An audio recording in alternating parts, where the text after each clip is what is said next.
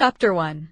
It is a truth universally acknowledged that a single man in possession of a good fortune must be in want of a wife. However little known the feelings or views of such a man may be on his first entering a neighborhood, this truth is so well fixed in the minds of the surrounding families that he is considered as the rightful property of some one or other of their daughters.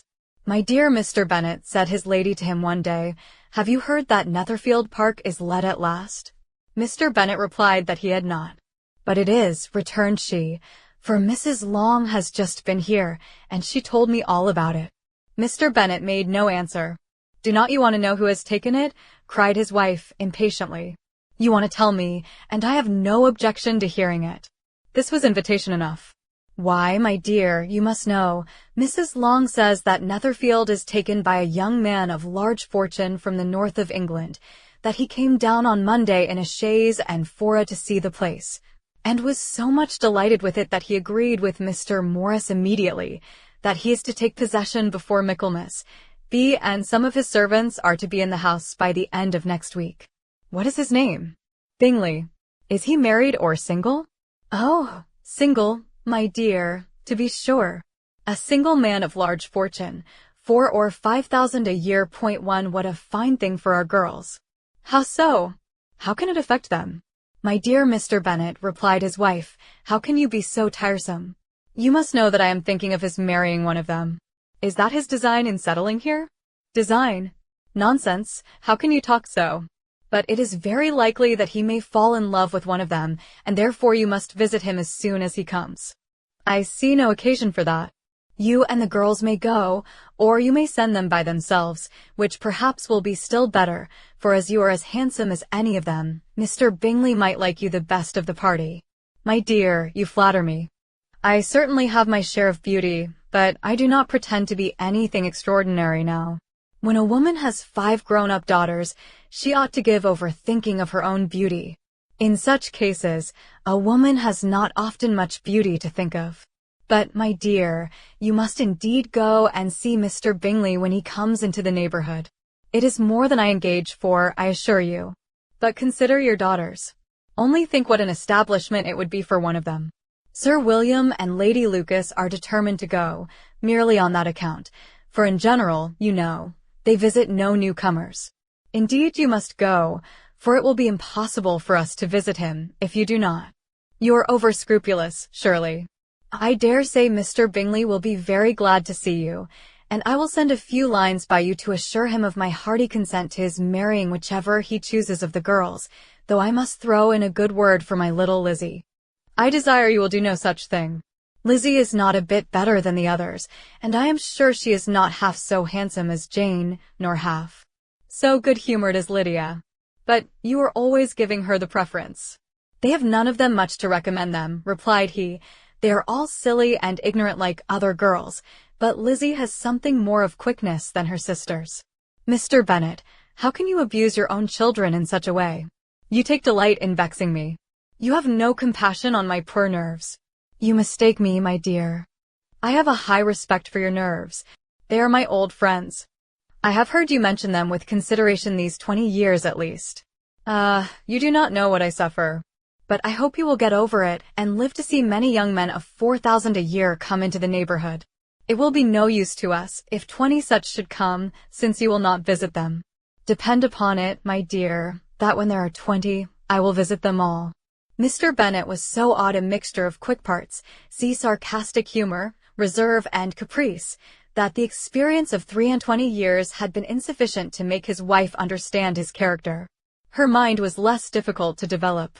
She was a woman of mean understanding, little information, and uncertain temper. When she was discontented, she fancied herself nervous. The business of her life was to get her daughters married. Its solace was visiting and news. Chapter 2. Mr. Bennet was among the earliest of those who waited on Mr. Bingley. He had always intended to visit him, though to the last always assuring his wife that he should not go, and till the evening after the visit was paid she had no knowledge of it. It was then disclosed in the following manner.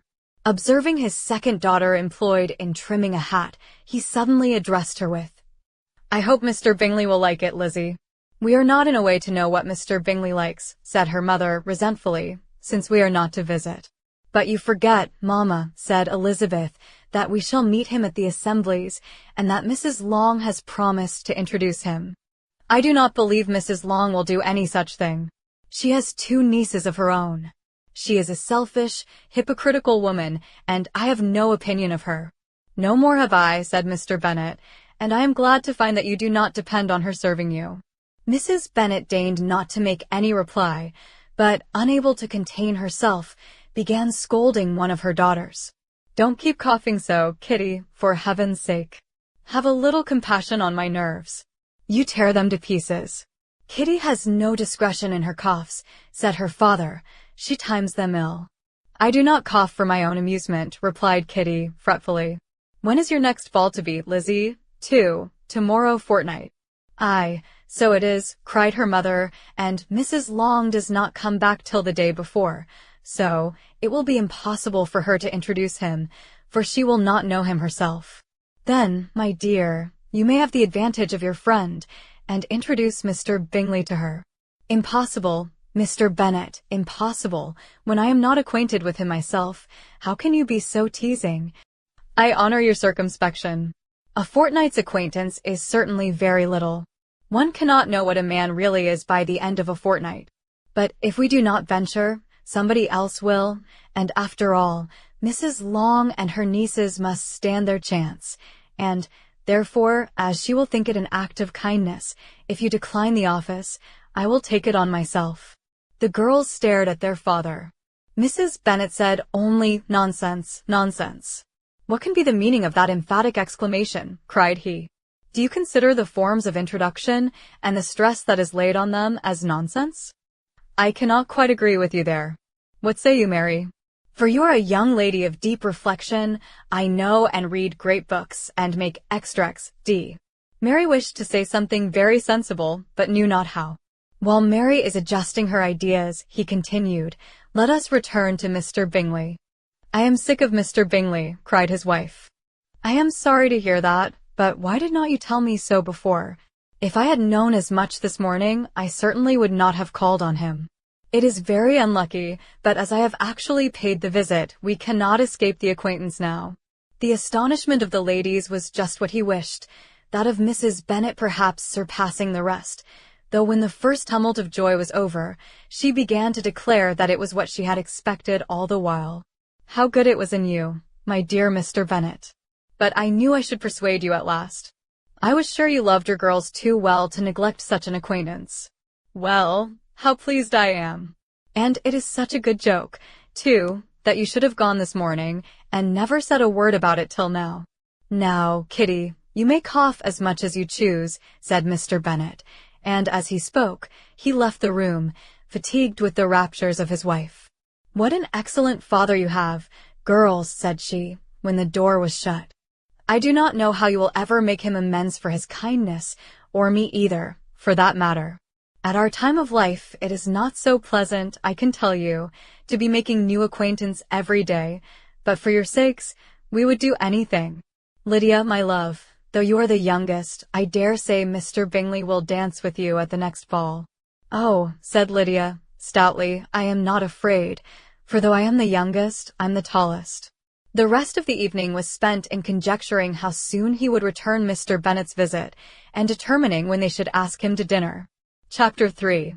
Not all that Mrs. Bennet, however, with the assistance of her 5 daughters, could ask on the subject, was sufficient to draw from her husband any satisfactory description of Mr. Bingley. They attacked him in various ways, with barefaced questions, ingenious suppositions, and distant surmises, but he eluded the skill of them all, and they were at last obliged to accept the second-hand intelligence of their neighbor, Lady Lucas. Her report was highly favorable. Sir William had been delighted with him. He was quite young, wonderfully handsome, extremely agreeable, and, to crown the whole, he meant to be at the next assembly with a large party. Nothing could be more delightful. To be fond of dancing was a certain step towards falling in love, and very lively hopes of Mr. Bingley's heart were entertained.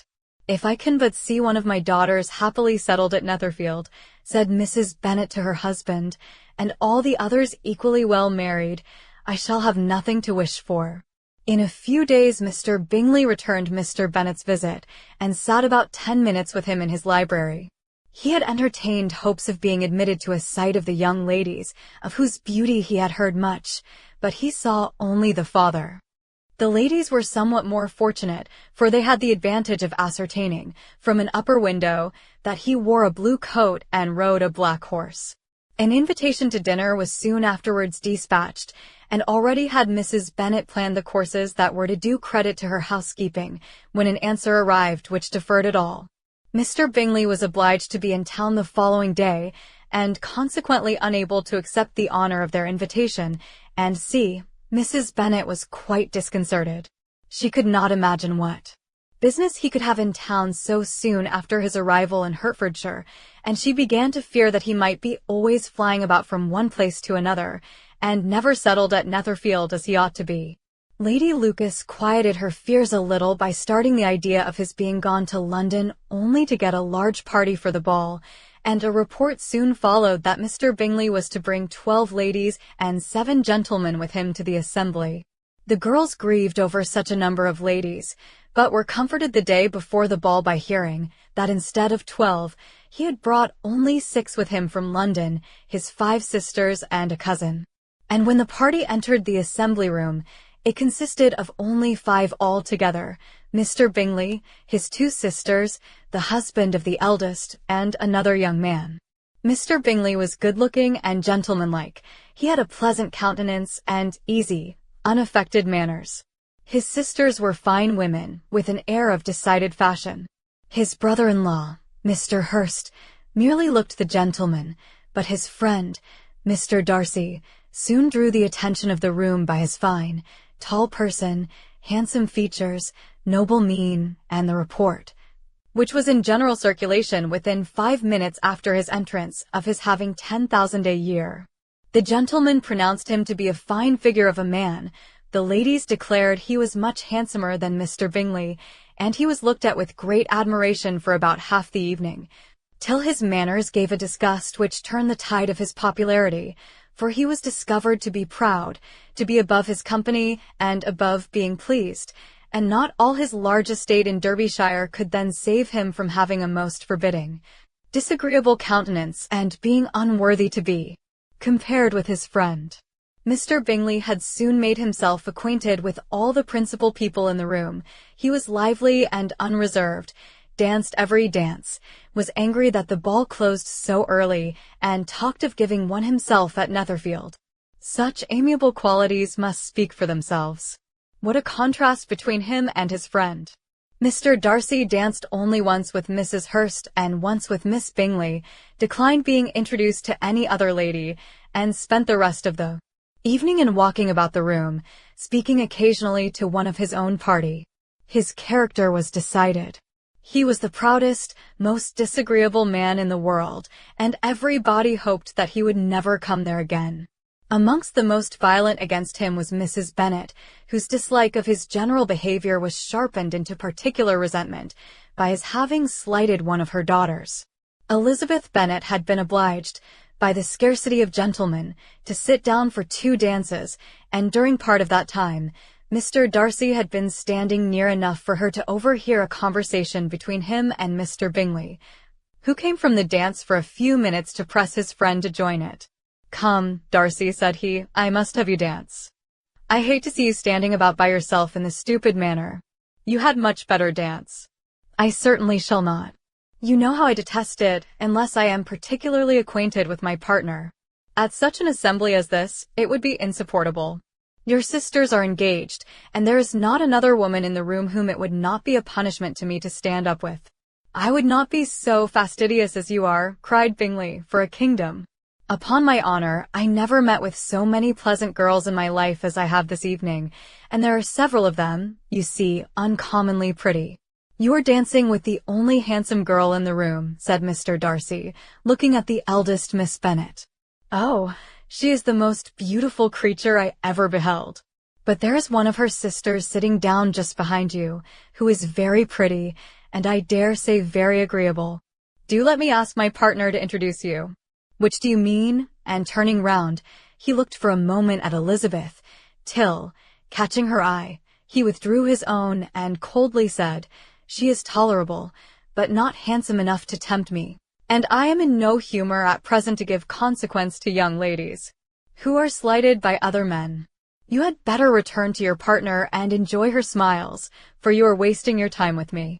Mr. Bingley followed his advice. Mr. Darcy walked off, and Elizabeth remained with no very cordial feelings towards him. She told the story, however, with great spirit among her friends, for she had a lively, playful disposition, which delighted in anything ridiculous. The evening altogether passed off pleasantly to the whole family. Mrs. Bennet had seen her eldest daughter much admired by the Netherfield party. Mr. Bingley had danced with her twice, and she had been distinguished by his sisters. Jane was as much gratified by this as her mother could be, though in a quieter way. Elizabeth felt Jane's pleasure. Mary had heard herself mentioned to Miss Bingley as the most accomplished girl in the neighborhood, and Catherine and Lydia had been fortunate enough to be never without partners, which was all that they had yet learnt to care for at a ball. They returned, therefore, in good spirits to Longbourn, the village where they lived, and of which they were the principal inhabitants. They found Mr. Bennet still up. With a book, he was regardless of time, and on the present occasion he had a good deal of curiosity as to the event of an evening which had raised such splendid expectations. He had rather hoped that all his wife's views on the stranger would be disappointed, but he soon found that he had a very different story to hear. "Oh, my dear Mr. Bennet," as she entered the room, "we have had a most delightful evening, a most excellent ball. I wish you had been there. Jane was so admired. Nothing could be like it. Everybody said how well she looked, and Mr. Bingley thought her quite beautiful and danced with her twice. Only think of that, my dear. He actually danced with her twice, and she was the only creature in the room that he asked a second time. First of all, he asked Miss Lucas.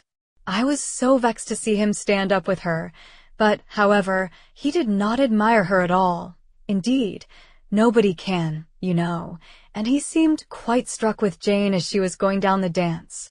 So he inquired who she was and got introduced, and asked her for the two next.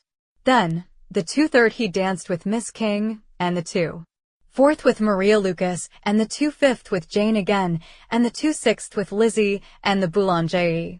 If he had had any compassion for me, cried her husband, impatiently, he would not have danced half so much. For God's sake, say no more of his partners. Oh, that he had sprained his ankle in the first dance. Oh, my dear, continued Mrs. Bennet, I am quite delighted with him. He is so excessively handsome, and his sisters are charming women. I never in my life saw anything more elegant than their dresses. I dare say the lace upon Mrs. Hurst's gown." Here she was interrupted again. Mr. Bennet protested against any description of finery. She was therefore obliged to seek another branch of the subject, and related, with much bitterness of spirit and some exaggeration, the shocking rudeness of Mr. Darcy. "But I can assure you," she added, "that Lizzie does not lose much by not suiting his fancy, for he is a most disagreeable, horrid man, not at all worth pleasing. So high and so conceited, that there was no enduring him. He walked here, and he walked there, fancying himself so very great. Not handsome enough to dance with. I wish you had been there, my dear, to have given him one of your set-downs. I quite detest the man." Chapter 4. When Jane and Elizabeth were alone, the former, who had been cautious in her praise of Mr. Bingley before, expressed to her sister how very much she admired him. "He is just what a young man ought to be," said she, "sensible, good-humoured, lively, and I never saw such happy manners. So much ease, with such perfect good breeding." "He is also handsome," replied Elizabeth, "which a young man ought likewise to be if he possibly can. His character is thereby complete. I was very much flattered by his asking me to dance a second time. I did not expect such a compliment. Did not you? I did for you. But that is one great difference between us. Compliments always take you by surprise, and me never. What could be more natural than his asking you again? He could not help seeing that you were about 5 times as pretty as every other woman in the room. No thanks to his gallantry for that. Well, he certainly is very agreeable, and I give you leave to like him. You have liked many a stupider person. Dear Lizzie. Oh, you are a great deal too apt, you know, to like people in general. You never see a fault in anybody. All the world are good and agreeable in your eyes. I never heard you speak ill of a human being in my life. I would wish not to be hasty in censuring anyone, but I always speak what I think. I know you do, and it is that which makes the wonder. With your good sense, to be so honestly blind to the follies and nonsense of others. Affection of candor is common enough, one meets with it everywhere. But to be candid without ostentation or design, to take the good of everybody's character and make it still better, and say nothing of the bad, belongs to you alone. And so, you like this man's sisters too, do you? Their manners are not equal to his. Certainly not at first, but they're very pleasing women when you converse with them. Miss Bingley is to live with her brother and keep his house, and I am much mistaken if we shall not find a very charming neighbor in her. Elizabeth listened in silence, but was not convinced. Their behavior at the assembly had not been calculated to please in general, and with more quickness of observation and less pliancy of temper than her sister, and with a judgment, too, unassailed by any attention to herself, she was very little disposed to approve them. They were, in fact, very fine ladies, not deficient in good humor when they were pleased, nor in the power of being agreeable where they chose it, but proud and conceited. They were rather handsome, had been educated in one of the first private seminaries in town, had a fortune of £20,000, were in the habit of spending more than they ought, and of associating with people of rank, and were, therefore, in every respect entitled to think well of themselves and meanly of others. They were of a respectable family in the north of England, a circumstance more deeply impressed on their memories than that their brother's fortune and their own had been acquired by trade. Mr. Bingley inherited property to the amount of nearly £100,000 from his father, who had intended to purchase an estate, but did not live to do it.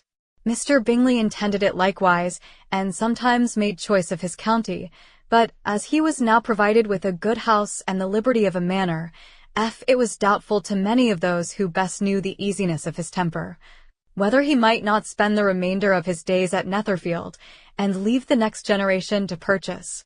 His sisters were very anxious for his having an estate of his own, but though he was now established only as a tenant, Miss Bingley was by no means unwilling to preside at his table, nor was Mrs. Hurst, who had married a man of more fashion than fortune, less disposed to consider his house as her home when it suited her.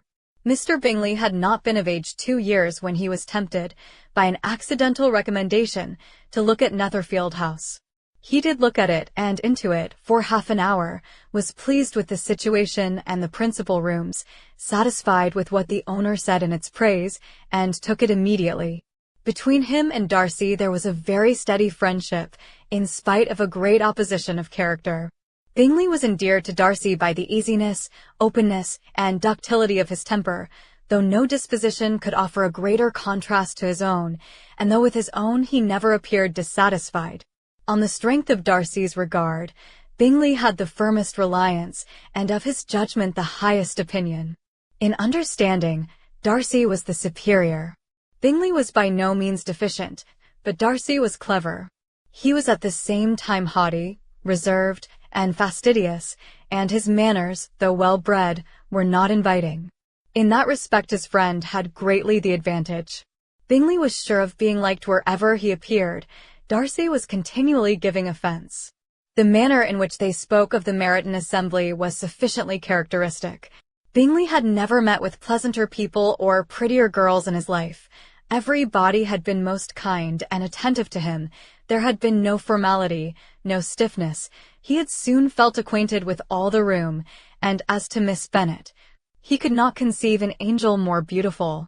Darcy, on the contrary, had seen a collection of people in whom there was little beauty and no fashion, for none of whom he had felt the smallest interest, and from none received either attention or pleasure. Miss Bennet he acknowledged to be pretty, but she smiled too much. Mrs. Hurst and her sister allowed it to be so, but still they admired her and liked her, and pronounced her to be a sweet girl, and one whom they should not object to know more of. Miss Bennet was therefore established as a sweet girl, and their brother felt authorized by such commendation to think of her as he chose. Chapter 5.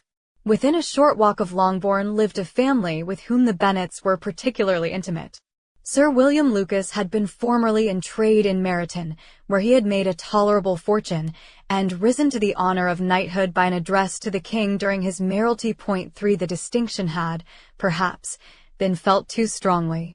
It had given him a disgust to his business and to his residence in a small market town, and, quitting them both, he had removed with his family to a house about a mile from Meryton, denominated from that period Lucas Lodge, where he could think with pleasure of his own importance, and, unshackled by business, occupy himself solely in being civil to all the world. For though elated by his rank, it did not render him supercilious. On the contrary, he was all attention to everybody. By nature inoffensive, friendly, and obliging, his presentation at St. James's had made him courteous. Lady Lucas was a very good kind of woman, not too clever to be a valuable neighbor to Mrs. Bennet. They had several children. The eldest of them, a sensible, intelligent young woman, about 27, was Elizabeth's intimate friend. That the Miss Lucases and the Miss Bennets should meet to talk over a ball was absolutely necessary, and the morning after the assembly brought the former to Longbourn to hear and to communicate. "You began the evening well, Charlotte," said Mrs. Bennet with civil self-command to Miss Lucas. "You were Mr. Bingley's first choice." "Yes, but he seemed to like his second better." "Oh, you mean Jane, I suppose, because he danced with her twice." "To be sure, that did seem as if he admired her indeed. I rather believe he did. I heard something about it, but I hardly know what. Something about Mr. Robinson." "Perhaps you mean what I overheard between him and Mr. Robinson. Did not I mention it to you? Mr. Robinson's asking him how he liked our Meryton assemblies, and whether he did not think there were a great many pretty women in the room, and which he thought the prettiest. And his answering immediately to the last question, 'Oh, the eldest Miss Bennet, beyond a doubt. There cannot be two opinions on that point.'" "Upon my word." "Well, that was very decided. Indeed, that does seem as if, but, however, it may all come to nothing, you know." "My overhearings were more to the purpose than yours, Eliza," said Charlotte. "Mr. Darcy is not so well worth listening to as his friend, is he?" Poor Eliza! To be only just tolerable. "I beg you will not put it into Lizzie's head to be vexed by his ill-treatment, for he is such a disagreeable man that it would be quite a misfortune to be liked by him. Mrs. Long told me last night that he sat close to her for half an hour without once opening his lips." "Are you quite sure, ma'am?" "Is not there a little mistake?" said Jane. "I certainly saw Mr. Darcy speaking to her." "Aye, because she asked him at last how he liked Netherfield, and he could not help answering her, but she said he seemed very angry at being spoke to." "Miss Bingley told me," said Jane, "that he never speaks much unless among his intimate acquaintance. With them he is remarkably agreeable." "I do not believe a word of it, my dear. If he had been so very agreeable, he would have talked to Mrs. Long. But I can guess how it was. Everybody says that he is ate up with pride, and I dare say he had heard somehow that Mrs. Long does not keep a carriage, and had come to the ball in a hack chaise. Gee, I do not mind his not talking to Mrs. Long," said Miss Lucas, "but I wish he had danced with Eliza." "Another time, Lizzie," said her mother, "I would not dance with him, if I were you." "I believe, ma'am, I may safely promise you never to dance with him." "His pride," said Miss Lucas, "does not offend me so much as pride often does, because there is an excuse for it. One cannot wonder that so very fine a young man with family, fortune, everything in his favor, should think highly of himself. If I may so express it, he has a right to be proud." "That is very true," replied Elizabeth, "and I could easily forgive his pride, if he had not mortified mine." "Pride," observed Mary, who piqued herself upon the solidity of her reflections, "is a very common failing, I believe. By all that I have ever read, I am convinced that it is very common indeed, that human nature is particularly prone to it, and that there are very few of us who do not cherish a feeling of self-complacency on the score of some quality or other, real or imaginary. Vanity and pride are different things, though the words are often used synonymously. A person may be proud without being vain. Pride relates more to our opinion of ourselves, vanity to what we would have others think of us. "If I were as rich as Mr. Darcy," cried a young Lucas, who came with his sisters, "I should not care how proud I was. I would keep a pack of foxhounds and drink a bottle of wine every day." "Then you would drink a great deal more than you ought," said Mrs. Bennet, "and if I were to see you at it, I should take away your bottle directly." The boy protested that she should not. She continued to declare that she would, and the argument ended only with the visit. Chapter 6. The ladies of Longbourn soon waited on those of Netherfield. The visit was returned in due form. Miss Bennet's pleasing manners grew on the goodwill of Mrs. Hurst and Miss Bingley, and though the mother was found to be intolerable, and the younger sisters not worth speaking to, a wish of being better acquainted with them was expressed towards the two eldest. By Jane this attention was received with the greatest pleasure, but Elizabeth still saw superciliousness in their treatment of everybody, hardly excepting even her sister, and could not like them, though their kindness to Jane, such as it was, had a value, as arising, in all probability, from the influence of their brother's admiration. It was generally evident, whenever they met, that he did admire her, and to her it was equally evident that Jane was yielding to the preference which she had begun to entertain for him from the first, and was in a way to be very much in love. But she considered with pleasure that it was not likely to be discovered by the world in general, since Jane united with great strength of feeling, a composure of temper, and an uniform cheerfulness of manner, which would guard her from the suspicions of the impertinent. She mentioned this to her friend, Miss Lucas. "It may, perhaps, be pleasant," replied Charlotte, "to be able to impose on the public in such a case, but it is sometimes a disadvantage to be so very guarded. If a woman conceals her affection with the same skill from the object of it, she may lose the opportunity of fixing him, and it will then be but poor consolation to believe the world equally in the dark. There is so much of gratitude or vanity in almost every attachment, that it is not safe to leave any to itself. We can all begin freely. A slight preference is natural enough, but there are very few of us who have heart enough to be really in love without encouragement. In 9 cases out of 10, a woman had better show more affection than she feels. Bingley likes your sister undoubtedly, but he may never do more than like her, if she does not help him on. But she does help him on, as much as her nature will allow. If I can perceive her regard for him, he must be a simpleton, indeed, not to discover it too. Remember, Eliza, that he does not know Jane's disposition as you do. But if a woman is partial to a man, and does not endeavor to conceal it, he must find it out. Perhaps he must, if he sees enough of her. But though Bingley and Jane meet tolerably often, it is never for many hours together, and as they always see each other in large mixed parties, it is impossible that every moment should be employed in conversing together. Jane should therefore make the most of every half-hour in which she can command his attention.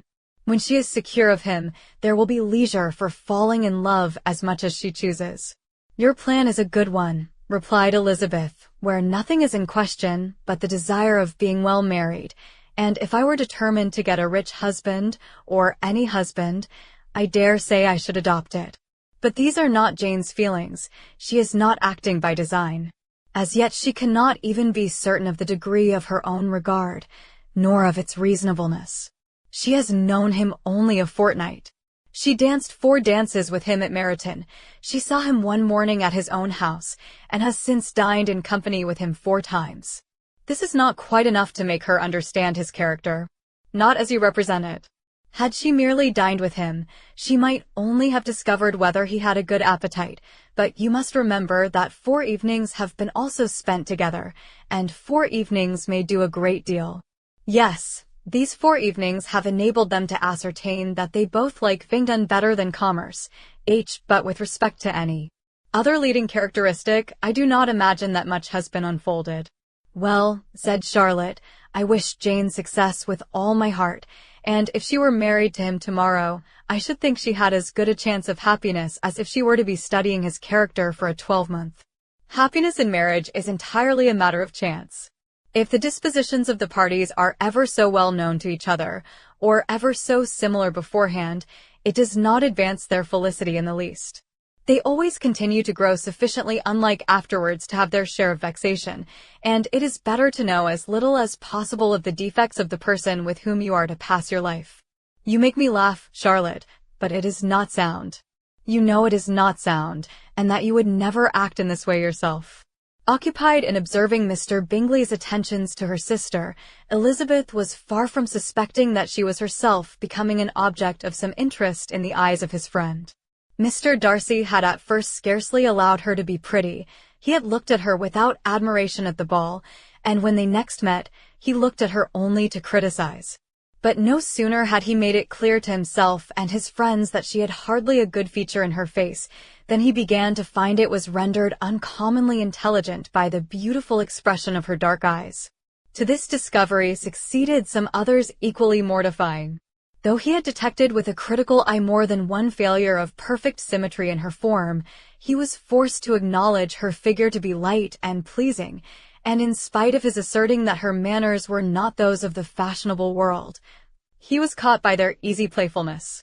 Of this she was perfectly unaware. To her he was only the man who made himself agreeable nowhere, and who had not thought her handsome enough to dance with. He began to wish to know more of her, and, as a step towards conversing with her himself, attended to her conversation with others. His doing so drew her notice.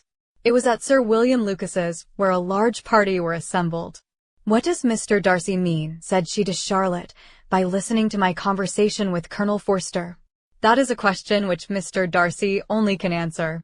But if he does it any more, I shall certainly let him know that I see what he is about. He has a very satirical eye, and if I do not begin by being impertinent myself, I shall soon grow afraid of him."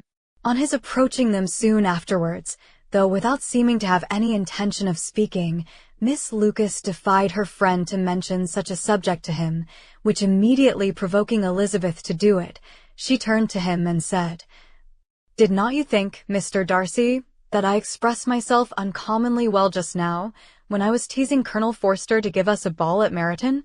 With great energy, but it is a subject which always makes a lady energetic. You're severe on us." "It will be her turn soon to be teased," said Miss Lucas. "I am going to open the instrument, Eliza, and you know what follows. You are a very strange creature by way of a friend, always wanting me to play and sing before anybody and everybody. If my vanity had taken a musical turn, you would have been invaluable, but as it is, I would really rather not sit down before those who must be in the habit of hearing the very best performers." On Miss Lucas's persevering, however, she added, "Very well. If it must be so, it must." And gravely glancing at Mr. Darcy, "There is a very fine old saying, which everybody here is of course familiar with, 'Keep your breath to cool your porridge,' and I shall keep mine to swell my song." Her performance was pleasing, though by no means capital. After a song or two, and before she could reply to the entreaties of several that she would sing again, she was eagerly succeeded at the instrument by her sister Mary, who having, in consequence of being the only plain one in the family, worked hard for knowledge and accomplishments, was always impatient for display.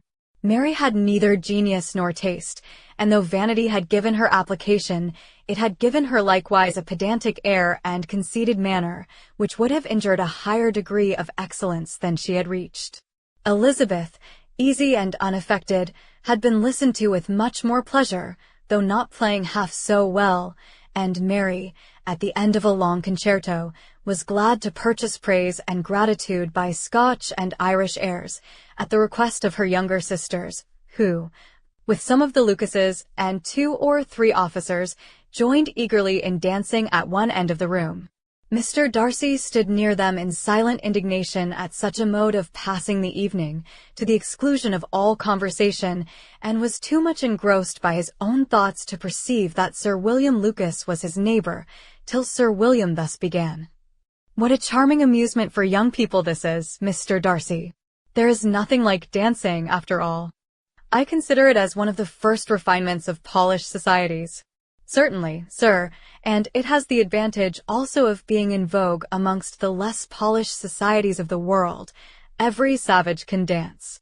Sir William only smiled. Your friend performs delightfully, he continued, after a pause, on seeing Bingley join the group, and I doubt not that you are an adept in the science yourself, Mr. Darcy. You saw me dance at Meryton, I believe, sir. Yes, indeed, and received no inconsiderable pleasure from the sight. Do you often dance at St. James's? Never, sir. Do you not think it would be a proper compliment to the place? It is a compliment which I never pay to any place if I can avoid it. You have a house in town, I conclude. Mr. Darcy bowed. I had once some thoughts of fixing in town myself, for I am fond of superior society, but I did not feel quite certain that the air of London would agree with Lady Lucas. He paused in hopes of an answer, but his companion was not disposed to make any, and Elizabeth at that instant moving towards them, he was struck with the notion of doing a very gallant thing, and called out to her, "My dear Miss Eliza, why are not you dancing? Mr. Darcy, you must allow me to present this young lady to you as a very desirable partner. You cannot refuse to dance, I am sure, when so much beauty is before you." And, taking her hand, he would have given it to Mr. Darcy, who, though extremely surprised, was not unwilling to receive it when she instantly drew back and said with some discomposure to Sir William, "Indeed, sir, I have not the least intention of dancing. I entreat you not to suppose that I move this way in order to beg for a partner." Mr. Darcy, with grave propriety, requested to be allowed the honor of her hand, but in vain. Elizabeth was determined, nor did Sir William at all shake her purpose by his attempt at persuasion. "You excel so much in the dance, Miss Eliza, that it is cruel to deny me the happiness of seeing you, and though this gentleman dislikes the amusement in general, he can have no objection, I am sure, to oblige us for 1/2 hour. Mr. Darcy is all politeness," said Elizabeth, smiling. "He is, indeed, but, considering the inducement, my dear Miss Eliza, we cannot wonder at his complaisance, for who would object to such a partner?" Elizabeth looked archly and turned away. Her resistance had not injured her with the gentleman, and he was thinking of her with some complacency, when thus accosted by Miss Bingley. "I can guess the subject of your reverie." "I should imagine not. You are considering how insupportable it would be to pass many evenings in this manner, in such society, and, indeed, I am quite of your opinion. I was never more annoyed. The insipidity, and yet the noise, the nothingness, and yet the self-importance of all these people. What would I give to hear your strictures on them? Your conjecture is totally wrong, I assure you. My mind was more agreeably engaged. I have been meditating on the very great pleasure which a pair of fine eyes in the face of a pretty woman can bestow." Miss Bingley immediately fixed her eyes on his face, and desired he would tell her what lady had the credit of inspiring such reflections. Mr. Darcy replied with great intrepidity, "Miss Elizabeth Bennet." "Miss Elizabeth Bennet," repeated Miss Bingley. "I am all astonishment. How long has she been such a favorite? And pray when am I to wish you joy? That is exactly the question which I expected you to ask. A lady's imagination is very rapid. It jumps from admiration to love, from love to matrimony in a moment. I knew you would be wishing me joy. Nay, if you are so serious about it, I shall consider the matter as absolutely settled. You will have a charming mother-in-law, indeed, and of course she will be always at Pemberley with you." He listened to her with perfect indifference, while she chose to entertain herself in this manner, and as his composure convinced her that all was safe, her wit flowed long. Chapter 7.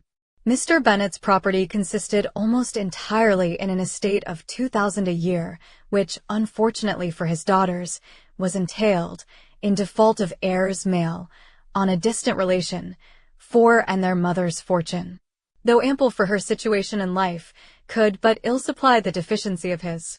Her father had been an attorney in Meryton, and had left her £4,000.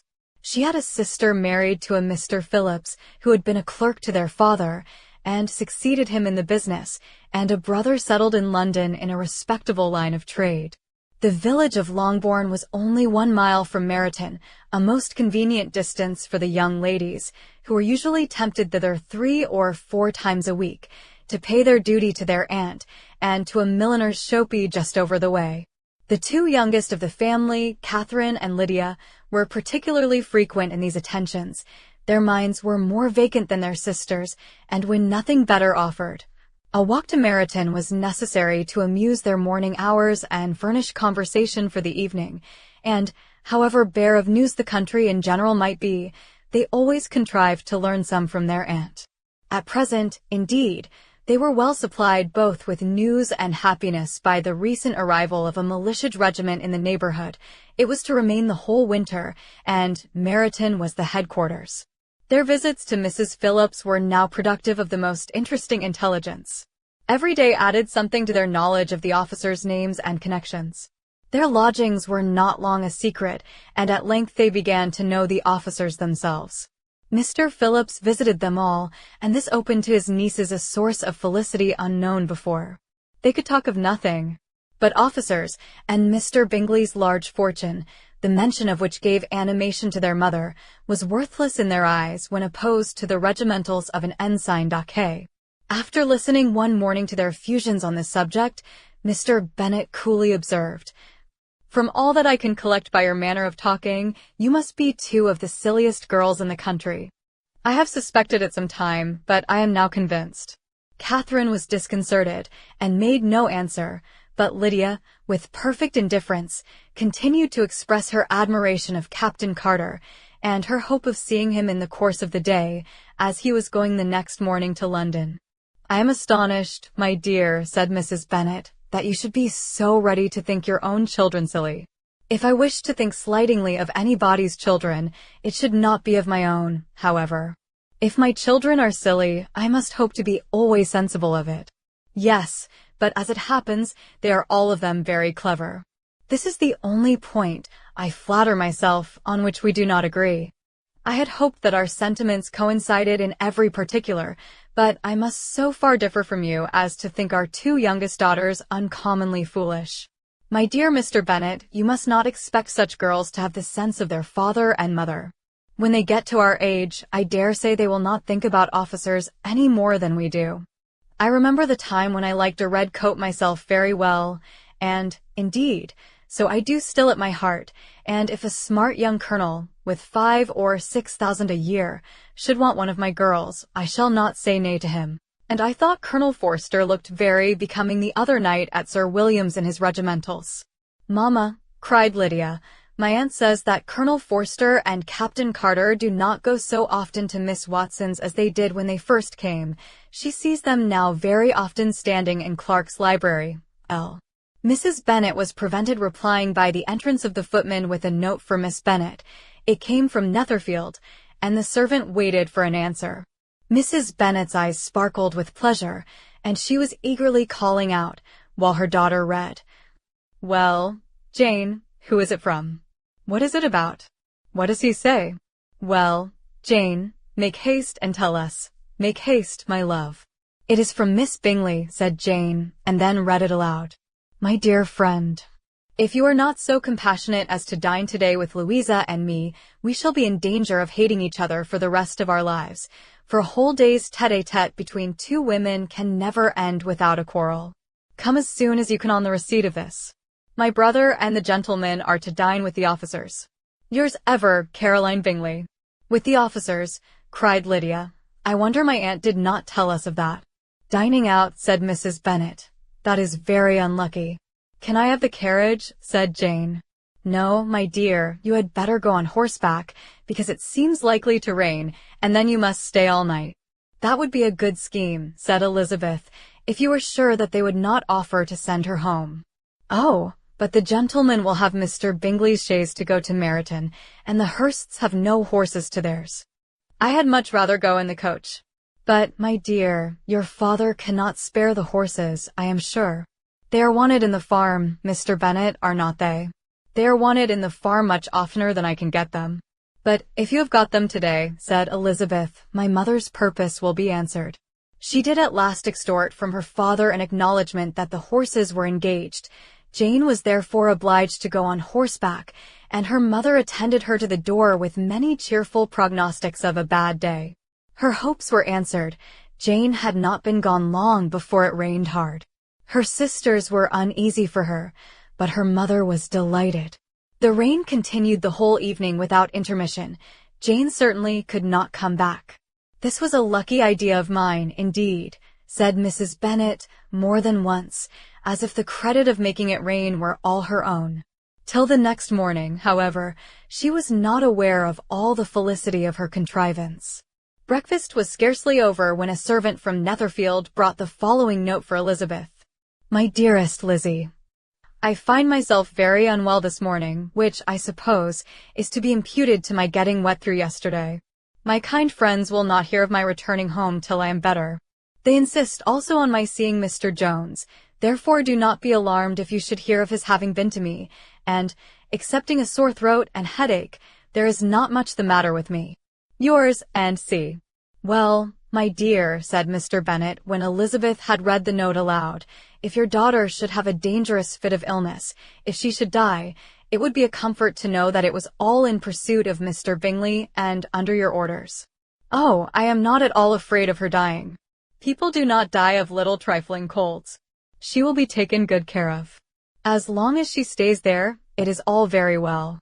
I would go and see her if I could have the carriage." Elizabeth, feeling really anxious, was determined to go to her, though the carriage was not to be had, and as she was no horsewoman, walking was her only alternative. She declared her resolution. "How can you be so silly," cried her mother, "as to think of such a thing, in all this dirt? You will not be fit to be seen when you get there. I shall be very fit to see Jane, which is all I want."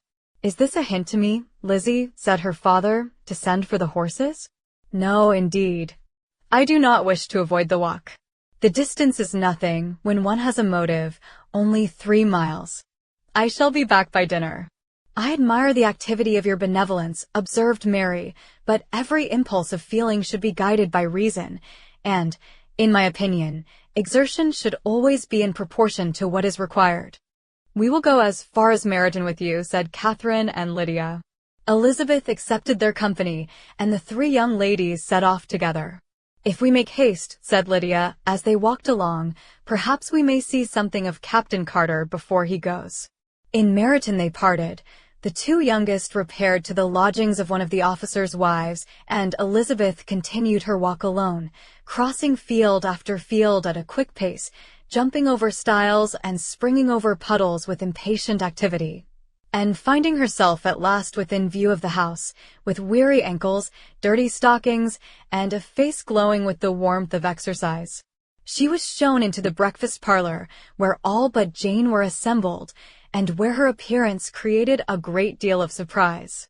That she should have walked 3 miles so early in the day, in such dirty weather, and by herself, was almost incredible to Mrs. Hurst and Miss Bingley, and Elizabeth was convinced that they held her in contempt for it.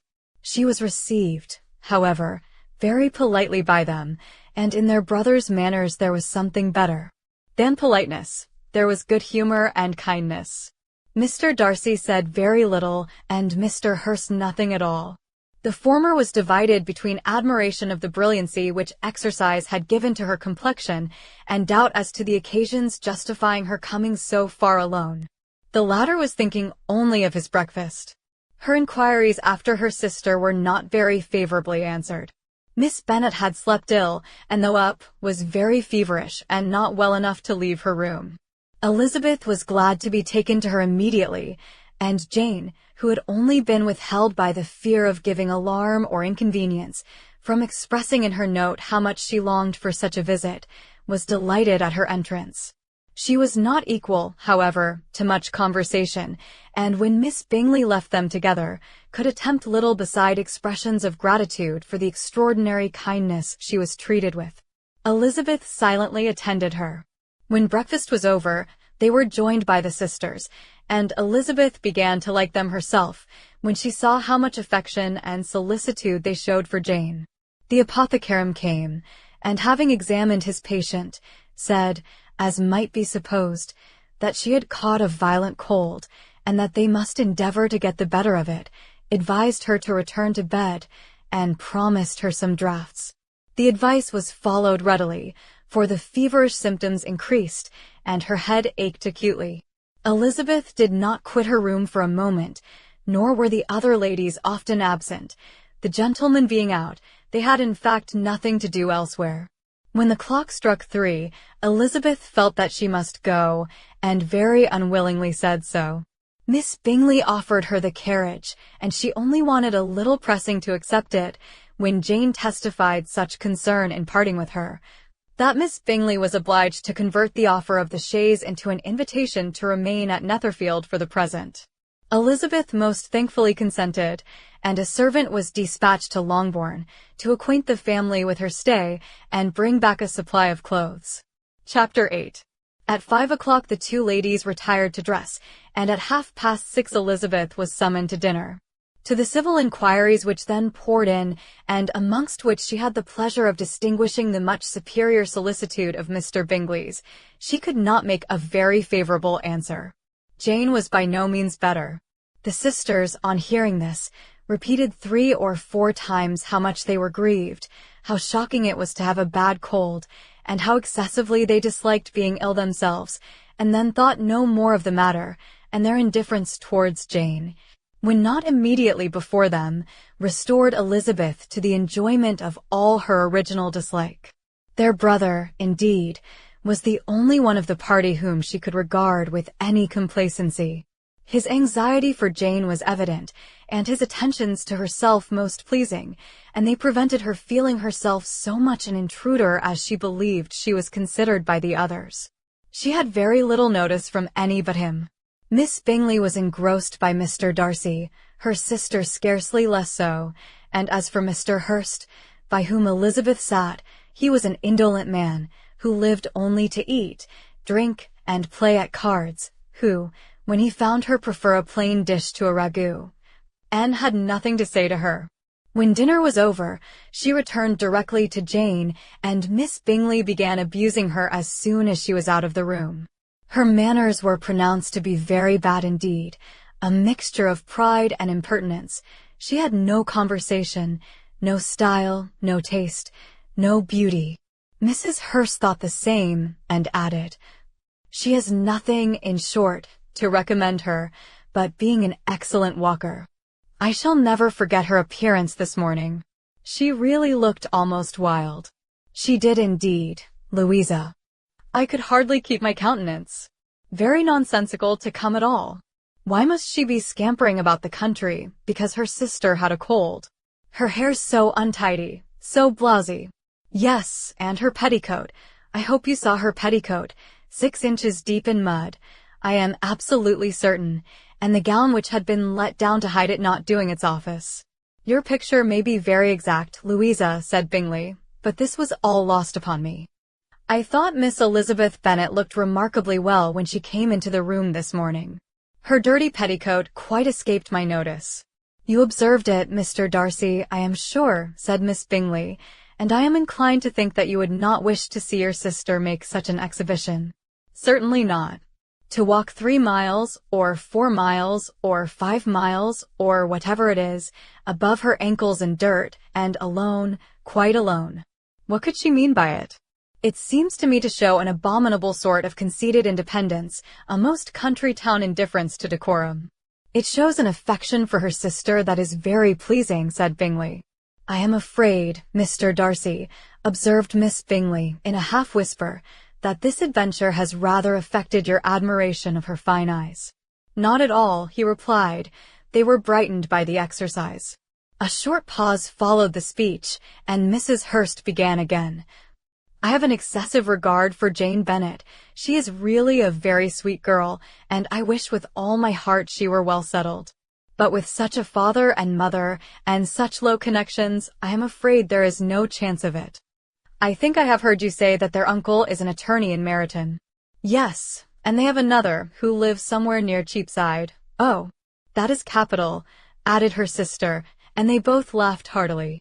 "If they had uncles enough to fill all Cheapside," cried Bingley, "it would not make them one jot less agreeable. But it must very materially lessen their chance of marrying men of any consideration in the world," replied Darcy. To this speech Bingley made no answer, but his sisters gave it their hearty assent, and indulged their mirth for some time at the expense of their dear friend's vulgar relations.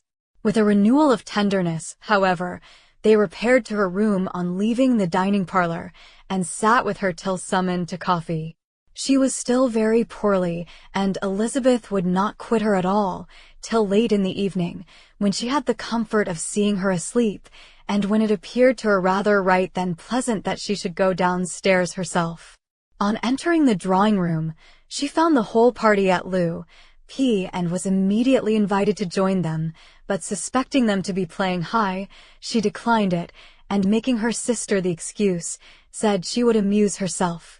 For the short time she could stay below with a book. Mr. Hurst looked at her with astonishment. "Do you prefer reading to cards?" said he. "That is rather singular." "Miss Elizabeth Bennet," said Miss Bingley, "despises cards.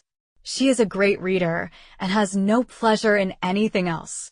"I deserve neither such praise nor such censure," cried Elizabeth. "I am not a great reader, and I have pleasure in many things." "In nursing your sister I am sure you have pleasure," said Bingley, "and I hope it will soon be increased by seeing her quite well." Elizabeth thanked him from her heart, and then walked towards a table where a few books were lying. He immediately offered to fetch her others, all that his library afforded. "And I wish my collection were larger for your benefit and my own credit, but I am an idle fellow, and though I have not many, I have more than I ever look into." Elizabeth assured him that she could suit herself perfectly with those in the room. "I am astonished," said Miss Bingley, "that my father should have left so small a collection of books. What a delightful library you have at Pemberley, Mr. Darcy." "It ought to be good," he replied. "It has been the work of many generations." "And then you have added so much to it yourself. You are always buying books." "I cannot comprehend the neglect of a family library in such days as these." "Neglect? I am sure you neglect nothing that can add to the beauties of that noble place. Charles, when you build your house, I wish it may be half as delightful as Pemberley." "I wish it may. But I would really advise you to make your purchase in that neighborhood and take Pemberley for a kind of model. There is not a finer county in England than Derbyshire. With all my heart, I will buy Pemberley itself, if Darcy will sell it." "I am talking of possibilities, Charles." "Upon my word, Caroline, I should think it more possible to get Pemberley by purchase than by imitation." Elizabeth was so much caught by what passed as to leave her very little attention for her book, and soon laying it wholly aside, she drew near the card table and stationed herself between Mr. Bingley and his eldest sister to observe the game. "Is Miss Darcy much grown since the spring?" said Miss Bingley. "Will she be as tall as I am?" "I think she will. She is now about Miss Elizabeth Bennet's height, or rather taller." "How I long to see her again! I never met with anybody who delighted me so much. Such a countenance, such manners, and so extremely accomplished for her age. Her performance on the pianoforte is exquisite." "It is amazing to me," said Bingley, "how young ladies can have patience to be so very accomplished as they all are." "All young ladies accomplished? My dear Charles, what do you mean?" "Yes, all of them, I think. They all paint tables, cover screens, and net purses. I scarcely know anyone who cannot do all this, and I am sure I never heard a young lady spoken of for the first time without being informed that she was very accomplished." "Your list of the common extent of accomplishments," said Darcy, "has too much truth. The word is applied to many a woman who deserves it no otherwise than by netting a purse or covering a screen, but I am very far from agreeing with you in your estimation of ladies in general. I cannot boast of knowing more than half a dozen in the whole range of my acquaintance that are really accomplished." "Nor I am sure," said Miss Bingley. "Then," observed Elizabeth, "you must comprehend a great deal in your idea of an accomplished woman." "Yes, I do comprehend a great deal in it." "Oh, certainly," cried his faithful assistant, "no one can be really esteemed accomplished who does not greatly surpass what is usually met with. A woman must have a thorough knowledge of music, singing, drawing, dancing, and the modern languages to deserve the word, and, besides all this, She must possess a certain something in her air and manner of walking, the tone of her voice, her address and expressions, or the word will be but half deserved. All this she must possess, added Darcy, and to all this she must yet add something more substantial in the improvement of her mind by extensive reading. I am no longer surprised at your knowing only 6 accomplished women. I rather wonder now at your knowing any. Are you so severe upon your own sex as to doubt the possibility of all this? I never saw such a woman. I never saw such capacity and taste and application and elegance as you describe, united. Mrs. Hurst and Miss Bingley both cried out against the injustice of her implied doubt, and were both protesting that they knew many women who answered this description when Mr. Hurst called them to order, with bitter complaints of their inattention to what was going forward. As all conversation was thereby at an end, Elizabeth soon afterwards left the room. Eliza Bennet, said Miss Bingley, when the door was closed on her, is one of those young ladies who seek to recommend themselves to the other sex by undervaluing their own, and with many men, I dare say, it succeeds, but, in my opinion, it is a paltry device of very mean art. Undoubtedly, replied Darcy, to whom this remark was chiefly addressed, there is meanness in all the arts which ladies sometimes condescend to employ for captivation. Whatever bears affinity to cunning is despicable. Miss Bingley was not so entirely satisfied with this reply as to continue the subject. Elizabeth joined them again only to say that her sister was worse, and that she could not leave her. Bingley urged Mr. Jones's being sent for immediately, while his sisters, convinced that no country advice could be of any service, recommended an express to town for one of the most eminent physicians.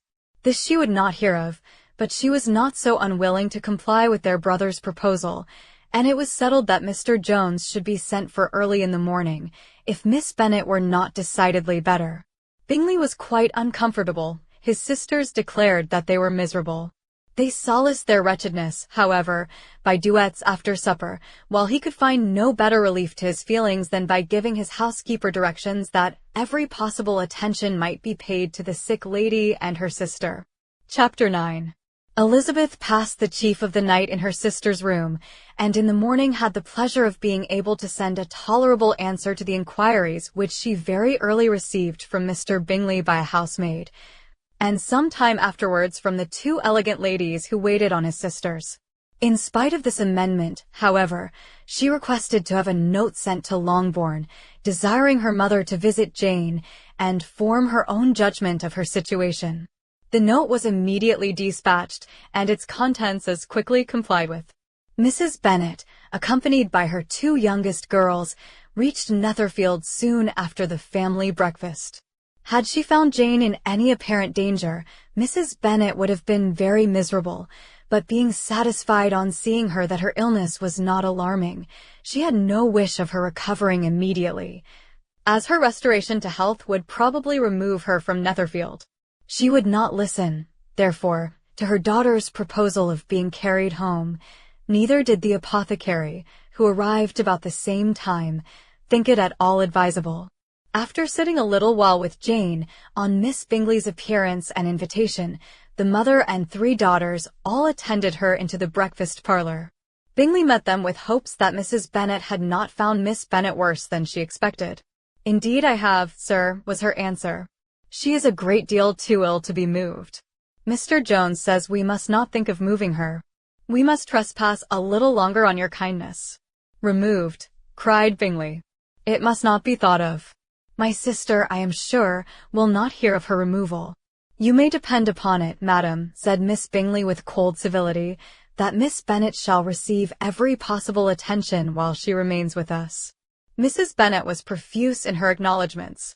"I am sure," she added, "if it was not for such good friends, I do not know what would become of her, for she is very ill indeed, and suffers a vast deal, though with the greatest patience in the world, which is always the way with her, for she has, without exception, the sweetest temper I ever met with. I often tell my other girls they are nothing to her. You have a sweet room here, Mr. Bingley, and a charming prospect over that gravel walk. I do not know a place in the country that is equal to Netherfield. You will not think of quitting it in a hurry. I hope that you have but a short lease." Whatever I do is done in a hurry, replied he, and therefore if I should resolve to quit Netherfield, I should probably be off in 5 minutes. At present, however, I consider myself as quite fixed here. That is exactly what I should have supposed of you, said Elizabeth. You begin to comprehend me, do you? Cried he, turning towards her. Oh, yes, I understand you perfectly. I wish I might take this for a compliment, but to be so easily seen through, I am afraid, is pitiful. That is as it happens. It does not necessarily follow that a deep, intricate character is more or less estimable than such a one as yours. Lizzie, cried her mother, remember where you are, and do not run on in the wild manner that you are suffered to do at home. I did not know before, continued Bingley, immediately, that you were a studier of character. It must be an amusing study. Yes, but intricate characters are the most amusing. They have at least that advantage. The country, said Darcy, can in general supply but few subjects for such a study. In a country neighborhood you move in a very confined and unvarying society. But people themselves alter so much that there is something new to be observed in them forever. Yes, indeed, cried Mrs. Bennet, offended by his manner of mentioning a country neighborhood. I assure you there is quite as much of that going on in the country as in town. Everybody was surprised, and Darcy, after looking at her for a moment, turned silently away. Mrs. Bennet, who fancied she had gained a complete victory over him, continued her triumph. I cannot see that London has any great advantage over the country, for my part, except the shops and public places. The country is a vast deal pleasanter, is not it, Mr. Bingley? When I am in the country, he replied, I never wish to leave it, and when I am in town, it is pretty much the same. They have each their advantages, and I can be equally happy in either. That is because you have the right disposition. But that gentleman, looking at Darcy, seemed to think the country was nothing at all. Indeed, mamma, you are mistaken, said Elizabeth, blushing for her mother. You quite mistook Mr. Darcy. He only meant that there was not such a variety of people to be met with in the country as in town, which you must acknowledge to be true. Certainly, my dear, nobody said there were, but as to not meeting with many people in this neighborhood, I believe there are few neighborhoods larger. I know we dine with 24 families. Nothing but concern for Elizabeth could enable Bingley to keep his countenance. His sister was less delicate, and directed her eye towards Mr. Darcy with a very expressive smile. Elizabeth, for the sake of saying something that might turn her mother's thoughts, now asked her if Charlotte Lucas had been at Longbourn since her coming away. Yes, she called yesterday with her father. What an agreeable man Sir William is, Mr. Bingley, is not he? So much the man of fashion. So genteel and so easy. He has always something to say to everybody. That is my idea of good breeding, and those persons who fancy themselves very important and never open their mouths quite mistake the matter. Did Charlotte dine with you? No, she would go home. I fancy she was wanted about the mince pies. For my part, Mr. Bingley, I always keep servants that can do their own work. My daughters are brought up differently. But everybody is to judge for themselves, and the Lucases are a very good sort of girls, I assure you. It is a pity they are not handsome. Not that I think Charlotte so very plain, but then she is our particular friend. She seems a very pleasant young woman, said Bingley. Oh dear, yes, but you must own she is very plain. Lady Lucas herself has often said so, and envied me Jane's beauty. I do not like to boast of my own child, but to be sure, Jane, one does not often see anybody better looking. It is what everybody says. I do not trust my own partiality. When she was only 15, there was a gentleman at my brother Gardiner's in town so much in love with her that my sister-in-law was sure he would make her an offer before we came away. But, however, he did not. Perhaps he thought her too young. However, he wrote some verses on her, and very pretty they were. And so ended his affection, said Elizabeth impatiently. There has been many a one, I fancy, overcome in the same way. I wonder who first discovered the efficacy of poetry in driving away love. I have been used to consider poetry as the food of love, 5, said Darcy. Of a fine, stout, healthy love it may. Everything nourishes what is strong already.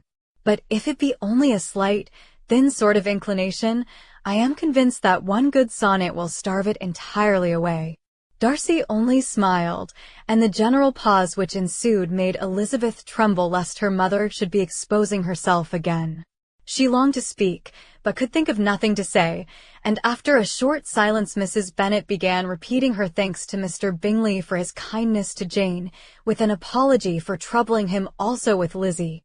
Mr. Bingley was unaffectedly civil in his answer, and forced his younger sister to be civil also, and say what the occasion required. She performed her part, indeed, without much graciousness, but Mrs. Bennet was satisfied, and soon afterwards ordered her carriage. Upon this signal, the youngest of her daughters put herself forward. The two girls had been whispering to each other during the whole visit, and the result of it was that the youngest should tax Mr. Bingley with having promised on his first coming into the country to give a ball at Netherfield. Lydia was a stout, well-grown girl of 15, with a fine complexion and good-humoured countenance, a favourite with her mother, whose affection had brought her into public at an early age. She had high animal spirits and a sort of natural self-consequence, which the attentions of the officers, to whom her uncle's good dinners and her own easy manners recommended her, had increased into assurance. She was very equal, therefore, to address Mr. Bingley on the subject of the ball, and abruptly reminded him of his promise, adding that it would be the most shameful thing in the world if he did not keep it. His answer to this sudden attack was delightful to her mother's ear.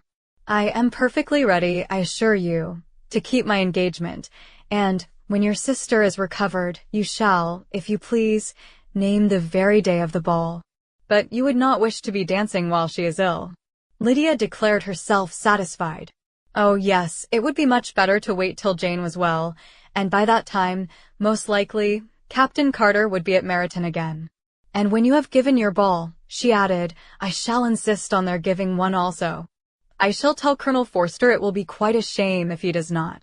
Mrs. Bennet and her daughters then departed, and Elizabeth returned instantly to Jane, leaving her own and her relations' behaviour to the remarks of the two ladies and Mr. Darcy, the latter of whom, however, could not be prevailed on to join in their censure of her, in spite of all Miss Bingley's witticisms on fine eyes. Chapter 10. The day passed much as the day before had done. Mrs. Hurst and Miss Bingley had spent some hours of the morning with the invalid, who continued, though slowly, to mend, and, in the evening, Elizabeth joined their party in the drawing-room. The loo table, however, did not appear. Mr. Darcy was writing, and Miss Bingley, seated near him, was watching the progress of his letter, and repeatedly calling off his attention by messages to his sister.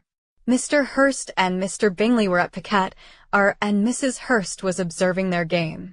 Elizabeth took up some needlework, and was sufficiently amused in attending to what passed between Darcy and his companion. The perpetual commendations of the lady either on his handwriting, or on the evenness of his lines, or on the length of his letter, with the perfect unconcern with which her praises were received, formed a curious dialogue, and was exactly in unison with her opinion of each. "How delighted Miss Darcy will be to receive such a letter." He made no answer. "You write uncommonly fast." "You are mistaken. I write rather slowly." "How many letters you must have occasion to write in the course of a year." "Letters of business, too. How odious I should think them." "It is fortunate, then, that they fall to my lot instead of to yours. Pray tell your sister that I long to see her." "I have already told her so once, by your desire." "I am afraid you do not like your pen. Let me mend it for you." "I mend pens remarkably well." "Thank you, but I always mend my own." "How can you contrive to write so even?" He was silent. "Tell your sister I am delighted to hear of her improvement on the harp, and pray let her know that I am quite in raptures with her beautiful little design for a table, and I think it infinitely superior to Miss Grantley's. Will you give me leave to defer your raptures till I write again? At present I have not room to do them justice." "Oh, it is of no consequence. I shall see her in January." "But do you always write such charming long letters to her, Mr. Darcy?" "They are generally long, but whether always charming, it is not for me to determine. It is a rule with me, that a person who can write a long letter with ease cannot write ill." "That will not do for a compliment to Darcy, Caroline," cried her brother, because he does not write with ease. He studies too much for words of 4 syllables. Do not you, Darcy? My style of writing is very different from yours. Oh, cried Miss Bingley, Charles writes in the most careless way imaginable. He leaves out half his words and blots the rest. My ideas flow so rapidly that I have not time to express them, by which means my letters sometimes convey no ideas at all to my correspondents. Your humility, Mr. Bingley, said Elizabeth, must disarm reproof.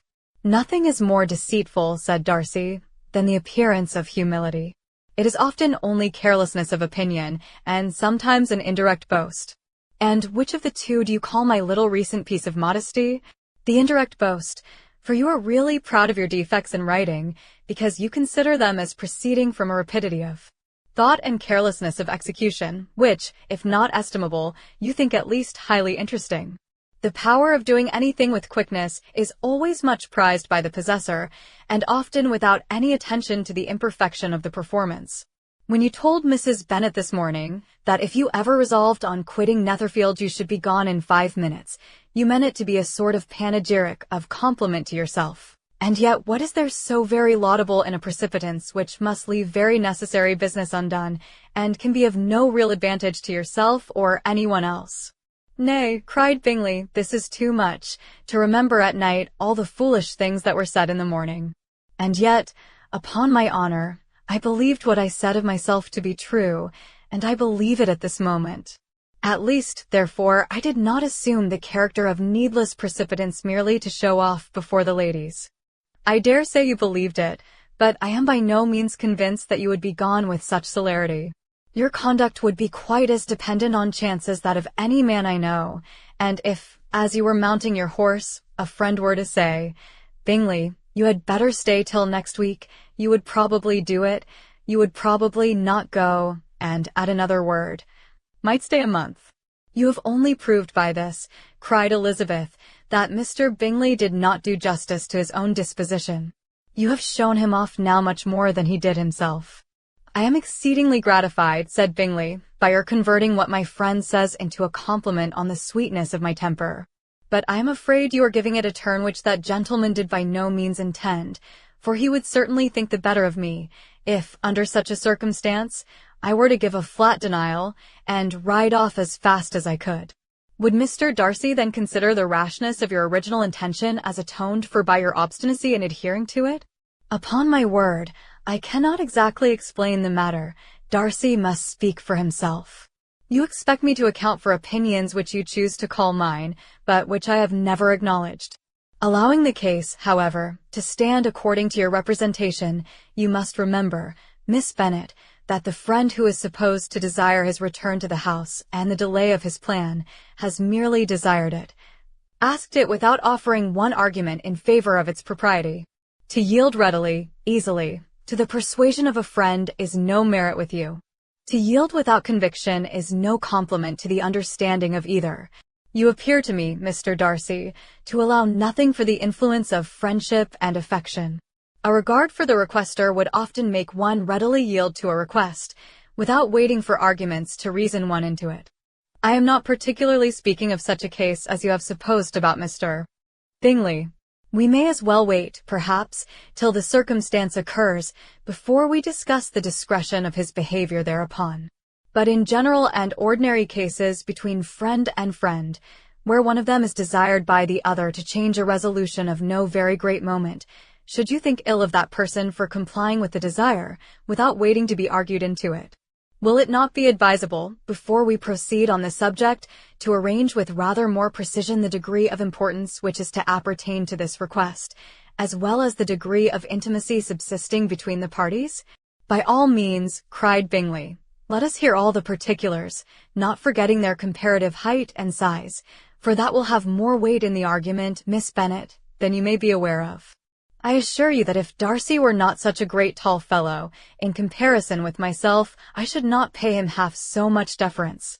I declare I do not know a more awful object than Darcy, on particular occasions, and in particular places, at his own house especially, and of a Sunday evening, when he has nothing to do. Mr. Darcy smiled, But Elizabeth thought she could perceive that he was rather offended, and therefore checked her laugh. Miss Bingley warmly resented the indignity he had received, in an expostulation with her brother for talking such nonsense. "I see your design," Bingley said his friend. "You dislike an argument, and want to silence this." "Perhaps I do. Arguments are too much like disputes. If you and Miss Bennet will defer yours till I am out of the room, I shall be very thankful, and then you may say whatever you like of me." "What you ask," said Elizabeth, "is no sacrifice on my side, and Mr. Darcy had much better finish his letter." Mr. Darcy took her advice and did finish his letter. When that business was over, he applied to Miss Bingley and Elizabeth for the indulgence of some music. Miss Bingley moved with alacrity to the pianoforte, and after a polite request that Elizabeth would lead the way, which the other as politely and more earnestly negatived, she seated herself. Mrs. Hurst sang with her sister, and while they were thus employed, Elizabeth could not help observing, as she turned over some music books that lay on the instrument, how frequently Mr. Darcy's eyes were fixed on her. She hardly knew how to suppose that she could be an object of admiration to so great a man, and yet that he should look at her because he disliked her was still more strange. She could only imagine, however, at last, that she drew his notice because there was a something about her more wrong and reprehensible, according to his ideas of right, than in any other person present. The supposition did not pain her. She liked him too little to care for his approbation. After playing some Italian songs, Miss Bingley varied the charm by a lively Scotch air, and soon afterwards Mr. Darcy, drawing near Elizabeth, said to her, "Do not you feel a great inclination, Miss Bennet, to seize such an opportunity of dancing a reel?" She smiled, but made no answer. He repeated the question, with some surprise at her silence. "Oh," said she, "I heard you before, but I could not immediately determine what to say in reply. You wanted me, I know, to say, yes, that you might have the pleasure of despising my taste, but I always delight in overthrowing those kinds of schemes, and cheating a person of their premeditated contempt. I have, therefore, made up my mind to tell you that I do not want to dance a reel at all, and now despise me if you dare." "Indeed, I do not dare." Elizabeth, having rather expected to affront him, was amazed at his gallantry, but there was a mixture of sweetness and archness in her manner which made it difficult for her to affront anybody. And Darcy had never been so bewitched by any woman as he was by her. He really believed that, were it not for the inferiority of her connections, he should be in some danger. Miss Bingley saw, or suspected, enough to be jealous, and her great anxiety for the recovery of her dear friend Jane received some assistance from her desire of getting rid of Elizabeth. She often tried to provoke Darcy into disliking her guest, by talking of their supposed marriage, and planning his happiness in such an alliance. "I hope," said she, as they were walking together in the shrubbery the next day, "you will give your mother-in-law a few hints, when this desirable event takes place, as to the advantage of holding her tongue, and, if you can compass it, do cure the younger girls of running after the officers. And, if I may mention so delicate a subject, endeavor to check that little something, bordering on conceit and impertinence, which your lady possesses. Have you anything else to propose for my domestic felicity? Oh, yes. Do let the portraits of your uncle and Aunt Phillips be placed in the gallery at Pemberley. Put them next to your great-uncle the judge. They are in the same profession, you know, only in different lines. As for your Elizabeth's picture, you must not attempt to have it taken, for what painter could do justice to those beautiful eyes? It would not be easy, indeed, to catch their expression, but their color and shape, and the eyelashes, so remarkably fine, might be copied." At that moment they were met from another walk by Mrs. Hurst and Elizabeth herself. "I did not know that you intended to walk," said Miss Bingley, in some confusion, lest they had been overheard. "You used us abominably ill," answered Mrs. Hurst, "running away without telling us that you were coming out." Then, taking the disengaged arm of Mr. Darcy, she left Elizabeth to walk by herself. The path just admitted 3. Mr. Darcy felt their rudeness and immediately said, "This walk is not wide enough for our party. We had better go into the avenue." But Elizabeth, who had not the least inclination to remain with them, laughingly answered, "No, no, Stay where you are. You are charmingly grouped and appear to uncommon advantage. The picturesque would be spoilt by admitting a fourth. Goodbye." She then ran gaily off, rejoicing as she rambled about, in the hope of being at home again in a day or two. Jane was already so much recovered as to intend leaving her room for a couple of hours that evening. Chapter 11. When the ladies removed after dinner, Elizabeth ran up to her sister, and seeing her well guarded from cold, attended her into the drawing-room, where she was welcomed by her two friends with many professions of pleasure. And Elizabeth had never seen them so agreeable as they were during the hour which passed before the gentlemen appeared. Their powers of conversation were considerable. They could describe an entertainment with accuracy, relate an anecdote with humor, and laugh at their acquaintance with spirit. But when the gentlemen entered, Jane was no longer the first object. Miss Bingley's eyes were instantly turned towards Darcy, and she had something to say to him before he had advanced many steps. He addressed himself directly to Miss Bennet with a polite congratulation. Mr. Hurst also made her a slight bow, and said he was very glad, but diffuseness and warmth remained for Bingley's salutation. He was full of joy and attention. The first half-hour was spent in piling up the fire, lest she should suffer from the change of room, and she removed, at his desire, to the other side of the fireplace, that she might be farther from the door. He then sat down by her, and talked scarcely to anyone else. Elizabeth, at work in the opposite corner, saw it all with great delight. When tea was over, Mr. Hurst reminded his sister-in-law of the card-table, but in vain. She had obtained private intelligence that Mr. Darcy did not wish for cards, and Mr. Hurst soon found even his open petition rejected.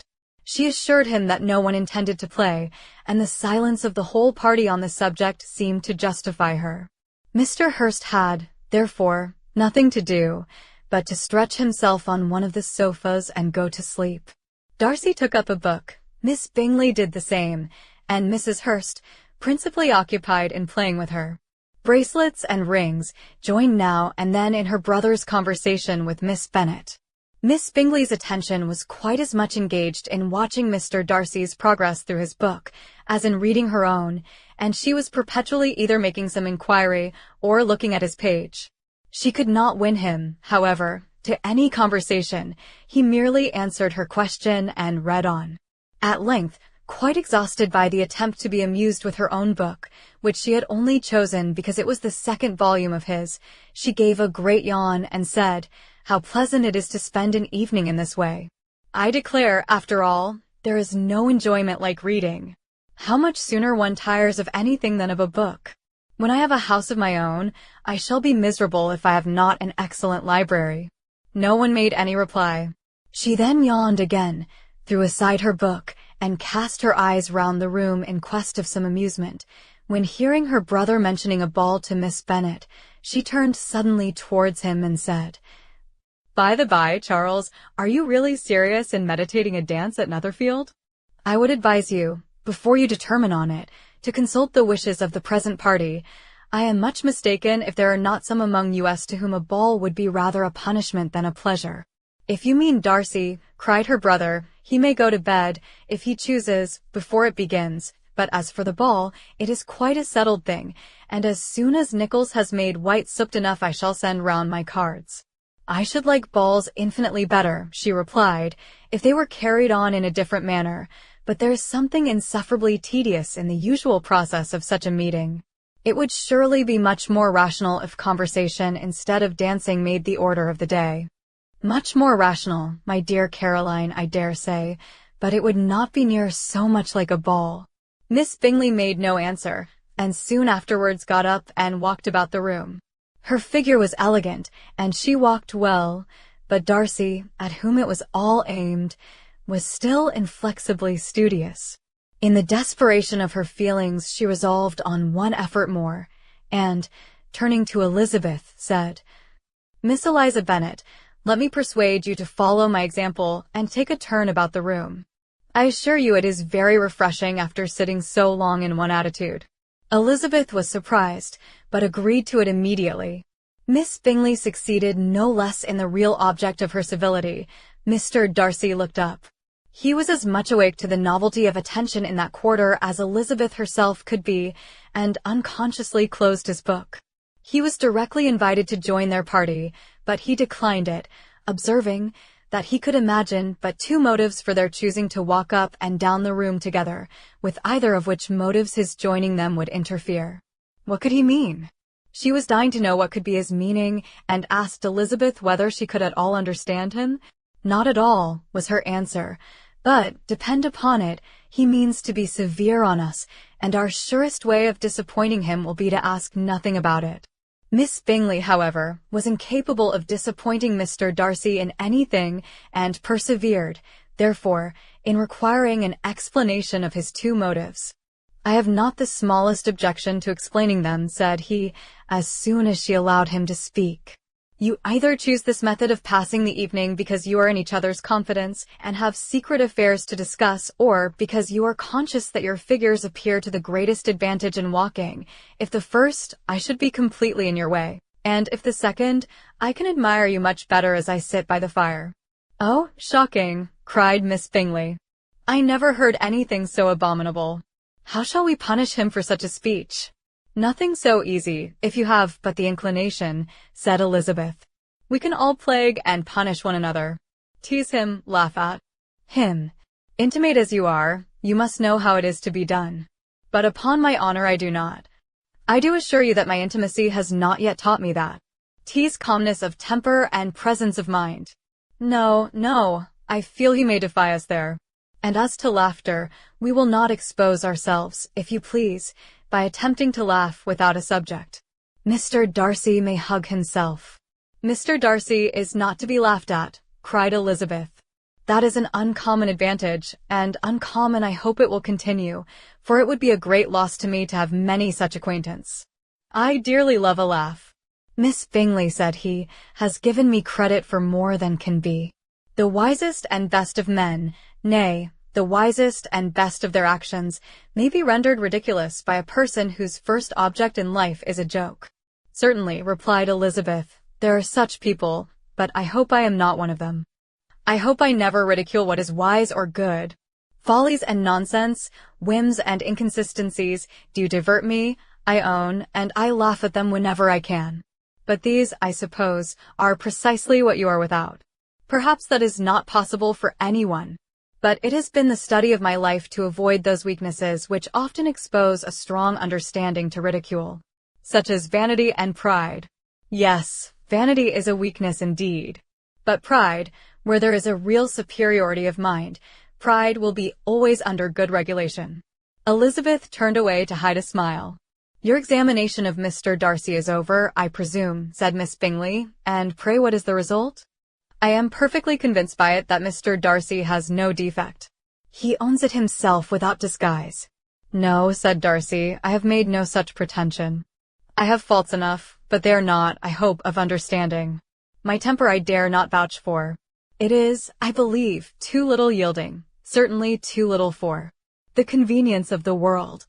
I cannot forget the follies and vices of others so soon as I ought, nor their offenses against myself. My feelings are not puffed about with every attempt to move them. My temper would perhaps be called resentful. My good opinion once lost is lost forever." "That is a failing, indeed," cried Elizabeth. "Implacable resentment is a shade in a character. But you have chosen your fault well. I really cannot laugh at it. You are safe from me. There is, I believe, in every disposition a tendency to some particular evil, a natural defect, which not even the best education can overcome. And your defect is a propensity to hate everybody, and yours," he replied, with a smile, "is willfully to misunderstand them." "Do let us have a little music," cried Miss Bingley, tired of a conversation in which she had no share. "Louisa, you will not mind my waking Mr. Hurst." Her sister made not the smallest objection, and the pianoforte was opened, and Darcy, after a few moments' recollection, was not sorry for it. He began to feel the danger of paying Elizabeth too much attention. Chapter 12. In consequence of an agreement between the sisters, Elizabeth wrote the next morning to her mother to beg that the carriage might be sent for them in the course of the day. But Mrs. Bennet, who had calculated on her daughters remaining at Netherfield till the following Tuesday, which would exactly finish Jane's week, could not bring herself to receive them with pleasure before. Her answer, therefore, was not propitious, at least not to Elizabeth's wishes, for she was impatient to get home. Mrs. Bennet sent them word that they could not possibly have the carriage before Tuesday, and in her postscript it was added that if Mr. Bingley and his sister pressed them to stay longer, she could spare them very well. Against staying longer, however, Elizabeth was positively resolved, nor did she much expect it would be asked, and fearful, on the contrary, of being considered as intruding themselves needlessly long. She urged Jane to borrow Mr. Bingley's carriage immediately, and at length it was settled that their original design of leaving Netherfield that morning should be mentioned, and the request made. The communication excited many professions of concern, and enough was said of wishing them to stay at least till the following day to work on Jane, and till the morrow their going was deferred. Miss Bingley was then sorry that she had proposed the delay, for her jealousy and dislike of one sister much exceeded her affection for the other. The master of the house heard with real sorrow that they were to go so soon, and repeatedly tried to persuade Miss Bennet that it would not be safe for her, that she was not enough recovered, but Jane was firm where she felt herself to be right. To Mr. Darcy it was welcome intelligence. Elizabeth had been at Netherfield long enough. She attracted him more than he liked, and Miss Bingley was uncivil to her, and more teasing than usual to himself. He wisely resolved to be particularly careful that no sign of admiration should now escape him, nothing that could elevate her with the hope of influencing his felicity, sensible that, if such an idea had been suggested, his behavior during the last day must have material weight in confirming or crushing it. Steady to his purpose, he scarcely spoke 10 words to her through the whole of Saturday, and though they were at one time left by themselves for half an hour, he adhered most conscientiously to his book, and would not even look at her. On Sunday, after morning service, the separation, so agreeable to almost all, took place. Miss Bingley's civility to Elizabeth increased at last very rapidly, as well as her affection for Jane, and when they parted, after assuring the latter of the pleasure it would always give her to see her either at Longbourn or Netherfield, and embracing her most tenderly, she even shook hands with the former Elizabeth, took leave of the whole party in the liveliest spirits. They were not welcomed home very cordially by their mother. Mrs. Bennet wondered at their coming, and thought them very wrong to give so much trouble, and was sure Jane would have caught cold again. But their father, though very laconic in his expressions of pleasure, was really glad to see them. He had felt their importance in the family circle. The evening conversation, when they were all assembled, had lost much of its animation and almost all its sense by the absence of Jane and Elizabeth. They found Mary, as usual, deep in the study of thorough Basque and human nature, and had some new extracts to admire, and some new observations of threadbare morality to listen to. Catherine and Lydia had information for them of a different sort. Much had been done, and much had been said, in the regiment since the preceding Wednesday.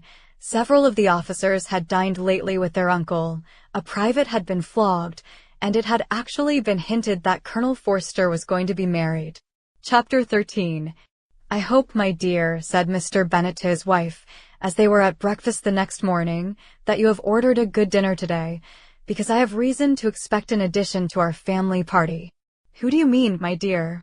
"I know of nobody that is coming, I am sure, unless Charlotte Lucas should happen to call in, and I hope my dinners are good enough for her. I do not believe she often sees such at home. The person of whom I speak is a gentleman and a stranger." Mrs. Bennet's eyes sparkled. "A gentleman and a stranger. It is Mr. Bingley, I am sure." "Why, Jane, you never dropped a word of this, you sly thing." "Well, I am sure I shall be extremely glad to see Mr. Bingley. But, good Lord, how unlucky! There is not a bit of fish to be got today. Lydia, my love, ring the bell. I must speak to Hill this moment." "It is not Mr. Bingley," said her husband. "It is a person whom I never saw in the whole course of my life." This roused a general astonishment, and he had the pleasure of being eagerly questioned by his wife and 5 daughters at once.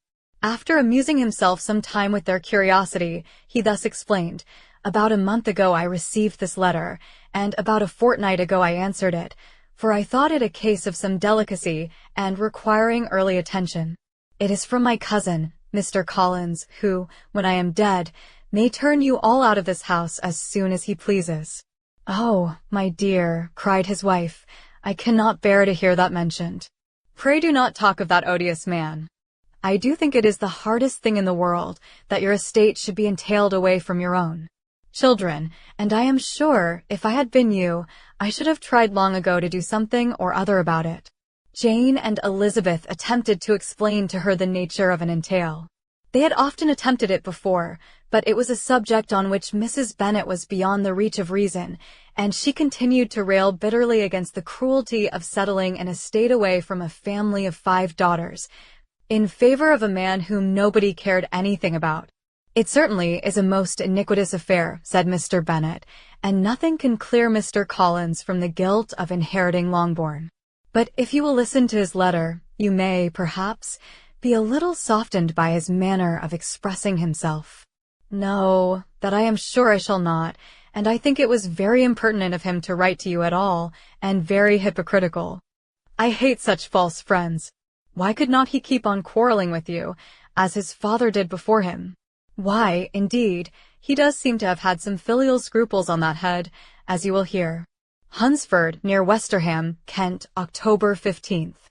Dear Sir, the disagreement subsisting between yourself and my late honored father always gave me much uneasiness, and, since I have had the misfortune to lose him, I have frequently wished to heal the breach, but for some time I was kept back by my own doubts, fearing lest it might seem disrespectful to his memory for me to be on good terms with anyone with whom it had always pleased him to be at variance.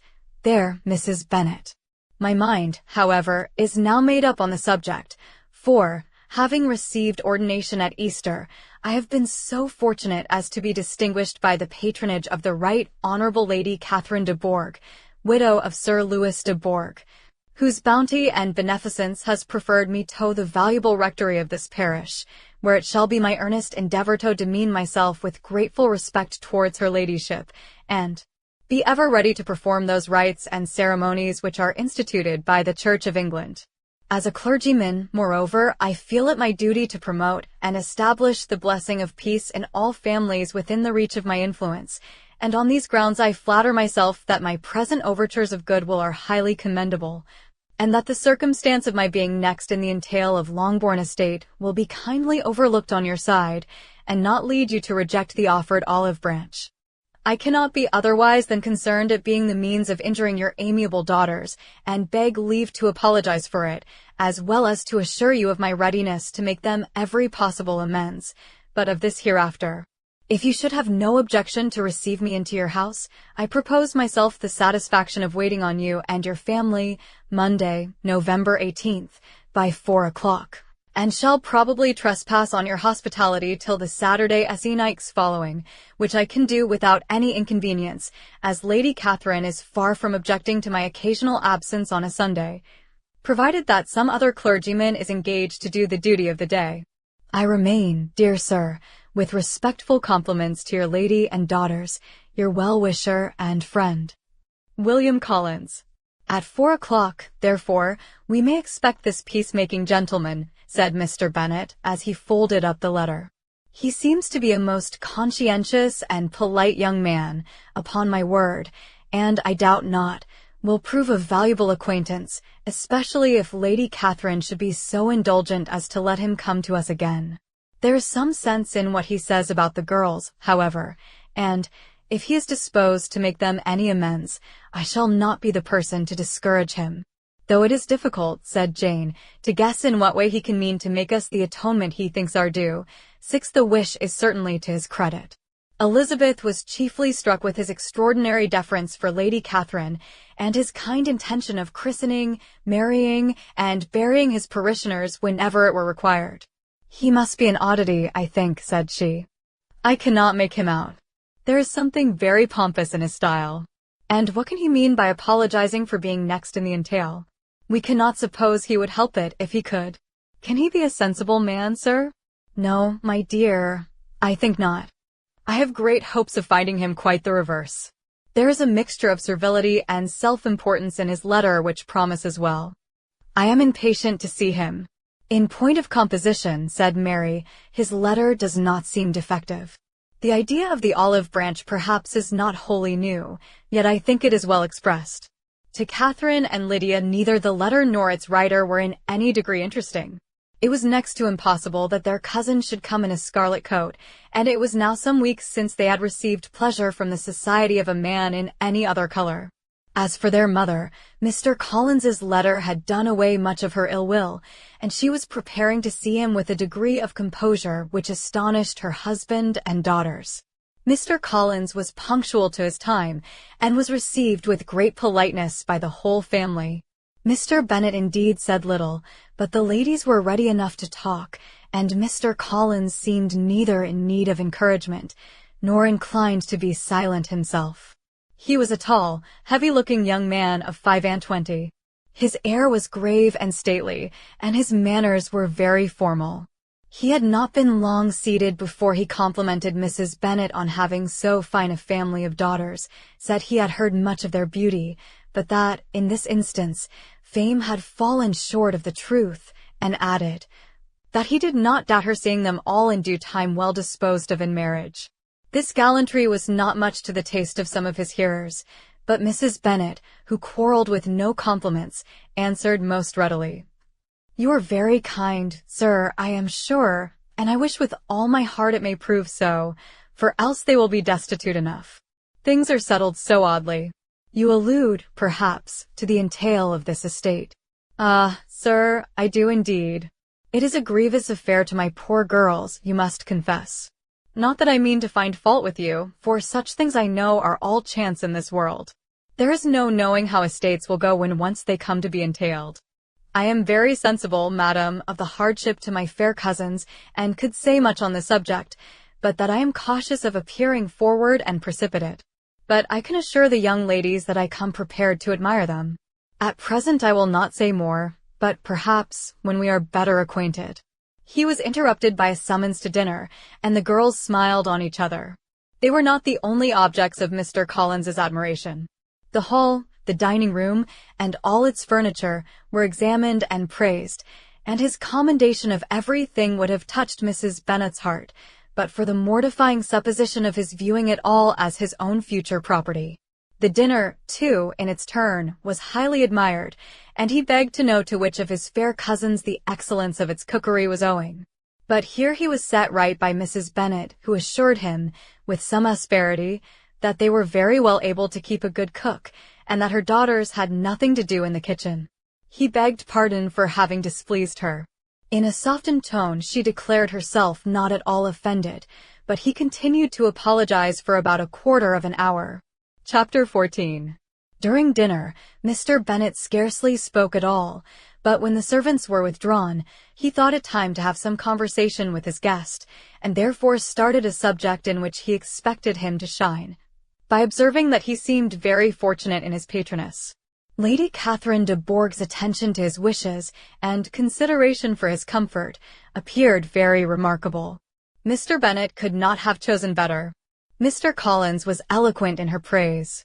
The subject elevated him to more than usual solemnity of manner, and with a most important aspect he protested that he had never in his life witnessed such behavior in a person of rank, such affability and condescension. 7 as he had himself experienced from Lady Catherine. She had been graciously pleased to approve of both the discourses which he had already had the honor of preaching before her. She had also asked him twice to dine at Rosings, and had sent for him only the Saturday before, to make up her pool of quadrille in the evening.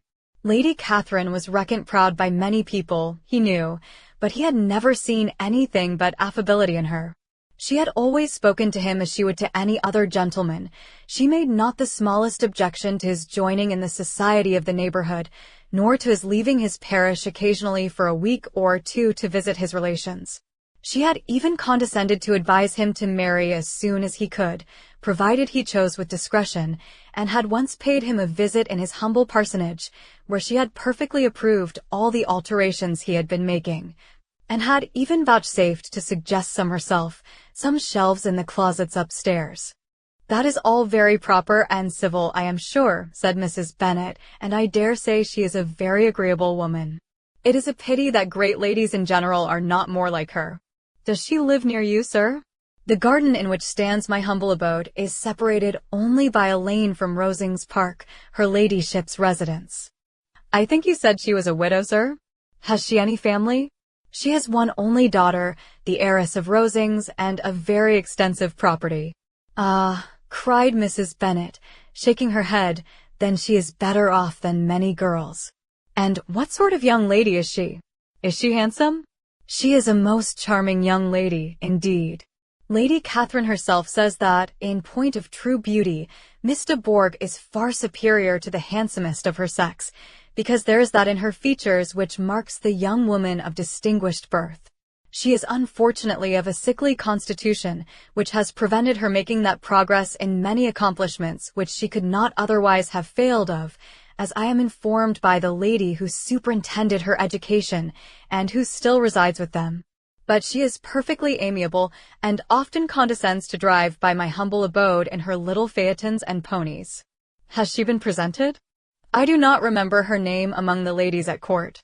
Her indifferent state of health unhappily prevents her being in town, and by that means, as I told Lady Catherine myself one day, has deprived the British court of its brightest ornament." Her ladyship seemed pleased with the idea, and you may imagine that I am happy on every occasion to offer those little delicate compliments which are always acceptable to ladies. I have more than once observed to Lady Catherine that her charming daughter seemed born to be a duchess, and that the most elevated rank, instead of giving her consequence, would be adorned by her. These are the kind of little things which please her ladyship, and it is a sort of attention which I conceive myself peculiarly bound to pay. "You judge very properly," said Mr. Bennet, "and it is happy for you that you possess the talent of flattering with delicacy. May I ask whether these pleasing attentions proceed from the impulse of the moment, or are the result of previous study?" "They arise chiefly from what is passing at the time, and though I sometimes amuse myself with suggesting and arranging such little elegant compliments as may be adapted to ordinary occasions, I always wish to give them as unstudied an air as possible." Mr. Bennet's expectations were fully answered. His cousin was as absurd as he had hoped, and he listened to him with the keenest enjoyment, maintaining at the same time the most resolute composure of countenance, and, except in an occasional glance at Elizabeth, requiring no partner in his pleasure. By tea-time, however, the dose had been enough, and Mr. Bennet was glad to take his guest into the drawing-room again, and when tea was over, glad to invite him to read aloud to the ladies. Mr. Collins readily assented, and a book was produced, but on beholding it, for everything announced it to be from a circulating library, he started back, and, begging pardon, protested that he never read novels. Kitty stared at him, and Lydia exclaimed. Other books were produced, and after some deliberation he chose Fordyce's Sermons. Lydia gaped as he opened the volume, and before he had, with very monotonous solemnity, read 3 pages, she interrupted him with, "Do you know, Mamma, that my Uncle Phillips talks of turning away Richard? And if he does, Colonel Forster will hire him. My aunt told me so herself on Saturday. I shall walk to Meryton tomorrow to hear more about it, and to ask when Mr. Denny comes back from town." Lydia was bid by her 2 eldest sisters to hold her tongue, but Mr. Collins, much offended, laid aside his book, and said, "I have often observed how little young ladies are interested by books of a serious stamp, though written solely for their benefit. It amazes me, I confess, for certainly there can be nothing so advantageous to them as instruction. But I will no longer importune my young cousin." Then turning to Mr. Bennet, he offered himself as his antagonist at backgammon. Mr. Bennet accepted the challenge, observing that he acted very wisely in leaving the girls to their own trifling amusements. Mrs. Bennet and her daughters apologized most civilly for Lydia's interruption, and promised that it should not occur again if he would resume his book, but Mr. Collins, after assuring them that he bore his young cousin no ill will, and should never resent her behavior as any affront, seated himself at another table with Mr. Bennet, and prepared for backgammon. Chapter 15. Mr. Collins was not a sensible man, and the deficiency of nature had been but little assisted by education or society, the greatest part of his life having been spent under the guidance of an illiterate and miserly father. And though he belonged to one of the universities, he had merely kept the necessary terms without forming at it any useful acquaintance.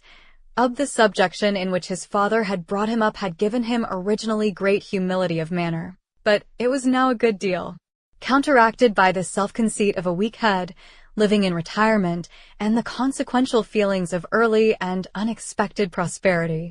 A fortunate chance had recommended him to Lady Catherine de Bourgh when the living of Hunsford was vacant, and the respect which he felt for her high rank, and his veneration for her as his patroness, mingling with a very good opinion of himself, of his authority as a clergyman, and his right as a rector, made him altogether a mixture of pride and obsequiousness, self-importance and humility.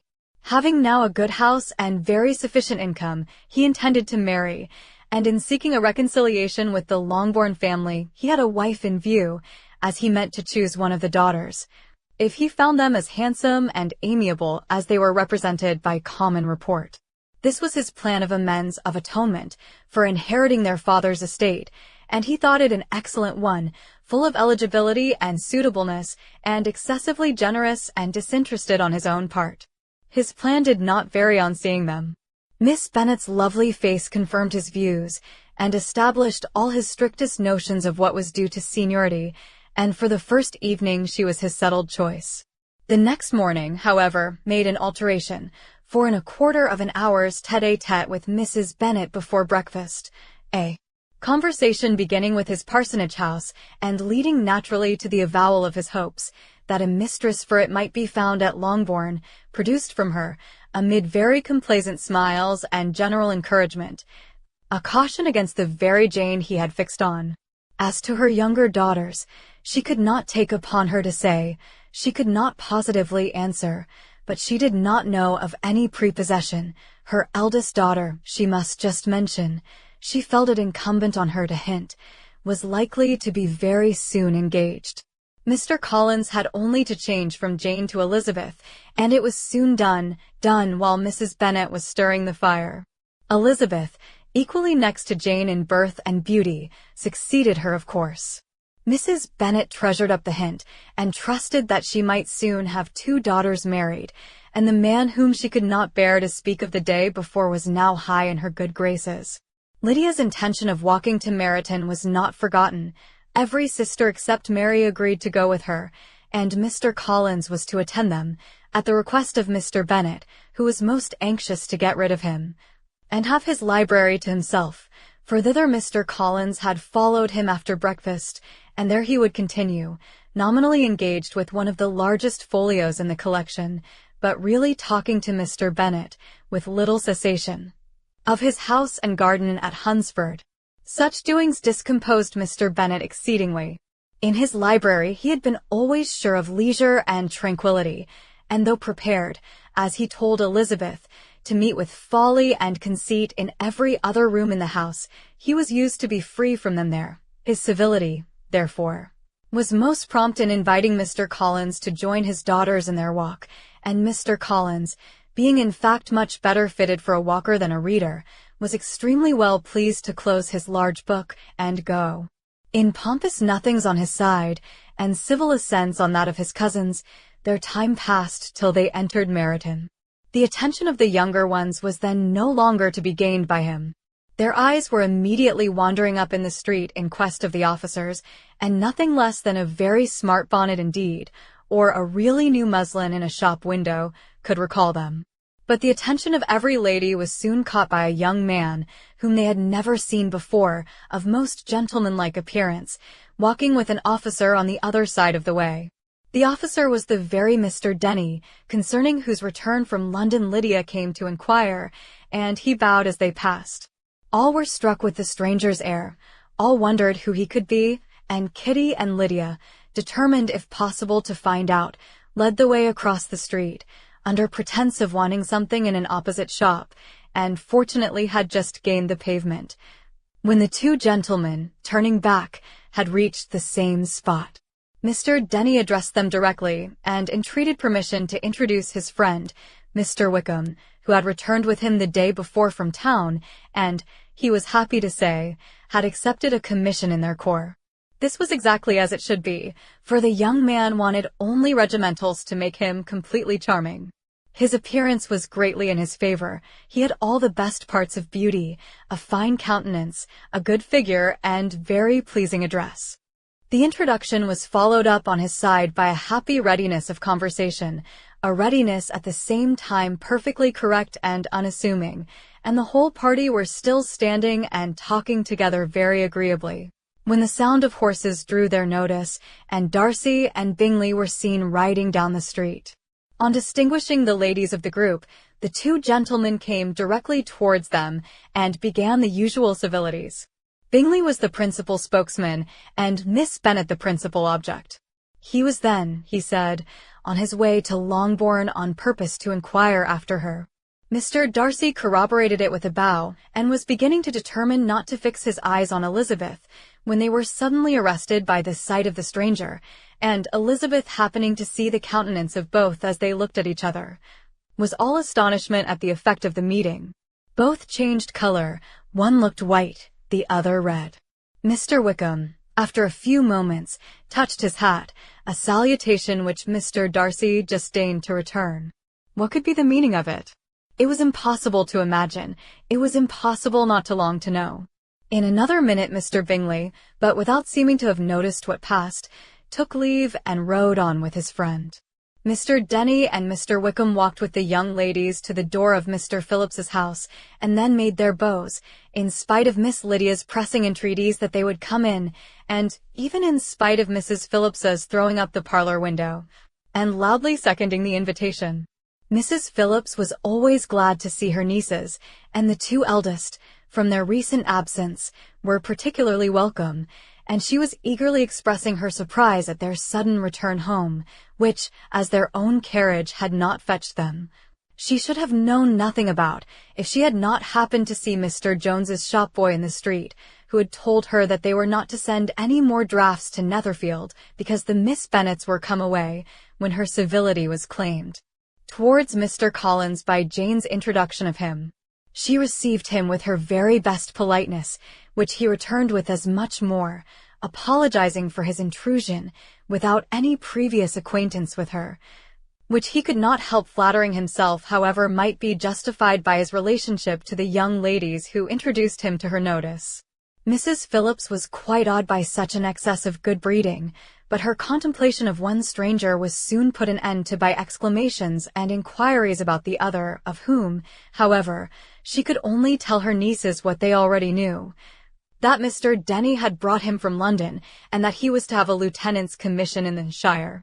She had been watching him the last hour, she said, as he walked up and down the street, and had Mr. Wickham appeared, Kitty and Lydia would certainly have continued the occupation, but unluckily no one passed the windows now except a few of the officers, who, in comparison with the stranger, were become stupid, disagreeable fellows. Some of them were to dine with the Phillipses the next day, and their aunt promised to make her husband call on Mr. Wickham, and give him an invitation also, if the family from Longbourn would come in the evening. This was agreed to, and Mrs. Phillips protested that they would have a nice, comfortable, noisy game of lottery tickets, AC, and a little bit of hot supper afterwards. The prospect of such delights was very cheering, and they parted in mutual good spirits. Mr. Collins repeated his apologies in quitting the room, and was assured, with unwearying civility, that they were perfectly needless. As they walked home, Elizabeth related to Jane what she had seen pass between the two gentlemen, but though Jane would have defended either or both, had they appeared to be wrong, she could no more explain such behavior than her sister. Mr. Collins on his return highly gratified Mrs. Bennet by admiring Mrs. Phillips's manners and politeness. He protested that, except Lady Catherine and her daughter, he had never seen a more elegant woman, for she had not only received him with the utmost civility, but had even pointedly included him in her invitation for the next evening, although utterly unknown to her before. something he supposed might be attributed to his connection with them, but yet he had never met with so much attention in the whole course of his life. Chapter 16. As no objection was made to the young people's engagement with their aunt, and all Mr. Collins's scruples of leaving Mr. and Mrs. Bennet for a single evening during his visit were most steadily resisted, the coach conveyed him and his 5 cousins at a suitable hour to Meryton, and the girls had the pleasure of hearing, as they entered the drawing-room, that Mr. Wickham had accepted their uncle's invitation and was then in the house. When this information was given, and they had all taken their seats, Mr. Collins was at leisure to look around him and admire, and he was so much struck with the size and furniture of the apartment, that he declared he might almost have supposed himself in the small summer breakfast parlor at Rosings, a comparison that did not at first convey much gratification, but when Mrs. Phillips understood from him what Rosings was, and who was its proprietor, when she had listened to the description of only one of Lady Catherine's drawing-rooms, and found that the chimney-piece alone had cost £800, she felt all the force of the compliment, and would hardly have resented a comparison with the housekeeper's room. In describing to her all the grandeur of Lady Catherine and her mansion, with occasional digressions in praise of his own humble abode, and the improvements it was receiving, he was happily employed until the gentlemen joined them. And he found in Mrs. Phillips a very attentive listener, whose opinion of his consequence increased with what she heard, and who was resolving to retail it all among her neighbors as soon as she could. To the girls, who could not listen to their cousin, and who had nothing to do but to wish for an instrument, and examine their own indifferent imitations of Chinod on the mantelpiece, the interval of waiting appeared very long. It was over at last, however. The gentleman did approach, and when Mr. Wickham walked into the room, Elizabeth felt that she had neither been seeing him before, nor thinking of him since, with the smallest degree of unreasonable admiration. The officers of the shire were in general a very creditable, gentlemanlike set, and the best of them were of the present party, but Mr. Wickham was as far beyond them all in person, countenance, air, and walk, as they were superior to the broad-faced, stuffy Uncle Phillips, breathing port wine, who followed them into the room. Mr. Wickham was the happy man towards whom almost every female eye was turned, and Elizabeth was the happy woman by whom he finally seated himself, and the agreeable manner in which he immediately fell into conversation, though it was only on its being a wet night, and on the probability of a rainy season, made her feel that the commonest, dullest, most threadbare topic might be rendered interesting by the skill of the speaker. With such rivals for the notice of the fair as Mr. Wickham and the officers, Mr. Collins seemed to sink into insignificance. To the young ladies he certainly was nothing, but he had still at intervals a kind listener in Mrs. Phillips, and was, by her watchfulness, most abundantly supplied with coffee and muffin. When the card tables were placed, he had an opportunity of obliging her, in return, by sitting down to whist. "I know little of the game at present," said he, "but I shall be glad to improve myself, for in my situation of life." Mrs. Phillips was very thankful for his compliance, but could not wait for his reason. Mr. Wickham did not play at whist, and with ready delight was he received at the other table between Elizabeth and Lydia. At first there seemed danger of Lydia's engrossing him entirely, for she was a most determined talker, but being likewise extremely fond of lottery tickets, she soon grew too much interested in the game, too eager in making bets and exclaiming after prizes, to have attention for anyone in particular. Allowing for the common demands of the game, Mr. Wickham was therefore at leisure to talk to Elizabeth, and she was very willing to hear him, though what she chiefly wished to hear she could not hope to be told, the history of his acquaintance with Mr. Darcy. She dared not even mention that gentleman. Her curiosity, however, was unexpectedly relieved. Mr. Wickham began the subject himself. He inquired how far Netherfield was from Meryton, and, after receiving her answer, asked in a hesitating manner how long Mr. Darcy had been staying there. "About a month," said Elizabeth, and then, unwilling to let the subject drop, added, "He is a man of very large property in Derbyshire, I understand." "Yes," replied Wickham, "his estate there is a noble one. A clear 10,000 per annum." You could not have met with a person more capable of giving you certain information on that head than myself, for I have been connected with his family in a particular manner from my infancy. Elizabeth could not but look surprised. You may well be surprised, Miss Bennet, at such an assertion after seeing, as you probably might, the very cold manner of our meeting yesterday. Are you much acquainted with Mr. Darcy? As much as I ever wished to be, cried Elizabeth warmly. I have spent 4 days in the same house with him, and I think him very disagreeable. I have no right to give my opinion, said Wickham, as to his being agreeable or otherwise. I am not qualified to form one. I have known him too long and too well to be a fair judge. It is impossible for me to be impartial. But I believe your opinion of him would in general astonish, and, perhaps, you would not express it quite so strongly anywhere else. Here you are in your own family. Upon my word, I say no more here than I might say in any house in the neighborhood, except Netherfield. He is not at all liked in Hertfordshire.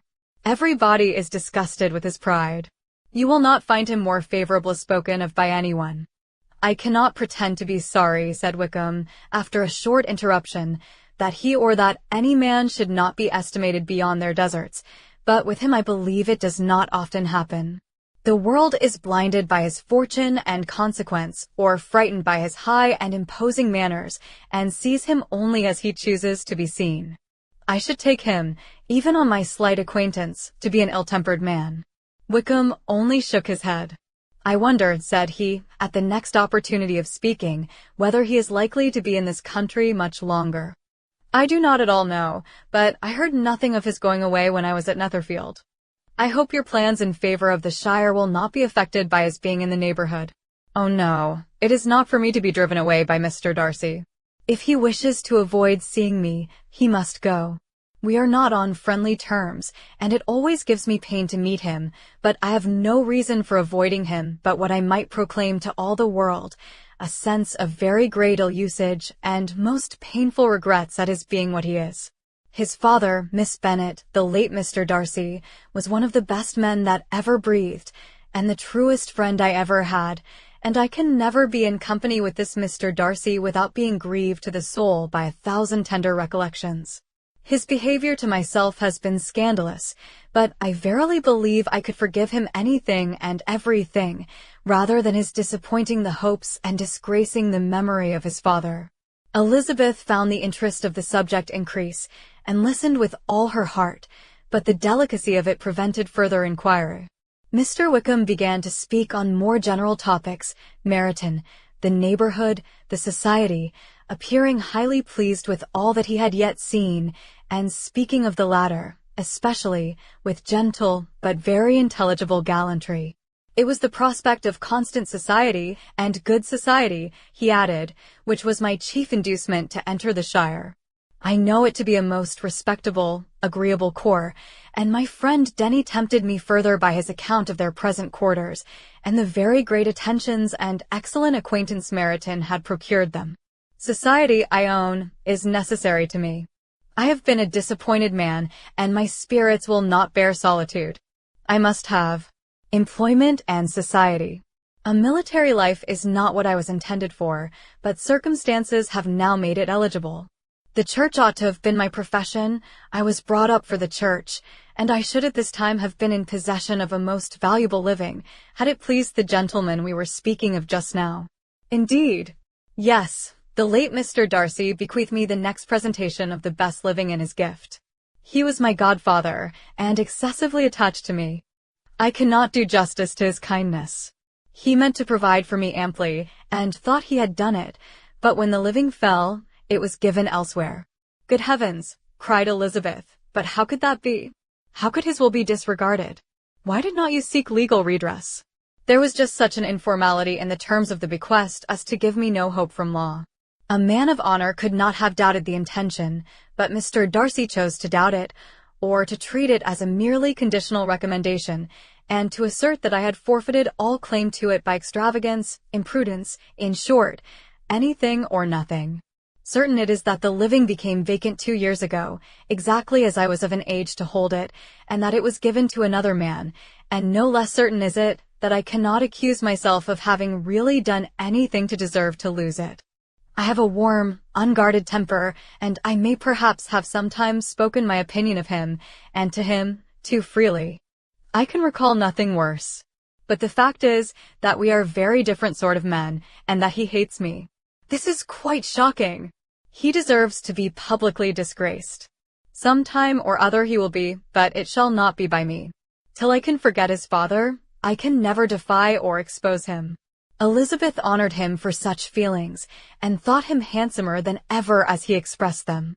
But what, said she, after a pause, can have been his motive? What can have induced him to behave so cruelly? A thorough, determined dislike of me, a dislike which I cannot but attribute in some measure to jealousy. Had the late Mr. Darcy liked me less, his son might have borne with me better, but his father's uncommon attachment to me irritated him, I believe, very early in life. He had not a temper to bear the sort of competition in which we stood, the sort of preference which was often given me. I had not thought Mr. Darcy so bad as this, though I have never liked him. I had not thought so very ill of him. I had supposed him to be despising his fellow creatures in general, but did not suspect him of descending to such malicious revenge, such injustice, such inhumanity as this. After a few minutes' reflection, however, she continued, I do remember his boasting one day, at Netherfield, of the implacability of his resentments, of his having an unforgiving temper. His disposition must be dreadful. I will not trust myself on the subject, replied Wickham. I can hardly be just to him. Elizabeth was again deep in thought, and after a time exclaimed, to treat in such a manner the godson, the friend, the favorite of his father. She could have added, a young man, too, like you, whose very countenance may vouch for your being amiable. But she contented herself with an one, too, who had probably been his own companion from childhood, connected together, as I think you said, in the closest manner. We were born in the same parish, within the same park. The greatest part of our youth was passed together, inmates of the same house, sharing the same amusements, objects of the same parental care. My father began life in the profession which your uncle, Mr. Phillips, appears to do so much credit to, but he gave up everything to be of use to the late Mr. Darcy, and devoted all his time to the care of the Pemberley property. He was most highly esteemed by Mr. Darcy, a most intimate, confidential friend. Mr. Darcy often acknowledged himself to be under the greatest obligations to my father's active superintendence, and when, immediately before my father's death, Mr. Darcy gave him a voluntary promise of providing for me, I am convinced that he felt it to be as much a debt of gratitude to him as of affection to myself. How strange, cried Elizabeth. How abominable. I wonder that the very pride of this Mr. Darcy has not made him just to you. If from no better motive, that he should not have been too proud to be dishonest, for dishonesty I must call it. It is wonderful, replied Wickham, for almost all his actions may be traced to pride, and pride has often been his best friend. It has connected him nearer with virtue than any other feeling. But we are none of us consistent, and in his behavior to me there were stronger impulses even than pride. Can such abominable pride as his have ever done him good? Yes, it has often led him to be liberal and generous, to give his money freely, to display hospitality, to assist his tenants and relieve the poor. Family pride and filial pride, for he is very proud of what his father was, have done this. Not to appear to disgrace his family, to degenerate from the popular qualities, or lose the influence of the Pemberley house, is a powerful motive. He is also brotherly pride, which, with some brotherly affection, makes him a very kind and careful guardian of his sister, and you will hear him generally cried up as the most attentive and best of brothers. What sort of a girl is Miss Darcy? He shook his head. I wish I could call her amiable. It gives me pain to speak ill of a Darcy, but she is too much like her brother, very, very proud. As a child, she was affectionate and pleasing, and extremely fond of me, and I have devoted hours and hours to her amusement. But she is nothing to me now. She is a handsome girl, about 15 or 16, and, I understand, highly accomplished. Since her father's death her home has been London, where a lady lives with her and superintends her education. After many pauses and many trials of other subjects, Elizabeth could not help reverting once more to the first and saying, "I am astonished at his intimacy with Mr. Bingley. How can Mr. Bingley, who seems good humor itself, and is, I really believe, truly amiable, be in friendship with such a man? How can they suit each other? Do you know Mr. Bingley? Not at all. He is a sweet-tempered, amiable, charming man. He cannot know what Mr. Darcy is. Probably not, but Mr. Darcy can please where he chooses. He does not want abilities. He can be a conversable companion if he thinks it worth his while. Among those who are at all his equals in consequence, he is a very different man from what he is to the less prosperous. His pride never deserts him, but with the rich he is liberal-minded, just, sincere, rational, honorable, and, perhaps, agreeable, allowing something for fortune and figure." The whist party soon afterwards breaking up, the players gathered round the other table, and Mr. Collins took his station between his cousin Elizabeth and Mrs. Phillips. The usual inquiries as to his success were made by the latter. It had not been very great. He had lost every point, but when Mrs. Phillips began to express her concern thereupon, he assured her, with much earnest gravity, that it was not of the least importance, that he considered the money as a mere trifle, and begged she would not make herself uneasy. "I know very well, madam," said he, "that when persons sit down to a card table they must take their chance of these things, and happily I am not in such circumstances as to make 5 shillings any object. There are undoubtedly many who could not say the same, but, thanks to Lady Catherine de Bourgh, I am removed far beyond the necessity of regarding little matters." Mr. Wickham's attention was caught, and after observing Mr. Collins for a few moments, he asked Elizabeth in a low voice whether her relation were very intimately acquainted with the family of de Bourgh. "Lady Catherine de Bourgh," she replied, "has very lately given him a living." I hardly know how Mr. Collins was first introduced to her notice, but he certainly has not known her long. "You know, of course, that Lady Catherine de Bourgh and Lady and Darcy were sisters, consequently that she is aunt to the present Mr. Darcy." "No, indeed, I did not. I knew nothing at all of Lady Catherine's connections. I never heard of her existence till the day before yesterday. Her daughter, Miss de Bourgh, will have a very large fortune, and it is believed that she and her cousin will unite the 2 estates." This information made Elizabeth smile as she thought of poor Miss Bingley. Vain indeed must be all her attentions, vain and useless her affection for his sister and her praise of himself, if he were already self-destined to another.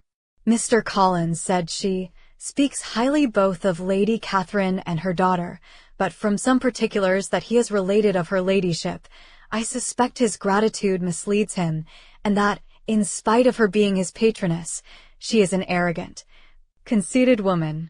"I believe her to be both in a great degree," replied Wickham. "I have not seen her for many years, but I very well remember that I never liked her, and that her manners were dictatorial and insolent.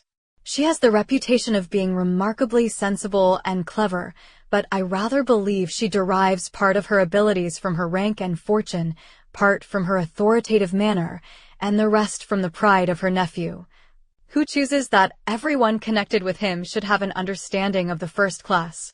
Elizabeth allowed that he had given a very rational account of it, and they continued talking together with mutual satisfaction till supper put an end to cards, and gave the rest of the ladies their share of Mr. Wickham's attentions. There could be no conversation in the noise of Mrs. Phillips's supper party, but his manners recommended him to everybody. Whatever he said was said well, and whatever he did, done gracefully. Elizabeth went away with her head full of him. She could think of nothing but of Mr. Wickham, and of what he had told her, all the way home, but there was not time for her even to mention his name as they went, for neither Lydia nor Mr. Collins were once silent. Lydia talked incessantly of lottery tickets, of the fish she had lost and the fish she had won, and Mr. Collins, in describing the civility of Mr. and Mrs. Phillips, protesting that he did not in the least regard his losses at whist, enumerating all the dishes at supper, and repeatedly fearing that he crowded his cousins, had more to say than he could well manage before the carriage stopped at Longbourn House. Chapter 17. Elizabeth related to Jane, the next day, what had passed between Mr. Wickham and herself. Jane listened with astonishment and concern. She knew not how to believe that Mr. Darcy could be so unworthy of Mr. Bingley's regard, and yet it was not in her nature to question the veracity of a young man of such amiable appearance as Wickham. The possibility of his having really endured such unkindness was enough to interest all her tender feelings, and nothing therefore remained to be done but to think well of them both, to defend the conduct of each, and throw into the account of accident or mistake whatever could not be otherwise explained. They have both, said she, been deceived, I dare say, in some way or other of which we can form no idea. Interested people have perhaps misrepresented each to the other. It is, in short, impossible for us to conjecture the causes or circumstances which may have alienated them without actual blame on either side. Very true, indeed. And now, my dear Jane, what have you got to say in behalf of the interested people who have probably been concerned in the business? Do clear them, too, or we shall be obliged to think ill of somebody. Laugh as much as you choose, but you will not laugh me out of my opinion. My dearest Lizzie, do but consider in what a disgraceful light it places Mr. Darcy, to be treating his father's favourite in such a manner, one whom his father had promised to provide for. It is impossible. No man of common humanity, no man who had any value for his character, could be capable of it. Can his most intimate friends be so excessively deceived in him? Oh no! I can much more easily believe Mr. Bingley's being imposed on than that Mr. Wickham should invent such a history of himself as he gave me last night. Names, facts, everything mentioned without ceremony. If it be not so, let Mr. Darcy contradict it. Besides, there was truth in his looks. It is difficult, indeed, it is distressing. One does not know what to think. I beg your pardon, one knows exactly what to think. But Jane could think with certainty on only one point, that Mr. Bingley, if he had been imposed on, would have much to suffer when the affair became public. The two young ladies were summoned from the shrubbery, where this conversation passed, by the arrival of some of the very persons of whom they had been speaking. Mr. Bingley and his sisters came to give their personal invitation for the long-expected ball at Netherfield, which was fixed for the following Tuesday. The two ladies were delighted to see their dear friend again, called it an age since they had met, and repeatedly asked what she had been doing with herself since their separation. To the rest of the family they paid little attention, avoiding Mrs. Bennet as much as possible, saying not much to Elizabeth, and nothing at all to the others. They were soon gone again, rising from their seats with an activity which took their brother by surprise, and hurrying off as if eager to escape from Mrs. Bennet's civilities. The prospect of the Netherfield ball was extremely agreeable to every female of the family. Mrs. Bennet chose to consider it as given in compliment to her eldest daughter, and was particularly flattered by receiving the invitation from Mr. Bingley himself, instead of a ceremonious card. Jane pictured to herself a happy evening in the society of her two friends, and the attentions of their brother, and Elizabeth thought with pleasure of dancing a great deal with Mr. Wickham, and of seeing a confirmation of everything in Mr. Darcy's look and behaviour. The happiness anticipated by Catherine and Lydia depended less on any single event, or any particular person, for though they each, like Elizabeth, meant to dance half the evening with Mr. Wickham, he was by no means the only partner who could satisfy them, and a ball was, at any rate, a ball. And even Mary could assure her family that she had no disinclination for it. While I can have my mornings to myself, said she, it is enough. I think it is no sacrifice to join occasionally in evening engagements. Society has claims on us all, and I profess myself one of those who consider intervals of recreation and amusement as desirable for every body.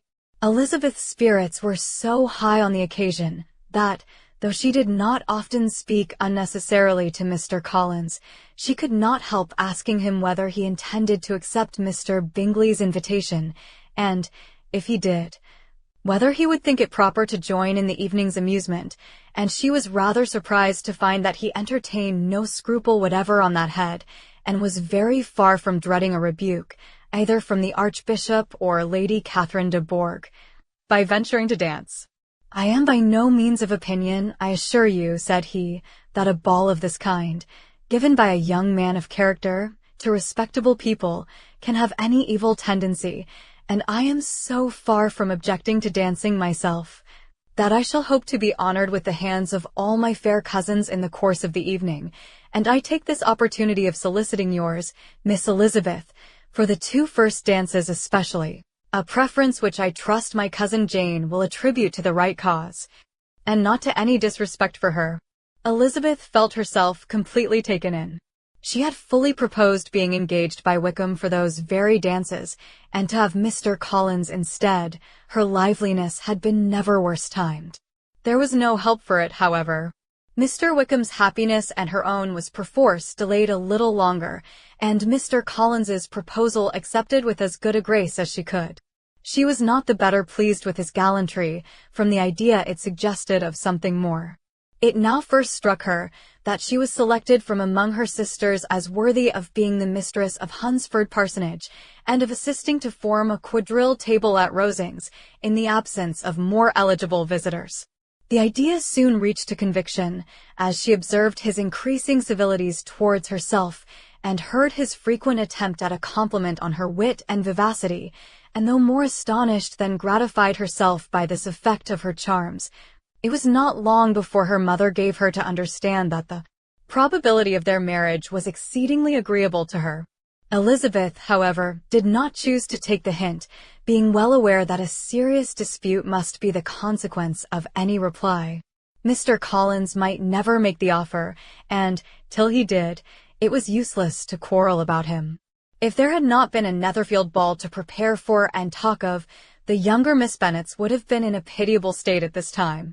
For from the day of the invitation to the day of the ball there was such a succession of rain as prevented their walking to Meryton once. No aunt, no officers, no news could be sought after. The very Shirosag for Netherfield were got by proxy. Even Elizabeth might have found some trial of her patience in weather which totally suspended the improvement of her acquaintance with Mr. Wickham, and nothing less than a dance on Tuesday could have made such a Friday, Saturday, Sunday, and Monday endurable to Kitty and Lydia. Chapter 18. Till Elizabeth entered the drawing-room at Netherfield, and looked in vain for Mr. Wickham among the cluster of red coats there assembled, a doubt of his being present had never occurred to her. The certainty of meeting him had not been checked by any of those recollections that might not unreasonably have alarmed her. She had dressed with more than usual care, and prepared in the highest spirits for the conquest of all that remained unsubdued of his heart, trusting that it was not more than might be won in the course of the evening. But in an instant arose the dreadful suspicion of his being purposely omitted, for Mr. Darcy's pleasure, in the Bingleys' invitation to the officers, and though this was not exactly the case, the absolute fact of his absence was pronounced by his friend Mr. Denny, to whom Lydia eagerly applied, and who told them that Wickham had been obliged to go to town on business the day before, and was not yet returned, adding, with a significant smile, "I do not imagine his business would have called him away just now, if he had not wished to avoid a certain gentleman here." This part of his intelligence, though unheard by Lydia, was caught by Elizabeth, and, as it assured her that Darcy was not less answerable for Wickham's absence than if her first surmise had been just, every feeling of displeasure against the former was so sharpened by immediate disappointment that she could hardly reply with tolerable civility to the polite inquiries which he directly afterwards approached to make. Attention, forbearance, patience with Darcy, was injury to Wickham. She was resolved against any sort of conversation with him, and turned away with a degree of ill-humour which she could not wholly surmount even in speaking to Mr. Bingley, whose blind partiality provoked her. But Elizabeth was not formed for ill-humour, and though every prospect of her own was destroyed for the evening, it could not dwell long on her spirits, and, having told all her griefs to Charlotte Lucas, whom she had not seen for a week, she was soon able to make a voluntary transition to the oddities of her cousin, and to point him out to her particular notice. The 2 first dances, however, brought a return of distress. They were dances of mortification. Mr. Collins, awkward and solemn, apologizing instead of attending, and often moving wrong without being aware of it, gave her all the shame and misery which a disagreeable partner for a couple of dances can give. The moment of her release from him was ecstasy. She danced next with an officer, and had the refreshment of talking of Wickham, and of hearing that he was universally liked. When those dances were over, she returned to Charlotte Lucas, and was in conversation with her, when she found herself suddenly addressed by Mr. Darcy, who took her so much by surprise in his application for her hand, that, without knowing what she did, she accepted him. He walked away again immediately, and she was left to fret over her own want of presence of mind. Charlotte tried to console her. "I dare say you will find him very agreeable." "Heaven forbid! That would be the greatest misfortune of all, to find a man agreeable whom one is determined to hate. Do not wish me such an evil." When the dancing recommenced, however, and Darcy approached to claim her hand, Charlotte could not help cautioning her, in a whisper, not to be a simpleton, and allow her fancy for Wickham to make her appear unpleasant in the eyes of a man of 10 times his consequence. Elizabeth made no answer, and took her place in the set, amazed at the dignity to which she was arrived in being allowed to stand opposite to Mr. Darcy, and reading in her neighbours' looks their equal amazement in beholding it. They stood for some time without speaking a word, and she began to imagine that their silence was to last through the 2 dances, and at first was resolved not to break it, till suddenly fancying that it would be the greater punishment to her partner to oblige him to talk, she made some slight observation on the dance. He replied, and was again silent. After a pause of some minutes, she addressed him a second time with, "It is your turn to say something now, Mr. Darcy. I talked about the dance, and you ought to make some kind of remark on the size of the room, or the number of couples." He smiled, and assured her that whatever she wished him to say should be said. "Very well, that reply will do for the present. Perhaps, by and by, I may observe that private balls are much pleasanter than public ones, but now we may be silent." "Do you talk by rule, then, while you are dancing?" "Sometimes. One must speak a little, you know. It would look odd to be entirely silent for half an hour together, and yet, for the advantage of some, conversation ought to be so arranged as that they may have the trouble of saying as little as possible. Are you consulting your own feelings in the present case, or do you imagine that you are gratifying mine?" "Both," replied Elizabeth, archly, "for I have always seen a great similarity in the turn of our minds. We are each of an unsocial, taciturn disposition, unwilling to speak, unless we expect to say something that will amaze the whole room, and be handed down to posterity with all the eclat of a proverb." "This is no very striking resemblance of your own character, I am sure," said he. "How near it may be to mine, I cannot pretend to say. You think it a faithful portrait undoubtedly. I must not decide on my own performance." He made no answer, and they were again silent till they had gone down the dance, when he asked her if she and her sisters did not very often walk to Meryton. She answered in the affirmative, and, unable to resist the temptation, added, "When you met us there the other day, we had just been forming a new acquaintance." The effect was immediate. A deeper shade of hauteur overspread his features, but he said not a word, and Elizabeth, though blaming herself for her own weakness, could not go on. At length Darcy spoke, and in a constrained manner said, "Mr. Wickham is blessed with such happy manners as may ensure his making friends. Whether he may be equally capable of retaining them is less certain." "He has been so unlucky as to lose your friendship," replied Elizabeth with emphasis, "and in a manner which he is likely to suffer from all his life." Darcy made no answer, and seemed desirous of changing the subject. At that moment Sir William Lucas appeared close to them, meaning to pass through the set to the other side of the room, but on perceiving Mr. Darcy, he stopped with a bow of superior courtesy to compliment him on his dancing and his partner. "I have been most highly gratified indeed, my dear sir. Such very superior dancing is not often seen. It is evident that you belong to the first circles. Allow me to say, however, that your fair partner does not disgrace you, and that I must hope to have this pleasure often repeated, especially when a certain desirable event, my dear Miss Eliza," glancing at her sister and Bingley, "shall take place. What congratulations will then flow in. I appeal to Mr. Darcy, but let me not interrupt you, sir. You will not thank me for detaining you from the bewitching converse of that young lady whose bright eyes are also upbraiding me. The latter part of this address was scarcely heard by Darcy, but Sir William's allusion to his friend seemed to strike him forcibly, and his eyes were directed with a very serious expression towards Bingley and Jane, who were dancing together.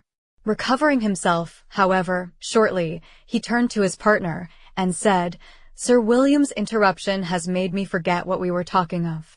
"I do not think we were speaking at all." Sir William could not have interrupted any two people in the room who had less to say for themselves. "We have tried 2 or 3 subjects already without success, and what we are to talk of next I cannot imagine." "What think you of books?" said he, smiling. "Books? Oh, no.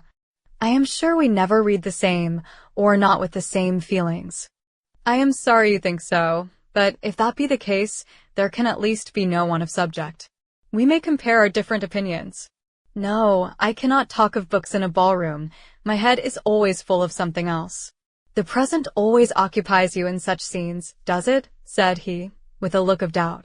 "Yes, always," she replied, without knowing what she said, for her thoughts had wandered far from the subject, as soon afterwards appeared by her suddenly exclaiming, "I remember hearing you once say, Mr. Darcy, that you hardly ever forgave, that your resentment once created was unappeasable.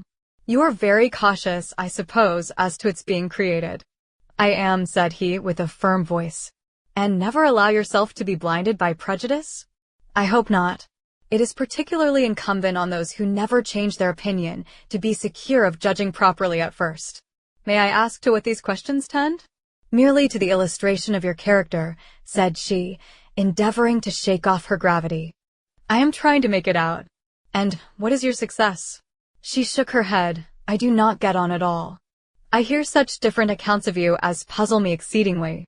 "I can readily believe," answered he gravely, "that reports may vary greatly with respect to me, and I could wish, Miss Bennet, that you were not to sketch my character at the present moment, as there is reason to fear that the performance would reflect no credit on either. But if I do not take your likeness now, I may never have another opportunity." "I would by no means suspend any pleasure of yours," he coldly replied. She said no more, and they went down the other dance and parted in silence, on each side dissatisfied, though not to an equal degree, for in Darcy's breast there was a tolerable powerful feeling towards her, which soon procured her pardon, and directed all his anger against another. They had not long separated, when Miss Bingley came towards her, and with an expression of civil disdain thus accosted her, "So, Miss Eliza, I hear you are quite delighted with George Wickham. Your sister has been talking to me about him, and asking me 1,000 questions, and I find that the young man forgot to tell you, among his other communications, that he was the son of old Wickham, the late Mr. Darcy's steward. Let me recommend you, however, as a friend, not to give implicit confidence to all his assertions, for as to Mr. Darcy's using him ill, it is perfectly false, for, on the contrary, he has been always remarkably kind to him, though George Wickham has treated Mr. Darcy in a most infamous manner.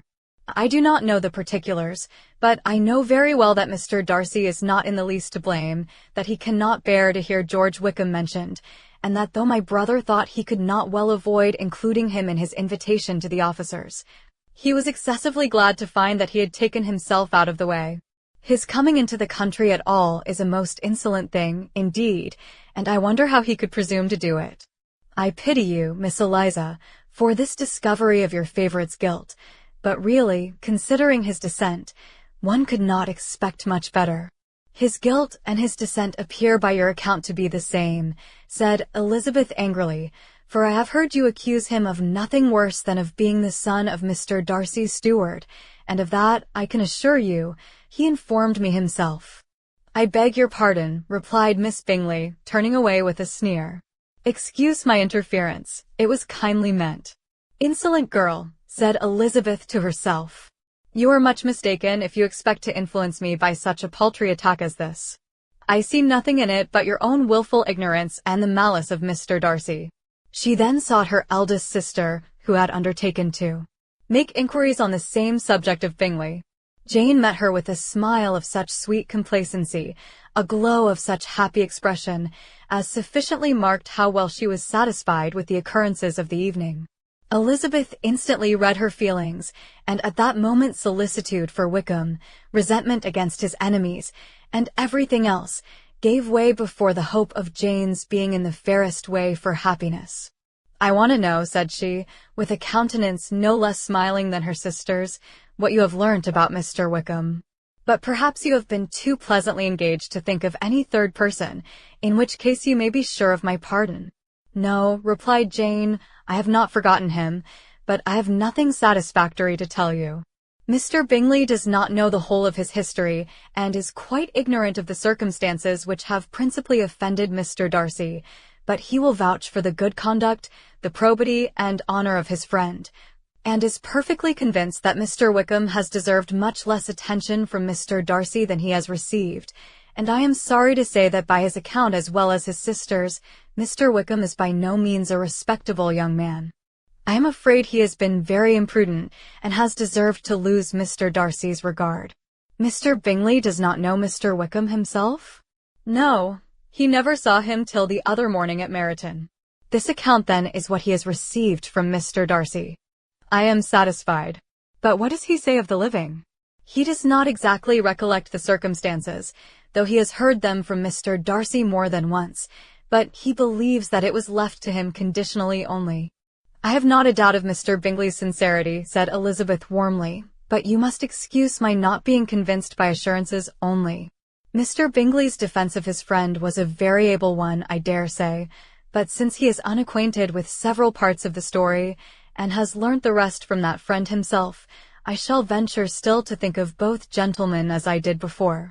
She then changed the discourse to one more gratifying to each, and on which there could be no difference of sentiment. Elizabeth listened with delight to the happy, though modest hopes which Jane entertained of Bingley's regard, and said all in her power to heighten her confidence in it.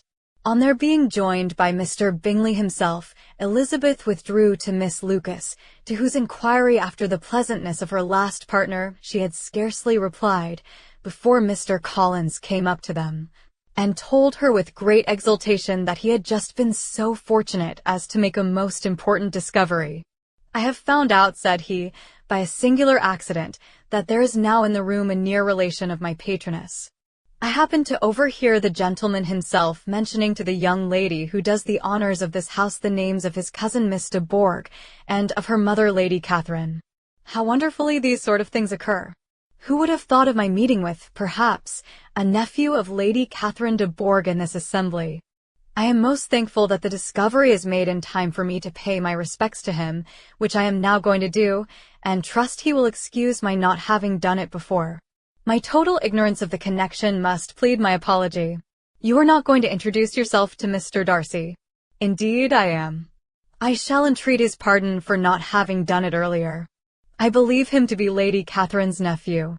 It will be in my power to assure him that her ladyship was quite well yesterday se'night." Elizabeth tried hard to dissuade him from such a scheme, assuring him that Mr. Darcy would consider his addressing him without introduction as an impertinent freedom, rather than a compliment to his aunt; that it was not in the least necessary there should be any notice on either side, and that if it were, it must belong to Mr. Darcy, the superior in consequence, to begin the acquaintance. Mr. Collins listened to her with the determined air of following his own inclination, and, when she ceased speaking, replied thus: "My dear Miss Elizabeth, I have the highest opinion in the world of your excellent judgment in all matters within the scope of your understanding, but permit me to say that there must be a wide difference between the established forms of ceremony amongst the laity and those which regulate the clergy, for, give me leave to observe that I consider the clerical office as equal in point of dignity with the highest rank in the kingdom, provided that a proper humility of behaviour is at the same time maintained. You must therefore allow me to follow the dictates of my conscience on this occasion, which leads me to perform what I look on as a point of duty.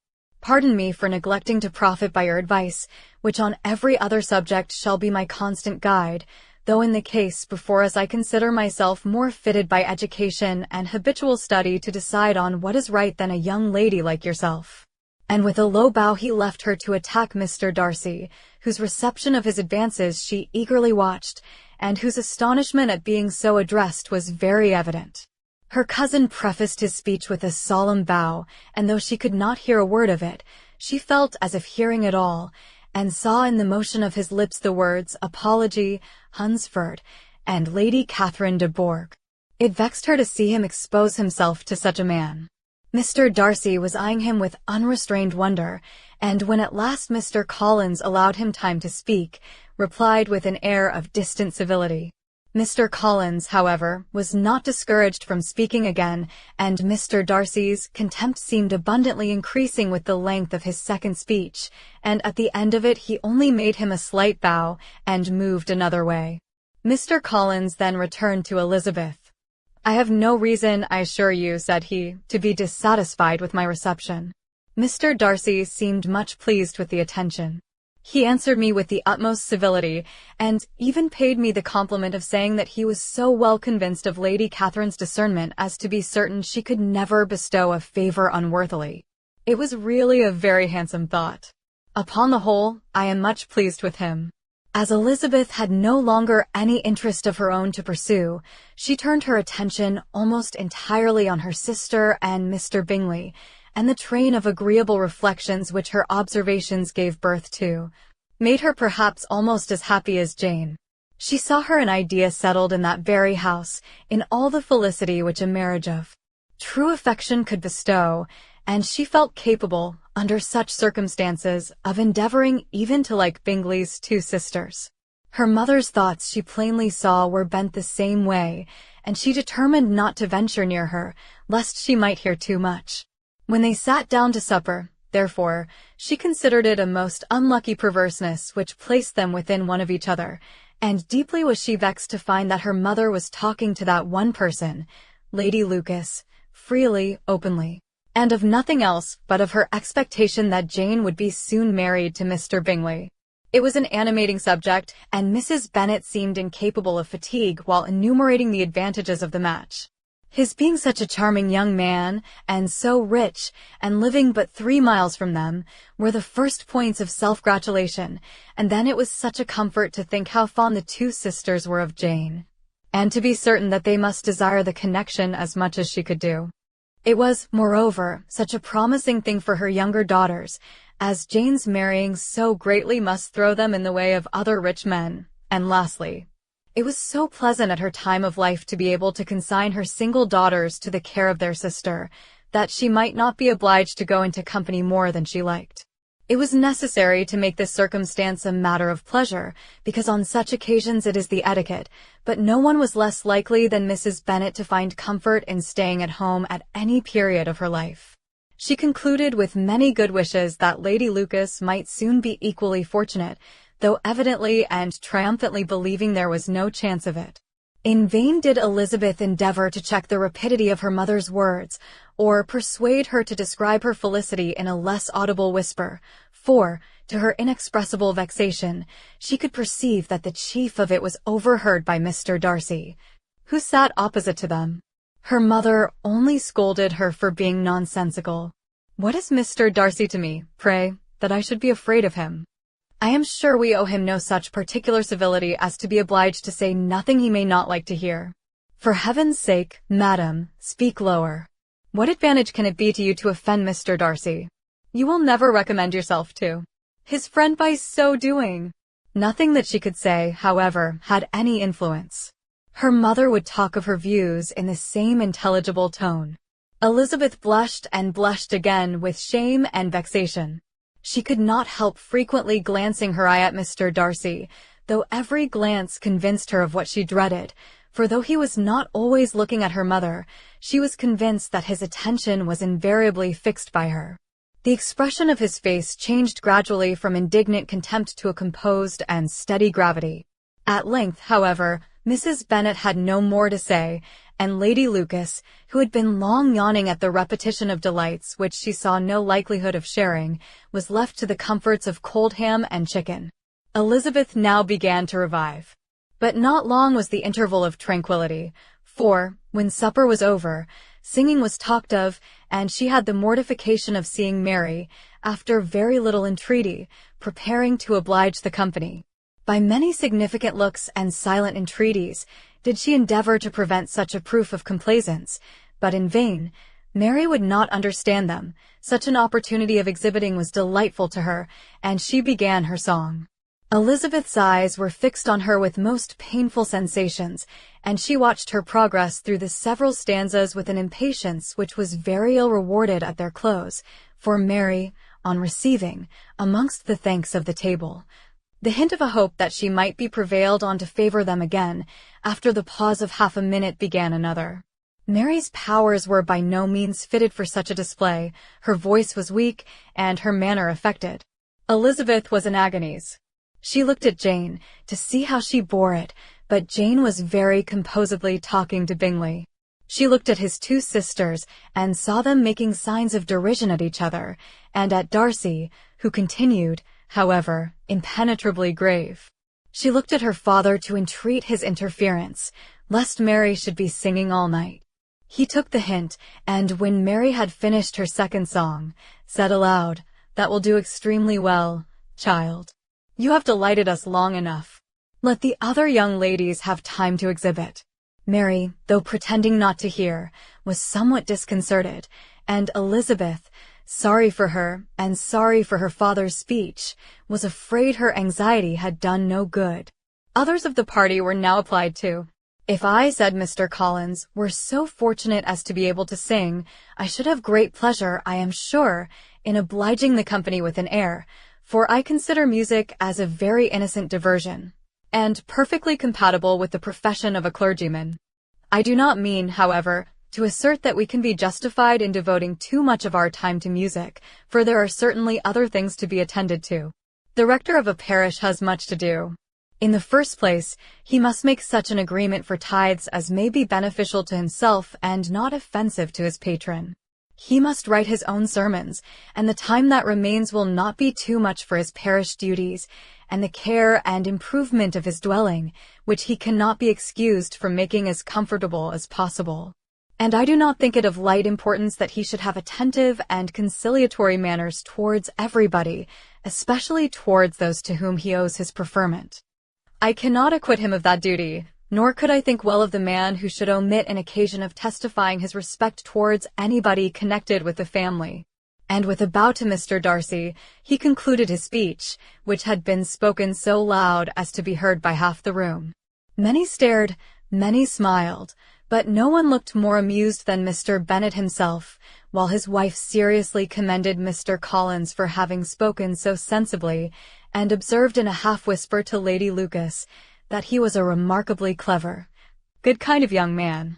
To Elizabeth it appeared that, had her family made an agreement to expose themselves as much as they could during the evening, it would have been impossible for them to play their parts with more spirit or finer success.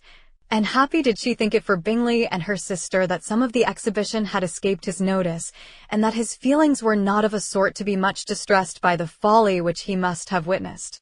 That his two sisters and Mr. Darcy, however, should have such an opportunity of ridiculing her relations was bad enough, and she could not determine whether the silent contempt of the gentlemen or the insolent smiles of the ladies were more intolerable. The rest of the evening brought her little amusement. She was teased by Mr. Collins, who continued most perseveringly by her side, and though he could not prevail with her to dance with him again, put it out of her power to dance with others. In vain did she entreat him to stand up with somebody else, and offer to introduce him to any young lady in the room. He assured her that as to dancing, he was perfectly indifferent to it, that his chief object was by delicate attentions to recommend himself to her, and that he should therefore make a point of remaining close to her the whole evening. There was no arguing upon such a project. She owed her greatest relief to her friend Miss Lucas, who often joined them, and good-naturedly engaged Mr. Collins's conversation to herself. She was at least free from the offence of Mr. Darcy's further notice, though often standing within a very short distance of her, quite disengaged, he never came near enough to speak. She felt it to be the probable consequence of her allusions to Mr. Wickham, and rejoiced in it. The Longbourn party were the last of all the company to depart, and, by a manoeuvre of Mrs. Bennet, had to wait for their carriage a quarter of an hour after everybody else was gone, which gave them time to see how heartily they were wished away by some of the family. Mrs. Hurst and her sister scarcely opened their mouths, except to complain of fatigue, and were evidently impatient to have the house to themselves.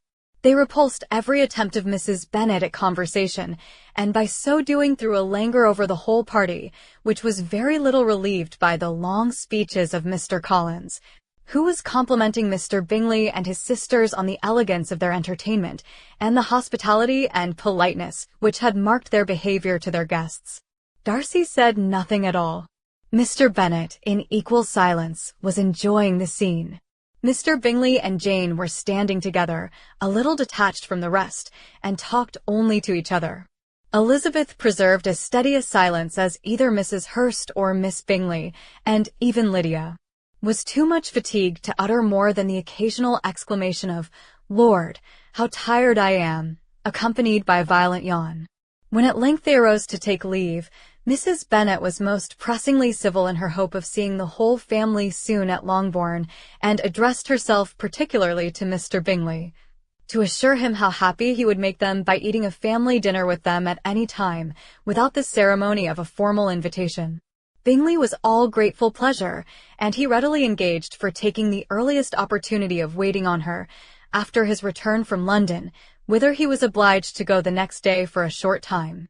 Mrs. Bennet was perfectly satisfied, and quitted the house under the delightful persuasion that, allowing for the necessary preparations of settlements, new carriages, and wedding clothes, she should undoubtedly see her daughter settled at Netherfield in the course of 3 or 4 months. Of having another daughter married to Mr. Collins, she thought with equal certainty, and with considerable, though not equal, pleasure. Elizabeth was the least dear to her of all her children, and though the man and the match were quite good enough for her, the worth of each was eclipsed by Mr. Bingley and Netherfield. Chapter 19. The next day opened a new scene at Longbourn.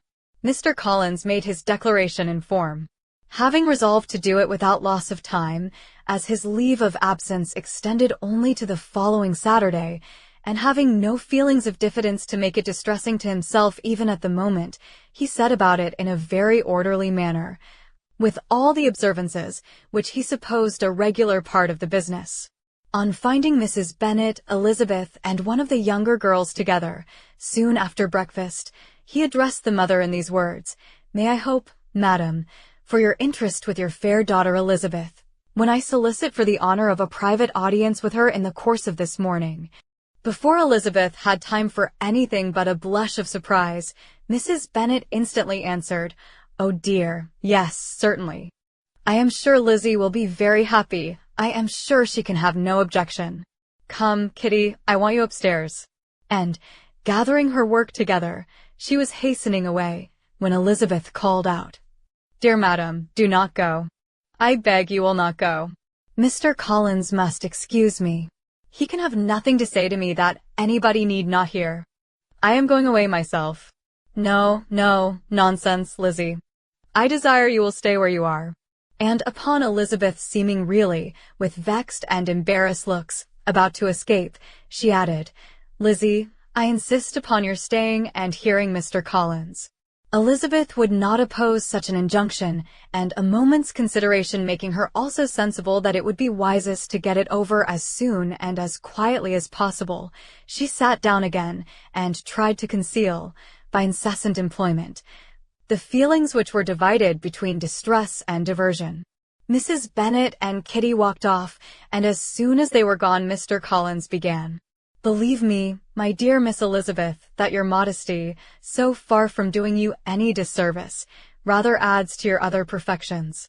You would have been less amiable in my eyes had there not been this little unwillingness, but allow me to assure you that I have your respected mother's permission for this address.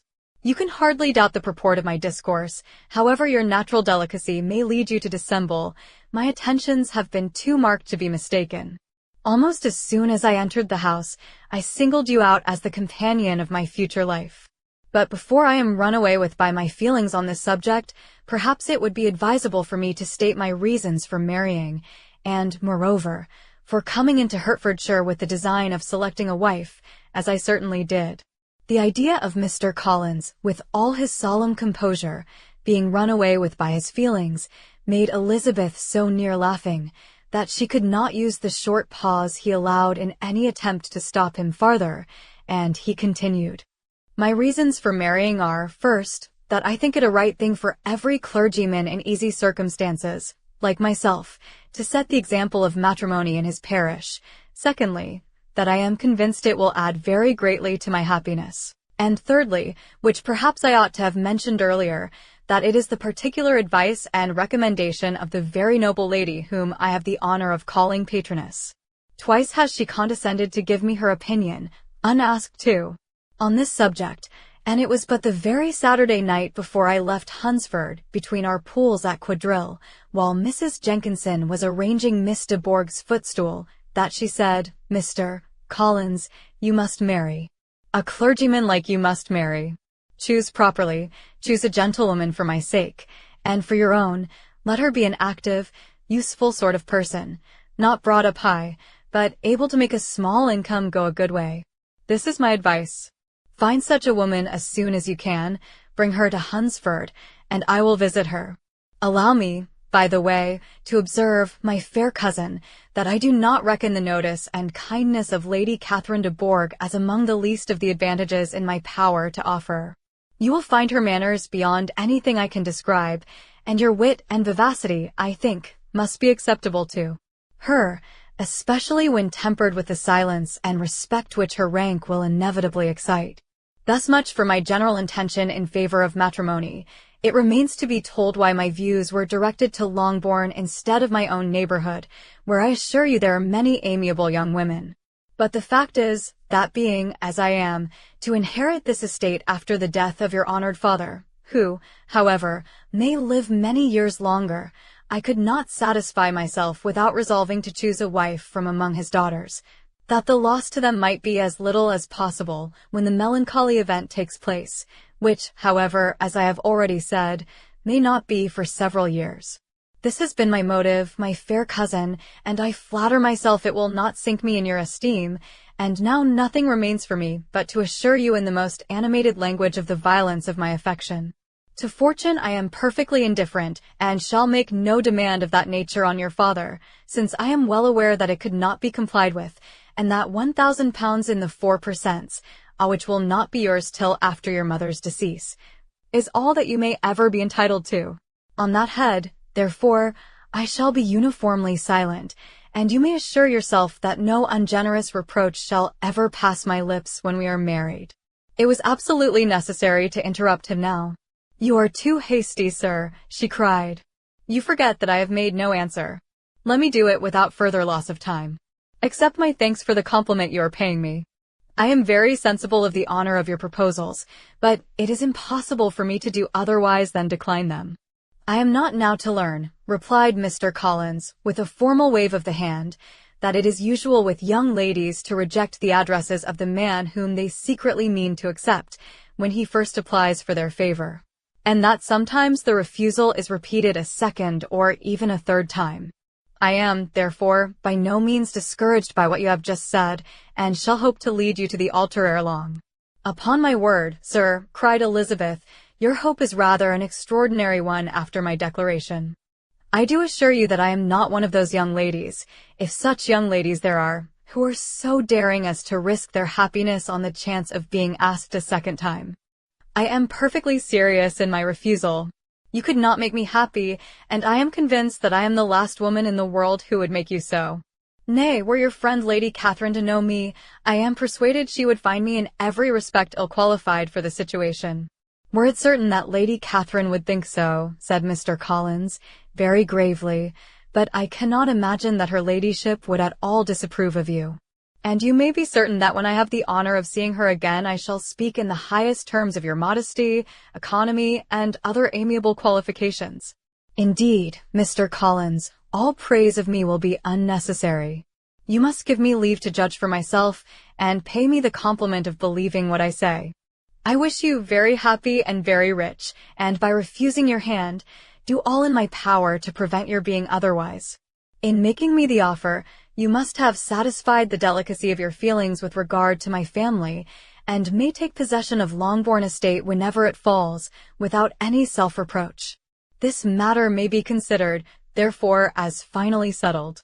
And rising as she thus spoke, she would have quitted the room, had not Mr. Collins thus addressed her.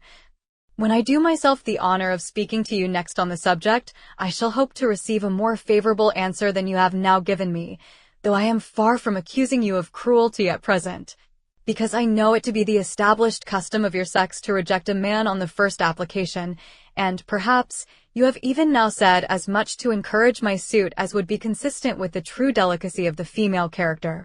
"Really, Mr. Collins," cried Elizabeth with some warmth, "you puzzle me exceedingly. If what I have hitherto said can appear to you in the form of encouragement, I know not how to express my refusal in such a way as may convince you of its being one. You must give me leave to flatter myself, my dear cousin, that your refusal of my addresses are merely words of course.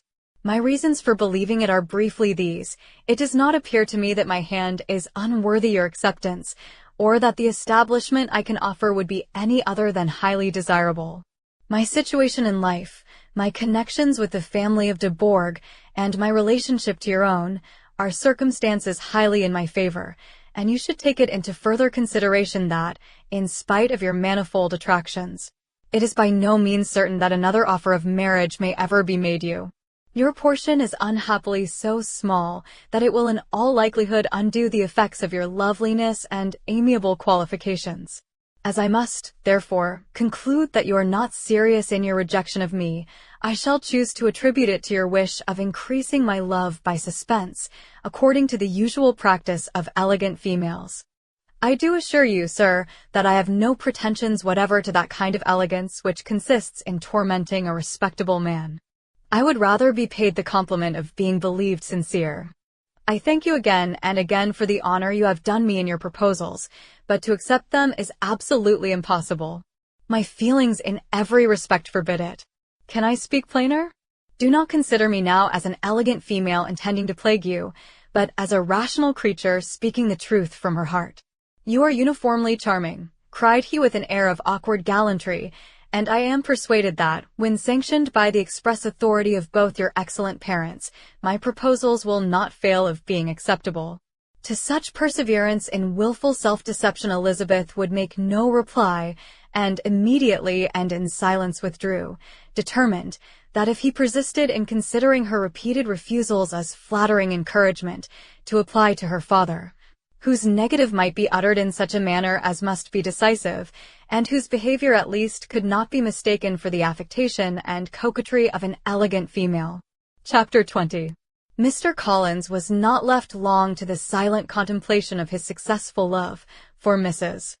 Bennet, having dawdled about in the vestibule to watch for the end of the conference, no sooner saw Elizabeth open the door and with quick step pass her towards the staircase, than she entered the breakfast-room, and congratulated both him and herself in warm terms on the happy prospect of their nearer connection.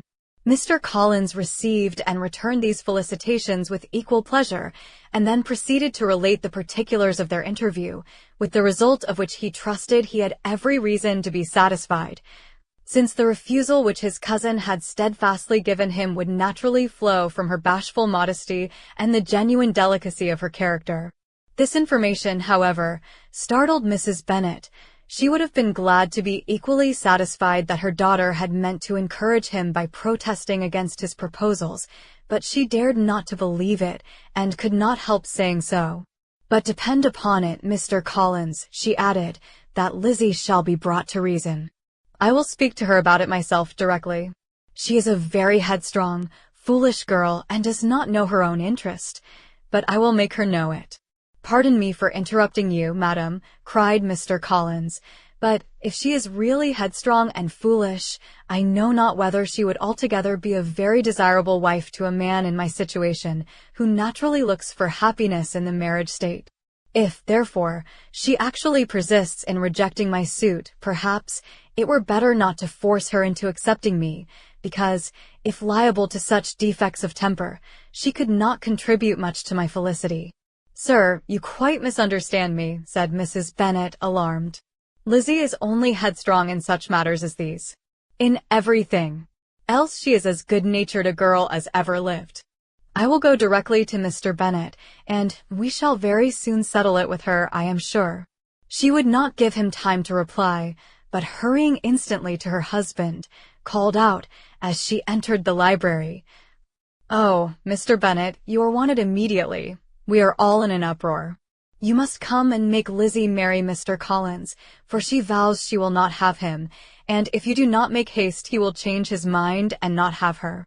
Mr. Bennet raised his eyes from his book as she entered, and fixed them on her face with a calm unconcern which was not in the least altered by her communication.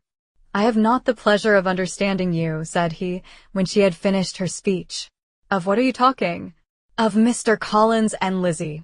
Lizzie declares she will not have Mr. Collins, and Mr. Collins begins to say that he will not have Lizzie. And what am I to do on the occasion? It seems a hopeless business. Speak to Lizzie about it yourself. Tell her that you insist upon her marrying him. Let her be called down. She shall hear my opinion." Mrs. Bennet rang the bell, and Miss Elizabeth was summoned to the library. "Come here, child," cried her father as she appeared. "I have sent for you on an affair of importance. I understand that Mr. Collins has made you an offer of marriage. Is it true?" Elizabeth replied that it was. "Very well. And this offer of marriage you have refused?" "I have, sir." "Very well. We now come to the point. Your mother insists upon your accepting it. Is it not so, Mrs. Bennet?" "Yes, or I will never see her again." "An unhappy alternative is before you, Elizabeth. From this day you must be a stranger to one of your parents. Your mother will never see you again if you do not marry Mr. Collins, and I will never see you again if you do." Elizabeth could not but smile at such a conclusion of such a beginning, but Mrs. Bennet, who had persuaded herself that her husband regarded the affair as she wished, was excessively disappointed. "What do you mean, Mr. Bennet, by talking in this way? You promised me to insist upon her marrying him." "My dear," replied her husband, "I have two small favors to request. First, that you will allow me the free use of my understanding on the present occasion, and, secondly, of my room. I shall be glad to have the library to myself as soon as may be." Not yet, however, in spite of her disappointment in her husband, did Mrs. Bennet give up the point. She talked to Elizabeth again and again, coaxed and threatened her by turns. She endeavored to secure Jane in her interest, but Jane, with all possible mildness, declined interfering, and Elizabeth, sometimes with real earnestness, and sometimes with playful gaiety, replied to her attacks. Though her manner varied, however, her determination never did. Mr. Collins, meanwhile, was meditating in solitude on what had passed. He thought too well of himself to comprehend on what motive his cousin could refuse him, and though his pride was hurt, he suffered in no other way. His regard for her was quite imaginary, and the possibility of her deserving her mother's reproach prevented his feeling any regret. While the family were in this confusion, Charlotte Lucas came to spend the day with them. She was met in the vestibule by Lydia, who, flying to her, cried in a half-whisper, "I am glad you are come, for there is such fun here. What do you think has happened this morning? Mr. Collins has made an offer to Lizzie, and she will not have him." Charlotte had hardly time to answer before they were joined by Kitty, who came to tell the same news, and no sooner had they entered the breakfast room, where Mrs. Bennet was alone, than she likewise began on the subject, calling on Miss Lucas for her compassion, and entreating her to persuade her friend Lizzie to comply with the wishes of all her family. "Pray do, my dear Miss Lucas," she added, in a melancholy tone, "for nobody is on my side. Nobody takes part with me. I am cruelly used. Nobody feels for my poor nerves." Charlotte's reply was spared by the entrance of Jane and Elizabeth. "Aye, there she comes," continued Mrs. Bennet, looking as unconcerned as may be, and caring no more for us than if we were at York, provided she can have her own way. "But I tell you what, Miss Lizzie, if you take it into your head to go on refusing every offer of marriage in this way, you will never get a husband at all, and I am sure I do not know who is to maintain you when your father is dead. I shall not be able to keep you, and so I warn you. I have done with you from this very day. I told you in the library, you know, that I should never speak to you again, and you will find me as good as my word. I have no pleasure in talking to undutiful children. Not that I have much pleasure indeed in talking to anybody. People who suffer as I do from nervous complaints can have no great inclination for talking. Nobody can tell what I suffer. But it is always so. Those who do not complain are never pitied. Her daughters listened in silence to this effusion, sensible that any attempt to reason with or soothe her would only increase the irritation. She talked on, therefore, without interruption from any of them till they were joined by Mr. Collins, who entered with an air more stately than usual, and on perceiving whom, she said to the girls, "Now I do insist upon it, that you, all of you, hold your tongues, and let Mr. Collins and me have a little conversation together." Elizabeth passed quietly out of the room, Jane and Kitty followed, but Lydia stood her ground, determined to hear all she could, and Charlotte, detained first by the civility of Mr. Collins, whose inquiries after herself and all her family were very minute, and then by a little curiosity, satisfied herself with walking to the window and pretending not to hear. In a doleful voice Mrs. Bennet thus began the projected conversation. "Oh, Mr. Collins." "My dear madam," replied he, "let us be forever silent on this point." "Far be it from me," he presently continued, in a voice that marked his displeasure, "to resent the behavior of your daughter. Resignation to inevitable evils is the duty of us all, the peculiar duty of a young man who has been so fortunate as I have been in early preferment, and, I trust, I am resigned. Perhaps not the less so from feeling a doubt of my positive happiness had my fair cousin honored me with her hand, for I have often observed that resignation is never so perfect as when the blessing denied begins to lose somewhat of its value in our estimation. You will not, I hope, consider me as showing any disrespect to your family, my dear madam, by thus withdrawing my pretensions to your daughter's favor, without having paid yourself and Mr. Bennet the compliment of requesting you to interpose your authority in my behalf. My conduct may, I fear, be objectionable in having accepted my dismission from your daughter's lips instead of your own, but we are all liable to error. I have certainly meant well through the whole affair. My object has been to secure an amiable companion for myself, with due consideration for the advantage of all your family, and if my manner has been at all reprehensible, I here beg leave to apologize. Chapter 21. The discussion of Mr. Collins's offer was now nearly at an end, and Elizabeth had only to suffer from the uncomfortable feelings necessarily attending it, and occasionally from some peevish allusion of her mother. As for the gentleman himself, his feelings were chiefly expressed, not by embarrassment or dejection, or by trying to avoid her, but by stiffness of manner and resentful silence. He scarcely ever spoke to her, and the assiduous attentions which he had been so sensible of himself were transferred for the rest of the day to Miss Lucas, whose civility in listening to him was a seasonable relief to them all, and especially to her friend. The morrow produced no abatement of Mrs. Bennet's ill humor or ill health. Mr. Collins was also in the same state of angry pride. Elizabeth had hoped that his resentment might shorten his visit, but his plan did not appear in the least affected by it. He was always to have gone on Saturday, and to Saturday he still meant to stay. After breakfast, the girls walked to Meryton to inquire if Mr. Wickham were returned, and to lament over his absence from the Netherfield ball. He joined them on their entering the town, and attended them to their aunt's, where his regret and vexation and the concern of every body were well talked over. To Elizabeth, however, he voluntarily acknowledged that the necessity of his absence had been self-imposed. "I found," said he, as the time drew near, "that I had better not meet Mr. Darcy, that to be in the same room, the same party with him for so many hours together, might be more than I could bear, and that scenes might arise unpleasant to more than myself."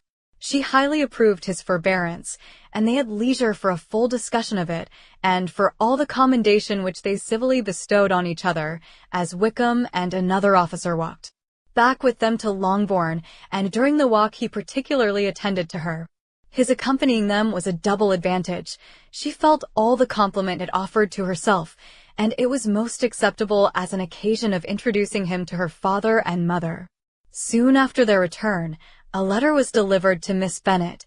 It came from Netherfield, and was opened immediately. The envelope contained a sheet of elegant, little, hot-pressed paper, AI well covered with a lady's fair, flowing hand, and Elizabeth saw her sister's countenance change as she read it, and saw her dwelling intently on some particular passages. Jane recollected herself soon, and putting the letter away, tried to join, with her usual cheerfulness, in the general conversation, but Elizabeth felt an anxiety on the subject which drew off her attention even from Wickham. And no sooner had he and his companion taken leave, than a glance from Jane invited her to follow her upstairs.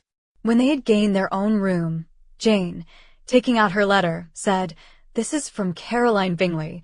What it contains has surprised me a good deal. The whole party have left Netherfield by this time, and are on their way to town, and without any intention of coming back again. You shall hear what she says." She then read the first sentence aloud, which comprised the information of their having just resolved to follow their brother to town directly, and of their meaning to dine that day in Grosvenor Street, where Mr. Hurst had a house. The next was in these words: "I do not pretend to regret anything I shall leave in Hertfordshire except your society, my dearest friend, but we will hope, at some future period, to enjoy many returns of that delightful intercourse we have known, and in the meanwhile may lessen the pain of separation by a very frequent and most unreserved correspondence. I depend on you for that." To these high-flown expressions Elizabeth listened with all the insensibility of distrust, and though the suddenness of their removal surprised her, she saw nothing in it really to lament. It was not to be supposed that their absence from Netherfield would prevent Mr. Bingley's being there, and as to the loss of their society, she was persuaded that Jane must soon cease to regard it in the enjoyment of his. "It is unlucky," said she, after a short pause, "that you should not be able to see your friends before they leave the country. But may we not hope that the period of future happiness, to which Miss Bingley looks forward, may arrive earlier than she is aware, and that the delightful intercourse you have known as friends will be renewed with yet greater satisfaction as sisters? Mr. Bingley will not be detained in London by them. Caroline decidedly says that none of the party will return into Hertfordshire this winter. I will read it to you. When my brother left us yesterday, he imagined that the business which took him to London might be concluded in 3 or 4 days, but as we are certain it cannot be so, and at the same time convinced that when Charles gets to town he will be in no hurry to leave it again, we have determined on following him thither, that he may not be obliged to spend his vacant hours in a comfortless hotel. Many of my acquaintance are already there for the winter. I wish I could hear that you, my dearest friend, had any intention of making one in the crowd, but of that I despair. I sincerely hope your Christmas in Hertfordshire may abound in the gaieties which that season generally brings, and that your beaux will be so numerous as to prevent your feeling the loss of the 3 of whom we shall deprive you. It is evident by this," added Jane, "that he comes back no more this winter. It is only evident that Miss Bingley does not mean he should." "Why will you think so?" "It must be his own doing. He is his own master. But you do not know all. I will read you the passage which particularly hurts me. I will have no reserves from you. Mr. Darcy is impatient to see his sister, and, to confess the truth, we are scarcely less eager to meet her again. I really do not think Georgiana Darcy has her equal for beauty, elegance, and accomplishments, and the affection she inspires in Louisa and myself is heightened into something still more interesting from the hope we dare to entertain of her being hereafter our sister. I do not know whether I ever before mentioned to you my feelings on this subject, but I will not leave the country without confiding them, and I trust you will not esteem them unreasonable. My brother admires her greatly already. He will have frequent opportunity now of seeing her on the most intimate footing. Her relations all wish the connection as much as his own, and a sister's partiality is not misleading me, I think, when I call Charles most capable of engaging any woman's heart. With all these circumstances to favor an attachment, and nothing to prevent it, am I wrong, my dearest Jane, in indulging the hope of an event which will secure the happiness of so many? What think you of this sentence, my dear Lizzie? Said Jane, as she finished it. Is it not clear enough? Does it not expressly declare that Caroline neither expects nor wishes me to be her sister, that she is perfectly convinced of her brother's indifference, and that if she suspects the nature of my feelings for him she means, most kindly, to put me on my guard? Can there be any other opinion on the subject? Yes, there can, for mine is totally different. Will you hear it? Most willingly. You shall have it in a few words. Miss Bingley sees that her brother is in love with you and wants him to marry Miss Darcy. She follows him to town in the hope of keeping him there and tries to persuade you that he does not care about you. Jane shook her head. Indeed, Jane, you ought to believe me. No one who has ever seen you together can doubt his affection. Miss Bingley, I am sure, cannot. She is not such a simpleton. Could she have seen half as much love in Mr. Darcy for herself, she would have ordered her wedding clothes. But the case is this.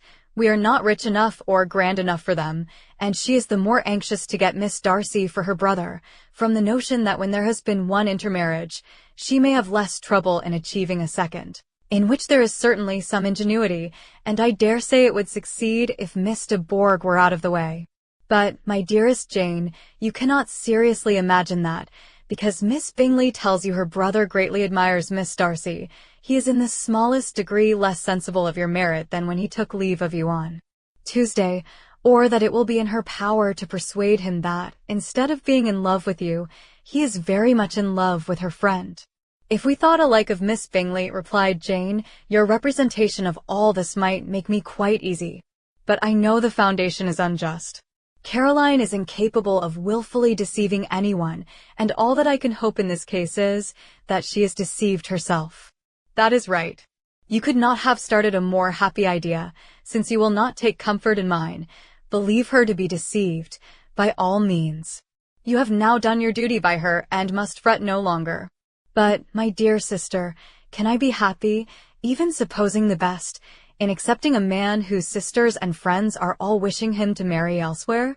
You must decide for yourself, said Elizabeth, and if, upon mature deliberation, you find that the misery of disobliging his two sisters is more than equivalent to the happiness of being his wife, I advise you, by all means, to refuse him. How can you talk so? Said Jane, faintly smiling. You must know that, though I should be exceedingly grieved at their disapprobation, I could not hesitate. I did not think you would, and that being the case, I cannot consider your situation with much compassion. But if he returns no more this winter, my choice will never be required. 1,000 things may arise in 6 months. The idea of his returning no more Elizabeth treated with the utmost contempt. It appeared to her merely the suggestion of Caroline's interested wishes, and she could not for a moment suppose that those wishes, however openly or artfully spoken, could influence a young man so totally independent of everyone. She represented to her sister, as forcibly as possible, what she felt on the subject, and had soon the pleasure of seeing its happy effect. Jane's temper was not desponding, and she was gradually led to hope, though the diffidence of affection sometimes overcame the hope that Bingley would return to Netherfield and answer every wish of her heart.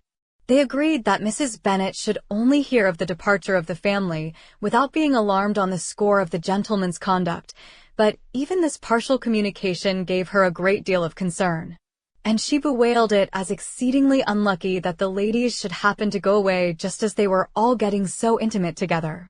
After lamenting it, however, at some length, she had the consolation of thinking that Mr. Bingley would be soon down again, and soon dining at Longbourn, and the conclusion of all was the comfortable declaration that, though he had been invited only to a family dinner, she would take care to have 2 full courses. Chapter 22. The Bennets were engaged to dine with the Lucases, and again, during the chief of the day, was Miss Lucas so kind as to listen to Mr. Collins. Elizabeth took an opportunity of thanking her. "It keeps him in good humor," said she, "and I am more obliged to you than I can express." Charlotte assured her friend of her satisfaction in being useful, and that it amply repaid her for the little sacrifice of her time. This was very amiable, but Charlotte's kindness extended farther than Elizabeth had any conception of. Its object was nothing less than to secure her from any return of Mr. Collins's addresses, by engaging them towards herself. Such was Miss Lucas's scheme, and appearances were so favorable that when they parted at night, she would have felt almost sure of success if he had not been to leave Hertfordshire so very soon. But here she did injustice to the fire and independence of his character, for it led him to escape out of Longbourn House the next morning with admirable slyness, and hasten to Lucas Lodge to throw himself at her feet. He was anxious to avoid the notice of his cousins, from a conviction that, if they saw him depart, they could not fail to conjecture his design, and he was not willing to have the attempt known till its success could be known likewise, for, though feeling almost secure, and with reason, for Charlotte had been tolerably encouraging, he was comparatively diffident since the adventure of Wednesday. His reception, however, was of the most flattering kind. Miss Lucas perceived him from an upper window as he walked towards the house, and instantly set out to meet him accidentally in the lane. But little had she dared to hope that so much love and eloquence awaited her there. In as short a time as Mr. Collins's long speeches would allow, everything was settled between them to the satisfaction of both, and as they entered the house, he earnestly entreated her to name the day that was to make him the happiest of men, and though such a solicitation must be waived for the present, the lady felt no inclination to trifle with his happiness. The stupidity with which he was favored by nature must guard his courtship from any charm that could make a woman wish for its continuance, and Miss Lucas, who accepted him solely from the pure and disinterested desire of an establishment, cared not how soon that establishment were gained.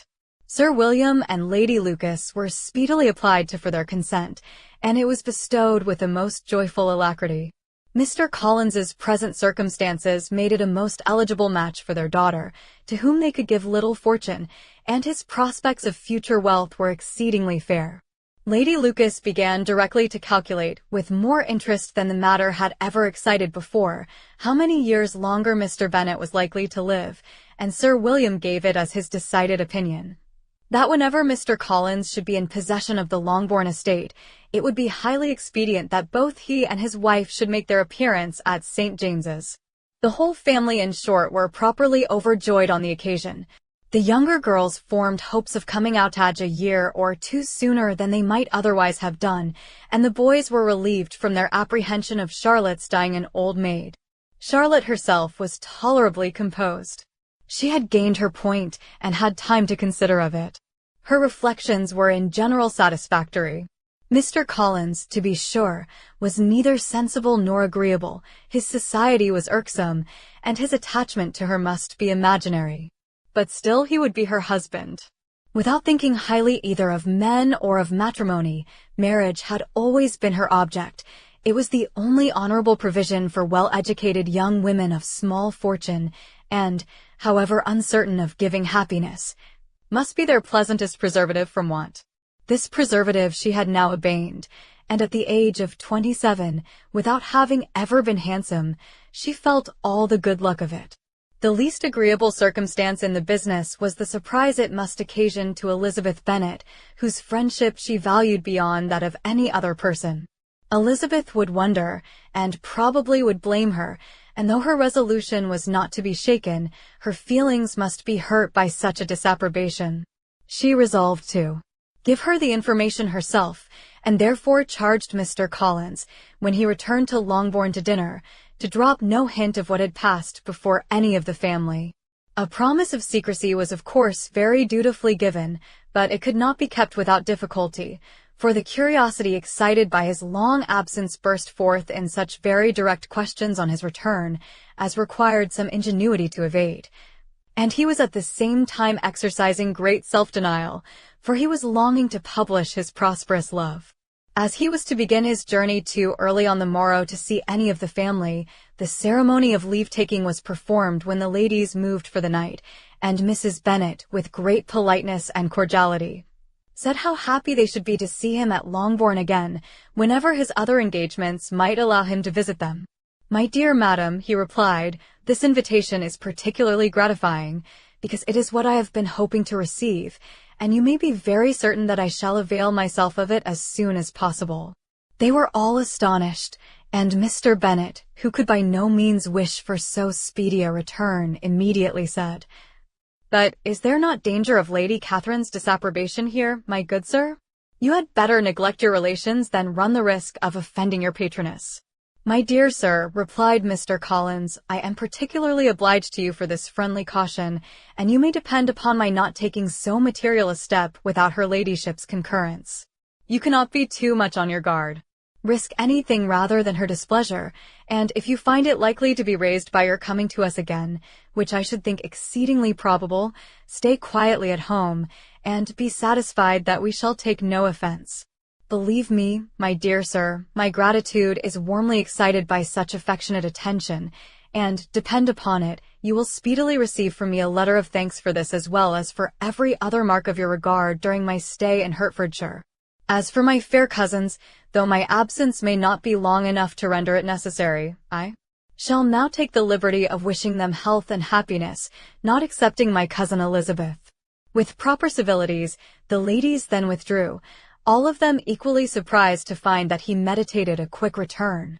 Mrs. Bennet wished to understand by it that he thought of paying his addresses to one of her younger girls, and Mary might have been prevailed on to accept him. She rated his abilities much higher than any of the others. There was a solidity in his reflections which often struck her, and though by no means so clever as herself, she thought that, if encouraged to read and improve himself by such an example as hers, he might become a very agreeable companion. But on the following morning every hope of this kind was done away. Miss Lucas called soon after breakfast, and in a private conference with Elizabeth related the event of the day before. The possibility of Mr. Collins's fancying himself in love with her friend had once occurred to Elizabeth within the last day or two, but that Charlotte could encourage him seemed almost as far from possibility as that she could encourage him herself, and her astonishment was consequently so great as to overcome at first the bounds of decorum, and she could not help crying out, "Engaged to Mr. Collins! My dear Charlotte, impossible!"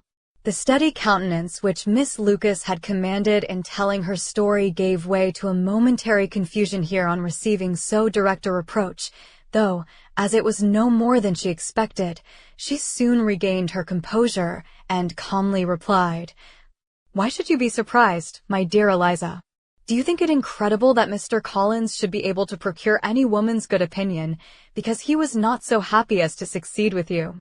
But Elizabeth had now recollected herself, and, making a strong effort for it, was able to assure her, with tolerable firmness, that the prospect of their relationship was highly grateful to her, and that she wished her all imaginable happiness. "I see what you are feeling," replied Charlotte. "You must be surprised, very much surprised, so lately as Mr. Collins was wishing to marry you. But when you have had time to think it all over, I hope you will be satisfied with what I have done.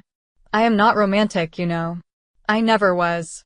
I ask only a comfortable home, and, considering Mr. Collins's character, connections, and situation in life, I am convinced that my chance of happiness with him is as fair as most people can boast on entering the marriage state." Elizabeth quietly answered, "Undoubtedly," and, after an awkward pause, they returned to the rest of the family. Charlotte did not stay much longer, and Elizabeth was then left to reflect on what she had heard. It was a long time before she became at all reconciled to the idea of so unsuitable a match. The strangeness of Mr. Collins's making 2 offers of marriage within 3 days was nothing in comparison of his being now accepted. She had always felt that Charlotte's opinion of matrimony was not exactly like her own, but she could not have supposed it possible that, when called into action, she would have sacrificed every better feeling to worldly advantage. Charlotte, the wife of Mr. Collins, was a most humiliating picture. And to the pang of a friend disgracing herself and sunk in her esteem was added the distressing conviction that it was impossible for that friend to be tolerably happy in the lot she had chosen. Chapter 23. Elizabeth was sitting with her mother and sisters, reflecting on what she had heard, and doubting whether she was authorized to mention it, when Sir William Lucas himself appeared, sent by his daughter to announce her engagement to the family. With many compliments to them, and much self-gratulation on the prospect of a connection between the houses, he unfolded the matter, to an audience not merely wondering, but incredulous, for Mrs. Bennet, with more perseverance than politeness, protested he must be entirely mistaken, and Lydia, always unguarded and often uncivil, boisterously exclaimed, Good Lord! Sir William, how can you tell such a story? Do not you know that Mr. Collins wants to marry Lizzie? Nothing less than the complaisance of a courtier could have borne without anger such treatment, but Sir William's good breeding carried him through it all, and though he begged leave to be positive as to the truth of his information, he listened to all their impertinence with the most forbearing courtesy. Elizabeth, feeling it incumbent on her to relieve him from so unpleasant a situation, now put herself forward to confirm his account, by mentioning her prior knowledge of it from Charlotte herself, and endeavored to put a stop to the exclamations of her mother and sisters by the earnestness of her congratulations to Sir William, in which she was readily joined by Jane, and by making a variety of remarks on the happiness that might be expected from the match, the excellent character of Mr. Collins, and the convenient distance of Hunsford from London. Mrs. Bennet was, in fact, too much overpowered to say a great deal while Sir William remained, but no sooner had he left them than her feelings found a rapid vent. In the first place, she persisted in disbelieving the whole of the matter. Secondly, she was very sure that Mr. Collins had been taken in. Thirdly, she trusted that they would never be happy together. And, fourthly, that the match might be broken off. Two inferences, however, were plainly deduced from the whole. One, that Elizabeth was the real cause of all the mischief, and the other, that she herself had been barbarously used by them all, and on these 2 points she principally dwelt during the rest of the day. Nothing could console and nothing appease her, nor did that day wear out her resentment. A week elapsed before she could see Elizabeth without scolding her. A month passed away before she could speak to Sir William or Lady Lucas without being rude, and many months were gone before she could at all forgive their daughter. Mr. Bennet's emotions were much more tranquil on the occasion, and such as he did experience he pronounced to be of a most agreeable sort, for it gratified him, he said, to discover that Charlotte Lucas, whom he had been used to think tolerably sensible, was as foolish as his wife, and more foolish than his daughter. Jane confessed herself a little surprised at the match, but she said less of her astonishment than of her earnest desire for their happiness, nor could Elizabeth persuade her to consider it as improbable. Kitty and Lydia were far from envying Miss Lucas, for Mr. Collins was only a clergyman, and it affected them in no other way than as a piece of news to spread at Meryton. Lady Lucas could not be insensible of triumph on being able to retort on Mrs. Bennet the comfort of having a daughter well married, and she called at Longbourn rather oftener than usual to say how happy she was. Though Mrs. Bennet's sour looks and ill-natured remarks might have been enough to drive happiness away, between Elizabeth and Charlotte there was a restraint which kept them mutually silent on the subject, and Elizabeth felt persuaded that no real confidence could ever subsist between them again. Her disappointment in Charlotte made her turn with fonder regard to her sister, of whose rectitude and delicacy she was sure her opinion could never be shaken, and for whose happiness she grew daily more anxious, as Bingley had now been gone a week, and nothing was heard of his return. Jane had sent Caroline an early answer to her letter, and was counting the days till she might reasonably hope to hear again. The promised letter of thanks from Mr. Collins arrived on Tuesday, addressed to their father, and written with all the solemnity of gratitude which a 12-month's abode in the family might have prompted. After discharging his conscience on that head, he proceeded to inform them, with many rapturous expressions, of his happiness in having obtained the affection of their amiable neighbor, Miss Lucas, and then explained that it was merely with the view of enjoying her society that he had been so ready to close with their kind wish of seeing him again at Longbourn, whither he hoped to be able to return on Monday fortnight. For Lady Catherine, he added, so heartily approved his marriage that she wished it to take place as soon as possible, which he trusted would be an unanswerable argument with his amiable Charlotte to name an early day for making him the happiest of men. Mr. Collins's return into Hertfordshire was no longer a matter of pleasure to Mrs. Bennet. On the contrary, she was as much disposed to complain of it as her husband. It was very strange that he should come to Longbourn instead of to Lucas Lodge. It was also very inconvenient and exceedingly troublesome. She hated having visitors in the house while her health was so indifferent, and lovers were of all people the most disagreeable. Such were the gentle murmurs of Mrs. Bennet, and they gave way only to the greater distress of Mr. Bingley's continued absence. Neither Jane nor Elizabeth were comfortable on this subject. Day after day passed away without bringing any other tidings of him than the report which shortly prevailed in Meryton of his coming no more to Netherfield the whole winter, a report which highly incensed Mrs. Bennet, and which she never failed to contradict as a most scandalous falsehood. Even Elizabeth began to fear, not that Bingley was indifferent, but that his sisters would be successful in keeping him away. Unwilling as she was to admit an idea so destructive of Jane's happiness, and so dishonorable to the stability of her lover, she could not prevent its frequently recurring. The united efforts of his two unfeeling sisters and of his overpowering friend, assisted by the attractions of Miss Darcy and the amusements of London, might be too much, she feared, for the strength of his attachment. As for Jane, her anxiety under this suspense was, of course, more painful than Elizabeth's, but whatever she felt she was desirous of concealing, and between herself and Elizabeth, therefore, the subject was never alluded to. But as no such delicacy restrained her mother, an hour seldom passed in which she did not talk of Bingley, express her impatience for his arrival, or even require Jane to confess that if he did not come back she should think herself very ill-used. It needed all Jane's steady mildness to bear these attacks with tolerable tranquillity. Mr. Collins returned most punctually on the Monday fortnight, but his reception at Longbourn was not quite so gracious as it had been on his first introduction. He was too happy, however, to need much attention, and, luckily for the others, the business of love-making relieved them from a great deal of his company.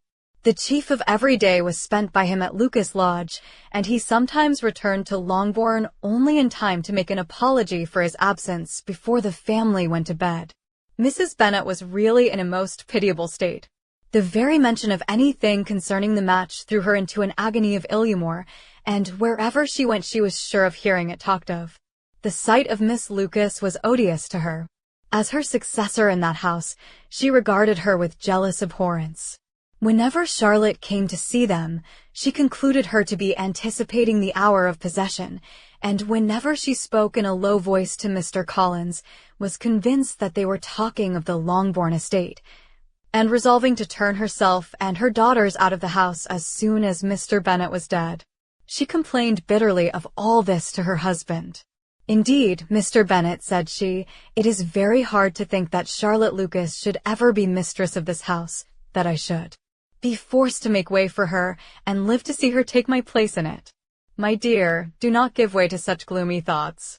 Let us hope for better things. Let us flatter ourselves that I may be the survivor." This was not very consoling to Mrs. Bennet, and therefore, instead of making any answer, she went on as before. "I cannot bear to think that they should have all this estate. If it was not for the entail, I should not mind it." "What should not you mind?" "I should not mind anything at all. Let us be thankful that you are preserved from a state of such insensibility."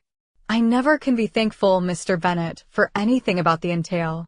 How anyone could have the conscience to entail away an estate from one's own daughters I cannot understand, and all for the sake of Mr. Collins, too. Why should he have it more than anybody else?" "I leave it to yourself to determine," said Mr. Bennet. Volume the Second. Chapter 1. Miss Bingley's letter arrived, and put an end to doubt. The very first sentence conveyed the assurance of their being all settled in London for the winter, and concluded with her brother's regret at not having had time to pay his respects to his friends in Hertfordshire before he left the country.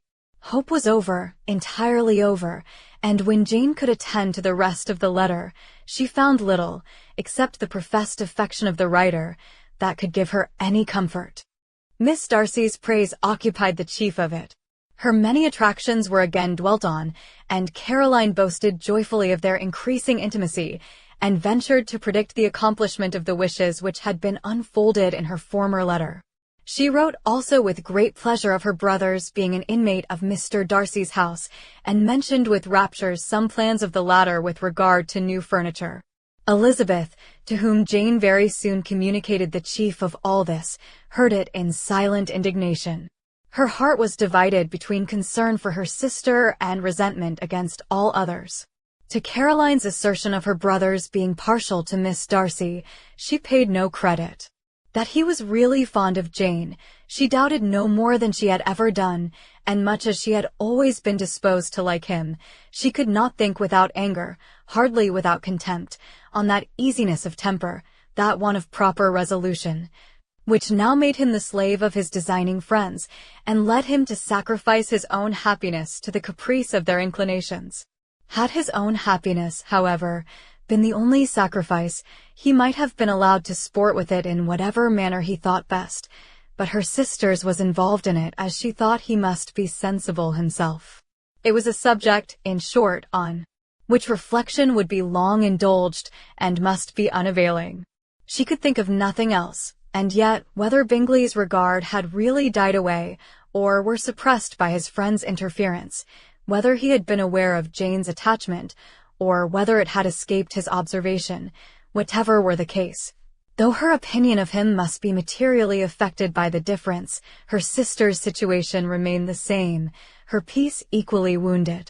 A day or two passed before Jane had courage to speak of her feelings to Elizabeth, but at last, on Mrs. Bennet's leaving them together, after a longer irritation than usual about Netherfield and its master, she could not help saying, "Oh, that my dear mother had more command over herself. She can have no idea of the pain she gives me by her continual reflections on him. But I will not repine. It cannot last long. He will be forgot, and we shall all be as we were before." Elizabeth looked at her sister with incredulous solicitude, but said nothing. "You doubt me," cried Jane, slightly coloring. "Indeed, you have no reason. He may live in my memory as the most amiable man of my acquaintance, but that is all. I have nothing either to hope or fear, and nothing to reproach him with. Thank God, I have not that pain. A little time, therefore, I shall certainly try to get the better."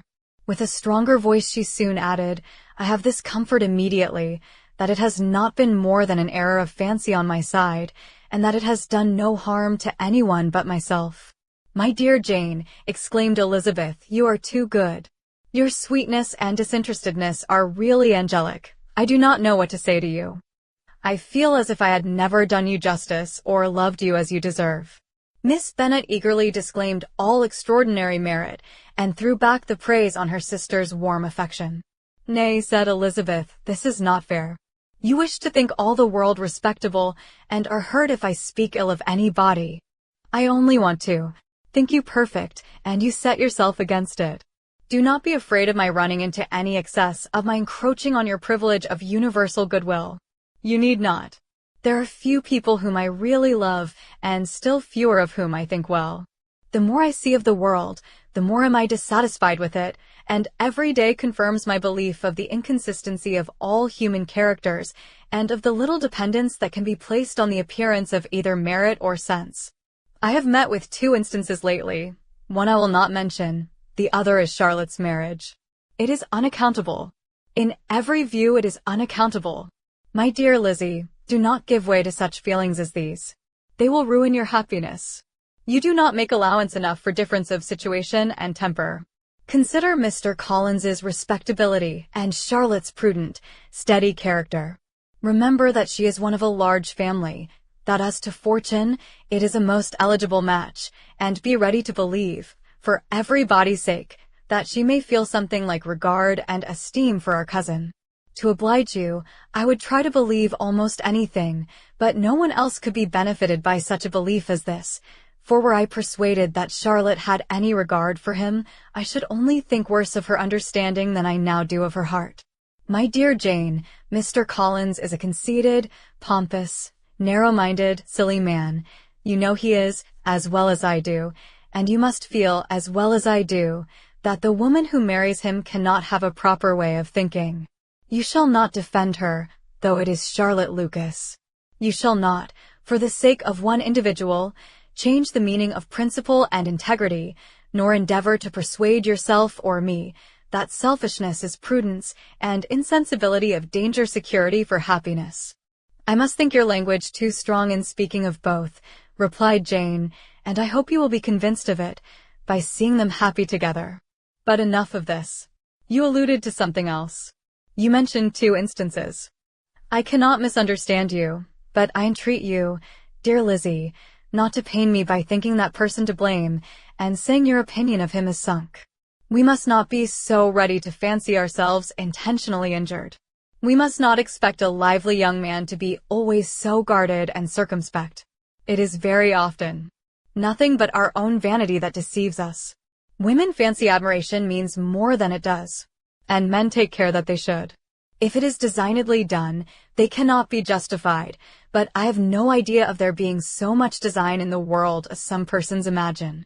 I am far from attributing any part of Mr. Bingley's conduct to design, said Elizabeth, but without scheming to do wrong, or to make others unhappy, there may be error, and there may be misery.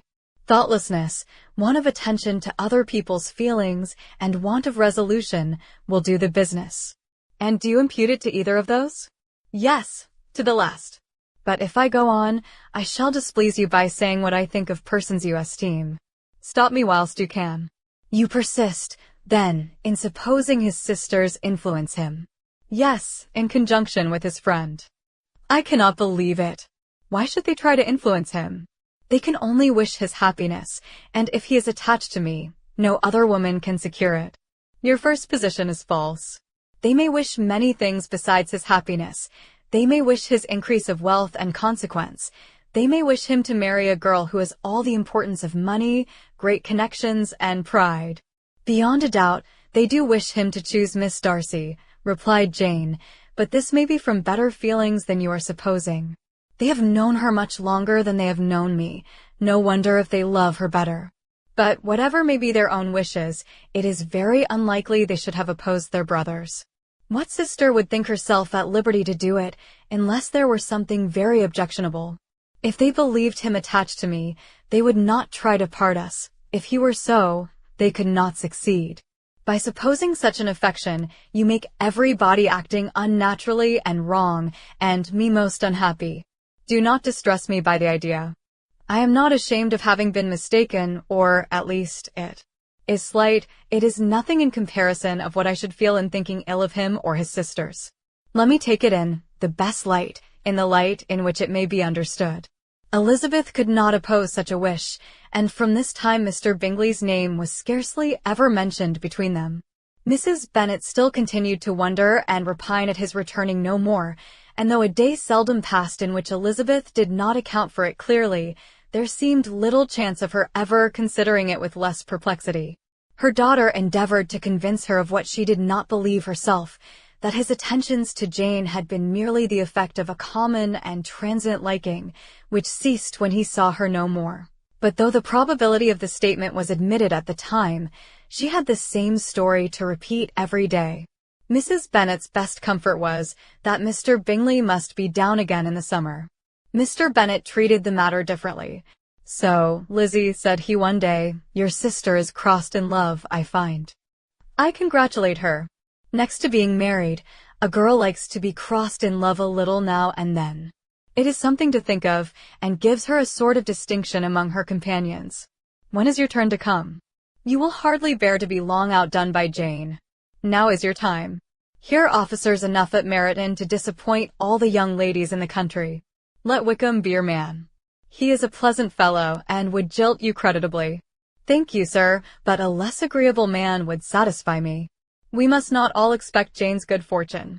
"True," said Mr. Bennet, "but it is a comfort to think that, whatever of that kind may befall you, you have an affectionate mother who will always make the most of it." Mr. Wickham's society was of material service in dispelling the gloom which the late perverse occurrences had thrown on many of the Longbourn family. They saw him often, and to his other recommendations was now added that of general unreserve. The whole of what Elizabeth had already heard, his claims on Mr. Darcy, and all that he had suffered from him, was now openly acknowledged and publicly canvassed, and everybody was pleased to think how much they had always disliked Mr. Darcy before they had known anything of the matter. Miss Bennet was the only creature who could suppose there might be any extenuating circumstances in the case unknown to the society of Hertfordshire. Her mild and steady candour always pleaded for allowances, and urged the possibility of mistakes. But by everybody else Mr. Darcy was condemned as the worst of men. Chapter 2. After a week spent in professions of love and schemes of felicity, Mr. Collins was called from his amiable Charlotte by the arrival of Saturday. The pain of separation, however, might be alleviated on his side by preparations for the reception of his bride, as he had reason to hope that shortly after his next return into Hertfordshire, the day would be fixed that was to make him the happiest of men. He took leave of his relations at Longbourn with as much solemnity as before, wished his fair cousin's health and happiness again, and promised their father another letter of thanks. On the following Monday, Mrs. Bennet had the pleasure of receiving her brother and his wife, who came, as usual, to spend the Christmas at Longbourn. Mr. Gardiner was a sensible, gentlemanlike man, greatly superior to his sister, as well by nature as education. The Netherfield ladies would have had difficulty in believing that a man who lived by trade, and within view of his own warehouses, could have been so well-bred and agreeable. Mrs. Gardiner, who was several years younger than Mrs. Bennet and Mrs. Phillips, was an amiable, intelligent, elegant woman, and a great favorite with all her Longbourn nieces. Between the two eldest and herself, especially, there subsisted a very particular regard. They had frequently been staying with her in town. The first part of Mrs. Gardiner's business on her arrival was to distribute her presents and describe the newest fashions. When this was done, she had a less active part to play. It became her turn to listen. Mrs. Bennet had many grievances to relate, and much to complain of. They had all been very ill-used since she last saw her sister. 2 of her girls had been on the point of marriage, and after all there was nothing in it. "I do not blame Jane," she continued, "for Jane would have got Mr. Bingley if she could. But, Lizzie—" "Oh, sister, it is very hard to think that she might have been Mr. Collins's wife by this time, had not it been for her own perverseness. He made her an offer in this very room, and she refused him. The consequence of it is that Lady Lucas will have a daughter married before I have, and that Longbourn estate is just as much entailed as ever. The Lucases are very artful people indeed, sister. They are all for what they can get. I am sorry to say it of them, but so it is. It makes me very nervous and poorly to be thwarted so in my own family, and to have neighbors who think of themselves before anybody else. However, your coming just at this time is the greatest of comforts, and I am very glad to hear what you tell us of long sleeves." Mrs. Gardiner, to whom the chief of this news had been given before, in the course of Jane and Elizabeth's correspondence with her, made her sister a slight answer, and in compassion to her nieces turned the conversation. When alone with Elizabeth afterwards, she spoke more on the subject. "It seems likely to have been a desirable match for Jane," said she. "I am sorry it went off. But these things happen so often. A young man, such as you describe Mr. Bingley, so easily falls in love with a pretty girl for a few weeks, and when accident separates them so easily forgets her, that these sort of inconstancies are very frequent." "An excellent consolation in its way," said Elizabeth, "but it will not do for us. We do not suffer by accident. It does not often happen that the interference of friends will persuade a young man of independent fortune to think no more of a girl whom he was violently in love with only a few days before. But that expression of violently in love is so hackneyed, so doubtful, so indefinite, that it gives me very little idea. It is as often applied to feelings which arise only from a half-hour's acquaintance as to a real, strong attachment. Pray, how violent was Mr. Bingley's love? I never saw a more promising inclination. He was growing quite inattentive to other people, and wholly engrossed by her. Every time they met, it was more decided and remarkable. At his own ball he offended 2 or 3 young ladies by not asking them to dance, and I spoke to him twice myself without receiving an answer. Could there be finer symptoms? Is not general incivility the very essence of love? Oh, yes, of that kind of love which I suppose him to have felt. Poor Jane!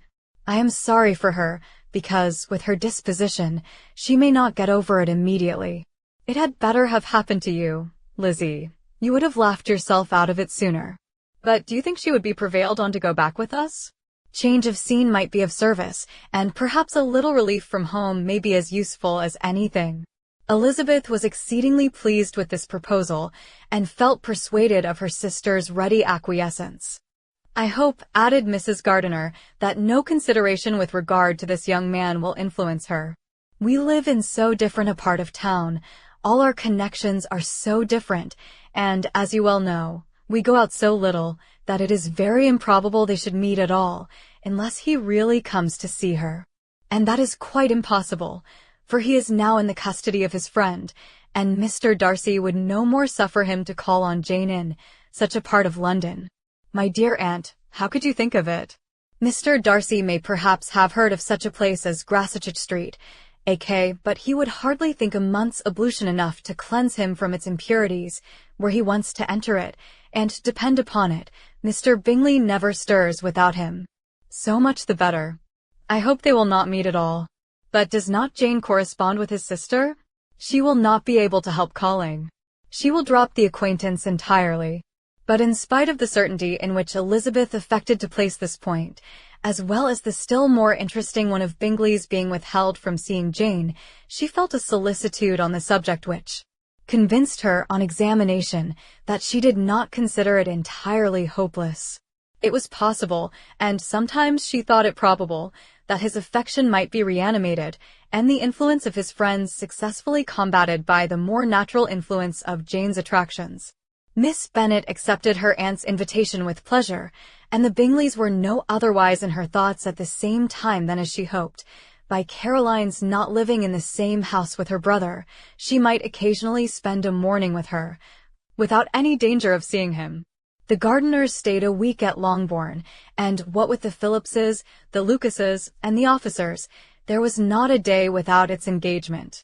Mrs. Bennet had so carefully provided for the entertainment of her brother and sister that they did not once sit down to a family dinner. When the engagement was for home, some of the officers always made part of it, of which officers Mr. Wickham was sure to be one, and on these occasions Mrs. Gardiner, rendered suspicious by Elizabeth's warm commendation of him, narrowly observed them both.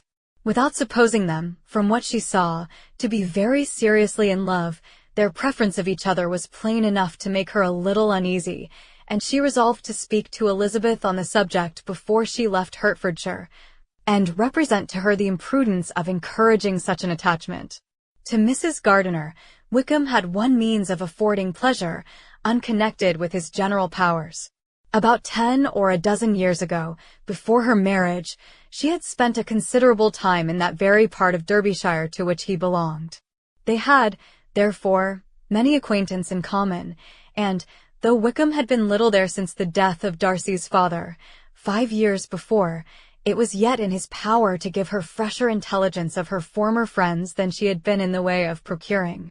Mrs. Gardiner had seen Pemberley, and known the late Mr. Darcy by character perfectly well.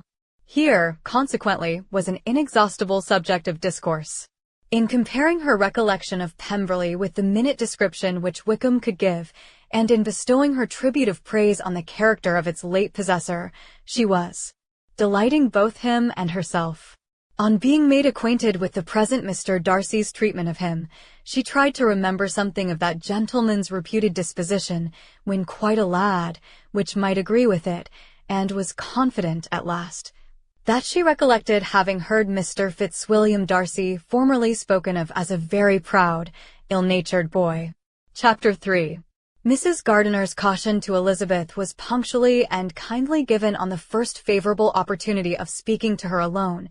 After honestly telling her what she thought, she thus went on. "You are too sensible a girl, Lizzie, to fall in love merely because you are warned against it, and therefore I am not afraid of speaking openly. Seriously, I would have you be on your guard. Do not involve yourself, or endeavour to involve him, in an affection which the want of fortune would make so very imprudent. I have nothing to say against him. He is a most interesting young man, and if he had the fortune he ought to have, I should think you could not do better. But as it is, you must not let your fancy run away with you. You have sense, and we all expect you to use it. Your father would depend on your resolution and good conduct, I am sure. You must not disappoint your father." "My dear aunt, this is being serious indeed." "Yes, and I hope to engage you to be serious likewise." "Well, then, you need not be under any alarm. I will take care of myself and of Mr. Wickham too. He shall not be in love with me if I can prevent it. Elizabeth, you are not serious now. I beg your pardon. I will try again. At present I am not in love with Mr. Wickham. No, I certainly am not. But he is, beyond all comparison, the most agreeable man I ever saw, and if he becomes really attached to me, I believe it will be better that he should not. I see the imprudence of it. Oh, that abominable Mr. Darcy. My father's opinion of me does me the greatest honor, and I should be miserable to forfeit it. My father, however, is partial to Mr. Wickham. In short, my dear aunt, I should be very sorry to be the means of making any of you unhappy, but since we see every day that where there is affection young people are seldom withheld, by immediate want of fortune, from entering into engagements with each other, how can I promise to be wiser than so many of my fellow creatures, if I am tempted, or how am I even to know that it would be wisdom to resist? All that I can promise you, therefore, is not to be in a hurry. I will not be in a hurry to believe myself his first object. When I am in company with him, I will not be wishing. In short, I will do my best. Perhaps it will be as well if you discourage his coming here so very often. At least you should not remind your mother of inviting him. As I did the other day, said Elizabeth, with a conscious smile. Very true, it will be wise in me to refrain from that. But do not imagine that he is always here so often. It is on your account that he has been so frequently invited this week. You know my mother's ideas as to the necessity of constant company for her friends. But really, and upon my honor, I will try to do what I think to be wisest, and now I hope you are satisfied. Her aunt assured her that she was, and Elizabeth having thanked her for the kindness of her hints, they parted, a wonderful instance of advice being given on such a point without being resented. Mr. Collins returned into Hertfordshire soon after it had been quitted by the Gardiners and Jane, but as he took up his abode with the Lucases, his arrival was no great inconvenience to Mrs. Bennet. His marriage was now fast approaching, and she was at length so far resigned as to think it inevitable, and even repeatedly to say, in an ill-natured tone, that she wished they might be happy. Thursday was to be the wedding day, and on Wednesday Miss Lucas paid her farewell visit, and when she rose to take leave, Elizabeth, ashamed of her mother's ungracious and reluctant good wishes, and sincerely affected herself, accompanied her out of the room. As they went downstairs together, Charlotte said, "I shall depend on hearing from you very often, Eliza." "That you certainly shall. And I have another favor to ask. Will you come and see me? We shall often meet, I hope, in Hertfordshire. I am not likely to leave Kent for some time. Promise me, therefore, to come to Hunsford." Elizabeth could not refuse, though she foresaw little pleasure in the visit. "My father and Maria are to come to me in March," added Charlotte, "and I hope you will consent to be of the party. Indeed, Eliza, you will be as welcome to me as either of them." The wedding took place. The bride and bridegroom set off for Kent from the church door, and everybody had as much to say or to hear on the subject as usual. Elizabeth soon heard from her friend, and their correspondence was as regular and frequent as it ever had been. That it should be equally unreserved was impossible. Elizabeth could never address her without feeling that all the comfort of intimacy was over, and, though determined not to slacken as a correspondent, it was for the sake of what had been rather than what was. Charlotte's first letters were received with a good deal of eagerness. There could not but be curiosity to know how she would speak of her new home, how she would like Lady Catherine, and how happy she would dare pronounce herself to be, though, when the letters were read, Elizabeth felt that Charlotte expressed herself on every point exactly as she might have foreseen. She wrote cheerfully, seemed surrounded with comforts, and mentioned nothing which she could not praise. The house, furniture, neighborhood, and roads were all to her taste, and Lady Catherine's behavior was most friendly and obliging. It was Mr. Collins's picture of Hunsford and Rosings rationally softened, and Elizabeth perceived that she must wait for her own visit there to know the rest. Jane had already written a few lines to her sister to announce their safe arrival in London, and when she wrote again, Elizabeth hoped it would be in her power to say something of the Bingleys. Her impatience for this second letter was as well rewarded as impatience generally is. Jane had been a week in town without either seeing or hearing from Caroline. She accounted for it. However, by supposing that her last letter to her friend from Longbourn had by some accident been lost. My aunt, she continued, is going tomorrow into that part of the town, and I shall take the opportunity of calling in Grosvenor Street. Ow. She wrote again when the visit was paid, and she had seen Miss Bingley.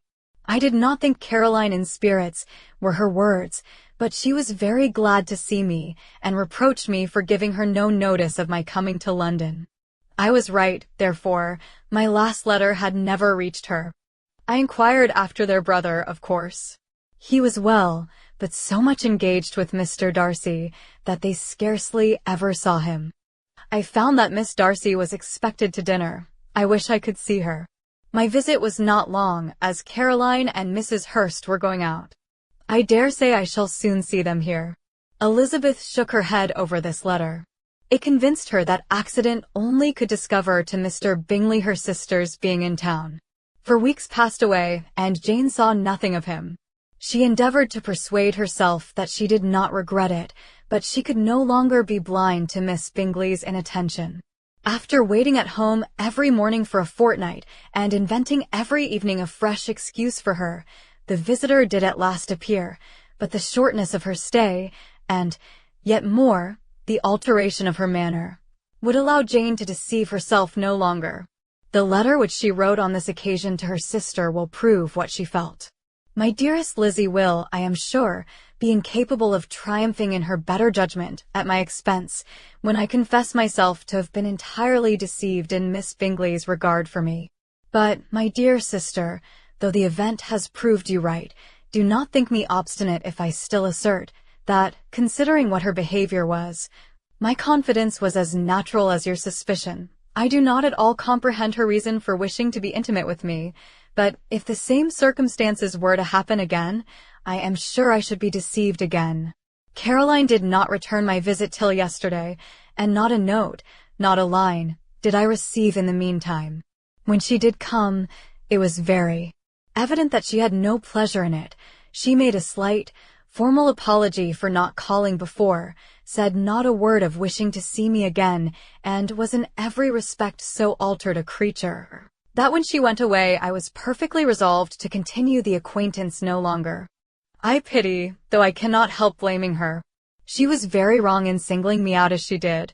I can safely say that every advance to intimacy began on her side. But I pity her, because she must feel that she has been acting wrong, and because I am very sure that anxiety for her brother is the cause of it. I need not explain myself farther, and though we know this anxiety to be quite needless, yet if she feels it, it will easily account for her behavior to me, and so deservedly dear as he is to his sister. Whatever anxiety she may feel on his behalf is natural and amiable. I cannot but wonder, however, at her having any such fears now, because, if he had at all cared about me, we must have met long, long ago. He knows of my being in town, I am certain, from something she said herself, and yet it would seem, by her manner of talking, as if she wanted to persuade herself that he is really partial to Miss Darcy. I cannot understand it. If I were not afraid of judging harshly, I should be almost tempted to say that there is a strong appearance of duplicity in all this. But I will endeavor to banish every painful thought, and think only of what will make me happy, your affection, and the invariable kindness of my dear uncle and aunt. Let me hear from you very soon. Miss Bingley said something of his never returning to Netherfield again, of giving up the house, but not with any certainty. We had better not mention it. I am extremely glad that you have such pleasant accounts from our friends at Hunsford. Pray go to see them, with Sir William and Maria. I am sure you will be very comfortable there. Yours, and C. This letter gave Elizabeth some pain, but her spirits returned as she considered that Jane would no longer be duped, by the sister at least.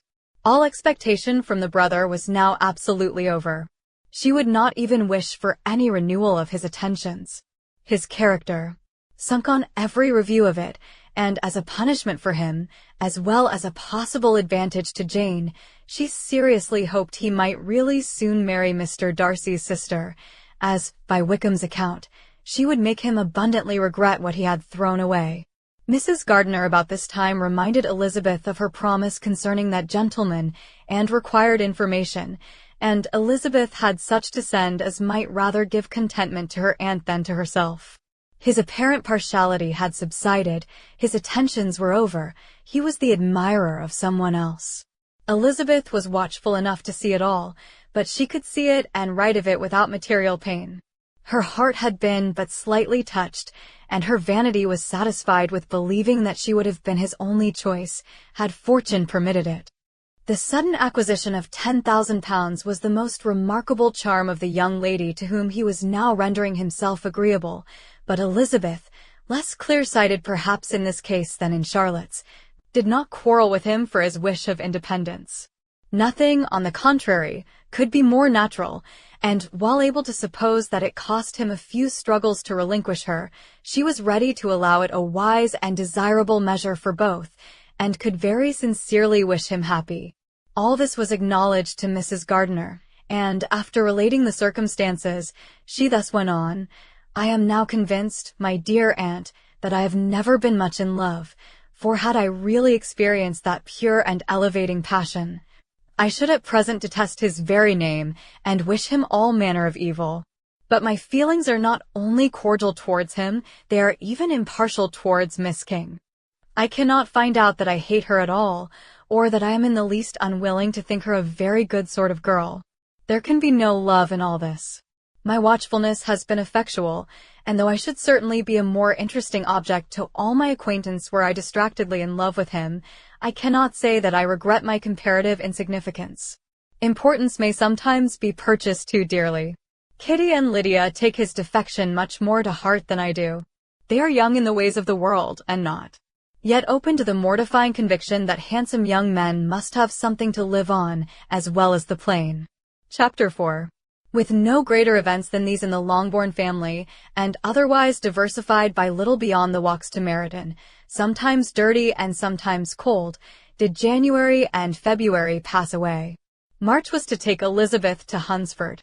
She had not at first thought very seriously of going thither, but Charlotte, she soon found, was depending on the plan, and she gradually learned to consider it herself with greater pleasure as well as greater certainty.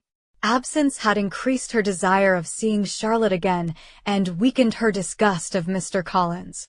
There was novelty in the scheme, and as, with such a mother and such uncompanionable sisters, home could not be faultless, a little change was not unwelcome for its own sake. The journey would, moreover, give her a peep at Jane, and, in short, as the time drew near, she would have been very sorry for any delay. Everything, however, went on smoothly and was finally settled according to Charlotte's first sketch. She was to accompany Sir William and his second daughter. The improvement of spending a night in London was added in time, and the plan became perfect as plan could be. The only pain was in leaving her father, who would certainly miss her, and who, when it came to the point, so little liked her going, that he told her to write to him, and almost promised to answer her letter. The farewell between herself and Mr. Wickham was perfectly friendly, on his side even more. His present pursuit could not make him forget that Elizabeth had been the first to excite and to deserve his attention, the first to listen and to pity, the first to be admired, and in his manner of bidding her adieu, wishing her every enjoyment, reminding her of what she was to expect in Lady Catherine de Bourgh, and trusting their opinion of her, their opinion of everybody, would always coincide. There was a solicitude, an interest which she felt must ever attach her to him with the most sincere regard, and she parted from him convinced that, whether married or single, he must always be her model of the amiable and pleasing. Her fellow travelers the next day were not of a kind as make her think him less agreeable.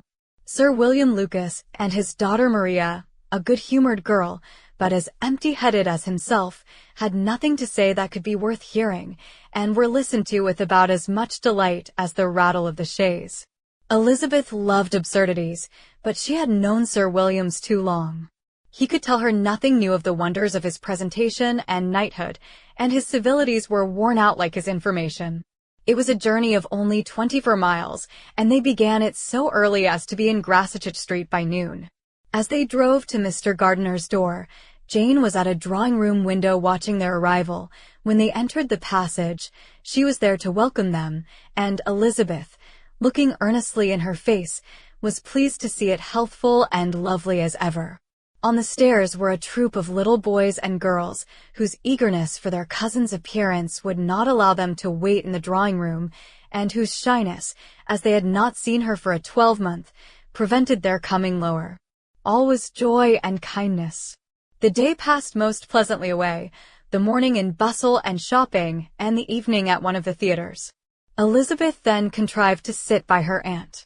Their first subject was her sister, and she was more grieved than astonished to hear, in reply to her minute inquiries, that though Jane always struggled to support her spirits, there were periods of dejection. It was reasonable, however, to hope that they would not continue long.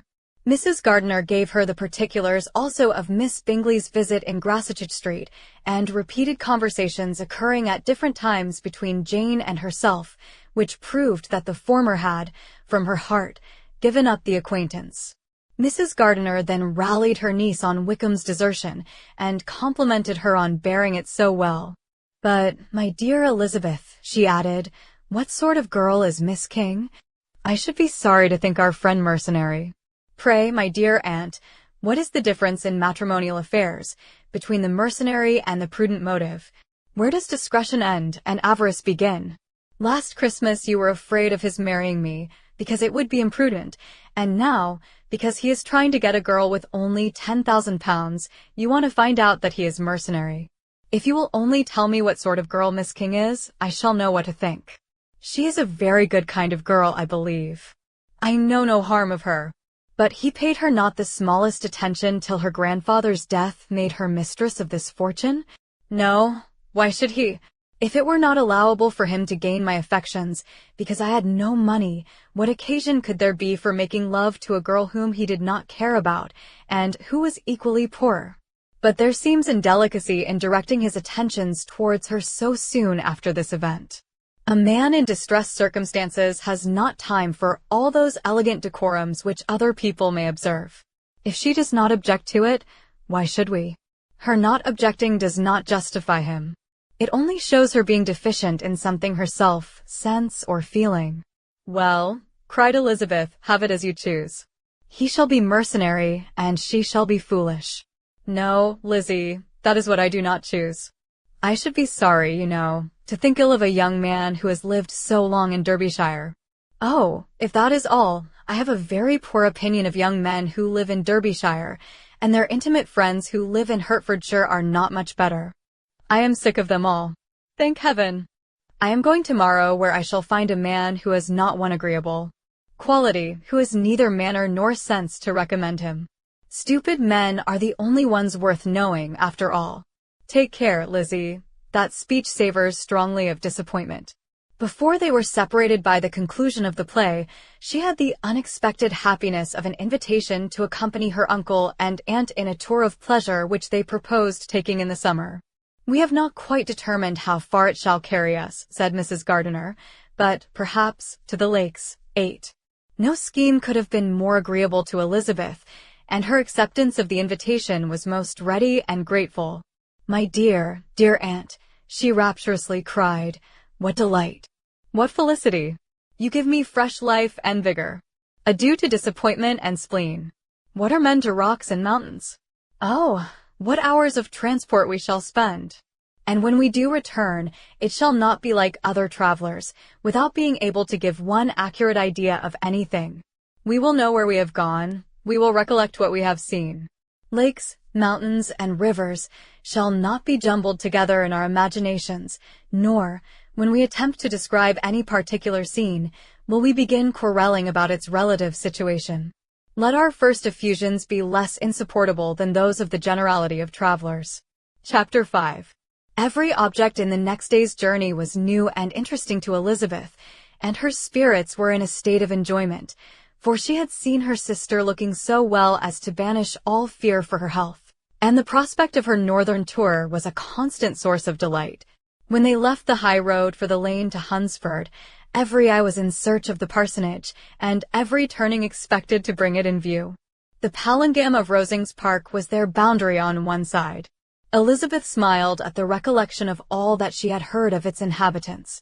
At length the parsonage was discernible. The garden sloping to the road, the house standing in it, the green pails and the laurel hedge, everything declared they were arriving. Mr. Collins and Charlotte appeared at the door, and the carriage stopped at the small gate, which led by a short gravel walk to the house, amidst the nods and smiles of the whole party. In a moment they were all out of the chaise, rejoicing at the sight of each other. Mrs. Collins welcomed her friend with the liveliest pleasure, and Elizabeth was more and more satisfied with coming when she found herself so affectionately received. She saw instantly that her cousin's manners were not altered by his marriage. His formal civility was just what it had been, and he detained her some minutes at the gate to hear and satisfy his inquiries after all her family. They were then, with no other delay than his pointing out the neatness of the entrance, taken into the house, and as soon as they were in the parlor, he welcomed them a second time, with ostentatious formality, to his humble abode, and punctually repeated all his wife's offers of refreshment. Elizabeth was prepared to see him in his glory, and she could not help fancying that in displaying the good proportion of the room, its aspect and its furniture, he addressed himself particularly to her, as if wishing to make her feel what she had lost in refusing him. But though everything seemed neat and comfortable, she was not able to gratify him by any sigh of repentance, and rather looked with wonder at her friend, that she could have so cheerful an air with such a companion. When Mr. Collins said anything of which his wife might reasonably be ashamed, which certainly was not unseldom, she involuntarily turned her eye on Charlotte. Once or twice she could discern a faint blush, but in general Charlotte wisely did not hear. After sitting long enough to admire every article of furniture in the room, from the sideboard to the fender, and to give an account of their journey and of all that had happened in London, Mr. Collins invited them to take a stroll in the garden, which was large and well laid out, and to the cultivation of which he attended himself. To work in his garden was one of his most respectable pleasures, and Elizabeth admired the command of countenance with which Charlotte talked of the healthfulness of the exercise, and owned she encouraged it as much as possible. Here, leading the way through every walk and cross-walk, and scarcely allowing them an interval to utter the praises he asked for, every view was pointed out with a minuteness which left beauty entirely behind. He could number the fields in every direction, and could tell how many trees there were in the most distant clump. But of all the views which his garden, or which the country or the kingdom could boast, none were to be compared with the prospect of Rosings, afforded by an opening in the trees that bordered the park nearly opposite the front of his house. It was a handsome modern building, well situated on rising ground. From his garden, Mr. Collins would have led them round his 2 meadows, but the ladies, not having shoes to encounter the remains of a white frost, turned back, and while Sir William accompanied him, Charlotte took her sister and friend over the house, extremely well pleased, probably, to have the opportunity of showing it without her husband's help. It was rather small, but well built and convenient, and everything was fitted up and arranged with a neatness and consistency, of which Elizabeth gave Charlotte all the credit. When Mr. Collins could be forgotten, there was really a great air of comfort throughout, and by Charlotte's evident enjoyment of it, Elizabeth supposed he must be often forgotten. She had already learnt that Lady Catherine was still in the country. It was spoken of again while they were at dinner, when Mr. Collins, joining in, observed, "Yes, Miss Elizabeth, you will have the honour of seeing Lady Catherine de Bourgh on the ensuing Sunday at church, and I need not say you will be delighted with her. She is all affability and condescension, and I doubt not but you will be honoured with some portion of her notice when service is over. I have scarcely any hesitation in saying that she will include you and my sister Maria in every invitation with which she honours us during your stay here. Her behaviour to my dear Charlotte is charming. We dine at Rosings twice every week, and are never allowed to walk home. Her ladyship's carriage is regularly ordered for us. I should say, one of her ladyship's carriages, for she has several. Lady Catherine is a very respectable, sensible woman indeed, added Charlotte, and a most attentive neighbour. Very true, my dear, that is exactly what I say. She is the sort of woman whom one cannot regard with too much deference. The evening was spent chiefly in talking over Hertfordshire news and telling again what had been already written, and when it closed, Elizabeth, in the solitude of her chamber, had to meditate upon Charlotte's degree of contentment, to understand her address in guiding and composure in bearing with her husband, and to acknowledge that it was all done very well. She had also to anticipate how her visit would pass, the quiet tenor of their usual employments, the vexatious interruptions of Mr. Collins, and the gaieties of their intercourse with Rosings. A lively imagination soon settled it all. About the middle of the next day, as she was in her room getting ready for a walk, a sudden noise below seemed to speak the whole house in confusion, and, after listening a moment, she heard somebody running upstairs in a violent hurry and calling loudly after her. She opened the door and met Maria in the landing-place, who, breathless with agitation, cried out, "Oh, my dear Eliza, pray make haste and come into the dining-room, for there is such a sight to be seen. I will not tell you what it is. Make haste and come down this moment." Elizabeth asked questions in vain. Maria would tell her nothing more, and down they ran into the dining-room, which fronted the lane, in quest of this wonder. It was two ladies stopping in a low phaeton at the garden gate. "And is this all?" cried Elizabeth. "I expected at least that the pigs were got into the garden, and here is nothing but Lady Catherine and her daughter." "La, my dear," said Maria, quite shocked at the mistake, "it is not Lady Catherine. The old lady is Mrs. Jenkinson, who lives with them. The other is Miss de Bourgh. Only look at her. She is quite a little creature. Who would have thought she could be so thin and small? She is abominably rude to keep Charlotte out of doors in all this wind. Why does she not come in?" "Oh, Charlotte says she hardly ever does. It is the greatest of favors when Miss de Bourgh comes in." "I like her appearance," said Elizabeth, struck with other ideas. "She looks sickly and cross.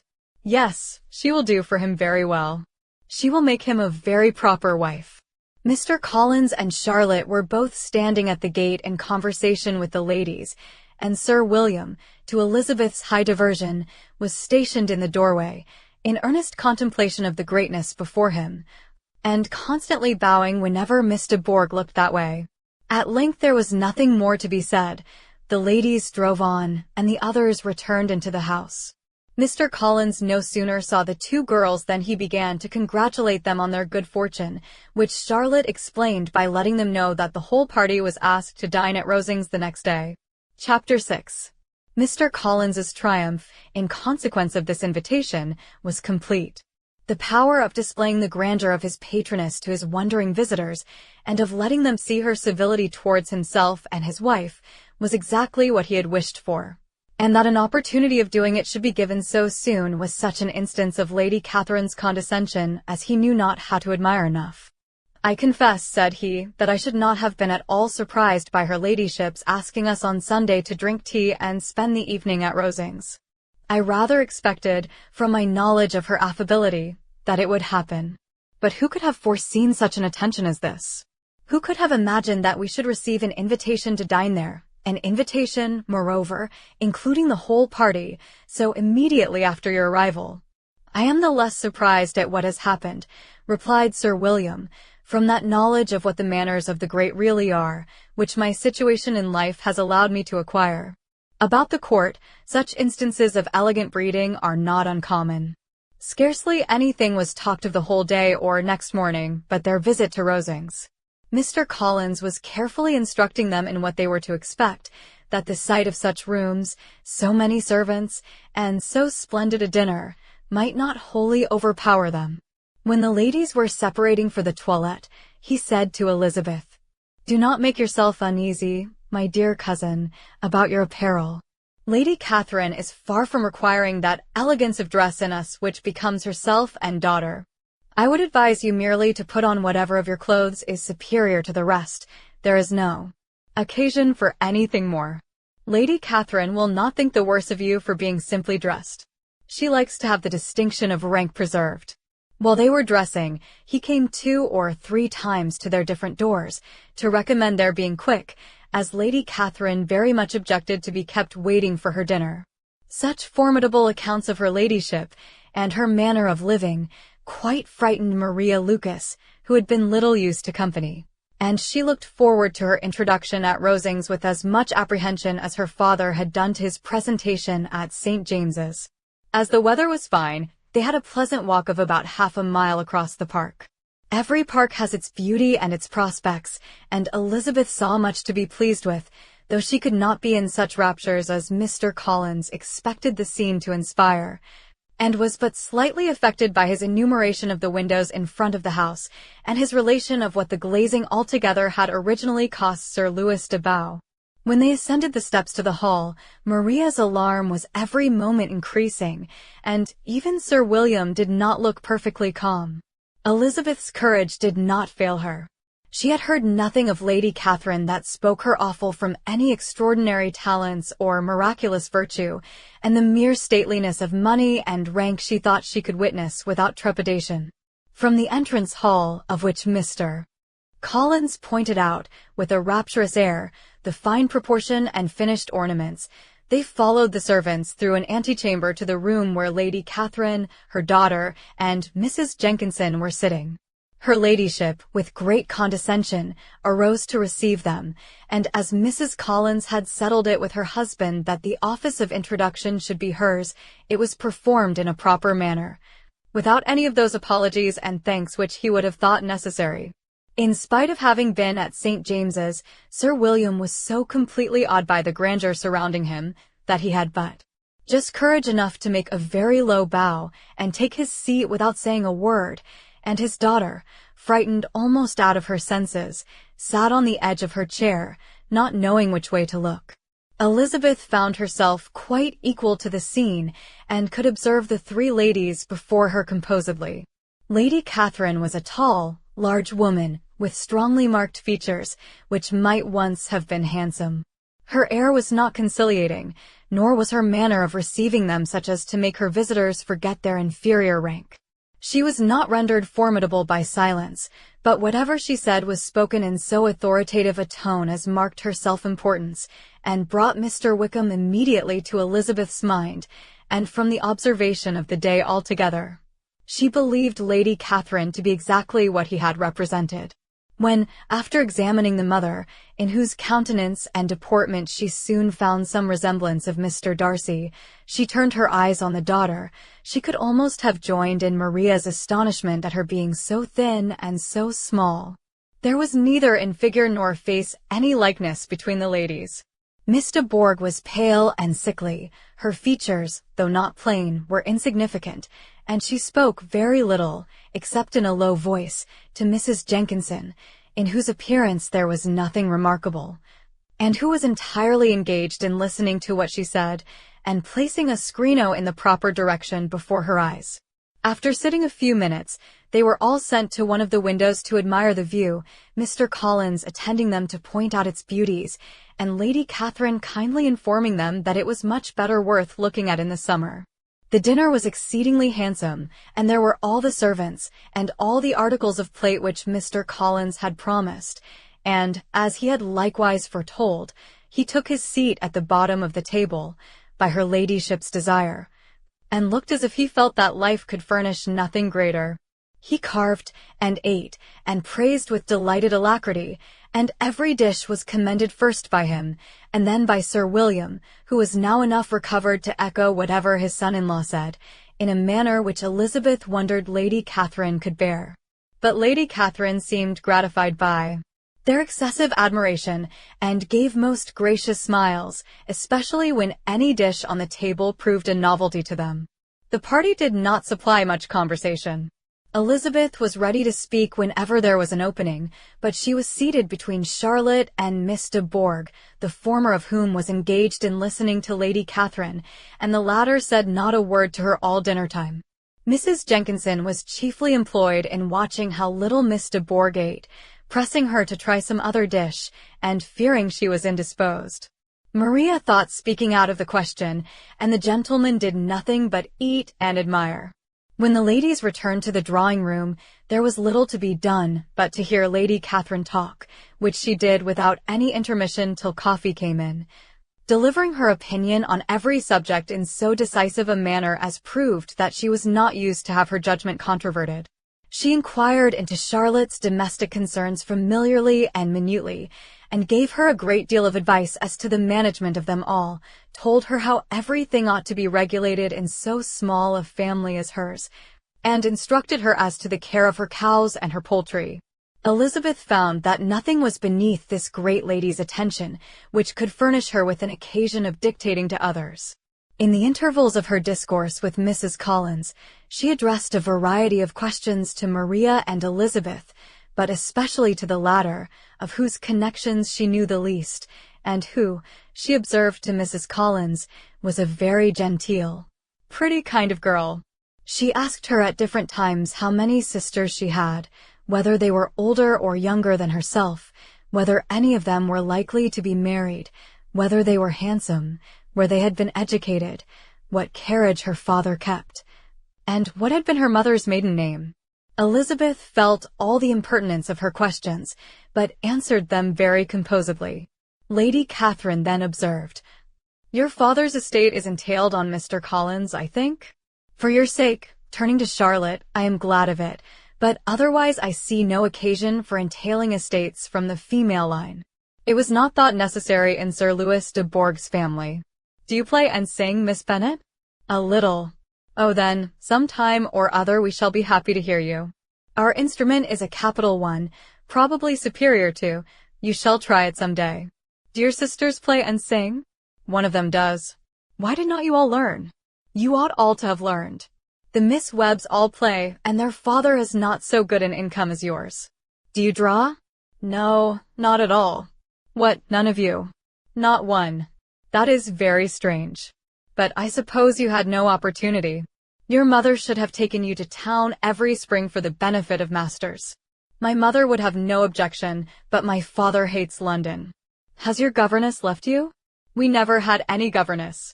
"No governess? How is that possible? 5 daughters brought up at home without a governess? I never heard of such a thing. Your mother must have been quite a slave to your education." Elizabeth could hardly help smiling as she assured her that had not been the case. "Then who taught you? Who attended to you? Without a governess, you must have been neglected." "Compared with some families, I believe we were, but such of us as wished to learn never wanted the means. We were always encouraged to read, and had all the masters that were necessary. Those who chose to be idle certainly might." "Aye, no doubt, but that is what a governess will prevent, and if I had known your mother, I should have advised her most strenuously to engage one. I always say that nothing is to be done in education without study and regular instruction, and nobody but a governess can give it. It is wonderful how many families I have been the means of supplying in that way. I am always glad to get a young person well placed out, for nieces of Mrs. Jenkinson are most delightfully situated through my means, and it was but the other day that I recommended another young person who was merely accidentally mentioned to me, and the family are quite delighted with her. Mrs. Collins, did I tell you of Lady Metcalfe's calling yesterday to thank me? She finds Miss Pope a treasure. Lady Catherine, said she, you have given me a treasure. Are any of your younger sisters out, Miss Bennet? Yes, ma'am, all. All? What, all 5 out at once? Very odd. And you only the second. The younger ones out before the elder are married. Your younger sisters must be very young. Yes, my youngest is not 16. Perhaps she is full young to be much in company. But really, ma'am, I think it would be very hard upon younger sisters that they should not have their share of society and amusement, because the elder may not have the means or inclination to marry early. The last born has as good a right to the pleasures of youth as the first, and to be kept back on such a motive, I think it would not be very likely to promote sisterly affection or delicacy of mind. Upon my word, said her ladyship, you give your opinion very decidedly for so young a person. Pray, what is your age? With 3 younger sisters grown up, replied Elizabeth, smiling, your ladyship can hardly expect me to own it. Lady Catherine seemed quite astonished at not receiving a direct answer, and Elizabeth suspected herself to be the first creature who had ever dared to trifle with so much dignified impertinence. "You cannot be more than 20, I am sure, therefore you need not conceal your age." "I am not 1 and 20. When the gentlemen had joined them, and tea was over, the card tables were placed. Lady Catherine, Sir William, and Mr. and Mrs. Collins sat down to quadrille, and as Miss de Bourgh chose to play at casino, the two girls had the honor of assisting Mrs. Jenkinson to make up her party. Their table was superlatively stupid. Scarcely a syllable was uttered that did not relate to the game, except when Mrs. Jenkinson expressed her fears of Miss de Bourgh's being too hot or too cold, or having too much or too little light. A great deal more passed at the other table. Lady Catherine was generally speaking, stating the mistakes of the three others, or relating some anecdote of herself. Mr. Collins was employed in agreeing to everything her ladyship said, thanking her for every fish he won, and apologizing if he thought he won too many. Sir William did not say much. He was storing his memory with anecdotes and noble names. When Lady Catherine and her daughter had played as long as they chose, the tables were broken up, the carriage was offered to Mrs. Collins, gratefully accepted, and immediately ordered. The party then gathered round the fire to hear Lady Catherine determine what weather they were to have on the morrow. From these instructions they were summoned by the arrival of the coach, and with many speeches of thankfulness on Mr. Collins's side, and as many bows on Sir William's, they departed. As soon as they had driven from the door, Elizabeth was called on by her cousin to give her opinion of all that she had seen at Rosings, which, for Charlotte's sake, she made more favorable than it really was. But her commendation, though costing her some trouble, could by no means satisfy Mr. Collins, and he was very soon obliged to take her ladyship's praise into his own hands. Chapter 7. Sir William stayed only a week at Hunsford, but his visit was long enough to convince him of his daughter's being most comfortably settled, and of her possessing such a husband and such a neighbor as were not often met with. While Sir William was with them, Mr. Collins devoted his mornings to driving him out in his gig, and showing him the country, but when he went away, the whole family returned to their usual employments, and Elizabeth was thankful to find that they did not see more of her cousin by the alteration, for the chief of the time between breakfast and dinner was now passed by him either at work in the garden, or in reading and writing, and looking out of window in his own book-room, which fronted the road. The room in which the ladies sat was backwards. Elizabeth at first had rather wondered that Charlotte should not prefer the dining parlor for common use. It was a better-sized room, and had a pleasanter aspect, but she soon saw that her friend had an excellent reason for what she did. For Mr. Collins would undoubtedly have been much less in his own apartment had they sat in one equally lively, and she gave Charlotte credit for the arrangement. From the drawing-room they could distinguish nothing in the lane, and were indebted to Mr. Collins for the knowledge of what carriages went along, and how often especially Miss de Bourgh drove by in her phaeton, which he never failed coming to inform them of, though it happened almost every day. She not unfrequently stopped at the parsonage, and had a few minutes' conversation with Charlotte, but was scarcely ever prevailed on to get out. Very few days passed in which Mr. Collins did not walk to Rosings, and not many in which his wife did not think it necessary to go likewise, until Elizabeth recollected that there might be other family livings to be disposed of. She could not understand the sacrifice of so many hours. Now and then they were honored with a call from her ladyship, and nothing escaped her observation that was passing in the room during these visits.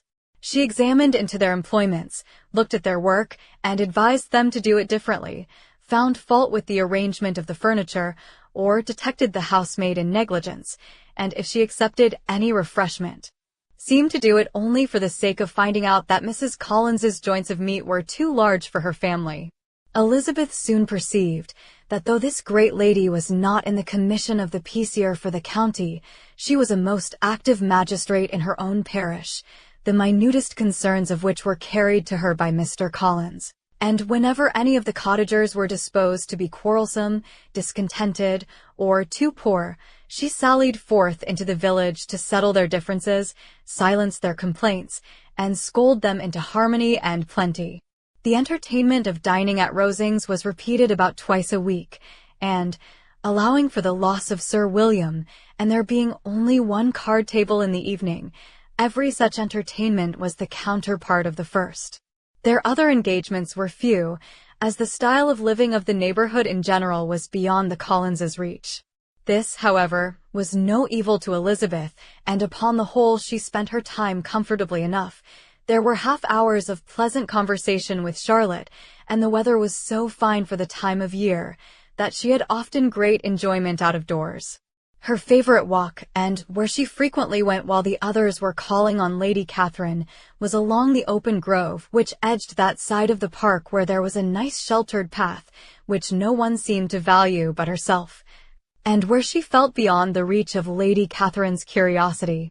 In this quiet way the first fortnight of her visit soon passed away. Easter was approaching, and the week preceding it was to bring an addition to the family at Rosings, which in so small a circle must be important.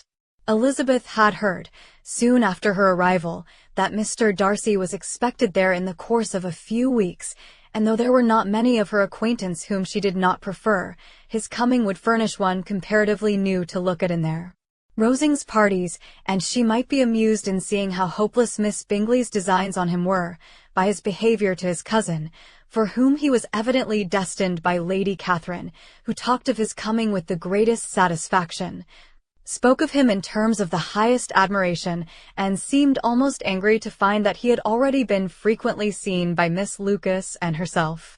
His arrival was soon known at the parsonage, for Mr. Collins was walking the whole morning within view of the lodges opening into Hunsford Lane, in order to have the earliest assurance of it, and after making his bow as the carriage turned into the park, hurried home with the great intelligence. On the following morning he hastened to Rosings to pay his respects. There were 2 nephews of Lady Catherine to require them, for Mr. Darcy had brought with him a Colonel Fitzwilliam, the younger son of his uncle, Lord, and, to the great surprise of all the party, when Mr. Collins returned, the gentleman accompanied him. Charlotte had seen them from her husband's room, crossing the road, and immediately running into the other, told the girls what an honor they might expect, adding, "I may thank you, Eliza, for this piece of civility. Mr. Darcy would never have come so soon to wait upon me." Elizabeth had scarcely time to disclaim all right to the compliment before their approach was announced by the doorbell, and shortly afterwards the 3 gentlemen entered the room. Colonel Fitzwilliam, who led the way, was about 30, not handsome, but in person and address most truly the gentleman. Mr. Darcy looked just as he had been used to look in Hertfordshire, paid his compliments, with his usual reserve, to Mrs. Collins, and whatever might be his feelings towards her friend, met her with every appearance of composure. Elizabeth merely courtesied to him, without saying a word. Colonel Fitzwilliam entered into conversation directly, with the readiness and ease of a well-bred man, and talked very pleasantly, but his cousin, after having addressed a slight observation on the house and garden to Mrs. Collins, sat for some time without speaking to anybody. At length, however, his civility was so far awakened as to inquire of Elizabeth after the health of her family. She answered him in the usual way, and, after a moment's pause, added, "My eldest sister has been in town these 3 months. Have you never happened to see her there?" She was perfectly sensible that he never had, but she wished to see whether he would betray any consciousness of what had passed between the Bingleys and Jane, and she thought he looked a little confused as he answered that he had never been so fortunate as to meet Miss Bennet. The subject was pursued no farther, and the gentlemen soon afterwards went away. Chapter 8. Colonel Fitzwilliam's manners were very much admired at the parsonage, and the ladies all felt that he must add considerably to the pleasure of their engagements at Rosings. It was some days, however, before they received any invitation thither, for while there were visitors in the house they could not be necessary, and it was not till Easter Day, almost a week after the gentlemen's arrival, that they were honoured by such an attention, and then they were merely asked on leaving church to come there in the evening. For the last week they had seen very little of either Lady Catherine or her daughter. Colonel Fitzwilliam had called at the parsonage more than once during the time, but Mr. Darcy they had only seen at church. The invitation was accepted, of course, and at a proper hour they joined the party in Lady Catherine's drawing-room. Her ladyship received them civilly, but it was plain that their company was by no means so acceptable as when she could get nobody else, and she was, in fact, almost engrossed by her nephews, speaking to them, especially to Darcy, much more than to any other person in the room. Colonel Fitzwilliam seemed really glad to see them. Anything was a welcome relief to him at Rosings, and Mrs. Collins's pretty friend had, moreover, caught his fancy very much. He now seated himself by her, and talked so agreeably of Kent and Hertfordshire, of travelling and staying at home, of new books and music, that Elizabeth had never been half so well entertained in that room before. And they conversed with so much spirit and flow as to draw the attention of Lady Catherine herself, as well as of Mr. Darcy. His eyes had been soon and repeatedly turned towards them with a look of curiosity, and that her ladyship, after a while, shared the feeling, was more openly acknowledged, for she did not scruple to call out, "What is that you are saying, Fitzwilliam? What is it you are talking of? What are you telling Miss Bennet? Let me hear what it is." "We are speaking of music, madam," said he, when no longer able to avoid a reply. "Of music? Then pray speak aloud. It is of all subjects my delight.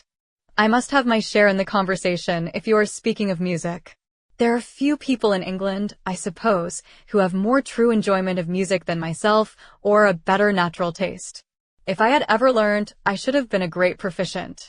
And so would Anne, if her health had allowed her to apply. I am confident that she would have performed delightfully. How does Georgiana get on, Darcy?"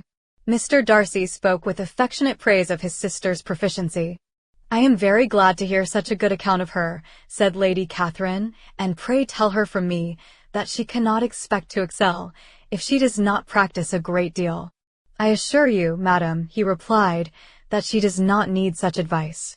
She practices very constantly. So much the better.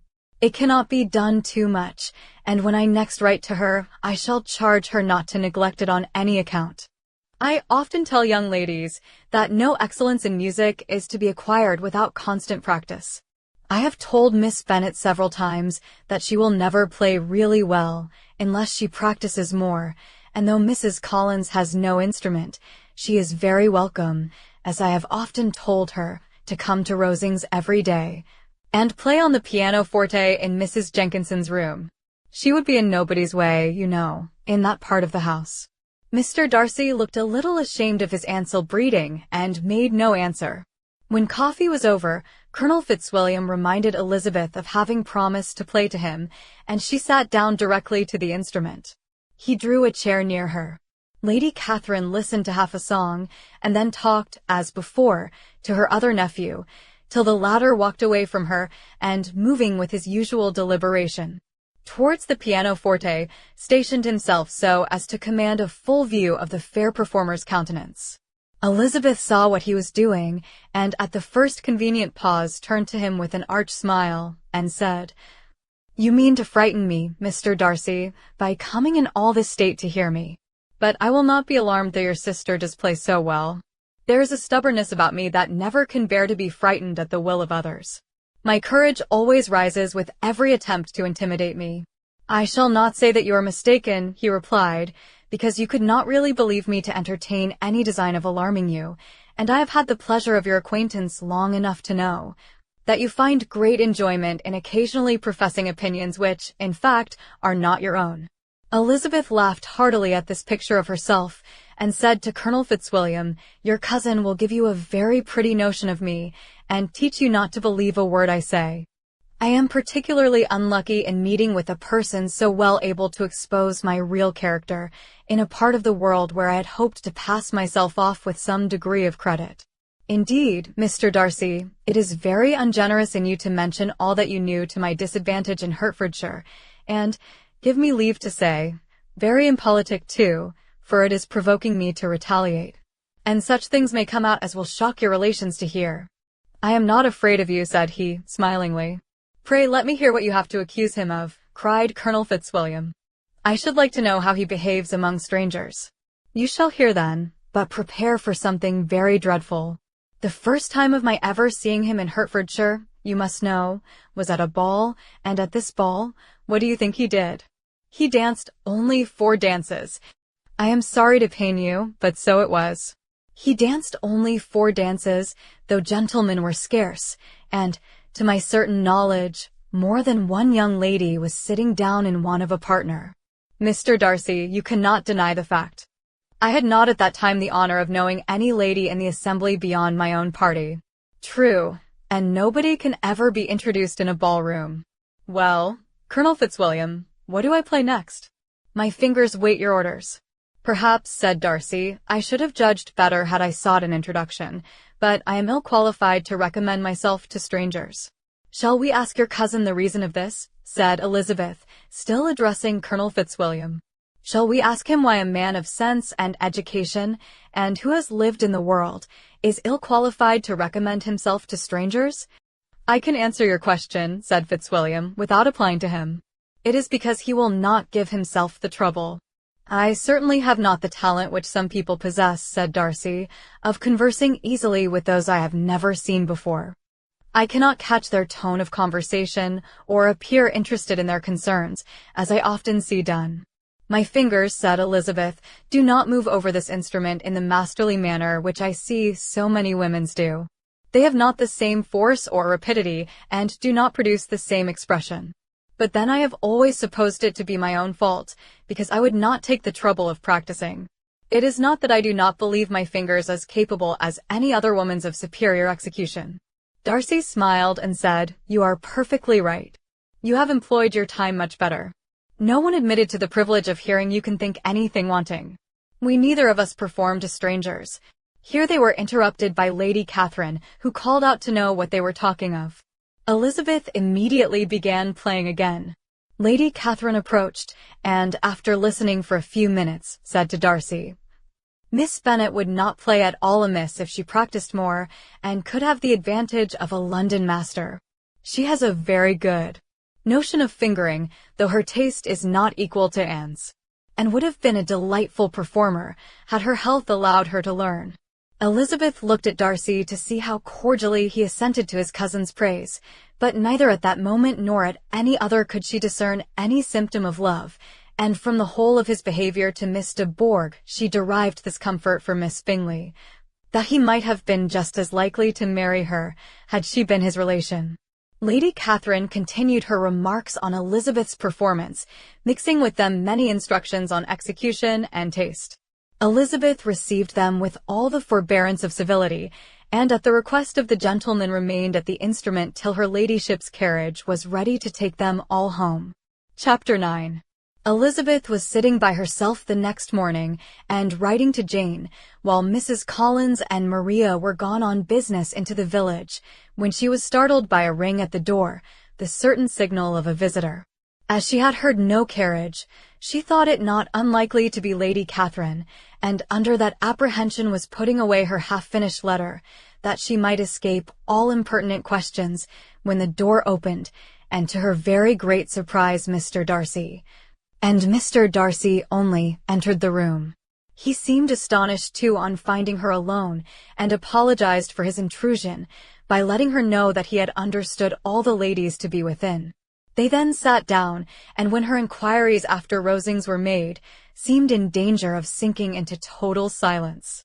It was absolutely necessary, therefore, to think of something, and in this emergence recollecting when she had seen him last in Hertfordshire, and feeling curious to know what he would say on the subject of their hasty departure, she observed, "How very suddenly you all quitted Netherfield last November, Mr. Darcy. It must have been a most agreeable surprise to Mr. Bingley to see you all after him so soon, for, if I recollect right, he went but the day before. He and his sisters were well, I hope, when you left London." "Perfectly so, I thank you."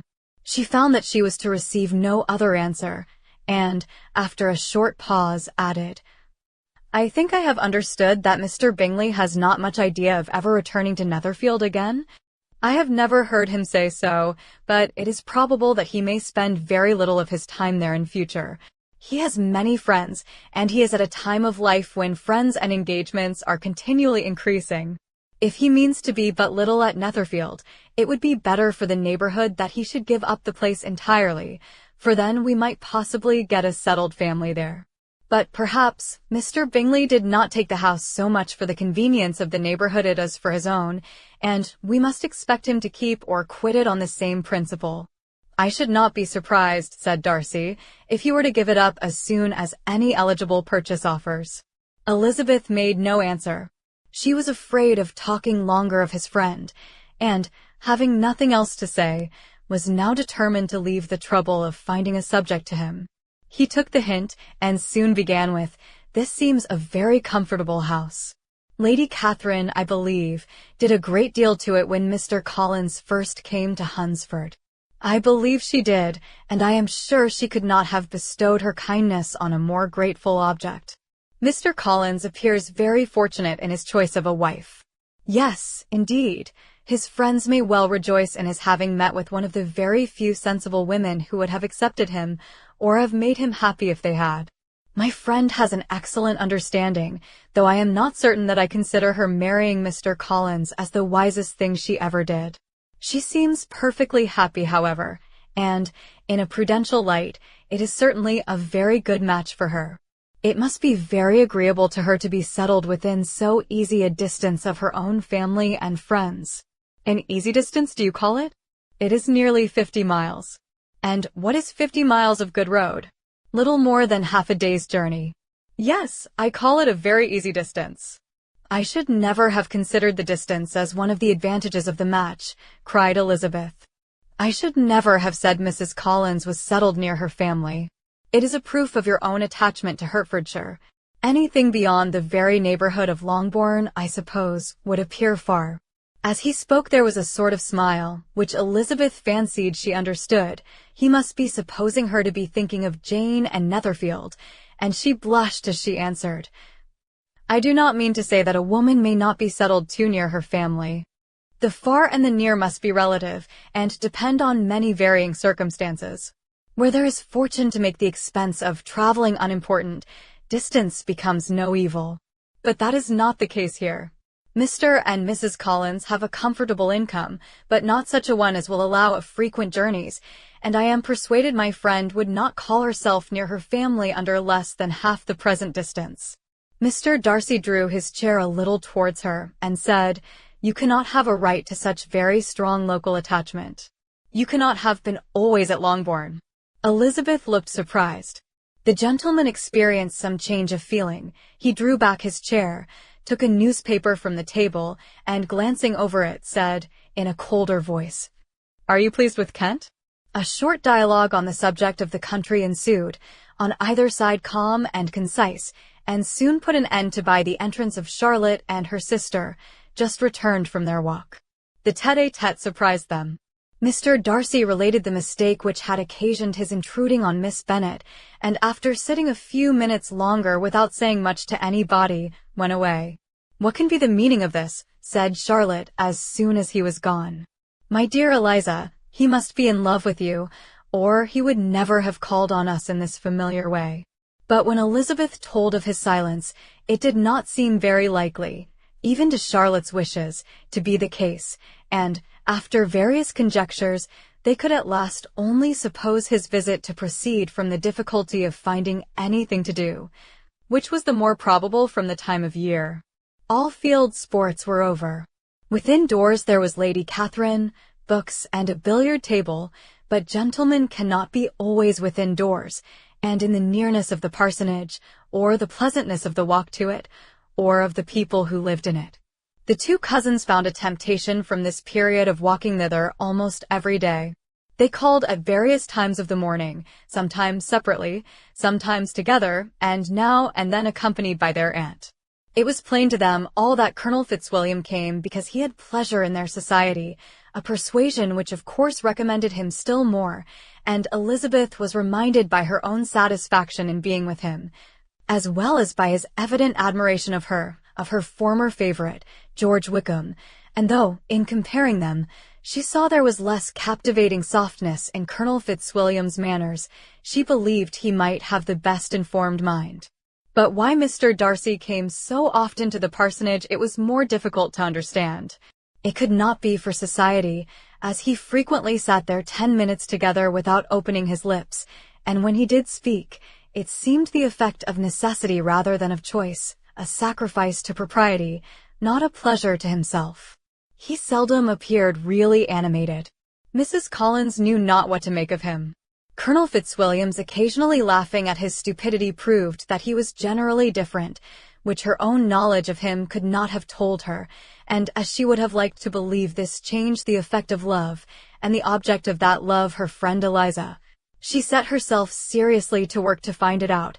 She watched him whenever they were at Rosings, and whenever he came to Hunsford, but without much success.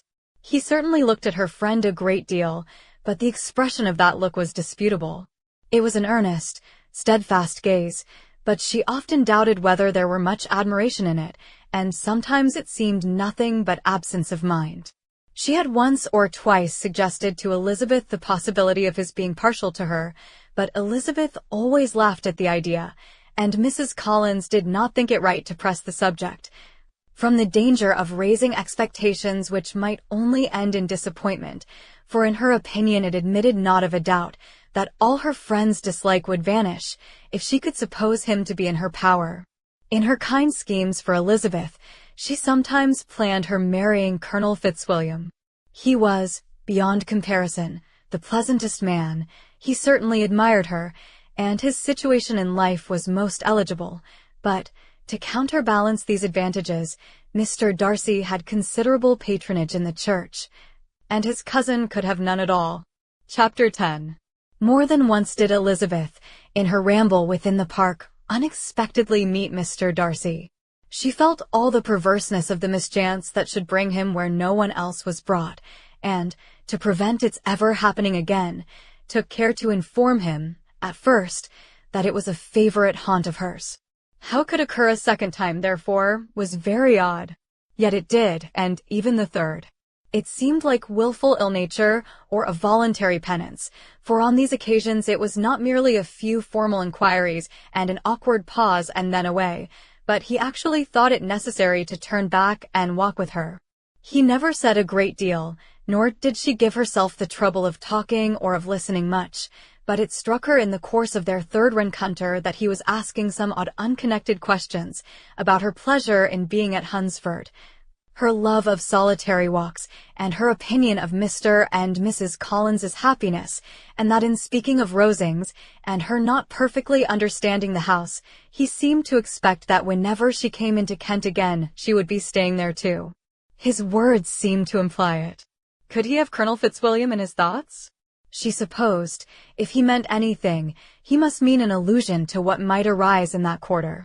It distressed her a little, and she was quite glad to find herself at the gate in the Palaces opposite the parsonage.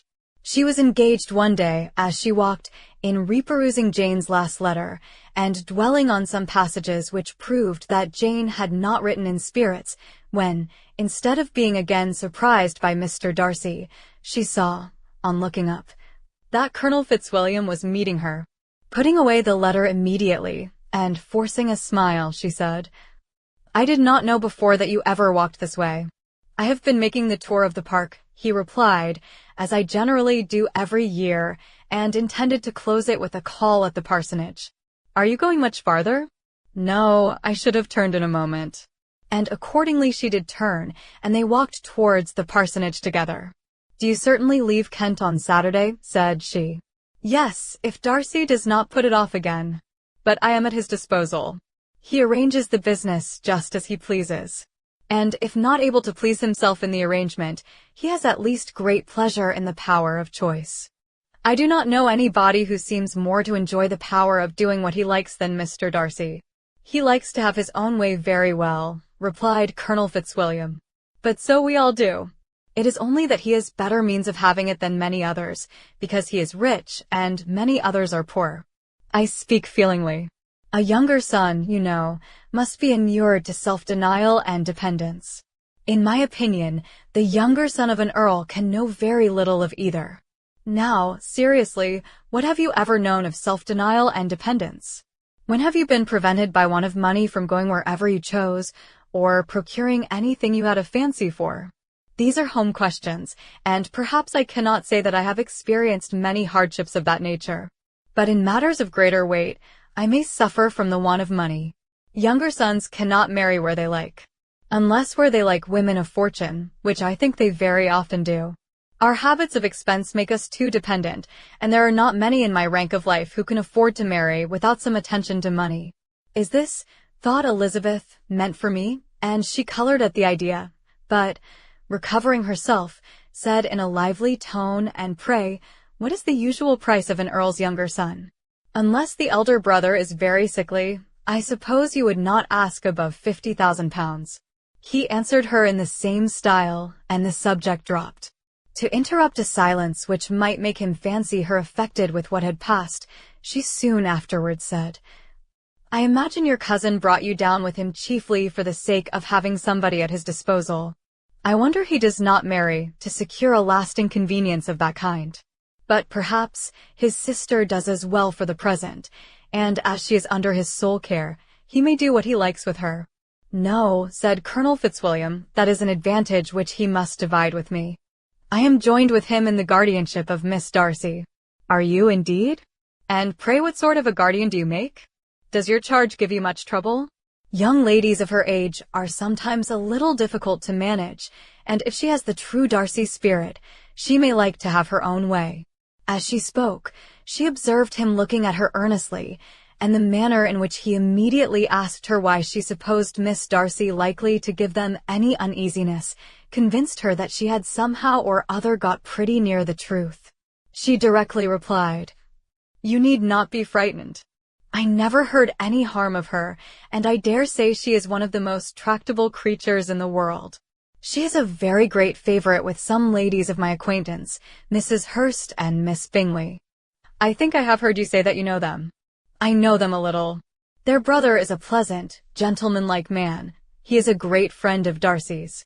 Oh yes, said Elizabeth, drily, Mr. Darcy is uncommonly kind to Mr. Bingley, and takes a prodigious deal of care of him. Care of him? Yes, I really believe Darcy does take care of him in those points where he most wants care. From something that he told me in our journey hither, I have reason to think Bingley very much indebted to him. But I ought to beg his pardon, for I have no right to suppose that Bingley was the person meant. It was all conjecture. What is it you mean? It is a circumstance which Darcy, of course, could not wish to be generally known, because if it were to get round to the lady's family, it would be an unpleasant thing. You may depend upon my not mentioning it. And remember that I have not much reason for supposing it to be Bingley. What he told me was merely this, that he congratulated himself on having lately saved a friend from the inconveniences of a most imprudent marriage, but without mentioning names or any other particulars. And I only suspected it to be Bingley from believing him the kind of young man to get into a scrape of that sort, and from knowing them to have been together the whole of last summer. Did Mr. Darcy give you his reasons for this interference? I understood that there were some very strong objections against the lady. And what arts did he use to separate them? He did not talk to me of his own arts, said Fitzwilliam, smiling. He only told me what I have now told you. Elizabeth made no answer, and walked on, her heart swelling with indignation. After watching her a little, Fitzwilliam asked her why she was so thoughtful. I am thinking of what you have been telling me, said she. Your cousin's conduct does not suit my feelings. Why was he to be the judge? You are rather disposed to call his interference officious? I do not see what right Mr. Darcy had to decide on the propriety of his friend's inclination, or why, upon his own judgment alone, he was to determine and direct in what manner that friend was to be happy. But, she continued, recollecting herself, as we know none of the particulars, it is not fair to condemn him. It is not to be supposed that there was much affection in the case. That is not an unnatural surmise, said Fitzwilliam, but it is lessening the honor of my cousin's triumph very sadly. This was spoken jestingly, but it appeared to her so just a picture of Mr. Darcy, that she would not trust herself with an answer, and, therefore, abruptly changing the conversation, talked on indifferent matters till they reached the parsonage. There, shut into her own room. As soon as their visitor left them, she could think without interruption of all that she had heard. It was not to be supposed that any other people could be meant than those with whom she was connected. There could not exist in the world two men over whom Mr. Darcy could have such boundless influence. That he had been concerned in the measures taken to separate Mr. Bingley and Jane, she had never doubted, but she had always attributed to Miss Bingley the principal design and arrangement of them. If his own vanity, however, did not mislead him, he was the cause, his pride and caprice were the cause, of all that Jane had suffered, and still continued to suffer. He had ruined for a while every hope of happiness for the most affectionate, generous heart in the world, and no one could say how lasting an evil he might have inflicted. There were some very strong objections against the lady, were Colonel Fitzwilliam's words, and these strong objections probably were her having one uncle who was a country attorney and another who was in business in London. To Jane herself, she exclaimed, there could be no possibility of objection, all loveliness and goodness as she is. Her understanding excellent, her mind improved, and her manners captivating. Neither could anything be urged against my father, who, though with some peculiarities, has abilities which Mr. Darcy himself need not disdain, and respectability which he will probably never reach. When she thought of her mother, indeed, her confidence gave way a little, but she would not allow that any objections there had material weight with Mr. Darcy, whose pride, she was convinced, would receive a deeper wound from the want of importance in his friends' connections than from their want of sense, and she was quite decided, at last, that he had been partly governed by this worst kind of pride, and partly by the wish of retaining Mr. Bingley for his sister. The agitation and tears which the subject occasioned brought on a headache, and it grew so much worse towards the evening that, added to her unwillingness to see Mr. Darcy, it determined her not to attend her cousins to Rosings, where they were engaged to drink tea. Mrs. Collins, seeing that she was really unwell, did not press her to go, and as much as possible prevented her husband from pressing her. But Mr. Collins could not conceal his apprehension of Lady Catherine's being rather displeased by her staying at home. Chapter 11. When they were gone, Elizabeth, as if intending to exasperate herself as much as possible against Mr. Darcy, chose for her employment the examination of all the letters which Jane had written to her since her being in Kent. They contained no actual complaint, nor was there any revival of past occurrences, or any communication of present suffering. But in all, and in almost every line of each, there was a want of that cheerfulness which had been used to characterize her style, and which, proceeding from the serenity of a mind at ease with itself, and kindly disposed towards every one, had been scarcely ever clouded. Elizabeth noticed every sentence conveying the idea of uneasiness, with an attention which it had hardly received on the first perusal. Mr. Darcy's shameful boast of what misery he had been able to inflict gave her a keener sense of her sister's sufferings. It was some consolation to think that his visit to Rosings was to end on the day after the next, and a still greater, that in less than a fortnight she should herself be with Jane again, and enabled to contribute to the recovery of her spirits, by all that affection could do. She could not think of Darcy's leaving Kent without remembering that his cousin was to go with him, but Colonel Fitzwilliam had made it clear that he had no intentions at all, and, agreeable as he was, she did not mean to be unhappy about him. While settling this point, she was suddenly roused by the sound of the door-bell, and her spirits were a little fluttered by the idea of its being Colonel Fitzwilliam himself, who had once before called late in the evening, and might now come to inquire particularly after her. But this idea was soon banished, and her spirits were very differently affected, when, to her utter amazement, she saw Mr. Darcy walk into the room. In a hurried manner he immediately began an inquiry after her health, imputing his visit to a wish of hearing that she were better. She answered him with cold civility. He sat down for a few moments, and then getting up walked about the room. Elizabeth was surprised, but said not a word. After a silence of several minutes, he came towards her in an agitated manner, and thus began. "In vain have I struggled. It will not do. My feelings will not be repressed. You must allow me to tell you how ardently I admire and love you." Elizabeth's astonishment was beyond expression. She stared, colored, doubted, and was silent. This he considered sufficient encouragement, and the avowal of all that he felt and had long felt for her immediately followed. He spoke well, but there were feelings besides those of the heart to be detailed, and he was not more eloquent on the subject of tenderness than of pride.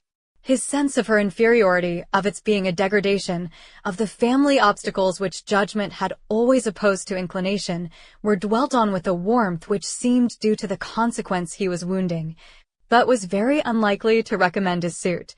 In spite of her deeply rooted dislike, she could not be insensible to the compliment of such a man's affection, and though her intentions did not vary for an instant, she was at first sorry for the pain he was to receive, till, roused to resentment by his subsequent language, she lost all compassion in anger. She tried, however, to compose herself to answer him with patience when he should have done. He concluded with representing to her the strength of that attachment which, in spite of all his endeavors, he had found impossible to conquer, and with expressing his hope that it would now be rewarded by her acceptance of his hand. As he said this, she could easily see that he had no doubt of a favorable answer. He spoke of apprehension and anxiety, but his countenance expressed real security.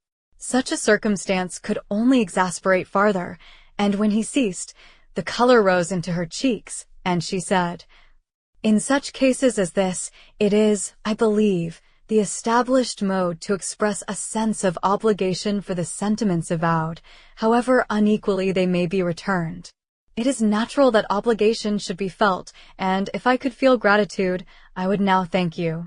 But I cannot. I have never desired your good opinion, and you have certainly bestowed it most unwillingly.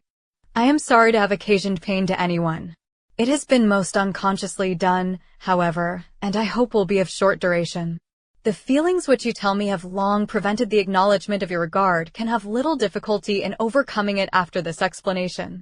Mr. Darcy, who was leaning against the mantelpiece with his eyes fixed on her face, seemed to catch her words with no less resentment than surprise. His complexion became pale with anger, and the disturbance of his mind was visible in every feature. He was struggling for the appearance of composure, and would not open his lips till he believed himself to have attained it.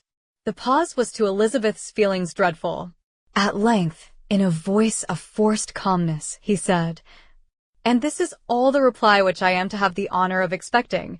I might, perhaps, wish to be informed why, with so little endeavor at civility, I am thus rejected. But it is of small importance." "I might as well inquire," replied she, "why, with so evident a design of offending and insulting me, you chose to tell me that you liked me against your will, against your reason, and even against your character? Was not this some excuse for incivility, if I was uncivil? But I have other provocations. You know I have. Had not my own feelings decided against you, had they been indifferent, or had they even been favorable, do you think that any consideration would tempt me to accept the man who has been the means of ruining, perhaps forever, the happiness of a most beloved sister?" As she pronounced these words, Mr. Darcy changed color, but the emotion was short, and he listened without attempting to interrupt her while she continued, "I have every reason in the world to think ill of you. No motive can excuse the unjust and ungenerous part you acted there.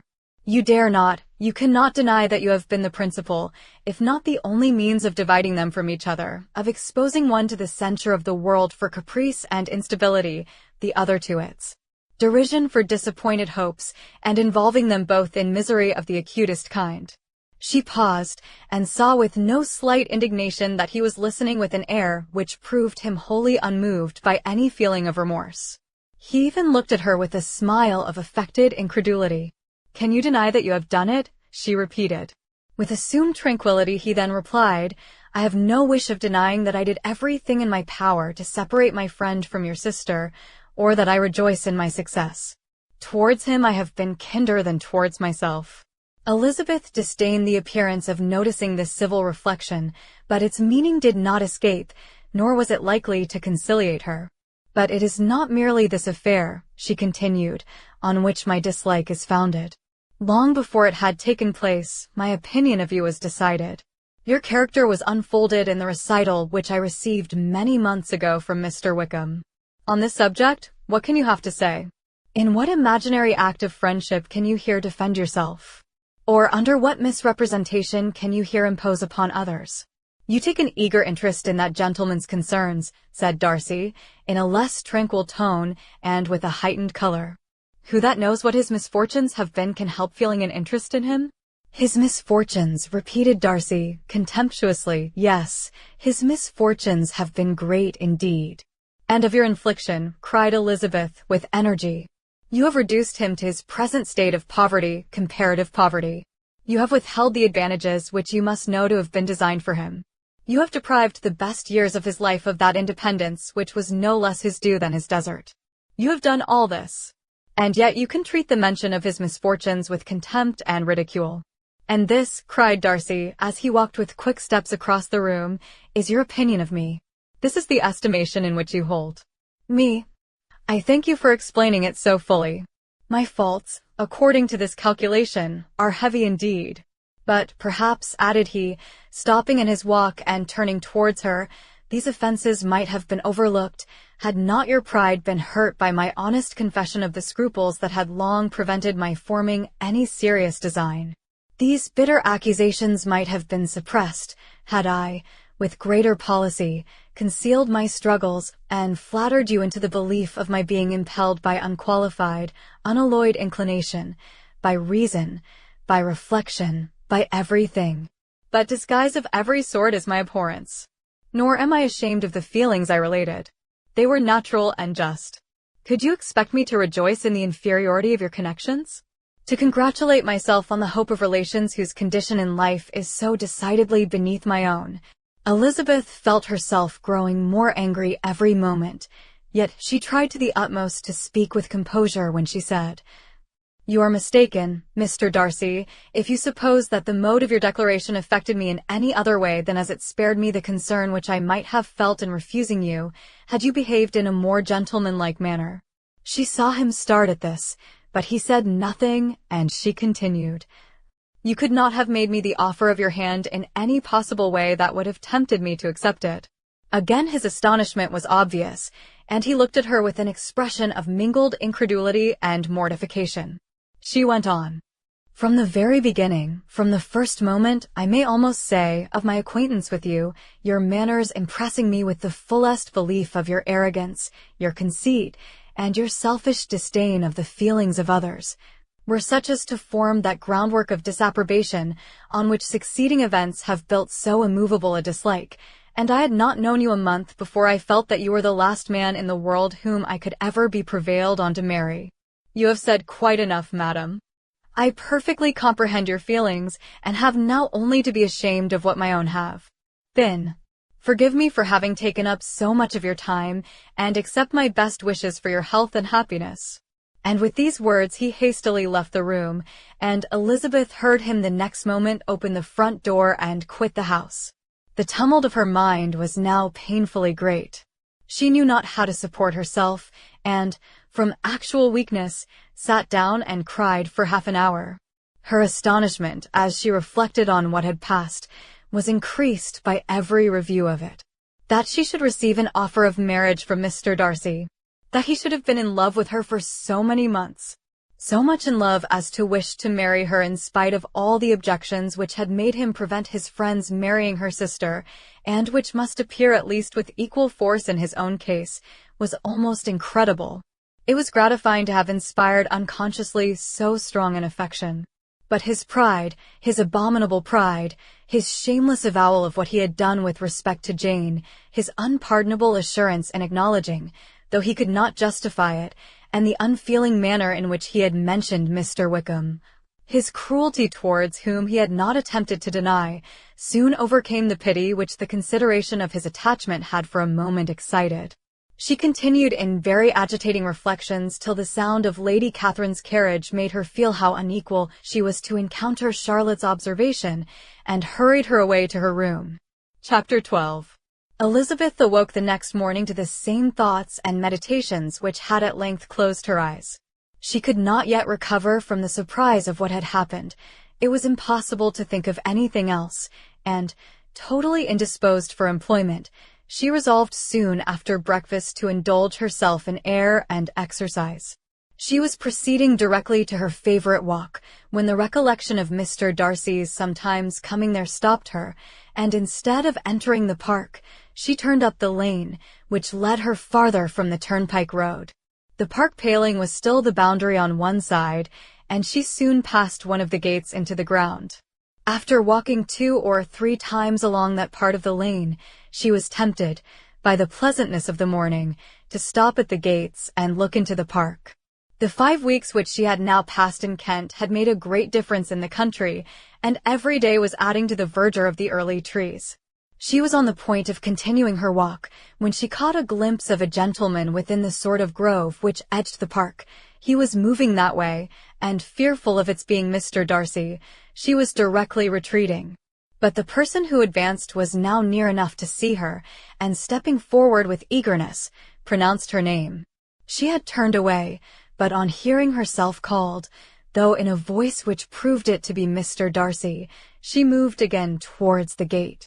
He had by that time reached it also, and, holding out a letter, which she instinctively took, said, with a look of haughty composure, "I have been walking in the grove some time, in the hope of meeting you. Will you do me the honor of reading that letter?" And then, with a slight bow, turned again into the plantation, and was soon out of sight. With no expectation of pleasure, but with the strongest curiosity, Elizabeth opened the letter, and to her still increasing wonder, perceived an envelope containing 2 sheets of letter paper, written quite through, in a very close hand. The envelope itself was likewise full. Pursuing her way along the lane, she then began it.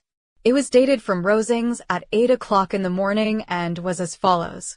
"Be not alarmed, madam, on receiving this letter, by the apprehension of its containing any repetition of those sentiments, or renewal of those offers, which were last night so disgusting to you.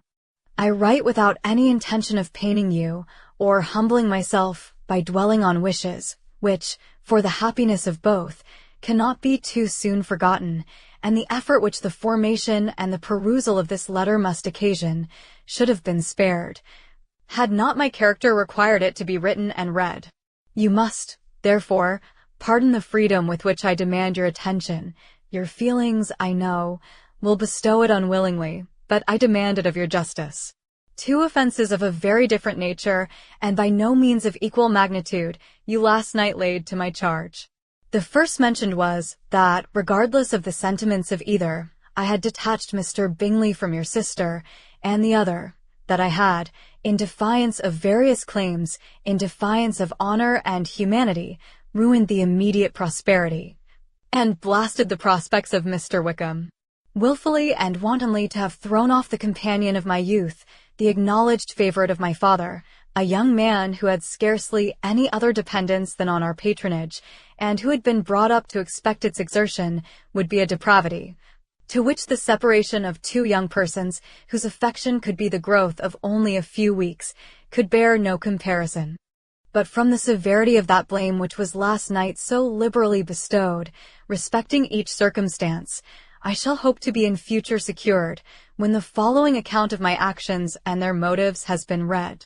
If, in the explanation of them which is due to myself, I am under the necessity of relating feelings which may be offensive to yours, I can only say that I am sorry. The necessity must be obeyed, and further apology would be absurd. I had not been long in Hertfordshire before I saw, in common with others, that Bingley preferred your elder sister to any other young woman in the country. But it was not till the evening of the dance at Netherfield that I had any apprehension of his feeling a serious attachment. I had often seen him in love before. At that ball, while I had the honor of dancing with you, I was first made acquainted, by Sir William Lucas's accidental information, that Bingley's attentions to your sister had given rise to a general expectation of their marriage. He spoke of it as a certain event, of which the time alone could be undecided. From that moment I observed my friend's behavior attentively, and I could then perceive that his partiality for Miss Bennet was beyond what I had ever witnessed in him. Your sister I also watched. Her look and manners were open, cheerful, and engaging as ever, but without any symptom of peculiar regard, and I remained convinced, from the evening's scrutiny, that though she received his attentions with pleasure, she did not invite them by any participation of sentiment. If you have not been mistaken here, I must have been in an error. Your superior knowledge of your sister must make the latter probable. If it be so, if I have been misled by such error to inflict pain on her, your resentment has not been unreasonable. But I shall not scruple to assert that the serenity of your sister's countenance and air was such as might have given the most acute observer a conviction that, however amiable her temper, her heart was not likely to be easily touched.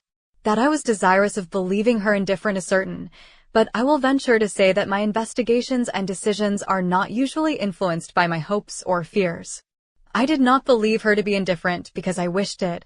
I believed it on impartial conviction, as truly as I wished it in reason. My objections to the marriage were not merely those which I last night acknowledged to have required the utmost force of passion to put aside in my own case. The want of connection could not be so great an evil to my friend as to me. But there were other causes of repugnance, causes which, though still existing, and existing to an equal degree in both instances, I had myself endeavored to forget, because they were not immediately before me. These causes must be stated, though briefly. The situation of your mother's family, though objectionable, was nothing in comparison of that total want of propriety so frequently, so almost uniformly betrayed by herself, by your 3 younger sisters, and occasionally even by your father. Pardon me, it pains me to offend you. But amidst your concern for the defects of your nearest relations, and your displeasure at this representation of them, let it give you consolation to consider that to have conducted yourselves so as to avoid any share of the like censure is praise no less generally bestowed on you and your eldest sister than it is honorable to the sense and disposition of both. I will only say, farther, that from what passed that evening my opinion of all parties was confirmed, and every inducement heightened, which could have led me before to preserve my friend from what I esteemed a most unhappy connection. He left Netherfield for London on the day following, as you, I am certain, remember, with the design of soon returning. The part which I acted is now to be explained. His sister's uneasiness had been equally excited with my own. Our coincidence of feeling was soon discovered, and, alike sensible that no time was to be lost in detaching their brother, we shortly resolved on joining him directly in London. We accordingly went, and there I readily engaged in the office of pointing out to my friend the certain evils of such a choice.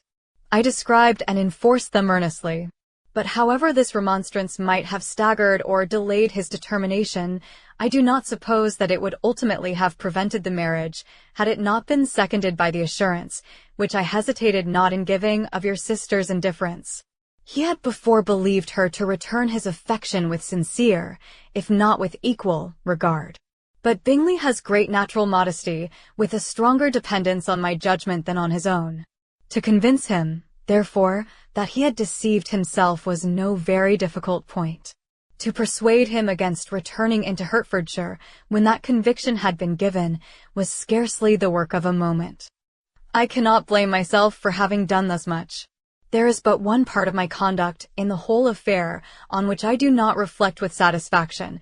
It is that I condescended to adopt the measures of art so far as to conceal from him your sister's being in town.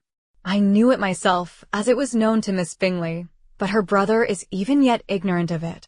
That they might have met without ill consequences, perhaps, probable, but his regard did not appear to me enough extinguished for him to see her without some danger.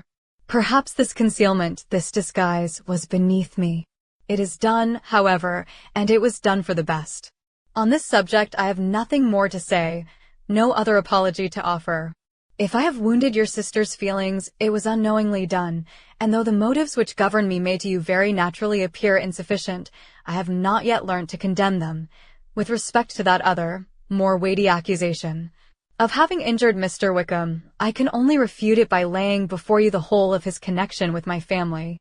Of what he has particularly accused me I am ignorant, but of the truth of what I shall relate I can summon more than one witness of undoubted veracity. Mr. Wickham is the son of a very respectable man, who had for many years the management of all the Pemberley estates, and whose good conduct in the discharge of his trust naturally inclined my father to be of service to him, and on George Wickham. who was his godson. His kindness was therefore liberally bestowed. My father supported him at school, and afterwards at Cambridge, most important assistance as his own father, always poor from the extravagance of his wife, would have been unable to give him a gentleman's education. My father was not only fond of this young man's society, whose manners were always engaging, he had also the highest opinion of him, and hoping the church would be his profession, intended to provide for him in it. As for myself, it is many, many years since I first began to think of him in a very different manner. The vicious propensities, the want of principle, which he was careful to guard from the knowledge of his best friend, could not escape the observation of a young man of nearly the same age with himself, and who had opportunities of seeing him in unguarded moments, which Mr. Darcy could not have. Here again I shall give you pain, to what degree you only can tell. But whatever may be the sentiments which Mr. Wickham has created, a suspicion of their nature shall not prevent me from unfolding his real character. It adds even another motive. My excellent father died about 5 years ago, and his attachment to Mr. Wickham was to the last so steady, that in his will he particularly recommended it to me to promote his advancement in the best manner that his profession might allow, and if he took orders, desired that a valuable family living might be as soon as it became vacant. There was also a legacy of £1,000.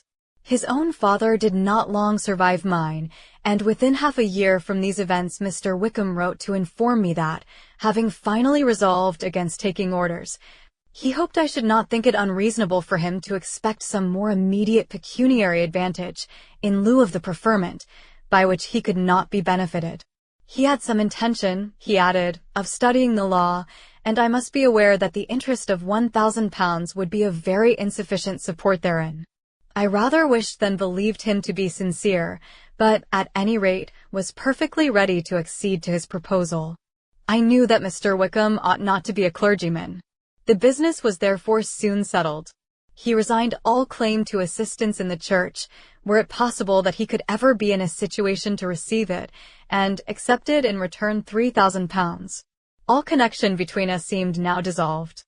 I thought too ill of him to invite him to Pemberley, or admit his society in town. In town, I believe, he chiefly lived, but his studying the law was a mere pretense, and being now free from all restraint, his life was a life of idleness and dissipation. For about 3 years I heard little of him, but on the decease of the incumbent of the living which had been designed for him, he applied to me again by letter for the presentation. His circumstances, he assured me, and I had no difficulty in believing it, were exceedingly bad. He had found the law a most unprofitable study, and was now absolutely resolved on being ordained, if I would present him to the living in question, of which he trusted there could be little doubt, as he was well assured that I had no other person to provide for, and I could not have forgotten my revered father's intentions. You will hardly blame me for refusing to comply with this entreaty, or for resisting every repetition of it. His resentment was in proportion to the distress of his circumstances, and he was doubtless as violent in his abuse of me to others as in his reproaches to myself. After this period, every appearance of acquaintance was dropped. How he lived, I know not. But last summer he was again most painfully obtruded on my notice. I must now mention a circumstance which I would wish to forget myself, and which no obligation less than the present should induce me to unfold to any human being. Having said thus much, I feel no doubt of your secrecy.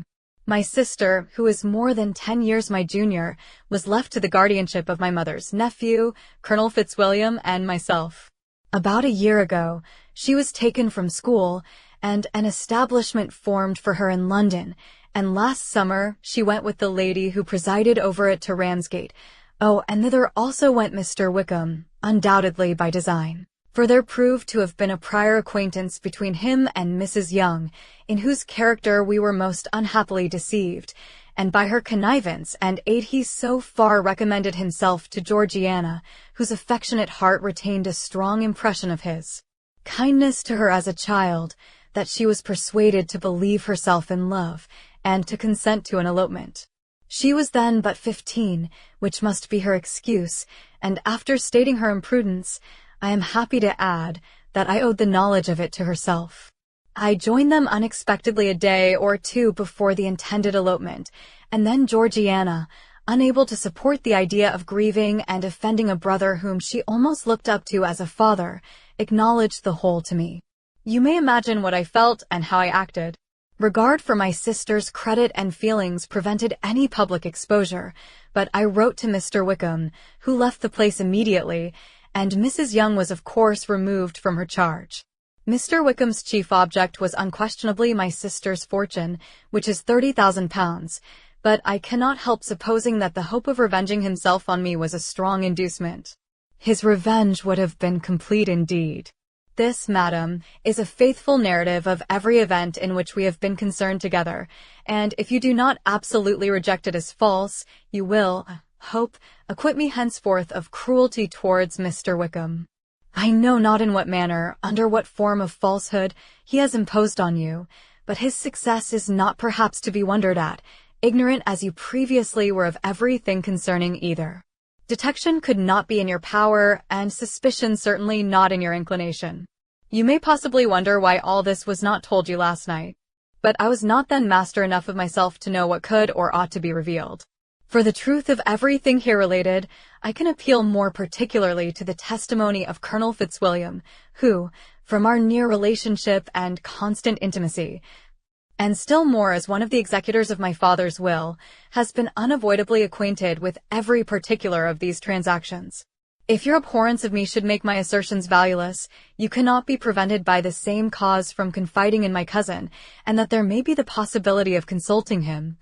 I shall endeavor to find some opportunity of putting this letter in your hands in the course of the morning. I will only add, God bless you. Fitzwilliam Darcy. Chapter 13.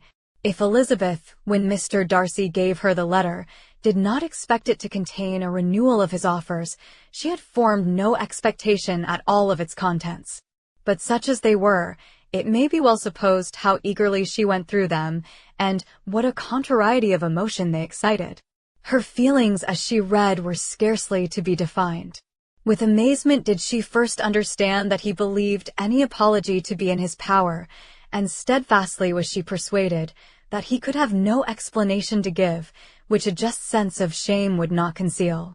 With a strong prejudice against everything he might say, she began his account of what had happened at Netherfield. She read with an eagerness which hardly left her power of comprehension, and from impatience of knowing what the next sentence might bring, was incapable of attending to the sense of the one before her eyes. His belief of her sister's insensibility she instantly resolved to be false, and his account of the real, the worst objections to the match, made her too angry to have any wish of doing him justice. He expressed no regret for what he had done which satisfied her. His style was not penitent, but haughty. It was all pride and insolence.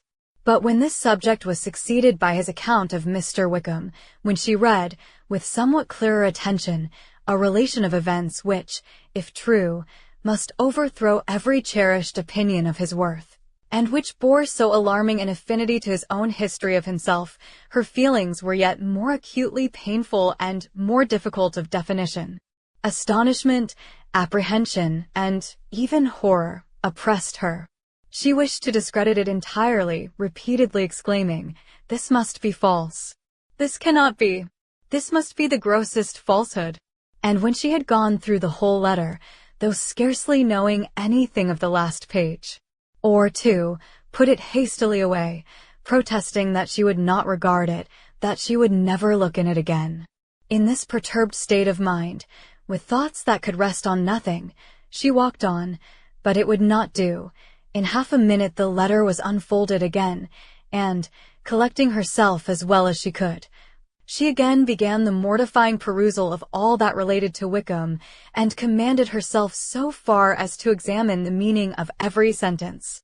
The account of his connection with the Pemberley family was exactly what he had related himself, and the kindness of the late Mr. Darcy, though she had not before known its extent, agreed equally well with his own words.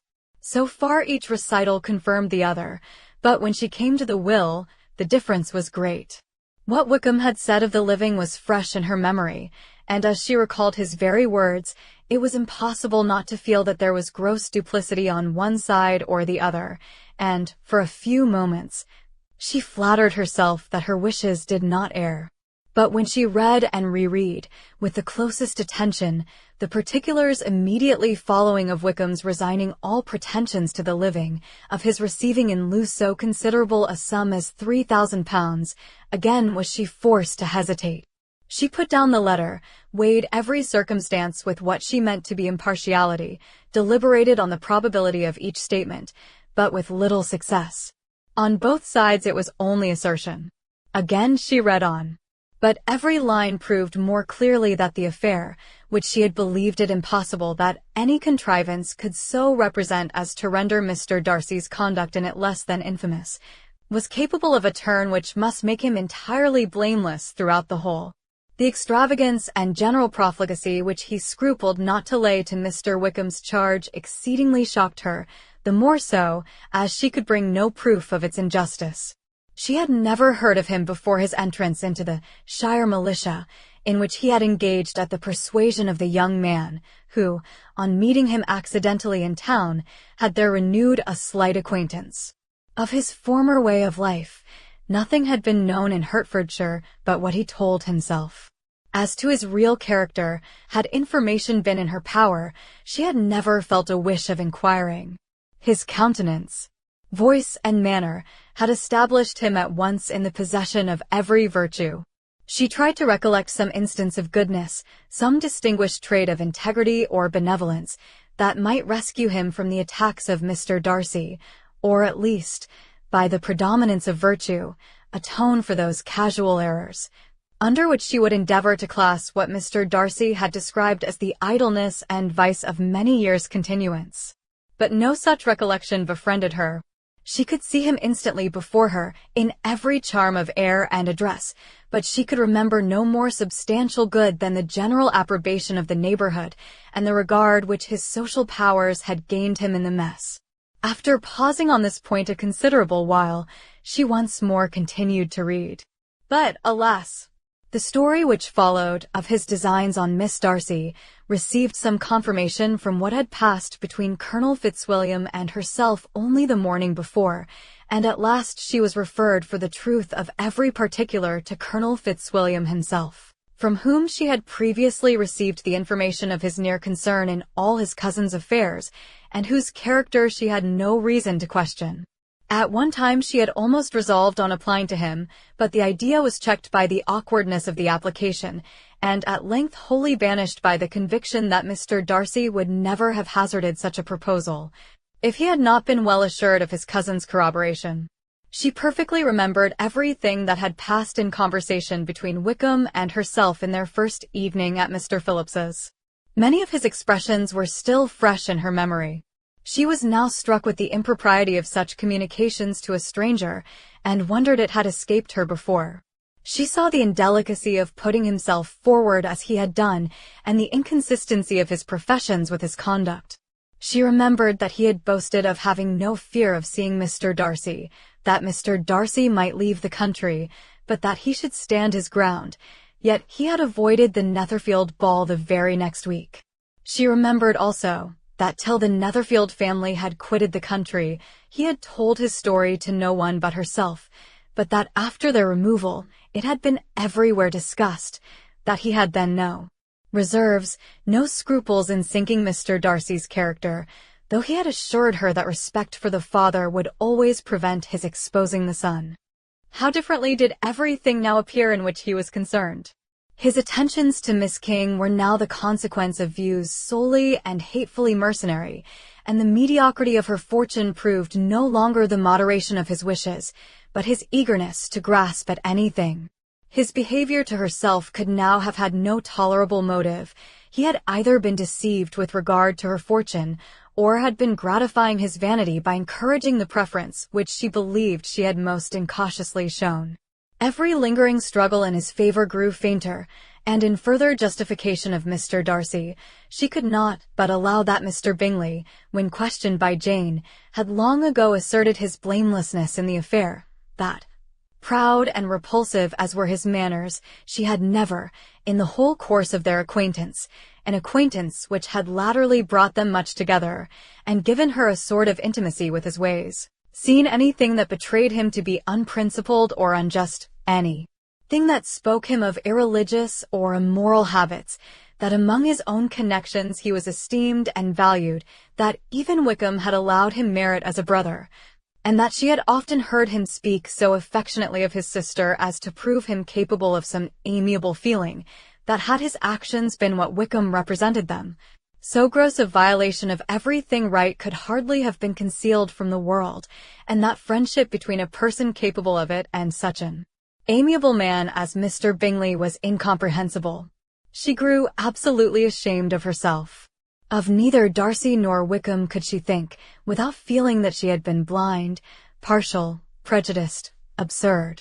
"How despicably have I acted," she cried. "I who have prided myself on my discernment. I, who have valued myself on my abilities, who have often disdained the generous candor of my sister, and gratified my vanity in useless or blamable distrust. How humiliating is this discovery! Yet, how just a humiliation! Had I been in love, I could not have been more wretchedly blind. But vanity, not love, has been my folly. Pleased with the preference of one, and offended by the neglect of the other, on the very beginning of our acquaintance, I have courted prepossession of and ignorance, and driven reason away where either were concerned. Till this moment I never knew myself. 9. From herself to Jane, from Jane to Bingley, her thoughts were in a line which soon brought to her recollection that Mr. Darcy's explanation there had appeared very insufficient, and she read it again. Widely different was the effect of a second perusal. How could she deny that credit to his assertions, in one instance, which she had been obliged to give in the other? He declared himself to have been totally unsuspicious of her sister's attachment, and she could not help remembering what Charlotte's opinion had always been. Neither could she deny the justice of his description of Jane. She felt that Jane's feelings, though fervent, were little displayed, and that there was a constant complacency in her air and manner, not often united with great sensibility. When she came to that part of the letter in which her family were mentioned, in terms of such mortifying, yet merited reproach, her sense of shame was severe. The justice of the charge struck her too forcibly for denial, and the circumstances, too, which he particularly alluded, as having passed at the Netherfield ball, and as confirming all his first disapprobation, could not have made a stronger impression on his mind than on hers. The compliment to herself and her sister was not unfelt. It soothed, but it could not console her for the contempt which had been thus self-attracted by the rest of her family, and as she considered that Jane's disappointment had, in fact, been the work of her nearest relations, and reflected how materially the credit of both must be hurt by such impropriety of conduct, she felt depressed beyond anything she had ever known before. After wandering along the lane for 2 hours, giving way to every variety of thought, reconsidering events, determining probabilities, and reconciling herself, as well as she could to a change so sudden and so important, fatigue, and a recollection of her long absence, made her at length return home, and she entered the house with the wish of appearing cheerful as usual, and the resolution of repressing such reflections as must make her unfit for conversation.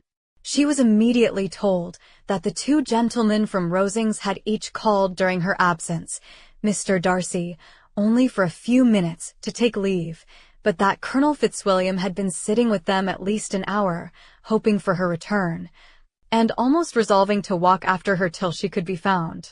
Elizabeth could but just affect concern in missing him. She really rejoiced at it. Colonel Fitzwilliam was no longer an object. She could think only of her letter. Chapter 14. The 2 gentlemen left Rosings the next morning, and Mr. Collins, having been in waiting near the lodges, to make them his parting obeisance, was able to bring home the pleasing intelligence of their appearing in very good health, and in as tolerable spirits as could be expected after the melancholy scene so lately gone through at Rosings. To Rosings he then hastened to console Lady Catherine and her daughter, and on his return brought back, with great satisfaction, a message from her ladyship, importing that she felt herself so dull as to make her very desirous of having them all to dine with her. Elizabeth could not see Lady Catherine without recollecting that, had she chosen it, she might by this time have been presented to her as her future niece, nor could she think, without a smile, of what her ladyship's indignation would have been. What would she have said? How would she have behaved, were questions with which she amused herself. Their first subject was the diminution of the Rosings party. "I assure you, I feel it exceedingly," said Lady Catherine. "I believe nobody feels the loss of friends so much as I do. But I am particularly attached to these young men, and know them to be so much attached to me. They were excessively sorry to go. But so they always are." The dear Colonel rallied his spirits tolerably till just at last, but Darcy seemed to feel it most acutely, more, I think, than last year. His attachment to Rosings certainly increases. Mr. Collins had a compliment and an allusion to throw in here, which were kindly smiled on by the mother and daughter. Lady Catherine observed, after dinner, that Miss Bennet seemed out of spirits, and immediately accounting for it herself, by supposing that she did not like to go home again so soon, she added, "But if that is the case, you must write to your mother to beg that you may stay a little longer. Mrs. Collins will be very glad of your company, I am sure." "I am much obliged to your ladyship for your kind invitation," replied Elizabeth, "but it is not in my power to accept it. I must be in town next Saturday." "Why, at that rate, you will have been here only 6 weeks. I expected you to stay 2 months. I told Mrs. Collins so before you came. There can be no occasion for your going so soon. Mrs. Bennet could certainly spare you for another fortnight. But my father cannot. He wrote last week to hurry my return." "Oh, your father, of course, may spare you, if your mother can. Daughters are never of so much consequence to a father. And if you will stay another month complete, it will be in my power to take one of you as far as London, for I am going there early in June, for a week, and as Dawson does not object to the barouche box, there will be very good room for one of you. And indeed, if the weather should happen to be cool, I should not object to taking you both, as you are neither of you large. You are all kindness, madam, but I believe we must abide by our original plan." Lady Catherine seemed resigned. "Mrs. Collins, you must send a servant with them. You know I always speak my mind, and I cannot bear the idea of 2 young women traveling post-acts by themselves. It is highly improper. You must contrive to send somebody. I have the greatest dislike in the world to that sort of thing. Young women should always be properly guarded and attended, according to their situation in life. When my niece Georgiana went to Ramsgate last summer, I made a point of her having 2 men-servants go with her. Miss Darcy, the daughter of Mr. Darcy of Pemberley, and Lady Anne, could not have appeared with propriety in a different manner. I am excessively attentive to all those things. You must send John with the young ladies, Mrs. Collins. I am glad it occurred to me to mention it, for it would really be discreditable to you to let them go alone. My uncle is to send a servant for us." "Oh, your uncle. He keeps a manservant, does he? I am very glad you have somebody who thinks of those things. Where shall you change horses?" "Oh, Bromley, of course. If you mention my name at the bell, you will be attended to." Lady Catherine had many other questions to ask respecting their journey, and as she did not answer them all herself, attention was necessary, which Elizabeth believed to be lucky for her, or, with a mind so occupied, she might have forgotten where she was. Reflection must be reserved for solitary hours. Whenever she was alone, she gave way to it as the greatest relief, and not a day went by without a solitary walk, in which she might indulge in all the delight of unpleasant recollections. Mr. Darcy's letter she was in a fair way of soon knowing by heart. She studied every sentence, and her feelings towards its writer were at times widely different. When she remembered the style of his address, she was still full of indignation, but when she considered how unjustly she had condemned and upbraided him, her anger was turned against herself, and his disappointed feelings became the object of compassion. His attachment excited gratitude, his general character respect, but she could not approve him, nor could she for a moment repent her refusal, or feel the slightest inclination ever to see him again. In her own past behavior, there was a constant source of vexation and regret, and in the unhappy defects of her family, a subject of yet heavier chagrin. They were hopeless of remedy. Her father, contented with laughing at them, would never exert himself to restrain the wild giddiness of his youngest daughters, and her mother, with manners so far from right herself, was entirely insensible of the evil. Elizabeth had frequently united with Jane in an endeavor to check the imprudence of Catherine and Lydia, but while they were supported by their mother's indulgence, what chance could there be of improvement? Catherine, weak-spirited, irritable, and completely under Lydia's guidance, had been always affronted by their advice, and Lydia, self-willed and careless, would scarcely give them a hearing.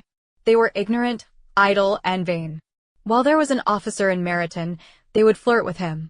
And while Meryton was within a walk of Longbourn, they would be going there forever. Anxiety on Jane's behalf was another prevailing concern, and Mr. Darcy's explanation, by restoring Bingley to all her former good opinion, heightened the sense of what Jane had lost. His affection was proved to have been sincere, and his conduct cleared of all blame, unless any could attach to the implicitness of his confidence in his friend.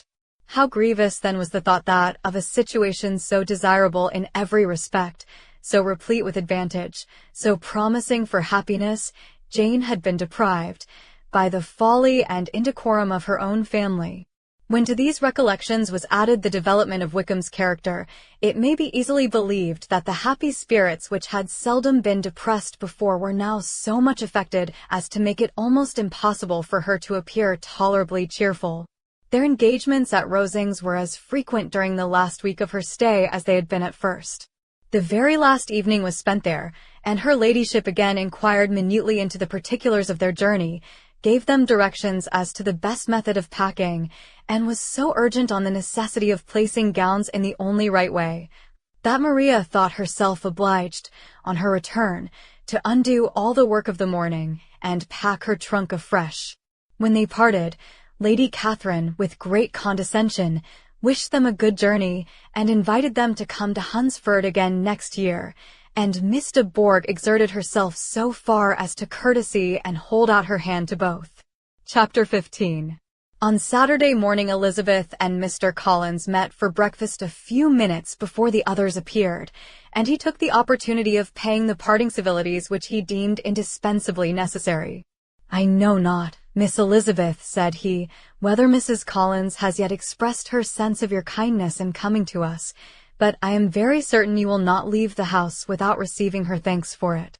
The favor of your company has been much felt, I assure you. We know how little there is to tempt anyone to our humble abode. Our plain manner of living, our small rooms and few domestics, and the little we see of the world, must make Hunsford extremely dull to a young lady like yourself, but I hope you will believe us grateful for the condescension, and that we have done everything in our power to prevent your spending your time unpleasantly." Elizabeth was eager with her thanks and assurances of happiness.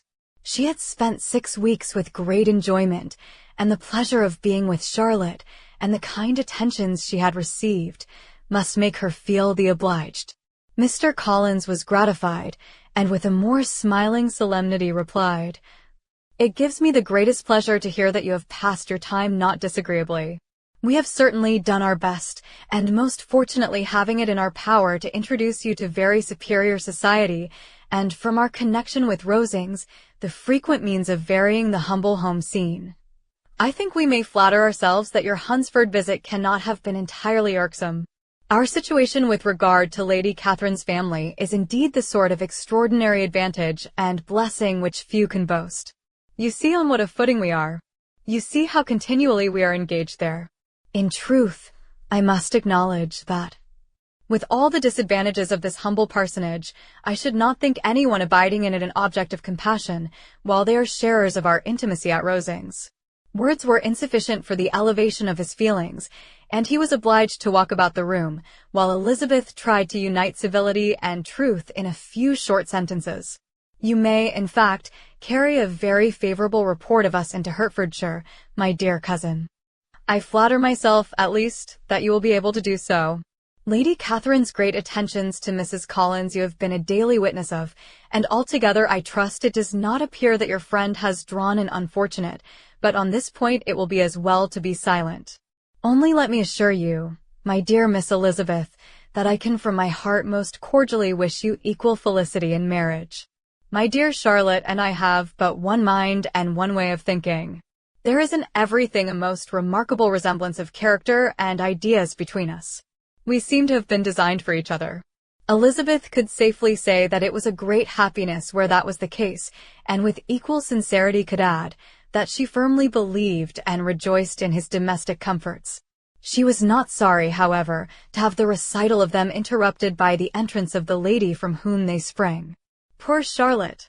It was melancholy to leave her to such society. But she had chosen it with her eyes open, and though evidently regretting that her visitors were to go, she did not seem to ask for compassion. Her home and her housekeeping, her parish and her poultry, and all their dependent concerns had not yet lost their charms. At length the chaise arrived, the trunks were fastened on, the parcels placed within, and it was pronounced to be ready.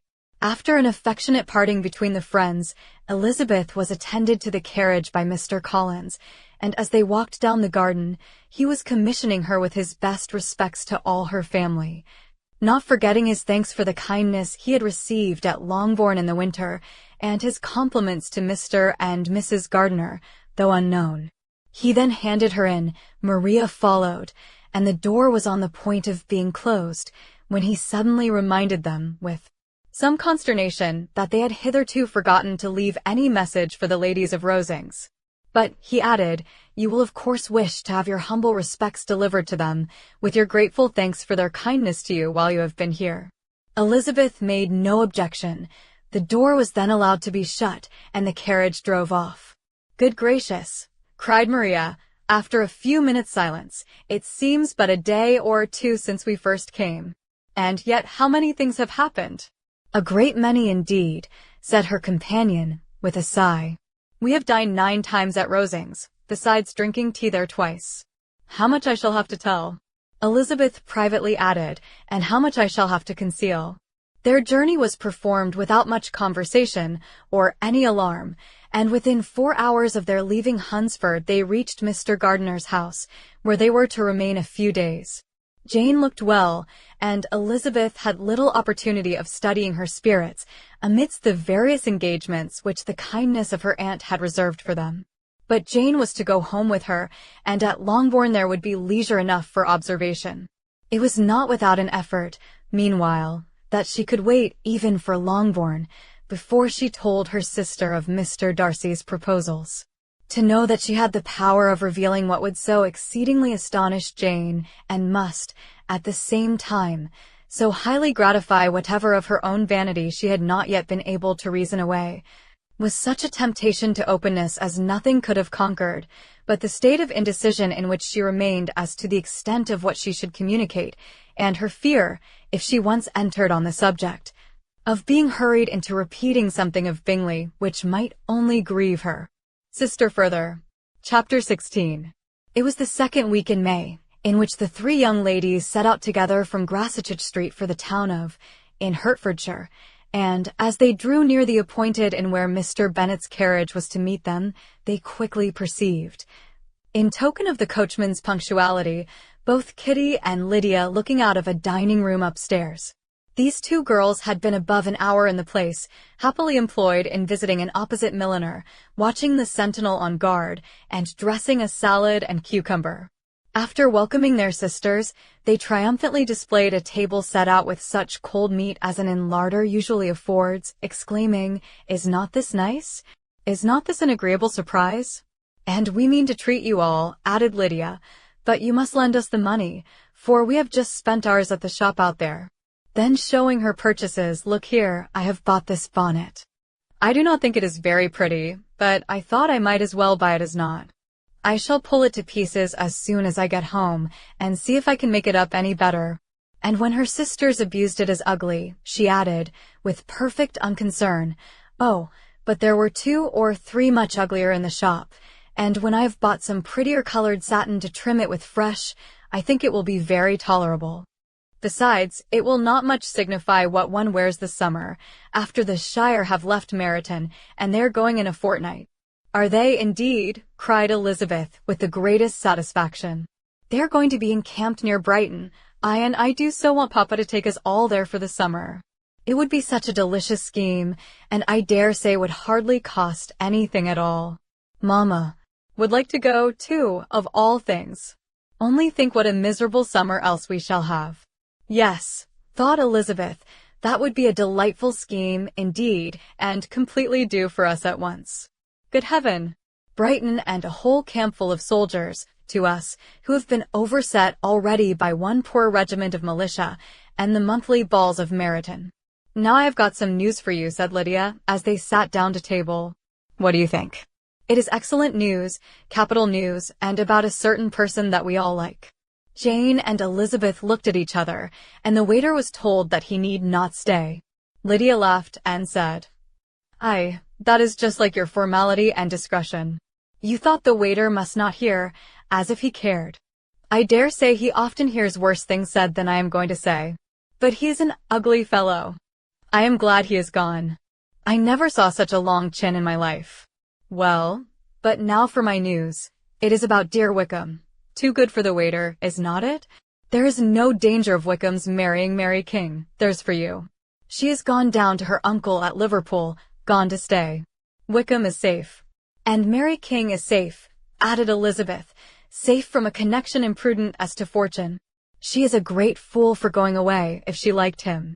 But I hope there is no strong attachment on either side, said Jane. I am sure there is not on his. I will answer for it he never cared 3 straws about her. Who could about such a nasty little freckled thing? Elizabeth was shocked to think that, however incapable of such coarseness of expression herself, the coarseness of the sentiment was little other than her own breast had formerly harbored and fancied liberal. As soon as all had ate, and the elder ones paid, the carriage was ordered, and, after some contrivance, the whole party, with all their boxes, work-bags, and parcels, and the unwelcome addition of Kitty's and Lydia's purchases, were seated in it. How nicely we are crammed in, cried Lydia. I am glad I bought my bonnet, if it is only for the fun of having another bandbox. Well, now let us be quite comfortable and snug, and talk and laugh all the way home. And in the first place, let us hear what has happened to you all since you went away. Have you seen any pleasant men? Have you had any flirting? I was in great hopes that one of you would have got a husband before you came back. Jane will be quite an old maid soon, I declare. She is almost 23. Lord, how shamed I should be of not being married before 23. My Aunt Phillips wants you so to get husbands, you can't think. She says Lizzie had better have taken Mr. Collins, but I do not think there would have been any fun in it. Lord, how I should like to be married before any of you. And then I would chaperone you about to all the balls. Dear me, we had such a good piece of fun the other day at Colonel Forster's. Kitty and me were to spend the day there, and Mrs. Forster promised to have a little dance in the evening. By the by, Mrs. Forster and me are such friends. And so she asked the 2 Harringtons to come, but Harriet was ill, and so Pen was forced to come by herself. And then, what do you think we did? We dressed up Chamberlain in woman's clothes, on purpose to pass for a lady. Only think what fun.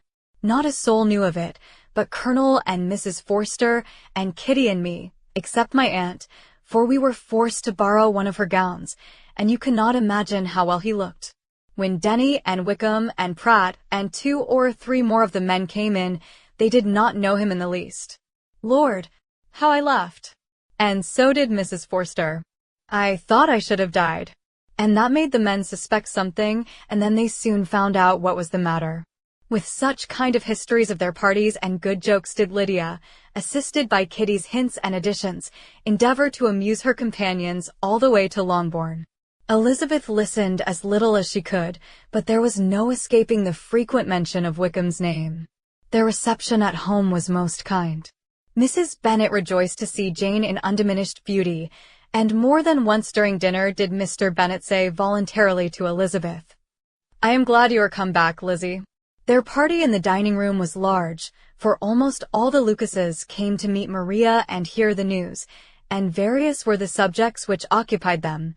Lady Lucas was inquiring of Maria, across the table. After the welfare and poultry of her eldest daughter, Mrs. Bennet was doubly engaged, on one hand collecting an account of the present fashions from Jane, who sat some way below her, and on the other, retailing them all to the younger Miss Lucases, and Lydia. In a voice rather louder than any other person's, was enumerating the various pleasures of the morning to anybody who would hear her. "Oh, Mary," said she, "I wish you had gone with us, for we had such fun. As we went along, Kitty and me drew up all the blinds, and pretended there was nobody in the coach, and I should have gone so all the way if Kitty had not been sick, and when we got to the George, I do think we behaved very handsomely. For we treated the other three with the nicest cold luncheon in the world, and if you would have gone, we would have treated you too. And then when we came away, it was such fun. I thought we never should have got into the coach. I was ready to die of laughter. And then we were so merry all the way home. We talked and laughed so loud that anybody might have heard us 10 miles off." To this, Mary very gravely replied, "Far be it from me, my dear sister, to depreciate such pleasures. They would doubtless be congenial with the generality of female minds. But I confess they would have no charms for me. I should infinitely prefer a book." But of this answer Lydia heard not a word. She seldom listened to anybody for more than half a minute, and never attended to Mary at all. In the afternoon Lydia was urgent with the rest of the girls to walk to Meryton, and see how everybody went on, but Elizabeth steadily opposed the scheme. It should not be said that the Miss Bennets could not be at home half a day before they were in pursuit of the officers. There was another reason, too, for her opposition. She dreaded seeing Wickham again, and was resolved to avoid it as long as possible. The comfort to her of the regiment's approaching removal was indeed beyond expression. In a fortnight they were to go, and once gone, she hoped there could be nothing more to plague her on his account. She had not been many hours at home before she found that the Brighton scheme, of which Lydia had given them a hint at the inn, was under frequent discussion between her parents. Elizabeth saw directly that her father had not the smallest intention of yielding, but his answers were at the same time so vague and equivocal that her mother, though often disheartened, had never yet despaired of succeeding at last. Chapter 17. Elizabeth's impatience to acquaint Jane with what had happened could no longer be overcome, and at length resolving to suppress every particular in which her sister was concerned, and preparing her to be surprised, she related to her the next morning the chief of the scene between Mr. Darcy and herself.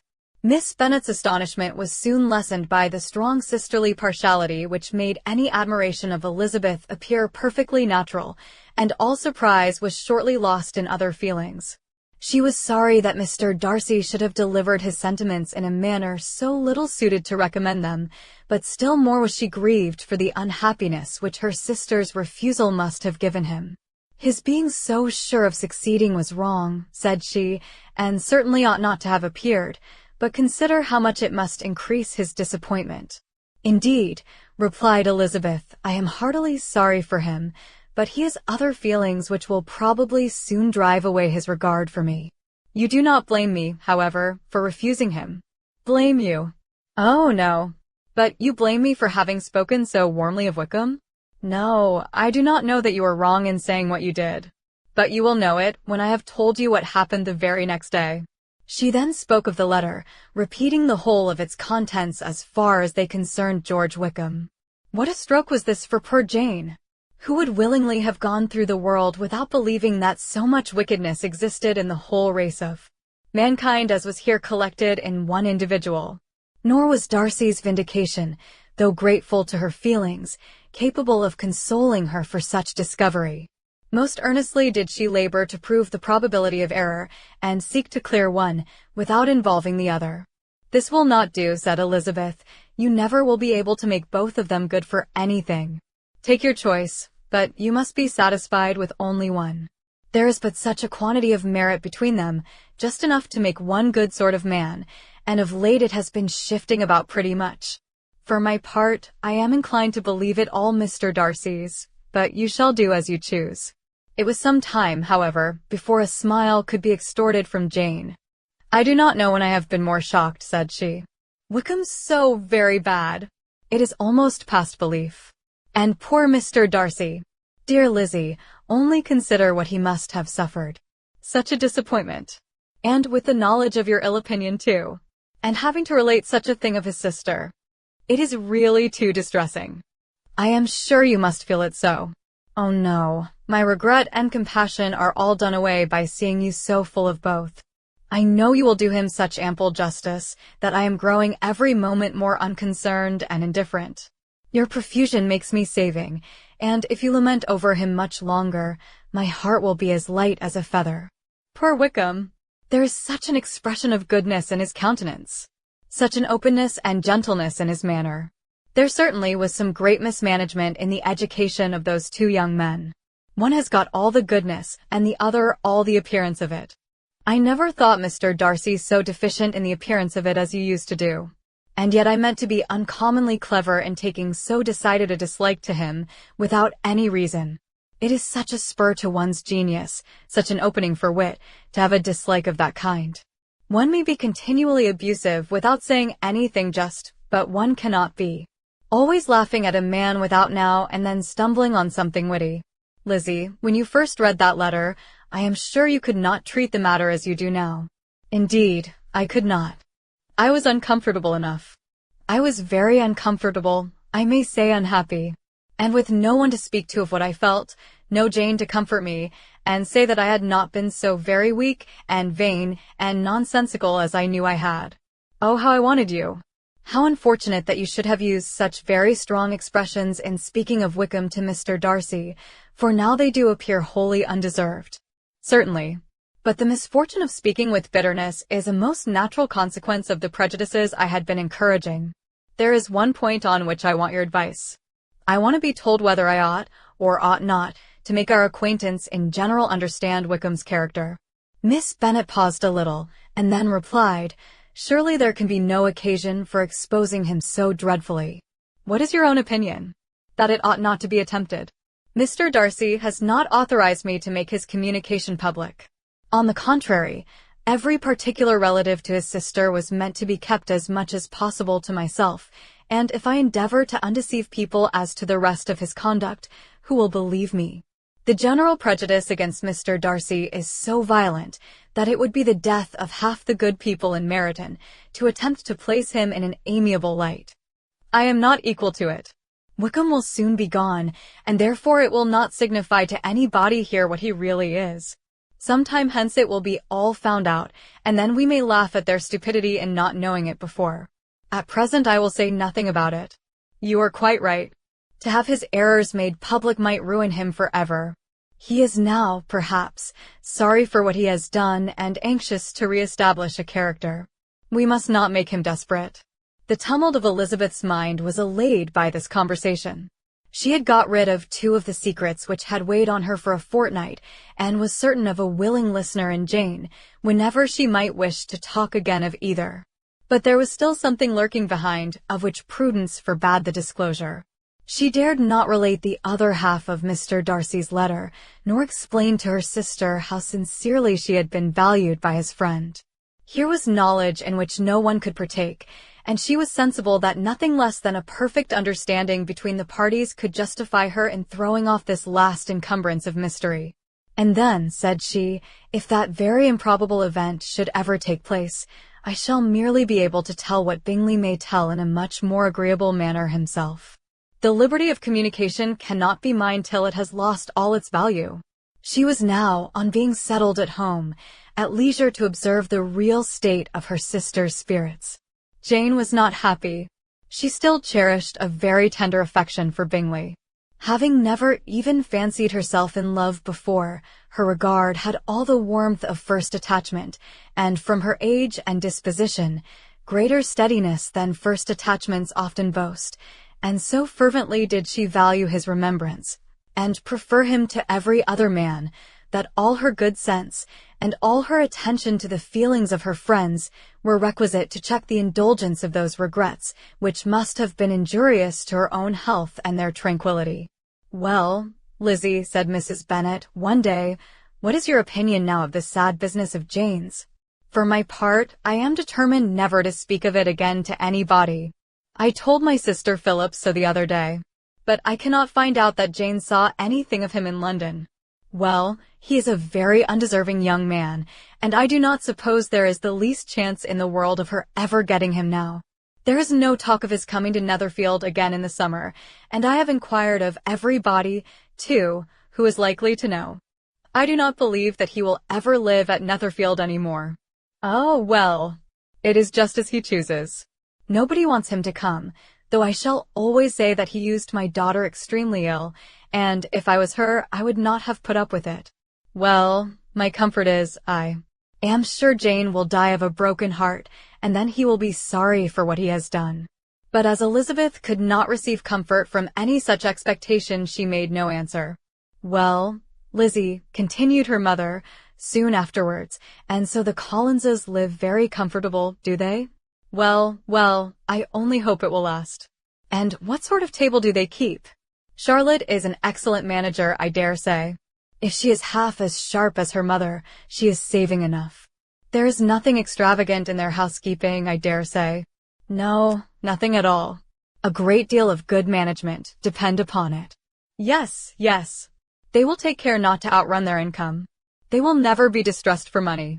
Well, much good may it do them. And so, I suppose, they often talk of having Longbourn when your father is dead. They look upon it quite as their own, I dare say, whenever that happens. It was a subject which they could not mention before me. No, it would have been strange if they had. But I make no doubt they often talk of it between themselves. Well, if they can be easy with an estate that is not lawfully their own, so much the better. I should be ashamed of having one that was only entailed on me. Chapter 18. The first week of their return was soon gone. The second began. It was the last of the regiment's stay in Meryton, and all the young ladies in the neighborhood were drooping apace. The dejection was almost universal. The elder Miss Bennets alone were still able to eat, drink, and sleep, and pursue the usual course of their employments. Very frequently were they reproached for this insensibility by Kitty and Lydia, whose own misery was extreme, and who could not comprehend such hard-heartedness in any of the family. Good heaven! What is to become of us? What are we to do? Would they often exclaim in the bitterness of woe. How can you be smiling so, Lizzie? Their affectionate mother shared all their grief. She remembered what she had herself endured on a similar occasion 25 years ago. I am sure, said she, I cried for 2 days together when Colonel Miller's regiment went away. I thought I should have broke my heart. I am sure I shall break mine, said Lydia. If one could but go to Brighton, observed Mrs. Bennet. Oh, yes, if one could but go to Brighton. But Papa is so disagreeable. A little sea-bathing would set me up forever. And my Aunt Phillips is sure it would do me a great deal of good, added Kitty. Such were the kind of lamentations resounding perpetually through Longbourn House. Elizabeth tried to be diverted by them, but all sense of pleasure was lost in shame.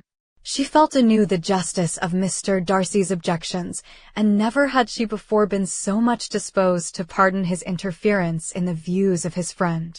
But the gloom of Lydia's prospect was shortly cleared away, for she received an invitation from Mrs. Forster, the wife of the colonel of the regiment, to accompany her to Brighton. This invaluable friend was a very young woman, and very lately married. A resemblance in good humour and good spirits had recommended her and Lydia to each other, and out of their 3 months' acquaintance they had been intimate too.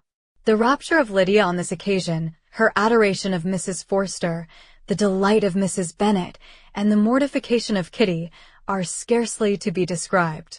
Wholly inattentive to her sister's feelings, Lydia flew about the house in restless ecstasy, calling for everyone's congratulations, and laughing and talking with more violence than ever, whilst the luckless Kitty continued in the parlour repining at her fate in terms as unreasonable as her accent was peevish. I cannot see why Mrs. Forster should not ask me as well as Lydia, said she, though I am not her particular friend. I have just as much right to be asked as she has, and more too, for I am 2 years older. In vain did Elizabeth attempt to make her reasonable, and Jane to make her resigned. As for Elizabeth herself, this invitation was so far from exciting in her the same feelings as in her mother and Lydia, that she considered it as the death warrant of all possibility of common sense for the latter. And detestable as such a step must make her, were it known, she could not help secretly advising her father not to let her go. She represented to him all the improprieties of Lydia's general behavior, the little advantage she could derive from the friendship of such a woman as Mrs. Forster, and the probability of her being yet more imprudent with such a companion at Brighton, where the temptations must be greater than at home. He heard her attentively and then said, "Lydia will never be easy till she has exposed herself in some public place or other, and we can never expect her to do it with so little expense or inconvenience to her family as under the present circumstances." "If you were aware," said Elizabeth, "of the very great disadvantage to us all, which must arise from the public notice of Lydia's unguarded and imprudent manner, nay, which has already arisen from it, I am sure you would judge differently in the affair." "Already arisen," repeated Mr. Bennet. "What? Has she frightened away some of your lovers? Poor little Lizzie! But do not be cast down. Such squeamish youths as cannot bear to be connected with a little absurdity are not worth a regret. Come, let me see the list of the pitiful fellows who have been kept aloof by Lydia's folly. Indeed, you are mistaken.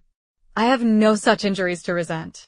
It is not of peculiar, but of general evils, which I am now complaining. Our importance, our respectability in the world must be affected by the wild volatility, the assurance and disdain of all restraint which mark Lydia's character. Excuse me, for I must speak plainly. If you, my dear father, will not take the trouble of checking her exuberant spirits, and of teaching her that her present pursuits are not to be the business of her life, she will soon be beyond the reach of amendment. Her character will be fixed, and she will, at 16, be the most determined flirt that ever made herself and her family ridiculous. A flirt, too, in the worst and meanest degree of flirtation, without any attraction beyond youth and a tolerable person, and, from the ignorance and emptiness of her mind, wholly unable to ward off any portion of that universal contempt which her rage for admiration will excite. In this danger Kitty is also comprehended. She will follow wherever Lydia leads. Vain, ignorant, idle, and absolutely uncontrolled. Oh, my dear father, can you suppose it possible that they will not be censured and despised wherever they are known, and that their sisters will not be often involved in the disgrace? Mr. Bennet saw that her whole heart was in the subject, and affectionately taking her hand, said, in reply, "Do not make yourself uneasy, my love. Wherever you and Jane are known, you must be respected and valued, and you will not appear to less advantage for having a couple of, or I may say, 3, very silly sisters. We shall have no peace at Longbourn if Lydia does not go to Brighton. Let her go, then. Colonel Forster is a sensible man, and will keep her out of any real mischief, and she is, luckily, too poor to be an object of prey to anybody. At Brighton she will be of less importance even as a common flirt than she has been here. The officers will find women better worth their notice. Let us hope, therefore, that her being there may teach her her own insignificance. At any rate, she cannot grow many degrees worse, without authorizing us to lock her up for the rest of her life." With this answer Elizabeth was forced to be content, but her own opinion continued the same, and she left him disappointed and sorry. It was not in her nature, however, to increase her vexations by dwelling on them. She was confident of having performed her duty, and to fret over unavoidable evils, or augment them by anxiety, was no part of her disposition. Had Lydia and her mother known the substance of her conference with her father, their indignation would hardly have found expression in their united volubility. In Lydia's imagination, a visit to Brighton comprised every possibility of earthly happiness. She saw, with the creative eye of fancy, the streets of that gay bathing place covered with officers. She saw herself the object of attention to tens and to scores of them at present unknown. She saw all the glories of the camp, its tents stretched forth in beauteous uniformity of lines, crowded with the young and the gay, and dazzling with scarlet, and to complete the view, she saw herself seated beneath a tent, tenderly flirting with at least 6 officers at once. Had she known that her sister sought to tear her from such prospects and such realities as these, what would have been her sensations? They could have been understood only by her mother, who might have felt nearly the same. Lydia's going to Brighton was all that consoled her for the melancholy conviction of her husband's never intending to go there himself. But they were entirely ignorant of what had passed, and their raptures continued, with little intermission, to the very day of Lydia's leaving home. Elizabeth was now to see Mr. Wickham for the last time. Having been frequently in company with him since her return, agitation was pretty well over, the agitations of former partiality entirely so. She had even learnt to detect, in the very gentleness which had first delighted her, an affectation and a sameness to disgust and weary. In his present behavior to herself, moreover, she had a fresh source of displeasure, for the inclination he soon testified of renewing those attentions which had marked the early part of their acquaintance could only serve, after what had since passed, to provoke her. She lost all concern for him in finding herself thus selected as the object of such idle and frivolous gallantry, and while she steadily repressed it, could not but feel the reproof contained in his believing that however long, and for whatever cause, his attentions had been withdrawn, her vanity would be gratified, and her preference secured at any time by their renewal. On the very last day of the regiment's remaining in Meryton, he dined, with others of the officers, at Longbourn, and so little was Elizabeth disposed to part from him in good humour, that on his making some inquiry as to the manner in which her time had passed at Hunsford, she mentioned Colonel Fitzwilliam's and Mr. Darcy's having both spent 3 weeks at Rosings, and asked him if he were acquainted with the former. He looked surprised, displeased, alarmed, but with a moment's recollection, and a returning smile, replied that he had formerly seen him often, and, after observing that he was a very gentlemanlike man, asked her how she had liked him. Her answer was warmly in his favor. With an air of indifference, he soon afterwards added, "How long did you say that he was at Rosings?" "Nearly 3 weeks." "And you saw him frequently?" "Yes, almost every day." "His manners are very different from his cousin's." "Yes, very different, but I think Mr. Darcy improves on acquaintance." "Indeed," cried Wickham, with a look which did not escape her. "And pray may I ask," but checking himself, he added, in a gayer tone, "is it in address that he improves?" Has he deigned to add, "out of civility to his ordinary style? For I dare not hope," he continued, in a lower and more serious tone, "that he is improved in essentials." "Oh, no," said Elizabeth. "In essentials, I believe, he is very much what he ever was." While she spoke, Wickham looked as if scarcely knowing whether to rejoice over her words or to distrust their meaning.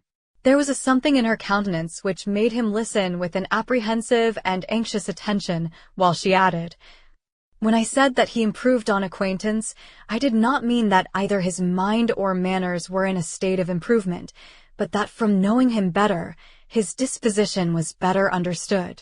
Wickham's alarm now appeared in a heightened complexion and agitated look. For a few minutes he was silent, till, shaking off his embarrassment, he turned to her again and said in the gentlest of accents, "You, who so well know my feelings towards Mr. Darcy, will readily comprehend how sincerely I must rejoice that he is wise enough to assume even the appearance of what is right. His pride, in that direction, may be of service, if not to himself, to many others, for it must deter him from such foul misconduct as I have suffered by. I only fear that the sort of cautiousness to which you, I imagine, have been alluding, is merely adopted on his visits to his aunt, of whose good opinion and judgment he stands much in awe. His fear of her has always operated, I know, when they were together, and a good deal is to be imputed to his wish of forwarding the match with Miss de Bourgh, which I am certain he has very much at heart." Elizabeth could not repress a smile at this, but she answered only by a slight inclination of the head. She saw that he wanted to engage her on the old subject of his grievances, and she was in no humour to indulge him. The rest of the evening passed with the appearance, on his side, of usual cheerfulness, but with no further attempt to distinguish Elizabeth, and they parted at last with mutual civility and possibly a mutual desire of never meeting again. When the party broke up, Lydia returned with Mrs. Forster to Meryton, from whence they were to set out early the next morning. The separation between her and her family was rather noisy than pathetic. Kitty was the only one who shed tears, but she did weep from vexation and envy. Mrs. Bennet was diffuse in her good wishes for the felicity of her daughter, and impressive in her injunctions that she would not miss the opportunity of enjoying herself as much as possible, advice which there was every reason to believe would be attended to. And in the clamorous happiness Lydia herself in bidding farewell, the more gentle adieus of her sisters were uttered without being heard. Chapter 19. Had Elizabeth's opinion been all drawn from her own family, she could not have formed a very pleasing picture of conjugal felicity or domestic comfort.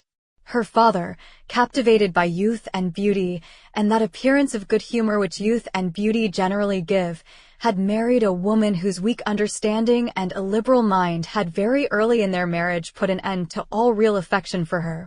Respect, esteem, and confidence had vanished forever, and all his views of domestic happiness were overthrown. But Mr. Bennet was not of a disposition to seek comfort for the disappointment which his own imprudence had brought on in any of those pleasures which too often console the unfortunate for their folly or their vice.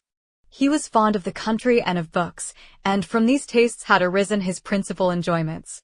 To his wife he was very little otherwise indebted than as her ignorance and folly had contributed to his amusement. This is not the sort of happiness which a man would in general wish to owe to his wife, but where other powers of entertainment are wanting, the true philosopher will derive benefit from such as are given. Elizabeth, however, had never been blind to the impropriety of her father's behavior as a husband.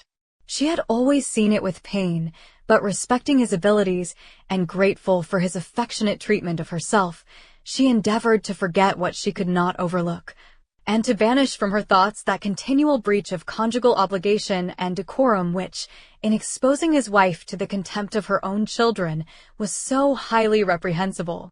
But she had never felt so strongly as now the disadvantages which must attend the children of so unsuitable a marriage, nor ever been so fully aware of the evils arising from so ill-judged a direction of talents which, rightly used, might at least have preserved the respectability of his daughters, even if incapable of enlarging the mind of his wife. When Elizabeth had rejoiced over Wickham's departure, she found little other cause for satisfaction in the loss of the regiment. Their parties abroad were less varied than before, and at home she had a mother and sister, whose constant repinings at the dullness of everything around them threw a real gloom over their domestic circle, and, though Kitty might in time regain her natural degree of sense, since the disturbers of her brain were removed, her other sister, from whose disposition greater evil might be apprehended, was likely to be hardened in all her folly and assurance, by a situation of such double danger as a watering-place and a camp. Upon the whole, therefore, she found, what has been sometimes found before, that an event to which she had looked forward with impatient desire did not, in taking place, bring all the satisfaction she had promised herself. It was consequently necessary to name some other period for the commencement of actual felicity, to have some other point on which her wishes and hopes might be fixed, and by again enjoying the pleasure of anticipation, console herself for the present, and prepare for another disappointment. Her tour to the lakes was now the object of her happiest thoughts. It was her best consolation for all the uncomfortable hours which the discontentedness of her mother and Kitty made inevitable, and could she have included Jane in the scheme, every part of it would have been perfect. But it is fortunate, thought she, that I have something to wish for. Were the whole arrangement complete, my disappointment would be certain. But here, by carrying with me one ceaseless source of regret in my sister's absence, I may reasonably hope to have all my expectations of pleasure realized. A scheme of which every part promises delight can never be successful, and general disappointment is only warded off by the defense of some little peculiar vexation. When Lydia went away she promised to write very often and very minutely to her mother and Kitty, but her letters were always long expected, and always very short. Those to her mother contained little else than that they were just returned from the library, where such and such officers had attended them, and where she had seen such beautiful ornaments as made her quite wild, that she had a new gown, or a new parasol, which she would have described more fully, but was obliged to leave off in a violent hurry, as Mrs. Forster called her, and they were going to the camp, and from her correspondence with her sister there was still less to be learned. For her letters to Kitty, though rather longer, were much too full of lines under the words to be made public. After the first fortnight or 3 weeks of her absence, health, good humour, and cheerfulness began to reappear at Longbourn. Everything wore a happier aspect. The families who had been in town for the winter came back again, and summer finery and summer engagements arose. Mrs. Bennet was restored to her usual querulous serenity, and by the middle of June Kitty was so much recovered as to be able to enter Meryton without tears, an event of such happy promise as to make Elizabeth hope that by the following Christmas she might be so tolerably reasonable as not to mention an officer above once a day, unless, by some cruel and malicious arrangement at the War Office, another regiment should be quartered in Meryton. The time fixed for the beginning of their northern tour was now fast approaching, and a fortnight only was wanting of it, when a letter arrived from Mrs. Gardiner, which at once delayed its commencement and curtailed its extent. Mr. Gardiner would be prevented by business from setting out till a fortnight later in July, and must be in London again within a month, and as that left too short a period for them to go so far and see so much as they had proposed, or at least to see it with the leisure and comfort they had built on, they were obliged to give up the lakes and substitute a more contracted tour, and, according to the present plan, were to go no farther northward than Derbyshire. In that county there was enough to be seen to occupy the chief of their 3 weeks, and to Mrs. Gardiner it had a peculiarly strong attraction. The town where she had formerly passed some years of her life, and where they were now to spend a few days, was probably as great an object of her curiosity as all the celebrated beauties of Matlock, Chatsworth, Dovedale, or the Peak Point 10. Elizabeth was excessively disappointed. She had set her heart on seeing the lakes, and still thought there might have been time enough. But it was her business to be satisfied, and certainly her temper to be happy, and all was soon right again. With the mention of Derbyshire, there were many ideas connected. It was impossible for her to see the word without thinking of Pemberley and its owner. But surely, said she, I may enter his county with impunity, and rob it of a few petrified spars, be without his perceiving me. The period of expectation was now doubled. For weeks were to pass away before her uncle and aunt's arrival. But they did pass away, and Mr. and Mrs. Gardiner, with their 4 children, did at length appear at Longbourn. The children, 2 girls of 6 and 8 years old, and 2 younger boys, were to be left under the particular care of their cousin Jane, who was the general favorite, and whose steady sense and sweetness of temper exactly adapted her for attending to them in every way, teaching them, playing with them, and loving them. The Gardiners stayed only 1 night at Longbourn, and set off the next morning with Elizabeth in pursuit of novelty and amusement.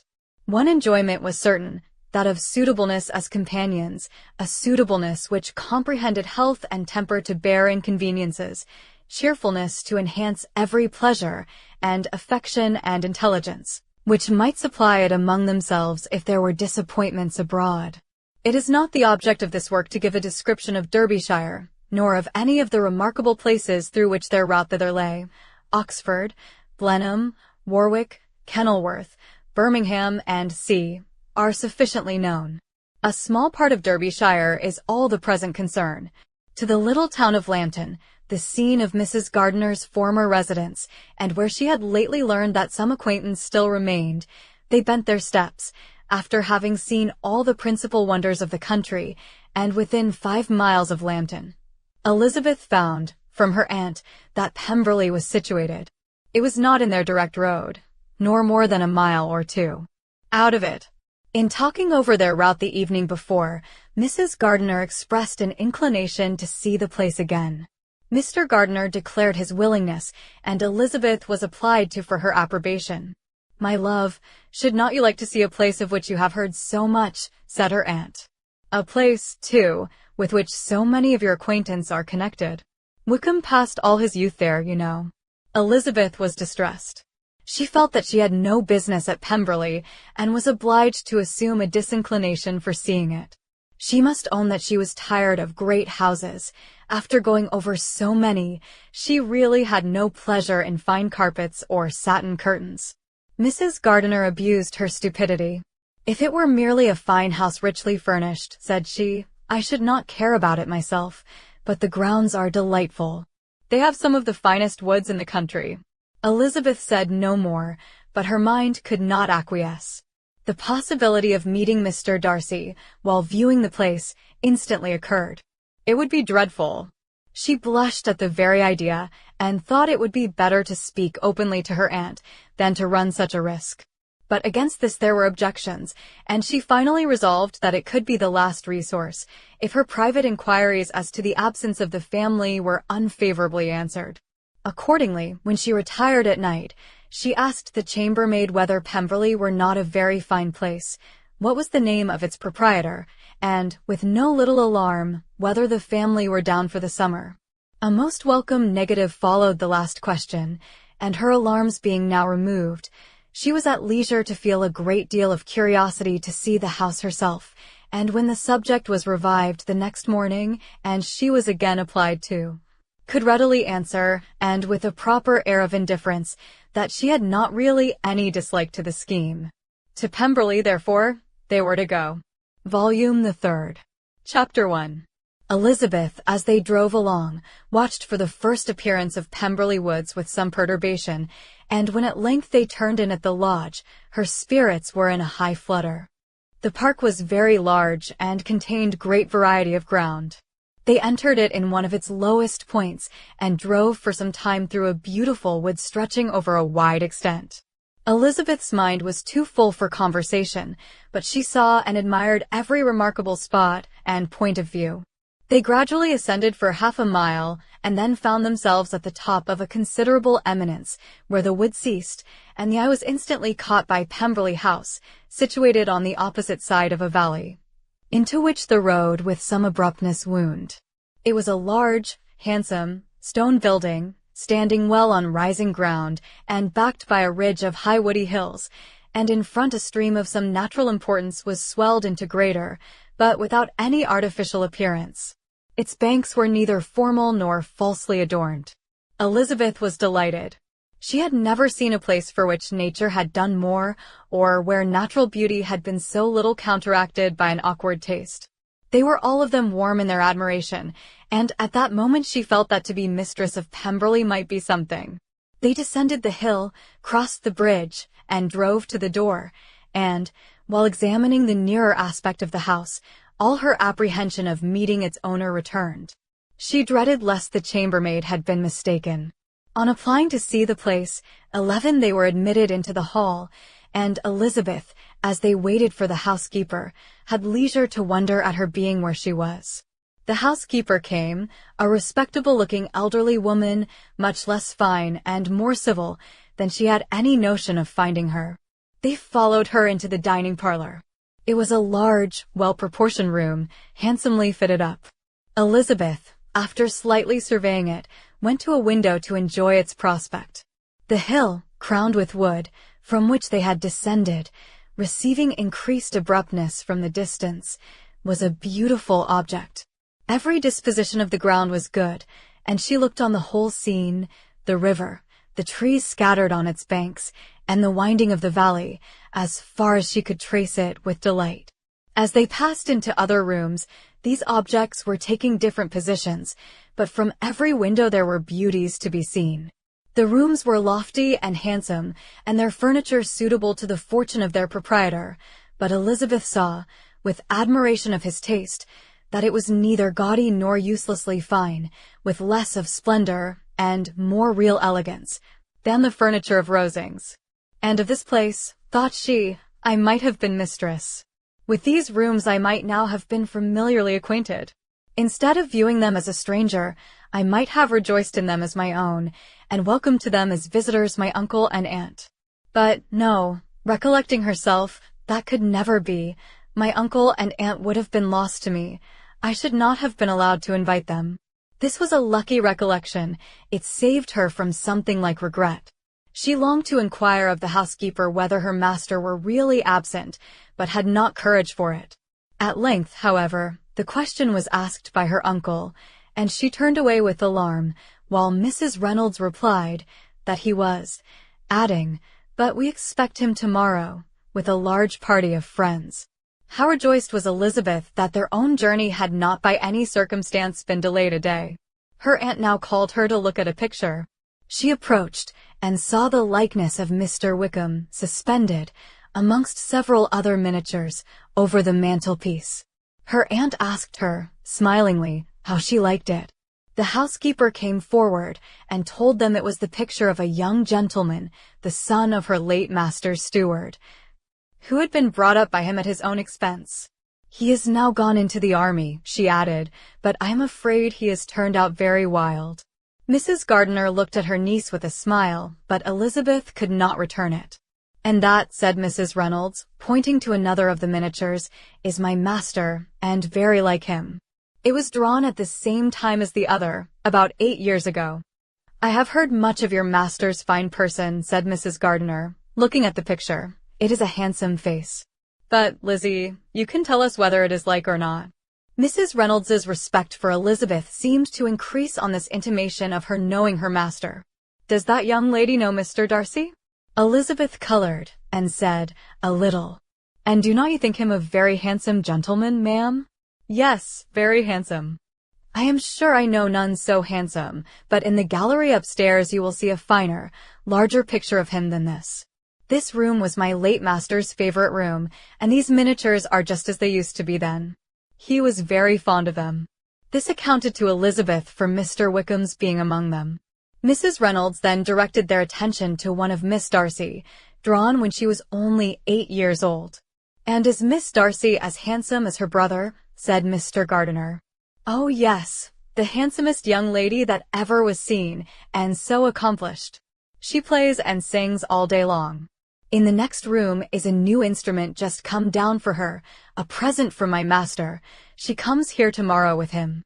Mr. Gardiner, whose manners were easy and pleasant, encouraged her communicativeness by his questions and remarks. Mrs. Reynolds, either from pride or attachment, had evidently great pleasure in talking of her master and his sister. "Is your master much at Pemberley in the course of the year?" "Not so much as I could wish, sir, but I dare say he may spend half his time here, and Miss Darcy is always down for the summer months. Except, thought Elizabeth, when she goes to Ramsgate. If your master would marry, you might see more of him." "Yes, sir, but I do not know when that will be. I do not know who is good enough for him." Mr. and Mrs. Gardiner smiled. Elizabeth could not help saying, "It is very much to his credit, I am sure, that you should think so." "I say no more than the truth, and what everybody will say that knows him," replied the other. Elizabeth thought this was going pretty far, and she listened with increasing astonishment as the housekeeper added, "I have never had a cross word from him in my life, and I have known him ever since he was 4 years old." This was praise of all others most extraordinary, most opposite to her ideas. That he was not a good-tempered man had been her firmest opinion. Her keenest attention was awakened. She longed to hear more, and was grateful to her uncle for saying, "There are very few people of whom so much can be said. You are lucky in having such a master." "Yes, sir, I know I am. If I were to go through the world, I could not meet with a better. But I have always observed that they who are good-natured when children are good-natured when they grow up, and he was always the sweetest-tempered, most generous-hearted boy in the world." Elizabeth almost stared at her. "Can this be Mr. Darcy?" thought she. "His father was an excellent man," said Mrs. Gardiner. "Yes, ma'am, that he was indeed, and his son will be just like him, just as affable to the poor." Elizabeth listened, wondered, doubted, and was impatient for more. Mrs. Reynolds could interest her on no other point. She related the subjects of the pictures, the dimensions of the rooms, and the price of the furniture in vain. Mr. Gardiner, highly amused by the kind of family prejudice to which he attributed her excessive commendation of her master, soon led again to the subject, and she dwelt with energy on his many merits, as they proceeded together up the great staircase. "He is the best landlord, and the best master," said she, "that ever lived. Not like the wild young men nowadays, who think of nothing but themselves. There is not one of his tenants or servants, but what will give him a good name. Some people call him proud, but I am sure I never saw anything of it. To my fancy, it is only because he does not rattle away like other young men. In what an amiable light does this place him, thought Elizabeth. This fine account of him, whispered her aunt as they walked, is not quite consistent with his behavior to our poor friend. Perhaps we might be deceived. That is not very likely. Our authority was too good. On reaching the spacious lobby above, they were shown into a very pretty sitting room, lately fitted up with greater elegance and lightness than the apartments below, and were informed that it was but just done to give pleasure to Miss Darcy, who had taken a liking to the room when last at Pemberley. "He is certainly a good brother," said Elizabeth as she walked towards one of the windows. Mrs. Reynolds anticipated Miss Darcy's delight when she should enter the room. "And this is always the way with him," she added. "Whatever can give his sister any pleasure is sure to be done in a moment. There is nothing he would not do for her." The picture gallery and 2 or 3 of the principal bedrooms were all that remained to be shown. In the former were many good paintings, but Elizabeth knew nothing of the art, and from such as had been already visible below, she had willingly turned to look at. Some drawings of Miss Darcy's, in crayons, whose subjects were usually more interesting and also more intelligible. In the gallery there were many family portraits, but they could have little to fix the attention of a stranger. Elizabeth walked on in quest of the only face whose features would be known to her. At last it arrested her, and she beheld a striking resemblance of Mr. Darcy, with such a smile over the face as she remembered to have sometimes seen when he looked at her. She stood several minutes before the picture in earnest contemplation, and returned to it again before they quitted the gallery. Mrs. Reynolds informed them that it had been taken in his father's lifetime. There was certainly at this moment, in Elizabeth's mind, a more gentle sensation towards the original than she had ever felt in the height of their acquaintance. The commendation bestowed on him by Mrs. Reynolds was of no trifling nature. What praise is more valuable than the praise of an intelligent servant? As a brother, a landlord, a master, she considered how many people's happiness were in his guardianship, how much of pleasure or pain it was in his power to bestow, how much of good or evil must be done by him. Every idea that had been brought forward by the housekeeper was favorable to his character, and as she stood before the canvas on which he was represented, and fixed his eyes upon herself, she thought of his regard with a deeper sentiment of gratitude than it had ever raised before. She remembered its warmth, and softened its impropriety of expression. When all of the house that was open to general inspection had been seen, they returned downstairs, and, taking leave of the housekeeper, were consigned over to the gardener, who met them at the hall door. As they walked across the lawn towards the river, Elizabeth turned back to look again. Her uncle and aunt stopped also, and while the former was conjecturing as to the date of the building, the owner of it himself suddenly came forward from the road, which led behind it to the stables. They were within 20 yards of each other, and so abrupt was his appearance that it was impossible to avoid his sight. Their eyes instantly met, and the cheeks of each were overspread with the deepest blush. He absolutely started, and for a moment seemed immovable from surprise, but shortly recovering himself, advanced towards the party, and spoke to Elizabeth, if not in terms of perfect composure, at least of perfect civility. She had instinctively turned away, but stopping on his approach, received his compliments with an embarrassment impossible to be overcome. Had his first appearance, or his resemblance to the picture they had just been examining, been insufficient to assure the other two that they now saw Mr. Darcy, the gardener's expression of surprise, on beholding his master, must immediately have told it. They stood a little aloof while he was talking to their niece, who, astonished and confused, scarcely dared lift her eyes to his face, and knew not what answer she returned to his civil inquiries after her family. Amazed at the alteration of his manner since they last parted, every sentence that he uttered was increasing her embarrassment, and every idea of the impropriety of her being found there recurring to her mind. The few minutes in which they continued together were some of the most uncomfortable of her life. Nor did he seem much more at ease. When he spoke, his accent had none of its usual sedateness, and he repeated his inquiries as to the time of her having left Longbourn and of her stay in Derbyshire, so often and in so hurried a way, as plainly spoke the distraction of his thoughts. At length, every idea seemed to fail him, and after standing a few moments without saying a word, he suddenly recollected himself and took leave. The others then joined her and expressed their admiration of his figure, but Elizabeth heard not a word, and, wholly engrossed by her own feelings, followed them in silence. She was overpowered by shame and vexation. Her coming there was the most unfortunate, the most ill-judged thing in the world. How strange must it appear to him! In what a disgraceful light might it not strike so vain a man! It might seem as if she had purposely thrown herself in his way again. Oh! Why did she come? Or, why did he thus come a day before he was expected? Had they been only 10 minutes sooner, they should have been beyond the reach of his discrimination, for it was plain that he was that moment arrived, that moment alighted from his horse or his carriage. She blushed again and again over the perverseness of the meeting. And his behavior, so strikingly altered, what could it mean? That he should even speak to her was amazing, but to speak with such civility, to inquire after her family.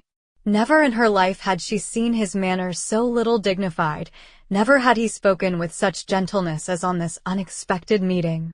What a contrast did it offer to his last address in Rosings Park, when he put his letter into her hand. She knew not what to think, or how to account for it. They had now entered a beautiful walk by the side of the water, and every step was bringing forward a nobler fall of ground, or a finer reach of the woods to which they were approaching, but it was some time before Elizabeth was sensible of any of it, and, though she answered mechanically to the repeated appeals of her uncle and aunt, and seemed to direct her eyes to such objects as they pointed out, she distinguished no part of the scene. Her thoughts were all fixed on that one spot of Pemberley House, whichever it might be, where Mr. Darcy then was. She longed to know what at that moment was passing in his mind, in what manner he thought of her, and whether, in defiance of everything, she was still dear to him. Perhaps he had been civil only because he felt himself at ease, yet there had been that in his voice which was not like ease. Whether he had felt more of pain or of pleasure in seeing her, she could not tell, but he certainly had not seen her with composure. At length, however, the remarks of her companions on her absence of mind roused her, and she felt the necessity of appearing more like herself. They entered the woods, and, bidding adieu to the river for a while, ascended some of the higher grounds, whence, in spots where the opening of the trees gave the eye power to wander, were many charming views of the valley, the opposite hills, with the long range of woods overspreading many and occasionally part of the stream. Mr. Gardiner expressed a wish of going round the whole park, but feared it might be beyond a walk. With a triumphant smile, they were told that it was 10 miles round. It settled the matter, and they pursued the accustomed circuit, which brought them again, after some time, in a descent among hanging woods, to the edge of the water and one of its narrowest parts. They crossed it by a simple bridge, in character with the general air of the scene. It was a spot less adorned than any they had yet visited, and the valley, here contracted into a glen, allowed room only for the stream, and a narrow walk amidst the rough coppicewood which bordered it. Elizabeth longed to explore its windings, but when they had crossed the bridge and perceived their distance from the house, Mrs. Gardiner, who was not a great walker, could go no farther, and thought only of returning to the carriage as quickly as possible.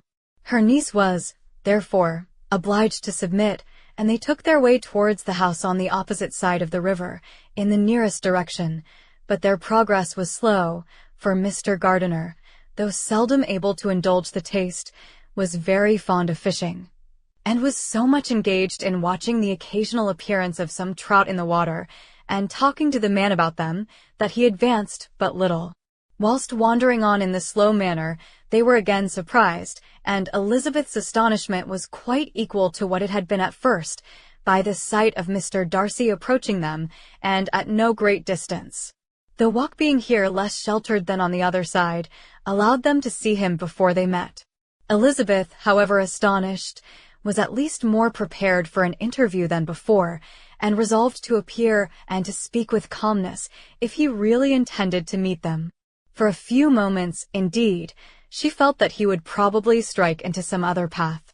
The idea lasted while a turning in the walk concealed him from their view. The turning past, he was immediately before them.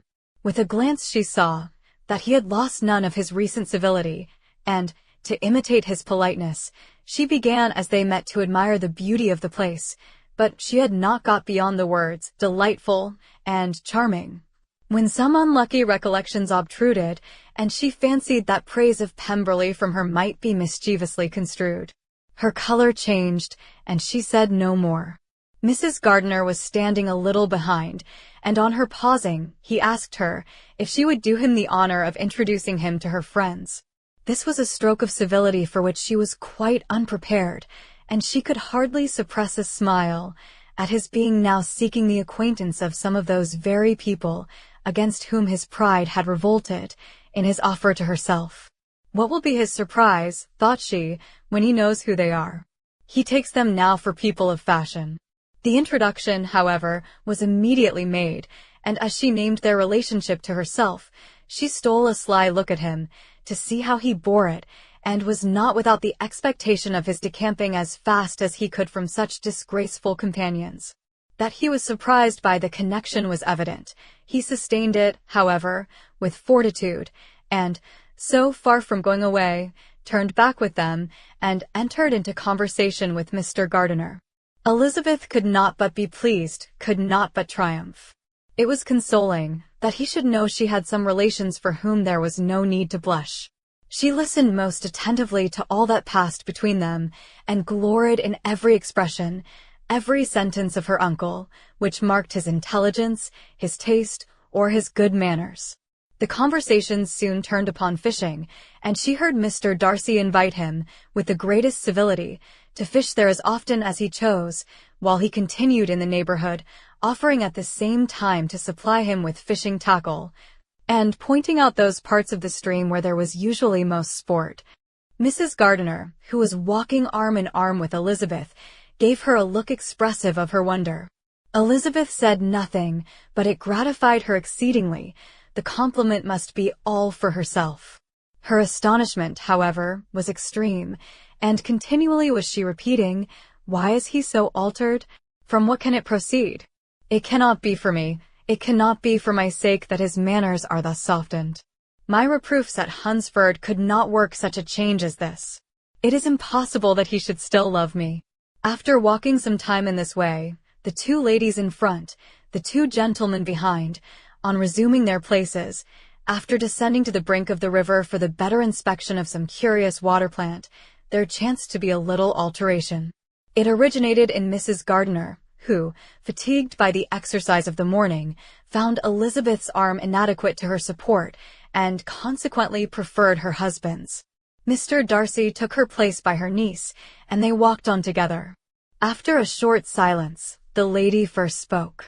She wished him to know that she had been assured of his absence before she came to the place, and accordingly began by observing that his arrival had been very unexpected, for your housekeeper, she added, informed us that you would certainly not be here till tomorrow, and, indeed, before we left Bakewell, we understood that you were not immediately expected in the country.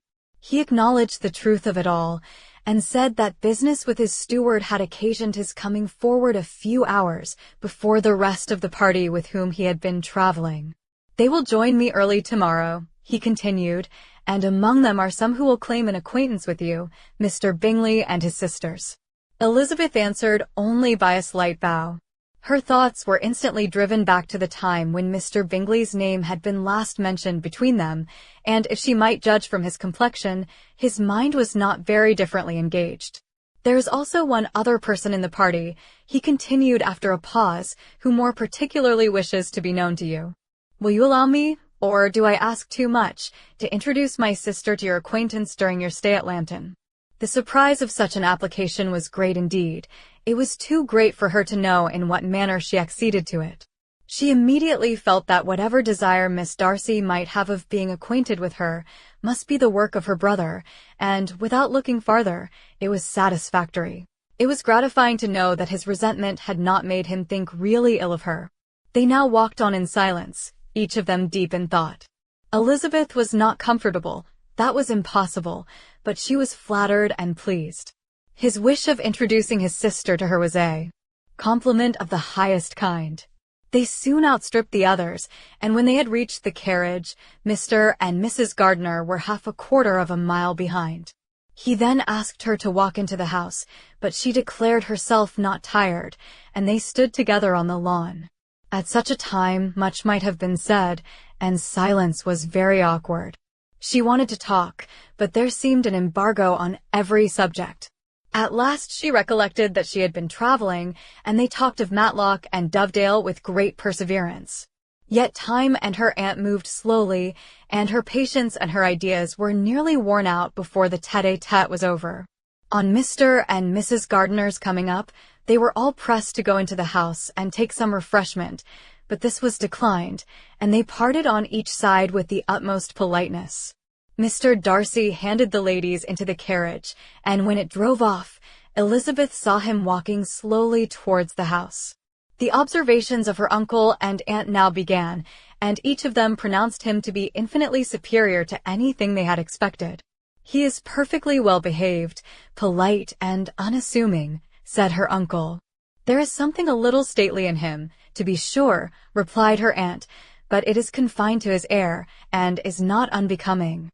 I can now say with the housekeeper that though some people may call him proud, I have seen nothing of it. I was never more surprised than by his behavior to us. It was more than civil, it was really attentive, and there was no necessity for such attention. His acquaintance with Elizabeth was very trifling." "To be sure, Lizzie," said her aunt, "he is not so handsome as Wickham, or rather, he has not Wickham's countenance, for his features are perfectly good. But how came you to tell us that he was so disagreeable?" Elizabeth excused herself as well as she could, said that she had liked him better when they met in Kent than before, and that she had never seen him so pleasant as this morning. "But perhaps he may be a little whimsical in his civilities," replied her uncle. "Your great men often are, and, therefore, I shall not take him at his word about fishing, as he might change his mind another day and warn me off his grounds." Elizabeth felt that they had entirely mistaken his character, but said nothing.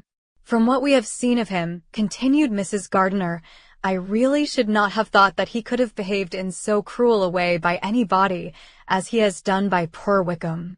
He has not an ill-natured look.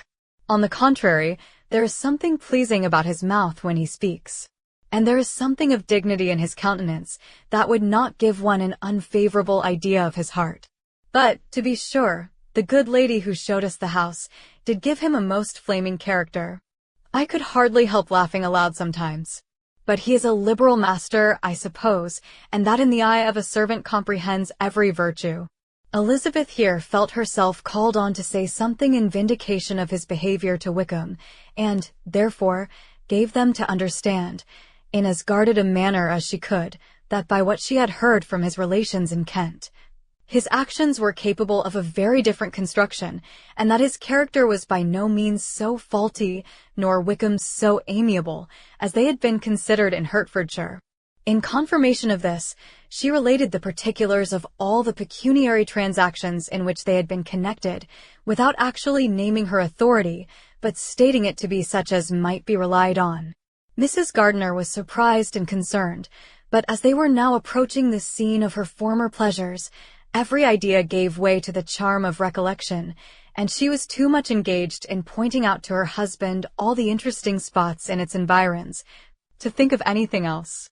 Fatigued as she had been by the morning's walk, they had no sooner dined than she set off again in quest of her former acquaintance, and the evening was spent in the satisfactions of an intercourse renewed after many years' discontinuance.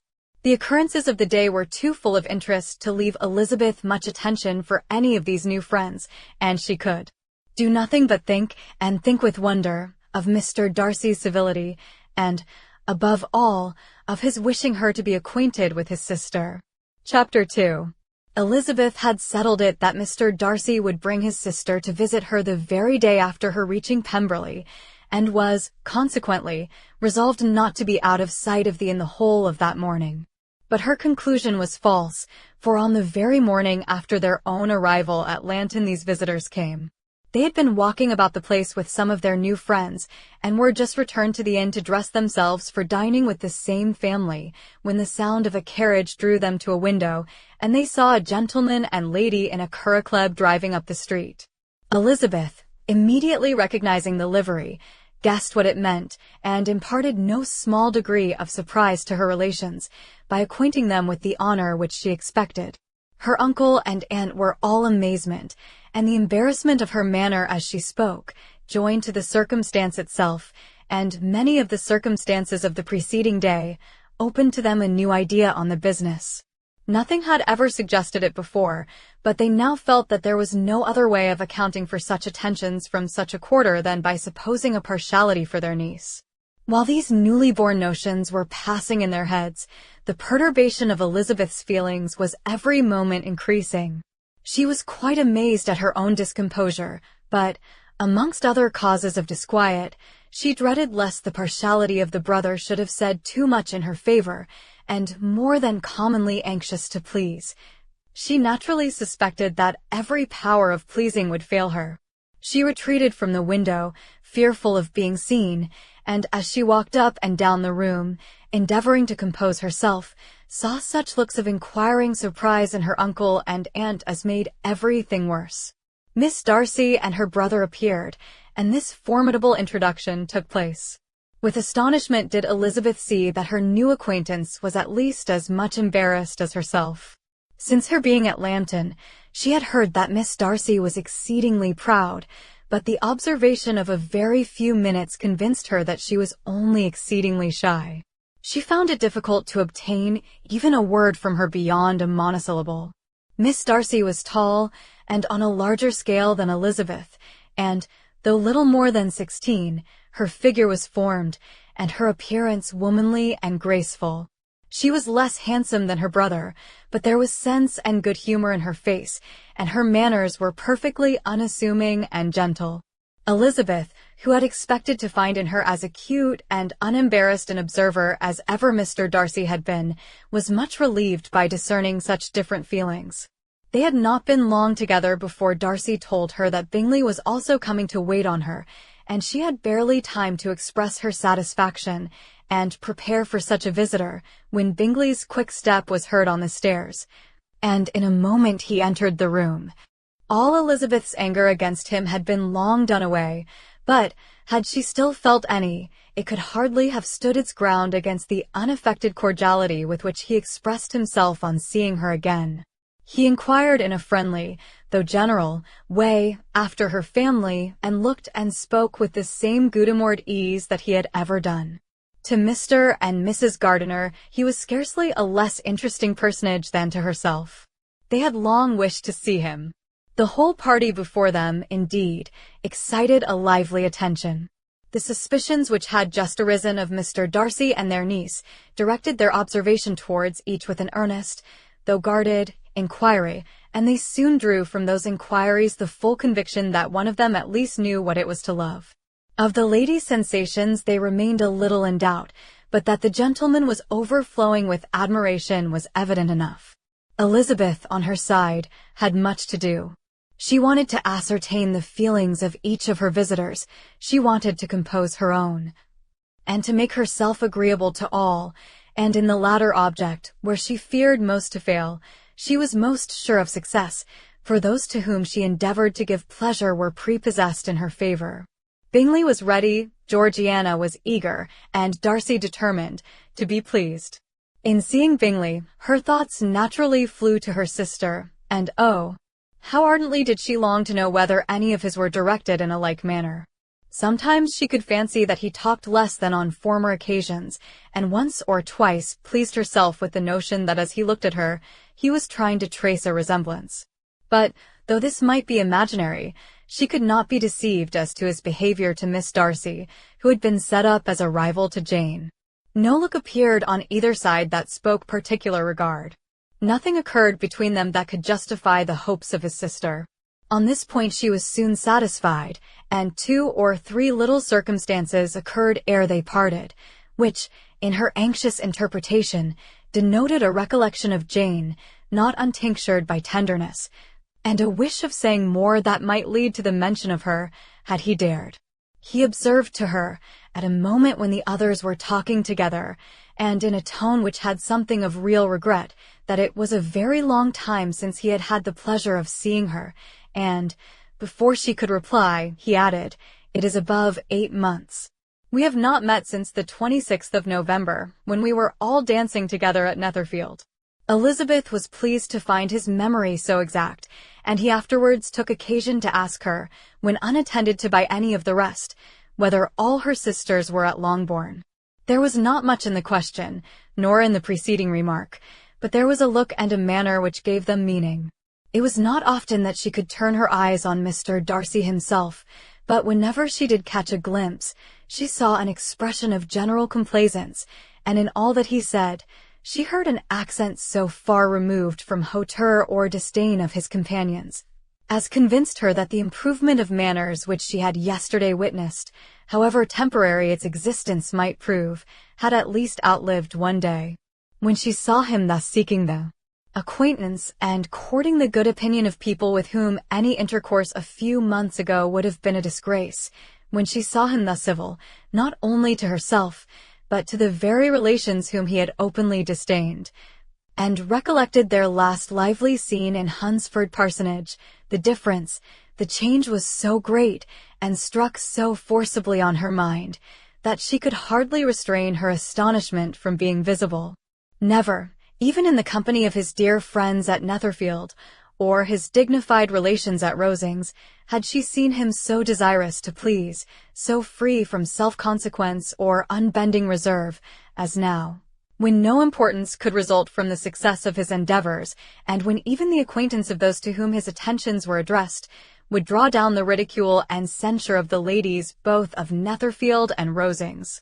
Their visitors stayed with them above half an hour, and when they arose to depart, Mr. Darcy called on his sister to join him in expressing their wish of seeing Mr. and Mrs. Gardiner and Miss Bennet to dinner at Pemberley before they left the country. Miss Darcy, though with a diffidence which marked her little in the habit of giving invitations, readily obeyed. Mrs. Gardiner looked at her niece, desirous of knowing how she, whom the invitation most concerned, felt disposed as to its acceptance, but Elizabeth had turned away her head. Presuming, however, that this studied avoidance spoke rather a momentary embarrassment than any dislike of the proposal, and seeing in her husband, who was fond of society, a perfect willingness to accept it, she ventured to engage for her attendance, and the day after the next was fixed on. Bingley expressed great pleasure in the certainty of seeing Elizabeth again, having still a great deal to say to her, and many inquiries to make after all their Hertfordshire friends. Elizabeth, construing all this into a wish of hearing her speak of her sister, was pleased, and on this account, as well as some others, found herself, when their visitors left them, capable of considering the last half-hour with some satisfaction, though while it was passing the enjoyment of it had been little. Eager to be alone, and fearful of inquiries or hints from her uncle and aunt, she stayed with them only long enough to hear their favorable opinion of Bingley, and then hurried away to dress. But she had no reason to fear Mr. and Mrs. Gardiner's curiosity. It was not their wish to force her communication. It was evident that she was much better acquainted with Mr. Darcy than they had before any idea of. It was evident that he was very much in love with her. They saw much to interest, but nothing to justify inquiry. Of Mr. Darcy it was now a matter of anxiety to think well, and, as far as their acquaintance reached, there was no fault to find. They could not be untouched by his politeness, and had they drawn his character from their own feelings and his servant's report, without any reference to any other account, the circle in Hertfordshire to which he was known would not have recognized it for Mr. Darcy. There was now an interest, however, in believing the housekeeper, and they soon became sensible that the authority of a servant, who had known him since he was 4 years old, and whose own manners indicated respectability, was not to be hastily rejected. Neither had anything occurred in the intelligence of their Lambton friends that could materially lessen its weight. They had nothing to accuse him of but pride. Pride he probably had, and if not, it would certainly be imputed by the inhabitants of a small market town where the family did not visit. It was acknowledged, however, that he was a liberal man and did much good among the poor. With respect to Wickham, the travelers soon found that he was not held there in much estimation, for though the chief of his concerns with the son of his patron were imperfectly understood, it was yet a well-known fact that, on his quitting Derbyshire, he had left many debts behind him, which Mr. Darcy afterwards discharged.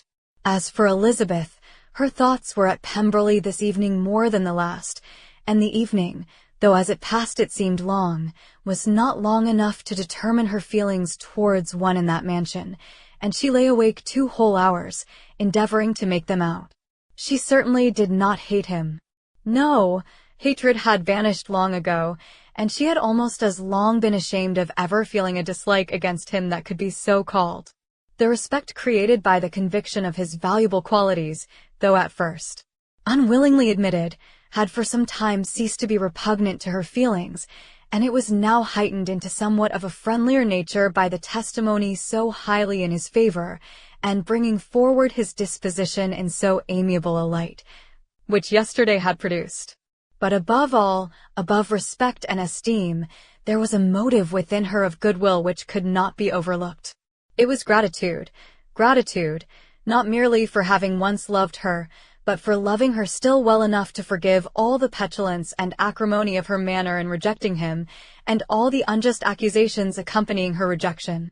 He who, she had been persuaded, would avoid her as his greatest enemy, seemed, on this accidental meeting, most eager to preserve the acquaintance, and without any indelicate display of regard, or any peculiarity of manner, where their 2 selves only were concerned, was soliciting the good opinion of her friends, and bent on making her known to his sister.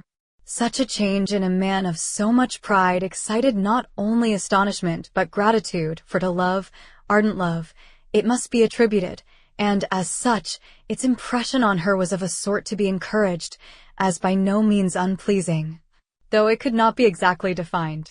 She respected, she esteemed, she was grateful to him, she felt a real interest in his welfare, and she only wanted to know how far she wished that welfare to depend upon herself, and how far it would be for the happiness of both that she should employ the power, which her fancy told her she still possessed, of bringing on the renewal of his addresses. It had been settled in the evening, between the aunt and niece, that such a striking civility as Miss Darcy's, in coming to them on the very day of her arrival at Pemberley, for she had reached it only to a late breakfast, ought to be imitated, though it could not be equaled, by some exertion of politeness on their side, and, consequently, that it would be highly expedient to wait on her at Pemberley the following morning. They were, therefore, to go. Elizabeth was pleased, though, when she asked herself the reason, she had very little to say in reply. Mr. Gardiner left them soon after breakfast. The fishing scheme had been renewed the day before, and a positive engagement made of his meeting some of the gentlemen at Pemberley by noon. Chapter 3. Convinced as Elizabeth now was that Miss Bingley's dislike of her had originated in jealousy, she could not help feeling how very unwelcome her appearance at Pemberley must be to her, and was curious to know with how much civility on that lady's side the acquaintance would now be renewed.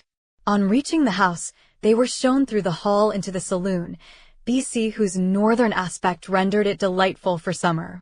Its windows, opening to the ground, admitted a most refreshing view of the high woody hills behind the house, and of the beautiful oaks and Spanish chestnuts which were scattered over the intermediate lawn.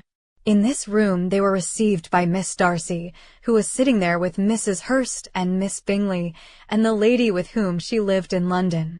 Georgiana's reception of them was very civil, but attended with all that embarrassment which, though proceeding from shyness and the fear of doing wrong, would easily give to those who felt themselves inferior the belief of her being proud and reserved.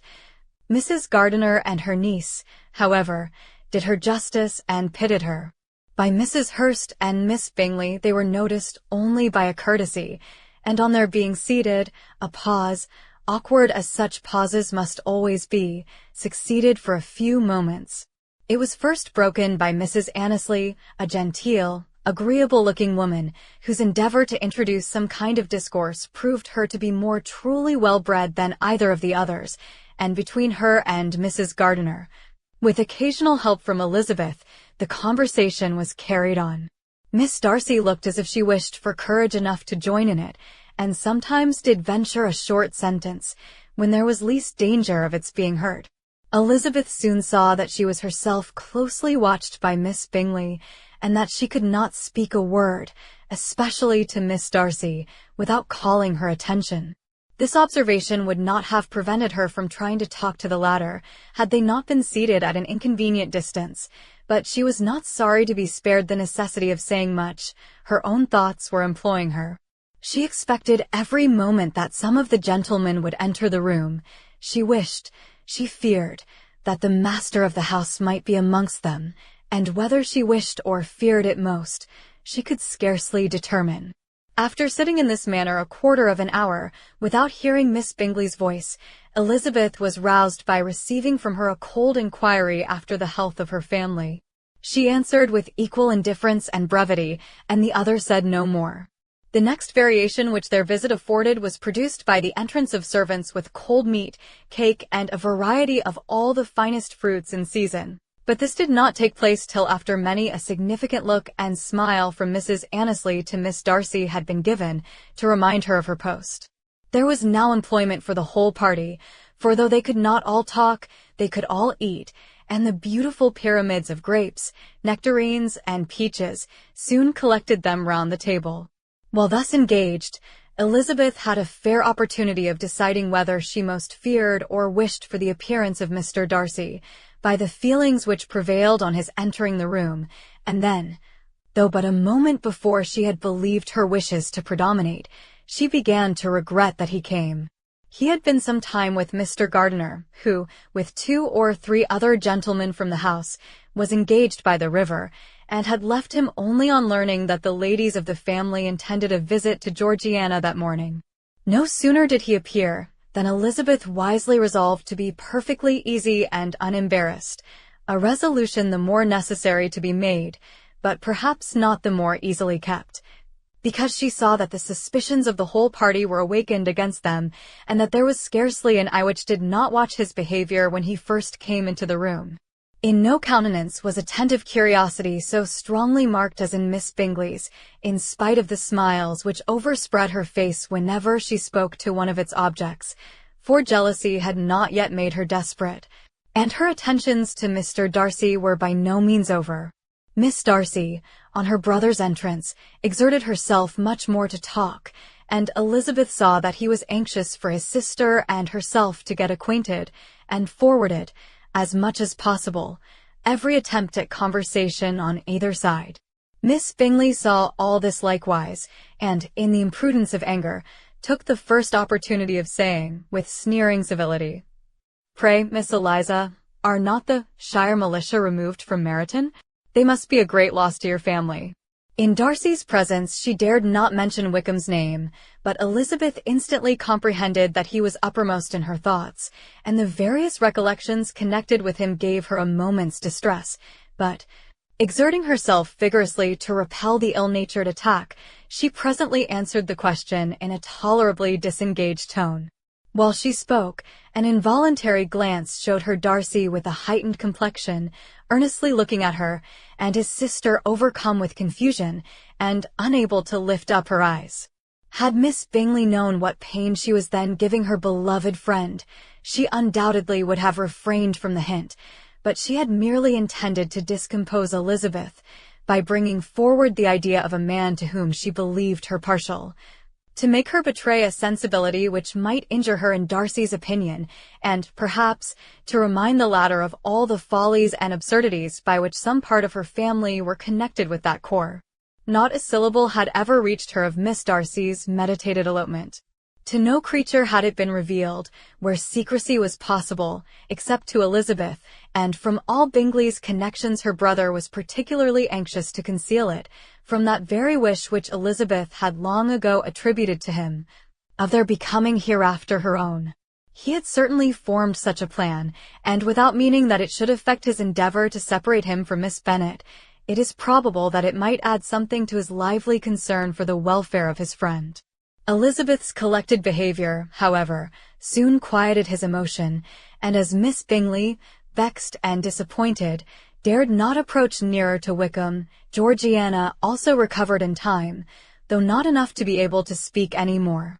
Her brother, whose eye she feared to meet, scarcely recollected her interest in the affair, and the very circumstance which had been designed to turn his thoughts from Elizabeth seemed to have fixed them on her more and more cheerfully.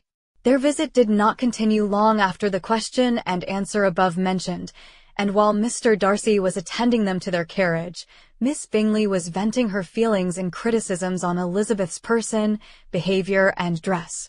But Georgiana would not join her. Her brother's recommendation was enough to ensure her favor. His judgment could not err, and he had spoken in such terms of Elizabeth as to leave Georgiana without the power of finding her otherwise than lovely and amiable. When Darcy returned to the saloon, Miss Bingley could not help repeating to him some part of what she had been saying to his sister. "How very ill Eliza Bennet looks this morning, Mr. Darcy," she cried. "I never in my life saw anyone so much altered as she is since the winter. She is grown so brown and coarse. Louisa and I were agreeing that we should not have known her again."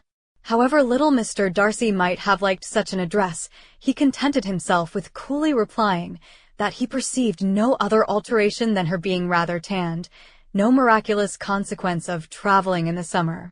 "For my own part," she rejoined, "I must confess that I never could see any beauty in her. Her face is too thin, her complexion has no brilliancy, and her features are not at all handsome. Her nose wants character, there is nothing marked in its lines. Her teeth are tolerable, but not out of the common way, and as for her eyes, which have sometimes been called so fine, I never could perceive anything extraordinary in them. They have a sharp, shrewish look, which I do not like at all, and in her air altogether, there is a self-sufficiency without fashion, which is intolerable." Persuaded as Miss Bingley was that Darcy admired Elizabeth, this was not the best method of recommending herself, but angry people are not always wise, and in seeing him at last look somewhat nettled, she had all the success she expected. He was resolutely silent, however, and, from a determination of making him speak, she continued, "I remember, when we first knew her in Hertfordshire, how amazed we all were to find that she was a reputed beauty, and I particularly recollect your saying one night, after they had been dining at Netherfield, 'She a beauty. I should as soon call her mother a wit.' But afterwards she seemed to improve on you, and I believe you thought her rather pretty at one time." "Yes," replied Darcy, who could contain himself no longer, "but that was only when I first knew her, for it is many months since I have considered her as one of the handsomest women of my acquaintance." He then went away, and Miss Bingley was left to all the satisfaction of having forced him to say what gave no one any pain but herself. Mrs. Gardiner and Elizabeth talked of all that had occurred during their visit as they returned, except what had particularly interested them both. The looks and behavior of everybody they had seen were discussed, except of the person who had mostly engaged their attention. They talked of his sister, his friends, his house, his fruit, of everything but himself, yet Elizabeth was longing to know what Mrs. Gardiner thought of him, and Mrs. Gardiner would have been highly gratified by her niece's beginning the subject. Chapter 4. Elizabeth had been a good deal disappointed in not finding a letter from Jane on their first arrival at Lambton, and this disappointment had been renewed on each of the mornings that had now been spent there, but on the third her repining was over, and her sister justified by the receipt of 2 letters from her at once, on one of which was marked that it had been missent elsewhere. Elizabeth was not surprised at it, as Jane had written the direction remarkably ill. They had just been preparing to walk as the letters came in, and her uncle and aunt, leaving her to enjoy them in quiet, set off by themselves. The one missent must be first attended to. It had been written 5 days ago. The beginning contained an account of all their little parties and engagements, with such news as the country afforded, but the latter half, which was dated a day later, and written in evident agitation, gave more important intelligence. It was to this effect. Since writing the above, dearest Lizzie, something has occurred of a most unexpected and serious nature, but I am afraid of alarming you. Be assured that we are all well. What I have to say relates to poor Lydia. An express came at 12 last night, just as we were all gone to bed, from Colonel Forster, to inform us that she was gone off to Scotland 12 with one of his officers, to own the truth with Wickham.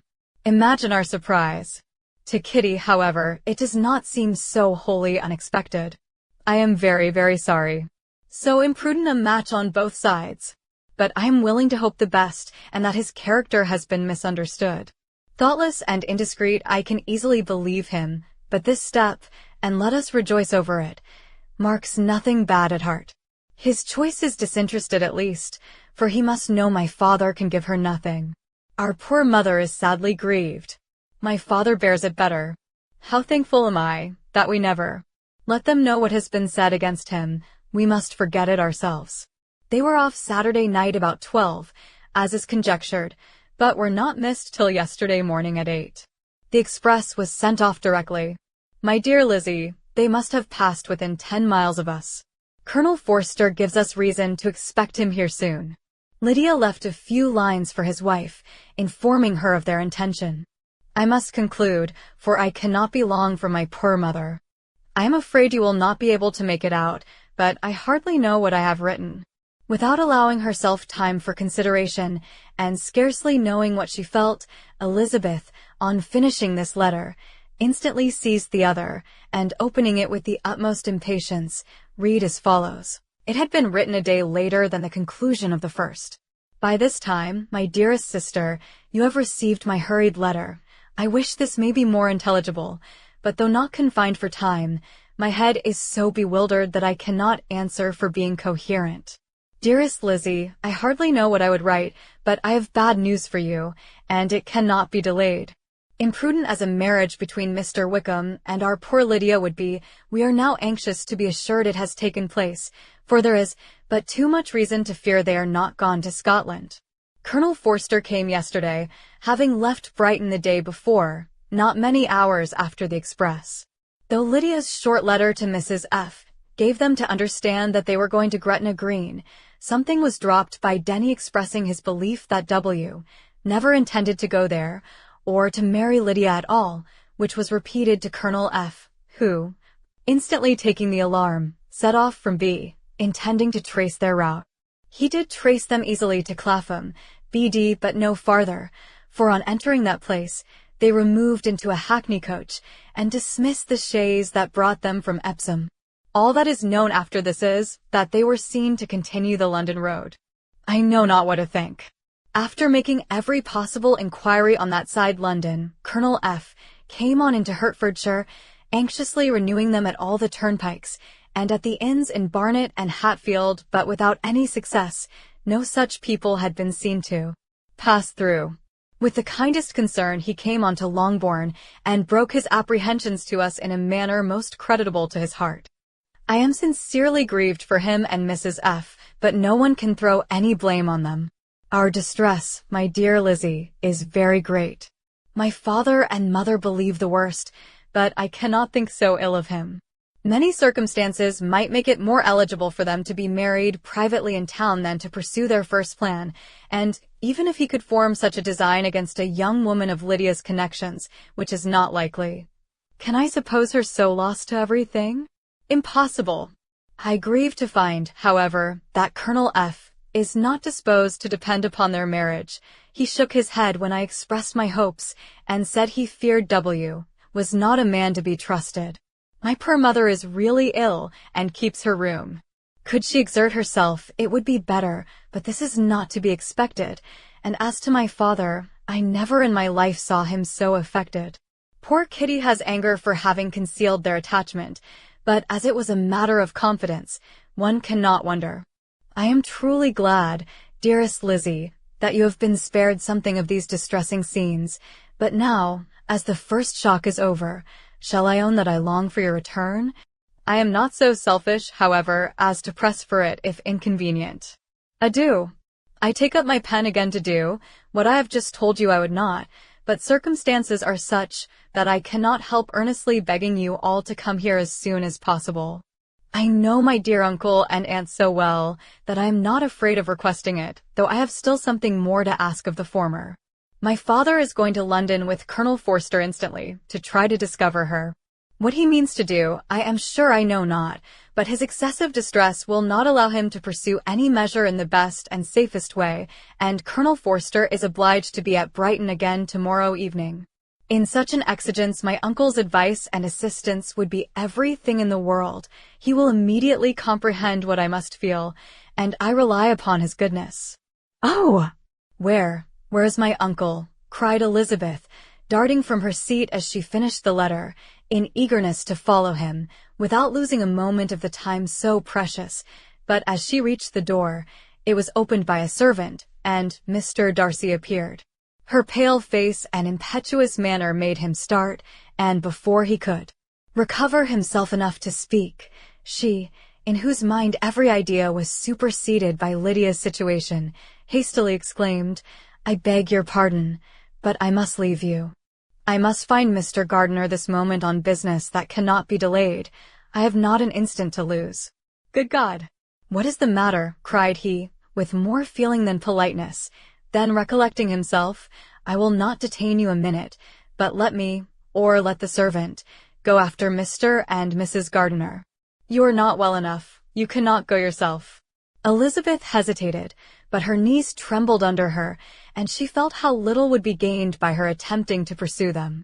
Calling back the servant, therefore, she commissioned him, though in so breathless an accent as made her almost unintelligible, to fetch his master and mistress home instantly.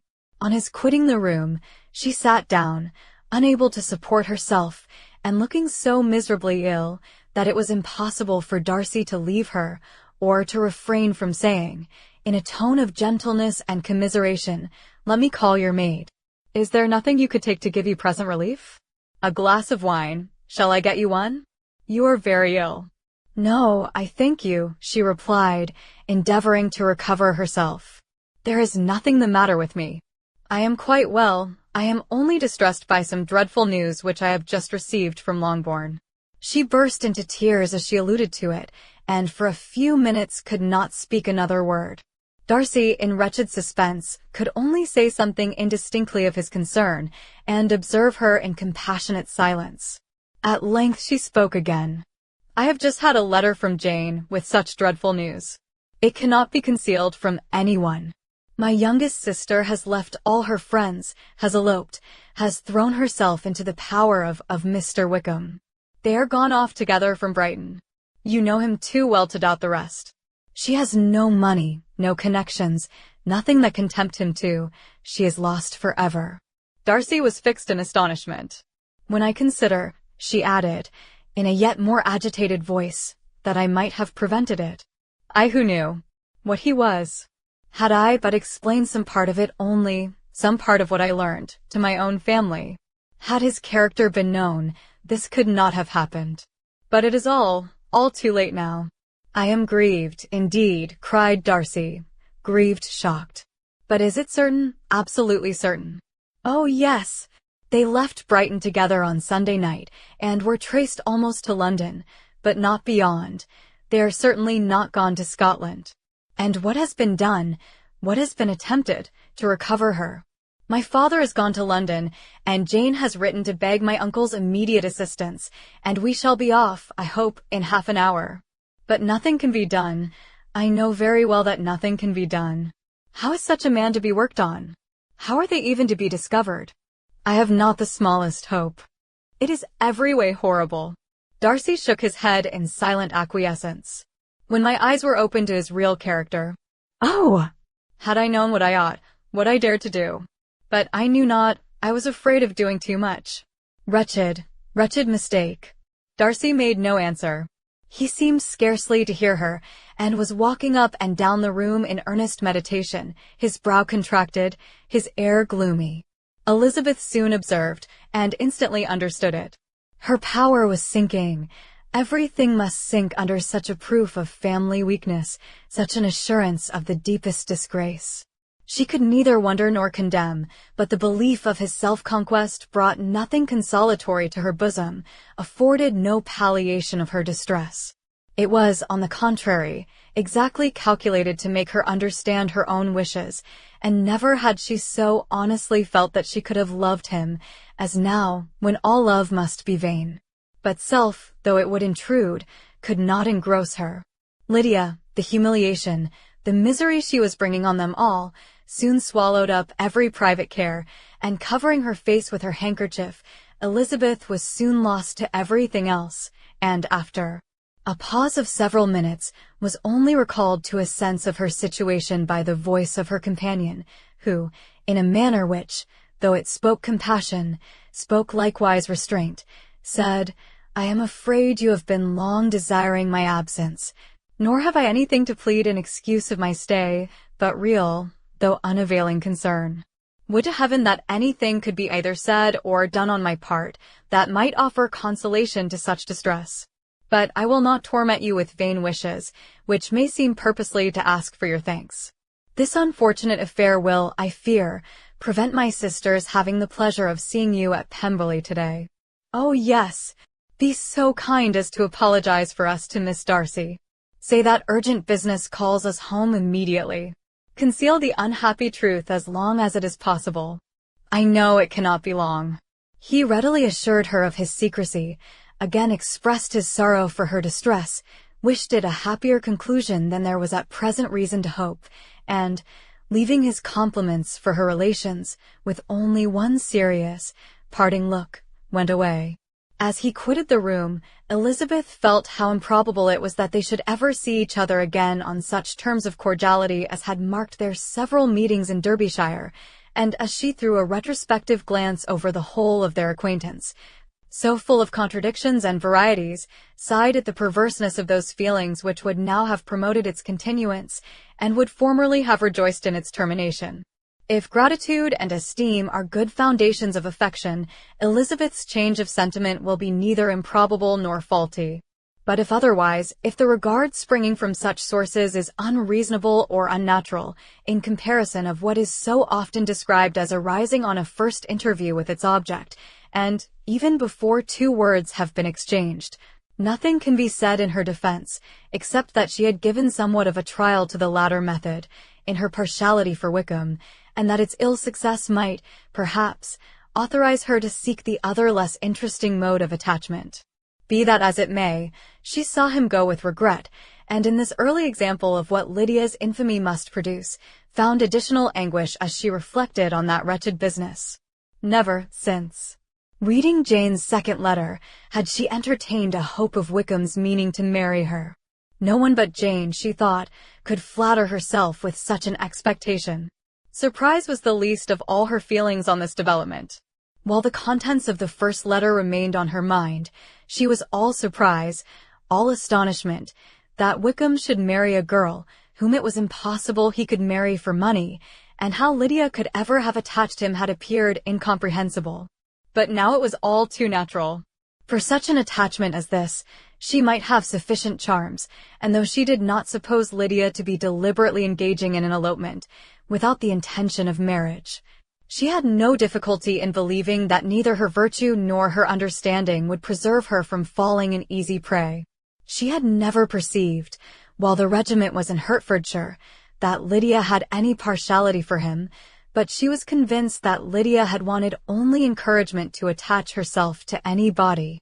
Sometimes one officer, sometimes another, had been her favorite, as their attentions raised them in her opinion. Her affections had been continually fluctuating, but never without an object. The mischief of neglect and mistaken indulgence towards such a girl, oh, how acutely did she now feel it! She was wild to be at home, to hear, to see, to be upon the spot to share with Jane in the cares that must now fall wholly upon her, in a family so deranged, a father absent, a mother incapable of exertion and requiring constant attendance. And though almost persuaded that nothing could be done for Lydia, her uncle's interference seemed of the utmost importance, and till he entered the room the misery of her impatience was severe. Mr. and Mrs. Gardiner had hurried back in alarm, supposing, by the servant's account, that their niece was taken suddenly ill, but satisfying them instantly on that head, she eagerly communicated the cause of their summons, reading the 2 letters aloud, and dwelling on the postscript of the last with trembling energy, though Lydia had never been a favorite with them. Mr. and Mrs. Gardiner could not but be deeply afflicted.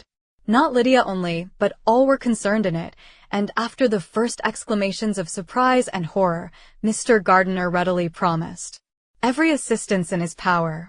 Elizabeth, though expecting no less, thanked him with tears of gratitude, and all 3 being actuated by one spirit, everything relating to their journey was speedily settled. They were to be off as soon as possible. "But what is to be done about Pemberley?" cried Mrs. Gardiner. "John told us Mr. Darcy was here when you sent for us. Was it so?" "Yes, and I told him we should not be able to keep our engagement." "That is all settled." "What is all settled?" repeated the other, as she ran into her room to prepare. "And are they upon such terms as for her to disclose the real truth?" "Oh, that I knew how it was." But wishes were vain, or, at best, could serve only to amuse her in the hurry and confusion of the following hour. Had Elizabeth been at leisure to be idle, she would have remained certain that all employment was impossible to one so wretched as herself, but she had her share of business as well as her aunt, and amongst the rest there were notes to be written to all their friends at Lambton, with false excuses for their sudden departure. An hour, however, saw the whole completed, and Mr. Gardiner, meanwhile, having settled his account at the inn, nothing remained to be done but to go, and Elizabeth, after all the misery of the morning, found herself, in a shorter space of time than she could have supposed, seated in the carriage and on the road to Longbourn. Chapter 5. "I have been thinking it over again, Elizabeth," said her uncle, as they drove from the town, "and really, upon serious consideration, I am much more inclined than I was to judge as your eldest sister does of the matter. It appears to me so very unlikely that any young man should form such a design against a girl who is by no means unprotected or friendless, and who is actually staying in his colonel's family, that I am strongly inclined to hope the best." Could he expect that her friends would not step forward? Could he expect to be noticed again by the regiment after such an affront to Colonel Forster? His temptation is not adequate to the risk. "Do you really think so?" cried Elizabeth, brightening up for a moment. "Upon my word," said Mrs. Gardiner, "I begin to be of your uncle's opinion. It is really too great a violation of decency, honor, and interest for him to be guilty of it." "I cannot think so very ill of Wickham." "Can you yourself, Lizzie, so wholly give him up as to believe him capable of it? Not perhaps of neglecting his own interest, but of every other neglect I can believe him capable. If, indeed, it should be so, but I dare not hope it. Why should they not go on to Scotland, if that had been the case?" "In the first place," replied Mr. Gardiner, "there is no absolute proof that they are not gone to Scotland." "Oh, but their removing from the chaise into a hackney coach is such a presumption. And, besides, no traces of them were to be found on the Barnet road." "Well, then, supposing them to be in London." "They may be there, though for the purpose of concealment, for no more exceptionable purpose. It is not likely that money should be very abundant on either side, and it might strike them that they could be more economically, though less expeditiously, married in London than in Scotland. But why all this secrecy? Why any fear of detection? Why must their marriage be private? Oh no, no, this is not likely. His most particular friend, you see by Jane's account, was persuaded of his never intending to marry her. Wickham will never marry a woman without some money. He cannot afford it. And what claims has Lydia? What attractions has she beyond youth, health, and good humor that could make him for her sake forego every chance of benefiting himself by marrying well? As to what restraint the apprehensions of disgrace in the corps might throw on a dishonorable elopement with her, I am not able to judge, for I know nothing of the effects that such a step might produce. But as to your other objection, I am afraid it will hardly hold good. Lydia has no brothers to step forward, and he might imagine, from my father's behavior, from his indolence and the little attention he has ever seemed to give to what was going forward in his family, that he would do as little, and think as little about it, as any father could do in such a matter. But can you think that Lydia is so lost to everything but love of him as to consent to live with him on any other terms than marriage? It does seem, and it is most shocking indeed, replied Elizabeth, with tears in her eyes, that a sister's sense of decency and virtue in such a point should admit of doubt. But really, I know not what to say. Perhaps I am not doing her justice. But she is very young. She has never been taught to think on serious subjects, and for the last half-year, nay, for a 12-month, she has been given up to nothing but amusement and vanity. She has been allowed to dispose of her time in the most idle and frivolous manner, and to adopt any opinions that came in her way. Since the Shire were first quartered in Meryton, nothing but love, flirtation, and officers have been in her head. She has been doing everything in her power, by thinking and talking on the subject, to give greater, what shall I call it, susceptibility to her feelings, which are naturally lively enough. And we all know that Wickham has every charm of person and address that can captivate a woman. But you see that Jane, said her aunt, does not think so ill of Wickham as to believe him capable of the attempt. Of whom does Jane ever think ill? And who is there, whatever might be their former conduct, that she would believe capable of such an attempt, till it were proved against them? But Jane knows, as well as I do, what Wickham really is. We both know that he has been profligate in every sense of the word, that he has neither integrity nor honor, that he is as false and deceitful as he is insinuating. And do you really know all this? Cried Mrs. Gardiner, whose curiosity as to the mode of her intelligence was all alive. I do, indeed, replied Elizabeth, coloring. I told you the other day of his infamous behavior to Mr. Darcy, and you, yourself, when last at Longbourn, heard in what manner he spoke of the man who had behaved with such forbearance and liberality towards him. And there are other circumstances which I am not at liberty, which it is not worth while to relate, but his lies about the whole Pemberley family are endless. From what he said of Miss Darcy, I was thoroughly prepared to see a proud, reserved, disagreeable girl. Yet he knew to the contrary himself. He must know that she was as amiable and unpretending as we have found her. But does Lydia know nothing of this? Can she be ignorant of what you and Jane seem so well to understand? Oh, yes, that is the worst of all. Till I was in Kent, and saw so much both of Mr. Darcy and his relation Colonel Fitzwilliam, I was ignorant of the truth myself. And when I returned home, the Shire was to leave Meryton in a week or fortnight's time. As that was the case, neither Jane, to whom I related the whole, nor I, thought it necessary to make our knowledge public, for of what use could it apparently be to anyone, that the good opinion, which all the neighborhood had of him, should then be overthrown? And even when it was settled that Lydia should go with Mrs. Forster, the necessity of opening her eyes to his character never occurred to me. That she could be in any danger from the deception never entered my head. That such a consequence as this should ensue, you may easily believe was far enough from my thoughts. When they all removed to Brighton, therefore, you had no reason, I suppose, to believe them fond of each other? Not the slightest.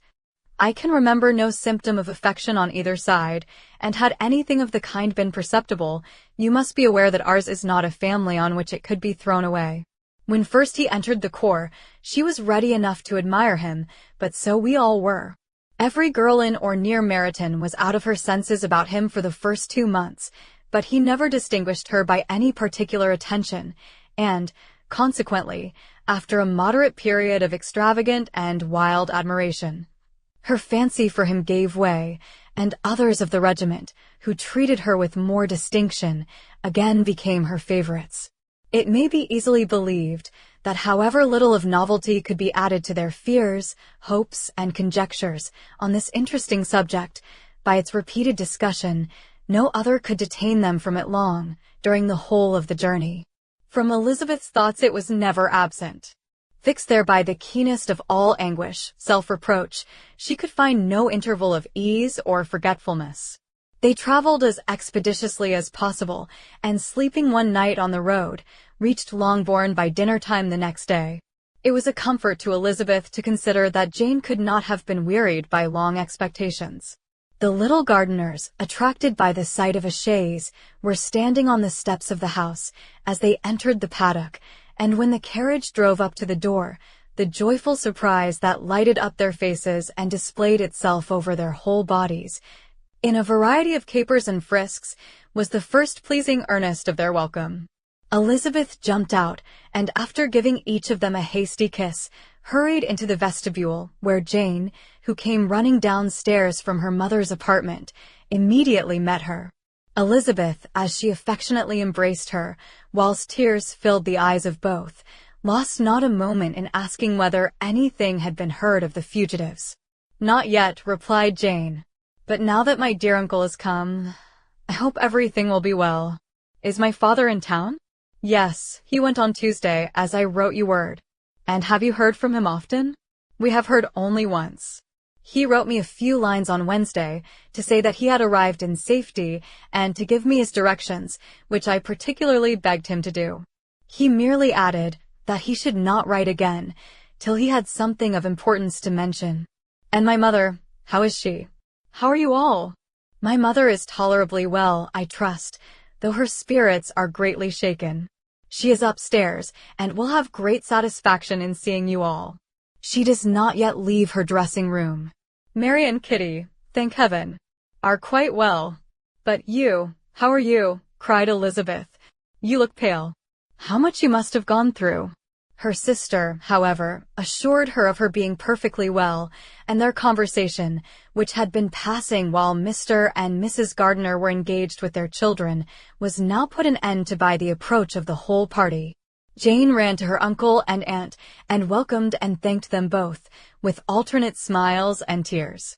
When they were all in the drawing-room, the questions which Elizabeth had already asked were of course repeated by the others, and they soon found that Jane had no intelligence to give. The sanguine hope of good, however, which the benevolence of her heart suggested, had not yet deserted her. She still expected that it would all end well, and that every morning would bring some letter, either from Lydia or her father, to explain their proceedings and, perhaps, announce the marriage. Mrs. Bennet, to whose apartment they all repaired, after a few minutes' conversation together, received them exactly as might be expected, with tears and lamentations of regret, invectives against the villainous conduct of Wickham, and complaints of her own sufferings and ill-usage, blaming everybody but the person to whose ill-judging indulgence the errors of her daughter must be principally owing. "If I had been able," said she, "to carry my point in going to Brighton with all my family, this would not have happened, but poor dear Lydia had nobody to take care of her. Why did the Forsters ever let her go out of their sight? I am sure there was some great neglect or other on their side, for she is not the kind of girl to do such a thing, if she had been well looked after. I always thought they were very unfit to have the charge of her, but I was overruled, as I always am. Poor, dear child. And now here's Mr. Bennet gone away, and I know he will fight Wickham, wherever he meets him, and then he will be killed, and what is to become of us all? The Collinses will turn us out, before he is cold in his grave, and if you are not kind to us, brother, I do not know what we shall do." They all exclaimed against such terrific ideas, and Mr. Gardiner, after general assurances of his affection for her and all her family, told her that he meant to be in London the very next day, and would assist Mr. Bennet in every endeavour for recovering Lydia. "Do not give way to useless alarm," added he. "Though it is right to be prepared for the worst, there is no occasion to look on it as certain. It is not quite a week since they left Brighton. In a few days more, we may gain some news of them, and till we know that they are not married, and have no design of marrying, do not let us give the matter over as lost. As soon as I get to town, I shall go to my brother, and make him come home with me to Grassetch Street, and then we may consult together as to what is to be done." "Oh, my dear brother," replied Mrs. Bennet, "that is exactly what I could most wish for. And now do, when you get to town, find them out, wherever they may be, and if they are not married already, make them marry. And as for wedding clothes, do not let them wait for that, but tell Lydia she shall have as much money as she chooses to buy them after they are married. And, above all things, keep Mr. Bennet from fighting. Tell him what a dreadful state I am in, that I am frightened out of my wits, and have such tremblings, such flutterings all over me, such spasms in my side, and pains in my head, and such beatings at heart, that I can get no rest by night nor by day. And tell my dear Lydia not to give any directions about her clothes till she has seen me, for she does not know which are the best warehouses. Oh, brother, how kind you are! I know you will contrive it all. But Mr. Gardiner, though he assured her again of his earnest endeavors in the cause, could not avoid recommending moderation to her, as well in her hopes as her fears, and after talking with her in this manner till dinner was on table, they left her to vent all her feelings on the housekeeper, who attended in the absence of her daughters. Though her brother and sister were persuaded that there was no real occasion for such a seclusion from the family, they did not attempt to oppose it, for they knew that she had not prudence enough to hold her tongue before the servants, while they waited at table, and judged it better that one only of the household, and the one whom they could most trust, should comprehend all her fears and solicitude on the subject. In the dining-room they were soon joined by Mary and Kitty, who had been too busily engaged in their separate apartments to make their appearance before. One came from her books, and the other from her toilette. The faces of both, however, were tolerably calm, and no change was visible in either, except that the loss of her favorite sister, or the anger which she had herself incurred in the business, had given something more of fretfulness than usual to the accents of Kitty. As for Mary, she was mistress enough of herself to whisper to Elizabeth, with a countenance of grave reflection, soon after they were seated at table, "This is a most unfortunate affair, and will probably be much talked of. But we must stem the tide of malice, and pour into the wounded bosoms of each other the balm of sisterly consolation." Then, perceiving in Elizabeth no inclination of replying, she added, "Unhappy as the event must be for Lydia, we may draw from it this useful lesson, that loss of virtue in a female is irretrievable, that one false step involves her in endless ruin, that her reputation is no less brittle than it is beautiful, and that she cannot be too much guarded in her behavior towards the undeserving of the other sex." Elizabeth lifted up her eyes in amazement, but was too much oppressed to make any reply. Mary, however, continued to console herself with such kind of moral extractions from the evil before them. In the afternoon, the two elder Miss Bennets were able to be for half an hour by themselves, and Elizabeth instantly availed herself of the opportunity of making any inquiries which Jane was equally eager to satisfy. After joining in general lamentations over the dreadful sequel of this event, which Elizabeth considered as all but certain, and Miss Bennet could not assert to be wholly impossible, the former continued the subject by saying, "But tell me all and everything about it which I have not already heard. Give me further particulars. What did Colonel Forster say? Had they no apprehension of anything before the elopement took place? They must have seen them together forever." Colonel Forster did own that he had often suspected some partiality, especially on Lydia's side, but nothing to give him any alarm. "I am so grieved for him. His behavior was attentive and kind to the utmost. He was coming to us in order to assure us of his concern, before he had any idea of their not being gone to Scotland. When that apprehension first got abroad, it hastened his journey." And was Denny convinced that Wickham would not marry? Did he know of their intending to go off? Had Colonel Forster seen Denny himself? Yes, but when questioned by him, Denny denied knowing anything of their plan and would not give his real opinion about it. He did not repeat his persuasion of their not marrying, and from that I am inclined to hope he might have been misunderstood before. Until Colonel Forster came himself, not one of you entertained a doubt, I suppose, of their being really married?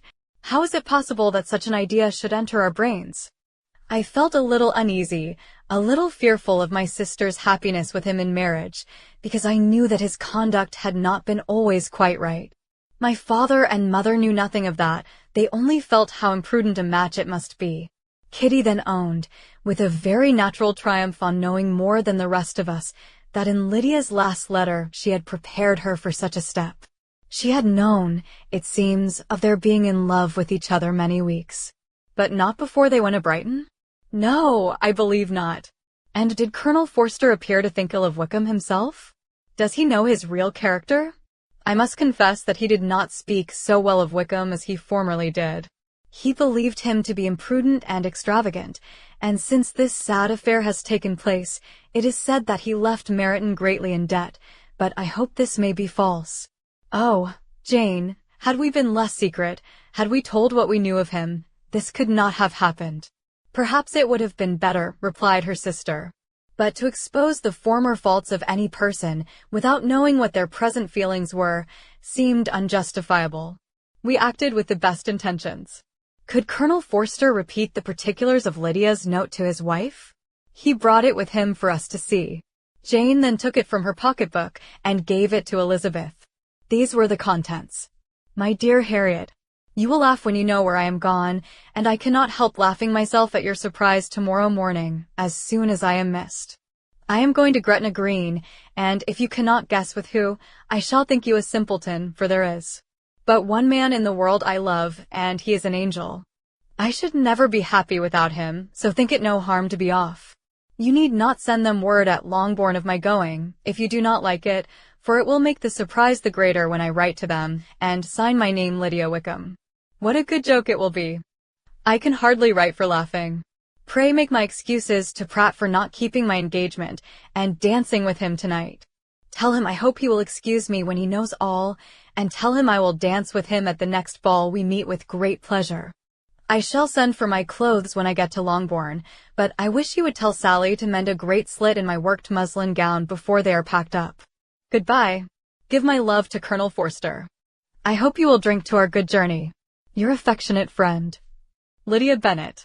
Oh, thoughtless Lydia, cried Elizabeth when she had finished it.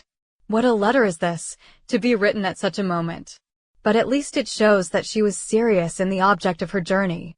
Whatever he might afterwards persuade her to, it was not on her side a scheme of infamy. My poor father! How he must have felt it! I never saw anyone so shocked. He could not speak a word for full 10 minutes. My mother was taken ill immediately, and the whole house in such confusion.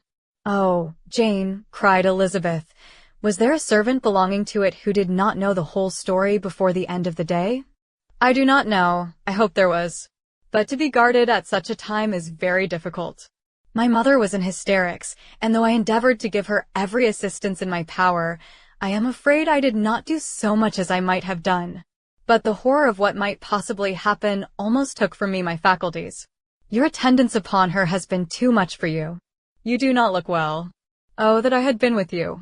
You have had every care and anxiety upon yourself alone. Mary and Kitty have been very kind, and would have shared in every fatigue, I am sure, but I did not think it right for either of them. Kitty is slight and delicate, and Mary studies so much that her hours of repose should not be broken in on. My Aunt Phillips came to Longbourn on Tuesday after my father went away, and was so good as to stay till Thursday with me.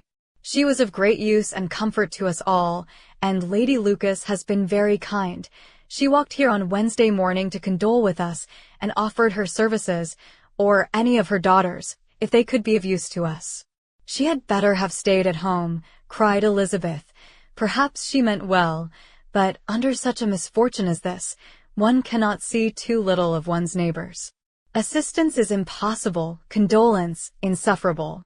Let them triumph over us at a distance and be satisfied. She then proceeded to inquire into the measures which her father had intended to pursue, while in town, for the recovery of his daughter. He meant, I believe, replied Jane, to go to Epsom, the place where they last changed horses, see the postilions, and try if anything could be made out from them. His principal object must be to discover the number of the hackney coach which took them from Clapham. It had come with a fare from London, and as he thought the circumstance of a gentleman and ladies removing from one carriage into another might be remarked, he meant to make inquiries at Clapham. If he could anyhow discover at what house the coachman had before set down his fare, he determined to make inquiries there, and hoped it might not be impossible to find out the stand and number of the coach. I do not know of any other designs that he had formed, but he was in such a hurry to be gone, and his spirits so greatly discomposed, that I had difficulty in finding out even so much as this. Chapter 6. The whole party were in hopes of a letter from Mr. Bennet the next morning, but the post came in without bringing a single line from him. His family knew him to be, on all common occasions, a most negligent and dilatory correspondent, but at such a time they had hoped for exertion. They were forced to conclude that he had no pleasing intelligence to send, but even of that they would have been glad to be certain. Mr. Gardiner had waited only for the letters before he set off. When he was gone, they were certain at least of receiving constant information of what was going on, and their uncle promised, at parting, to prevail on Mr. Bennet to return to Longbourn as soon as he could, to the great consolation of his sister, who considered it as the only security for her husband's not being killed in a duel. Mrs. Gardiner and the children were to remain in Hertfordshire a few days longer, as the former thought her presence might be serviceable to her nieces. She shared in their attendance on Mrs. Bennet, and was a great comfort to them in their hours of freedom. Their other aunt also visited them frequently, and always, as she said, with the design of cheering and heartening them up, though, as she never came without reporting some fresh instance of Wickham's extravagance or irregularity, she seldom went away without leaving them more dispirited than she found them. All Meryton seemed striving to blacken the man who, but 3 months before, had been almost an angel of light. He was declared to be in debt to every tradesman in the place, and his intrigues, all honored with the title of seduction, had been extended into every tradesman's family. Everybody declared that he was the wickedest young man in the world, and everybody began to find out that they had always distrusted the appearance of his goodness. Elizabeth, though she did not credit above half of what was said, believed enough to make her former assurance of her sister's ruin still more certain, and even Jane, who believed still less of it, became almost hopeless, more especially as the time was now come, when, if they had gone to Scotland, which she had never before entirely despaired of, they must in all probability have gained some news of them. Mr. Gardiner left Longbourn on Sunday. On Tuesday, his wife received a letter from him. It told them that on his arrival he had immediately found out his brother, and persuaded him to come to Gracechurch Street. That Mr. Bennet had been to Epsom and Clapham before his arrival, but without gaining any satisfactory information, and that he was now determined to inquire at all the principal hotels in town. As Mr. Bennet thought it possible they might have gone to one of them, on their first coming to London, before they procured lodgings. Mr. Gardiner himself did not expect any success from this measure, but as his brother was eager in it, he meant to assist him in pursuing it. He added that Mr. Bennet seemed wholly disinclined at present to leave London, and promised to write again very soon. There was also a postscript to this effect. I have written to Colonel Forster to desire him to find out, if possible, from some of the young man's intimates in the regiment, whether Wickham has any relations or connections who would be likely to know in what part of the town he has now concealed himself. If there were anyone that one could apply to, with a probability of gaining such a clue as that, it might be of essential consequence. At present we have nothing to guide us. Colonel Forster will, I dare say, do everything in his power to satisfy us on this head. But, on second thoughts, perhaps Lizzie could tell us what relations he is now living better than any other person. Elizabeth was at no loss to understand from whence this deference for her authority proceeded, but it was not in her power to give any information of so satisfactory a nature as the compliment deserved. She had never heard of his having had any relations, except a father and mother, both of whom had been dead many years. It was possible, however, that some of his companions in the shire might be able to give more information, and though she was not very sanguine in expecting it, the application was a something to look forward to. Every day at Longbourn was now a day of anxiety, but the most anxious part of each was when the post was expected. The arrival of letters was the first grand object of every morning's impatience. Through letters, whatever of good or bad was to be told would be communicated, and every succeeding day was expected to bring some news of importance. But before they heard again from Mr. Gardiner, a letter arrived for their father, from a different quarter, from Mr. Collins, which, as Jane had received directions to open all that came for him in his absence, she accordingly read, and Elizabeth, who knew what curiosities his letters always were, looked over her and read it likewise. It was as follows. My dear sir, I feel myself called upon, by our relationship and my situation in life, to condole with you on the grievous affliction you are now suffering under, of which we were yesterday informed by a letter from Hertfordshire. Be assured, my dear sir, that Mrs. Collins and myself sincerely sympathize with you and all your respectable family in your present distress, which must be of the bitterest kind, because proceeding from a cause which no time can remove. No arguments shall be wanting on my part that can alleviate so severe a misfortune, or that may comfort you, under a circumstance that must be, of all others, most afflicting to a parent's mind. The death of your daughter would have been a blessing 13 in comparison of this. And it is the more to be lamented, because there is reason to suppose, as my dear Charlotte informs me, that this licentiousness of behavior in your daughter has proceeded from a faulty degree of indulgence, though, at the same time, for the consolation of yourself and Mrs. Bennet, I am inclined to think that her own disposition must be naturally bad, or she could not be guilty of such an enormity, at so early an age. Howsoever that may be, you are grievously to be pitied, in which opinion I am not only joined by Mrs. Collins, but likewise by Lady Catherine and her daughter, to whom I have related the affair. They agree with me in apprehending that this false step in one daughter will be injurious to the fortunes of all the others, for who, as Lady Catherine herself condescendingly says, will connect themselves with such a family? And this consideration leads me, moreover, to reflect with augmented satisfaction on a certain event of last November, for had it been otherwise, I must have been involved in all your sorrow and disgrace. Let me advise you, then, my dear sir, to console yourself as much as possible, to throw off your unworthy child from your affection forever, and leave her to reap the fruits of her own heinous offense. I am, dear sir, and C. Mr. Gardiner did not write again, till he had received an answer from Colonel Forster, and then he had nothing of a pleasant nature to send. It was not known that Wickham had a single relation with whom he kept up any connection, and it was certain that he had no near one living. His former acquaintance had been numerous, but since he had been in the militia, it did not appear that he was on terms of particular friendship with any of them. There was no one, therefore, who could be pointed out as likely to give any news of him. And in the wretched state of his own finances, there was a very powerful motive for secrecy, in addition to his fear of discovery by Lydia's relations. For it had just transpired that he had left gaming debts behind him to a very considerable amount. Colonel Forster believed that more than £1,000 would be necessary to clear his expenses at Brighton. He owed a good deal in the town, but his debts of honour were still more formidable. Mr. Gardiner did not attempt to conceal these particulars from the Longbourn family. Jane heard them with horror. "A gamester!" she cried. "This is wholly unexpected. I had not an idea of it." Mr. Gardiner added, in his letter, that they might expect to see their father at home on the following day, which was Saturday. Rendered spiritless by the ill success of all their endeavours, he had yielded to his brother-in-law's entreaty that he would return to his family, and leave it to him to do whatever occasion might suggest to be advisable for continuing their pursuit.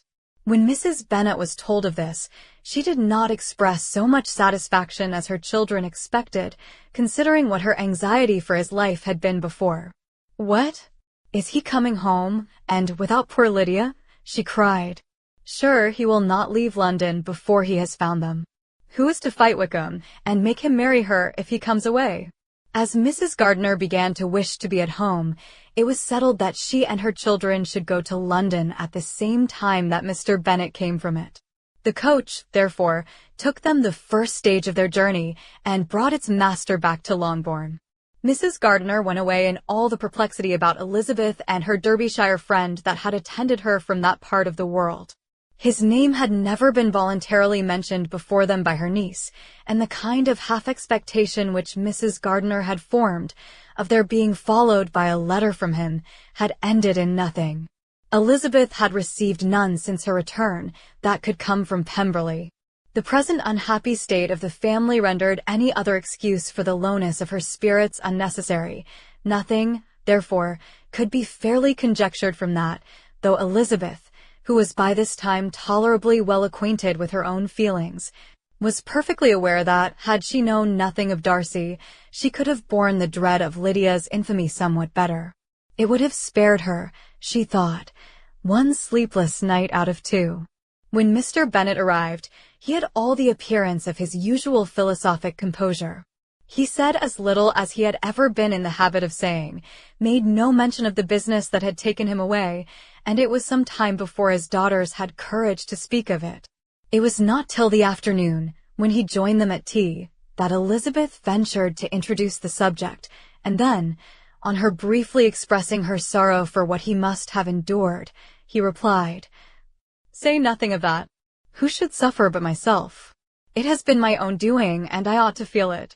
"You must not be too severe upon yourself," replied Elizabeth. "You may well warn me against such an evil. Human nature is so prone to fall into it. No, Lizzie, let me once in my life feel how much I have been to blame. I am not afraid of being overpowered by the impression. It will pass away soon enough. Do you suppose them to be in London?"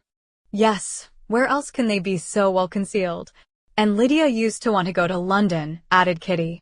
"She is happy, then," said her father, drily, "and her residence there will probably be of some duration." Then, after a short silence, he continued, "Lizzie, I bear you no ill will for being justified in your advice to me last May, which, considering the event, shows some greatness of mind." They were interrupted by Miss Bennet, who came to fetch her mother's tea. "This is a parade," cried he, "which does one good. It gives such an elegance to misfortune. Another day I will do the same. I will sit in my library, in my nightcap and powdering gown, BF, and give as much trouble as I can, or perhaps I may defer it till Kitty runs away." "I am not going to run away, Papa," said Kitty, fretfully. "If I should ever go to Brighton, I would behave better than Lydia." "You go to Brighton? I would not trust you so near it as Eastbourne for £50. No, Kitty, I have at last learned to be cautious, and you will feel the effects of it. No officer is ever to enter my house again, nor even to pass through the village. Balls will be absolutely prohibited, unless you stand up with one of your sisters. And you are never to stir out of doors, till you can prove that you have spent 10 minutes of every day in a rational manner." Kitty, who took all these threats in a serious light, began to cry. "Well, well," said he, "do not make yourself unhappy. If you are a good girl for the next 10 years, I will take you to a review at the end of them." Chapter 7. 2 days after Mr. Bennet's return, as Jane and Elizabeth were walking together in the shrubbery behind the house, they saw the housekeeper coming towards them, and concluding that she came to call them to their mother, went forward to meet her. But instead of the expected summons, when they approached her, she said to Miss Bennet, "I beg your pardon, madam, for interrupting you, but I was in hopes you might have got some good news from town, so I took the liberty of coming to ask." "What do you mean, Hill? We have heard nothing from town." "Dear madam," cried Mrs. Hill, in great astonishment, "don't you know there is an express come for master from Mr. Gardiner? He has been here this half hour, and master has had a letter." Away ran the girls, too eager to get in to have time for speech. They ran through the vestibule into the breakfast room, from thence to the library. Their father was in neither, and they were on the point of seeking him upstairs with their mother, when they were met by the butler, who said, "If you are looking for my master, ma'am, he is walking towards the little copse." Upon this information, they instantly passed through the hall once more, and ran across the lawn after their father, who was deliberately pursuing his way towards a small wood on one side of the paddock.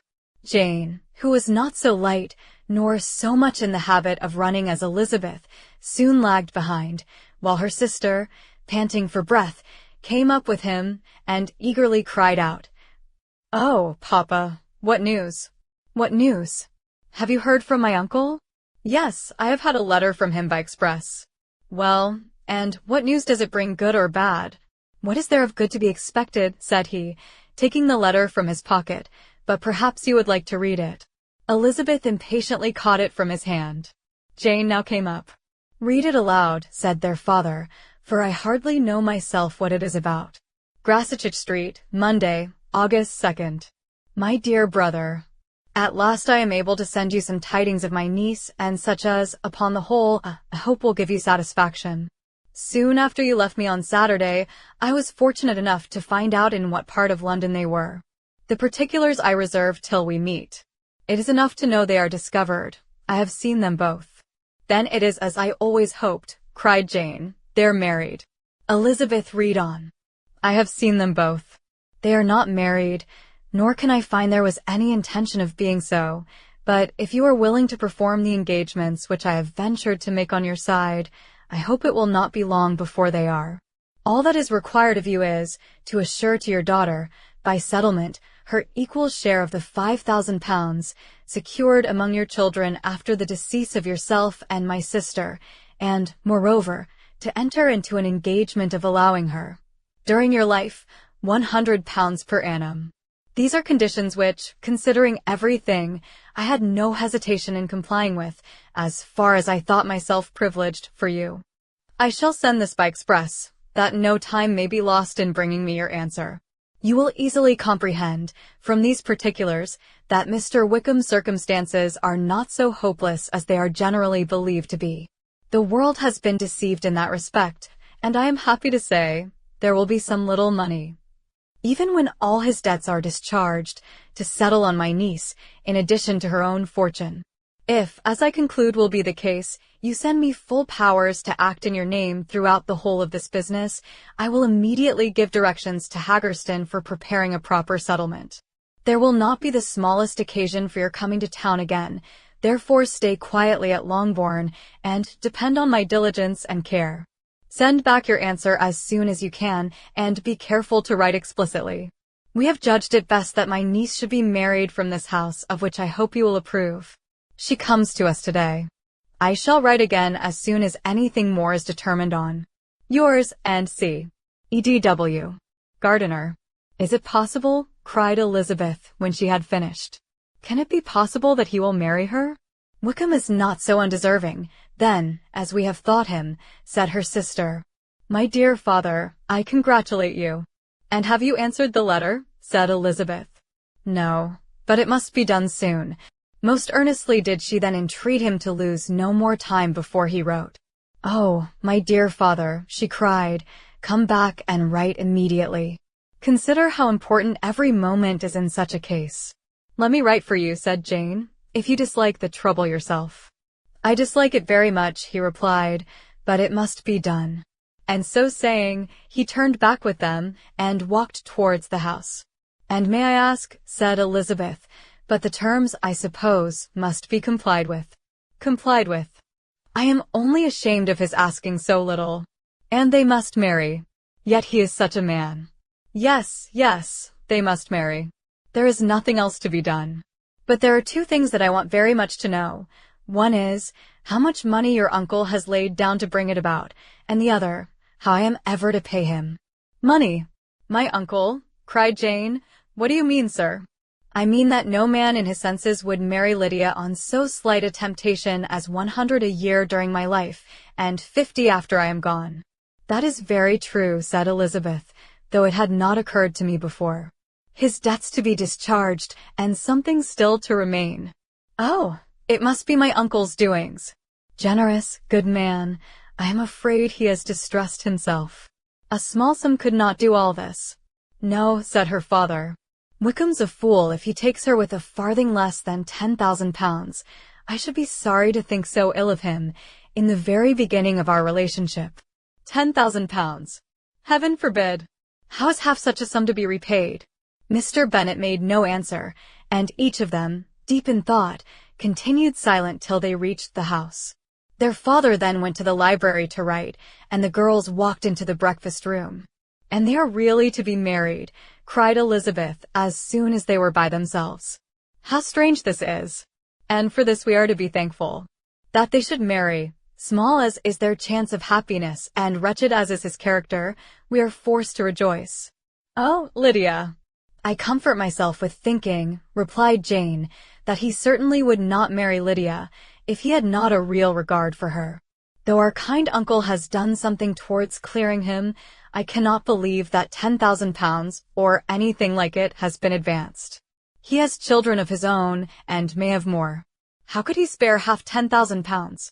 If we are ever able to learn what Wickham's debts have been, said Elizabeth, and how much is settled on his side on our sister, we shall exactly know what Mr. Gardiner has done for them, because Wickham has not sixpence of his own. The kindness of my uncle and aunt can never be requited.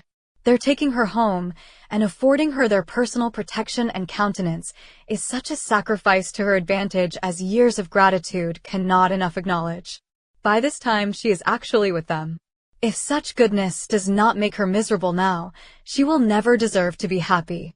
What a meeting for her when she first sees my aunt.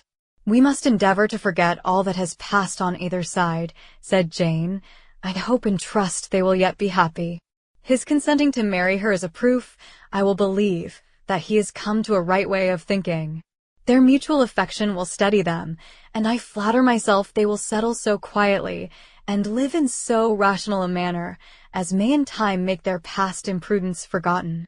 Their conduct has been such, replied Elizabeth, as neither you, nor I, nor anybody can ever forget. It is useless to talk of it. It now occurred to the girls that their mother was in all likelihood perfectly ignorant of what had happened. They went to the library, therefore, and asked their father whether he would not wish them to make it known to her. He was writing and, without raising his head, coolly replied, "Just as you please. May we take my uncle's letter to read to her? Take whatever you like and get away." Elizabeth took the letter from his writing table, and they went upstairs together. Mary and Kitty were both with Mrs. Bennet. One communication would, therefore, do for all. After a slight preparation for good news, the letter was read aloud. Mrs. Bennet could hardly contain herself.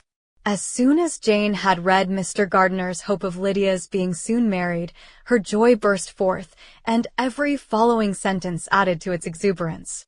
She was now in an irritation as violent from delight as she had ever been fidgety from alarm and vexation. To know that her daughter would be married was enough. She was disturbed by no fear for her felicity, nor humbled by any remembrance of her misconduct. "My dear, dear Lydia," she cried, "this is delightful indeed. She will be married. I shall see her again. She will be married at 16. My good, kind brother. I knew how it would be. I knew he would manage everything. How I long to see her. And to see dear Wickham too. But the clothes, the wedding clothes. I will write to my sister Gardiner about them directly. Lizzie, my dear, run down to your father and ask him how much he will give her. Stay, I will go myself. Ring the bell, Kitty, for Hill. I will put on my things in a moment. My dear, dear Lydia, how merry we shall be together when we meet." Her eldest daughter endeavored to give some relief to the violence of these transports by leading her thoughts to the obligations which Mr. Gardiner's behavior laid them all under. "For we must attribute this happy conclusion," she added, "in a great measure to his kindness.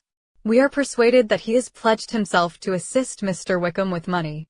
"Well," cried her mother, "it is all very right. Who should do it but her own uncle? If he had not had a family of his own, I and my children must have had all his money, you know, and it is the first time we have ever had anything from him except a few presents. Well, I am so happy. In a short time, I shall have a daughter married. Mrs. Wickham. How well it sounds. And she was only 16 last June. My dear Jane, I am in such a flutter that I am sure I can't write, so I will dictate and you write for me. We will settle with your father about the money afterwards, but the things should be ordered immediately." She was then proceeding to all the particulars of calico, muslin, and cambric, and would shortly have dictated some very plentiful orders, had not Jane, though with some difficulty, persuaded her to wait till her father was at leisure to be consulted. One day's delay, she observed, would be of small importance, and her mother was too happy to be quite so obstinate as usual. Other schemes, too, came into her head. "I will go to Meryton," said she, "as soon as I am dressed, and tell the good news to my sister Phillips. And as I come back, I can call on Lady Lucas and Mrs. Long. Kitty, run down and order the carriage. An airing would do me a great deal of good, I am sure. Girls, can I do anything for you in Meryton? Oh! Here comes Hill. My dear Hill, have you heard the good news? Miss Lydia is going to be married, and you shall all have a bowl of punch to make merry at her wedding." Mrs. Hill began instantly to express her joy. Elizabeth received her congratulations amongst the rest, and then, sick of this folly, took refuge in her own room, that she might think with freedom. Poor Lydia's situation must, at best, be bad enough, but that it was no worse, she had need to be thankful. She felt it so, and though, in looking forward, neither rational happiness nor worldly prosperity could be justly expected for her sister, in looking back to what they had feared, only 2 hours ago, she felt all the advantages of what they had gained. Chapter 8. Mr. Bennet had very often wished, before this period of his life, that, instead of spending his whole income, he had laid by an annual sum for the better provision of his children and of his wife, if she survived him. He now wished it more than ever. Had he done his duty in that respect, Lydia need not have been indebted to her uncle for whatever of honor or credit could now be purchased for her. The satisfaction of prevailing on one of the most worthless young men in Great Britain to be her husband might then have rested in its proper place.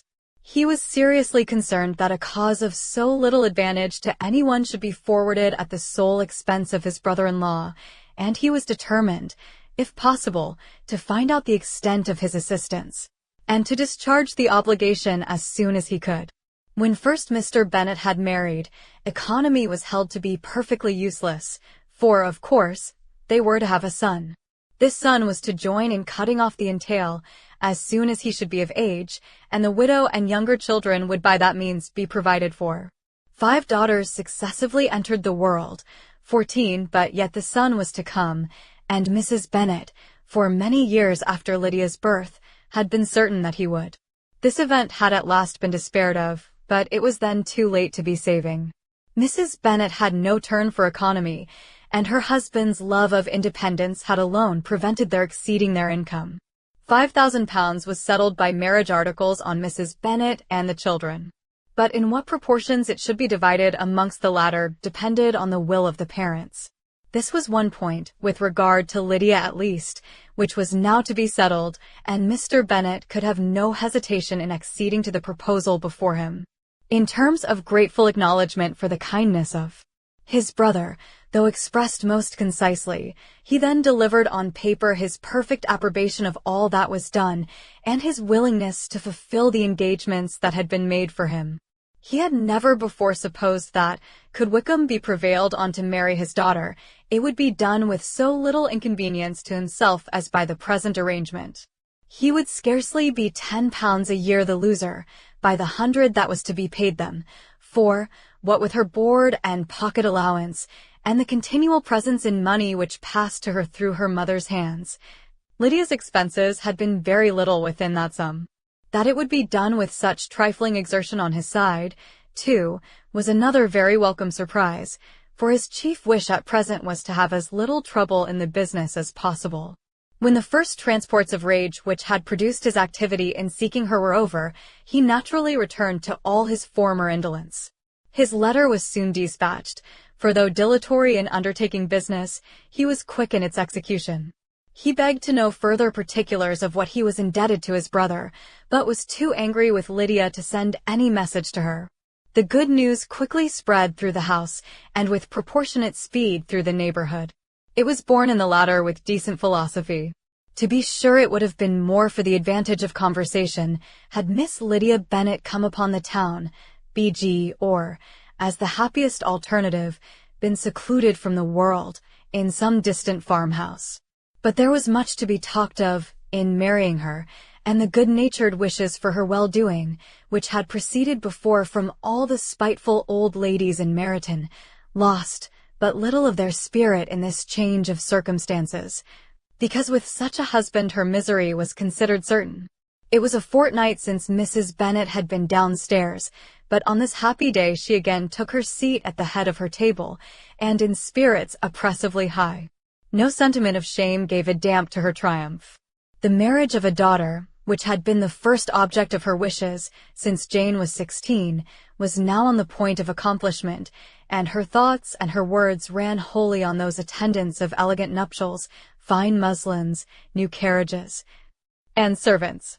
She was busily searching through the neighborhood for a proper situation for her daughter, and, without knowing or considering what their income might be, rejected many as deficient in size and importance. Hay Park might do, said she, if the Gouldings would quit it, or the great house at Stoke, if the drawing-room were larger, but Ashworth is too far off. I could not bear to have her 10 miles from me, and as for Purvis Lodge, the attics are dreadful. Her husband allowed her to talk on without interruption while the servants remained. But when they had withdrawn, he said to her, "Mrs. Bennet, before you take any, or all of these houses, for your son and daughter, let us come to a right understanding. Into one house in this neighborhood they shall never have admittance. I will not encourage the imprudence of either by receiving them at Longbourn." A long dispute followed this declaration, but Mr. Bennet was firm. It soon led to another, and Mrs. Bennet found, with amazement and horror, that her husband would not advance a guinea to buy clothes for his daughter. He protested that she should receive from him no mark of affection whatever on the occasion. Mrs. Bennet could hardly comprehend it. That his anger could be carried to such a point of inconceivable resentment as to refuse his daughter a privilege, without which her marriage would scarcely seem valid, exceeded all that she could believe possible. She was more alive to the disgrace, which her want of new clothes must reflect on her daughter's nuptials, than to any sense of shame at her eloping and living with Wickham a fortnight before they took place.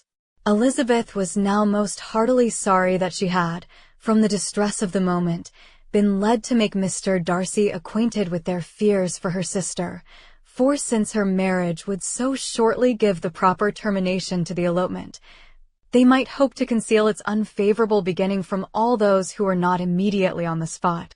She had no fear of its spreading farther, through his means. There were few people on whose secrecy she would have more confidently depended, but at the same time there was no one whose knowledge of a sister's frailty would have mortified her so much. Not, however, from any fear of disadvantage from it individually to herself, for at any rate there seemed a gulf impassable between them. Had Lydia's marriage been concluded on the most honorable terms, it was not to be supposed that Mr. Darcy would connect himself with a family, where to every other objection would now be added an alliance and relationship of the nearest kind with the man whom he so justly scorned.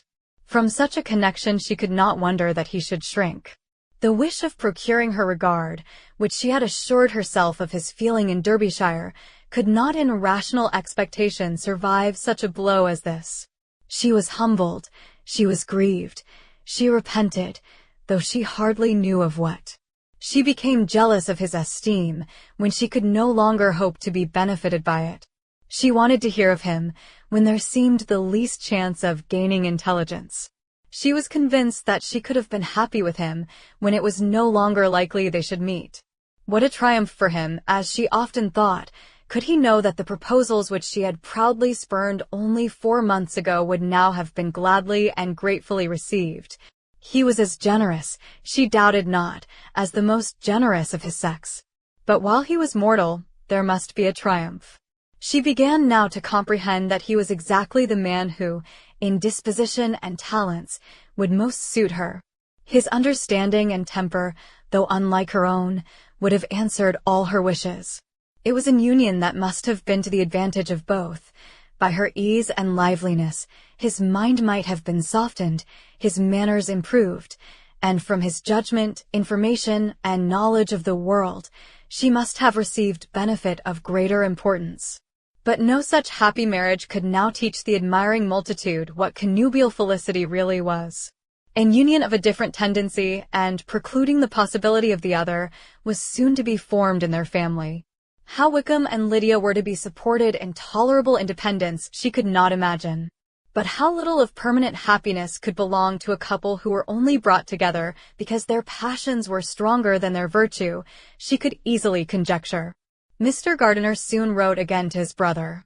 To Mr. Bennet's acknowledgments he briefly replied, with assurances of his eagerness to promote the welfare of any of his family, and concluded with entreaties that the subject might never be mentioned to him again. The principal purport of his letter was to inform them that Mr. Wickham had resolved on quitting the militia.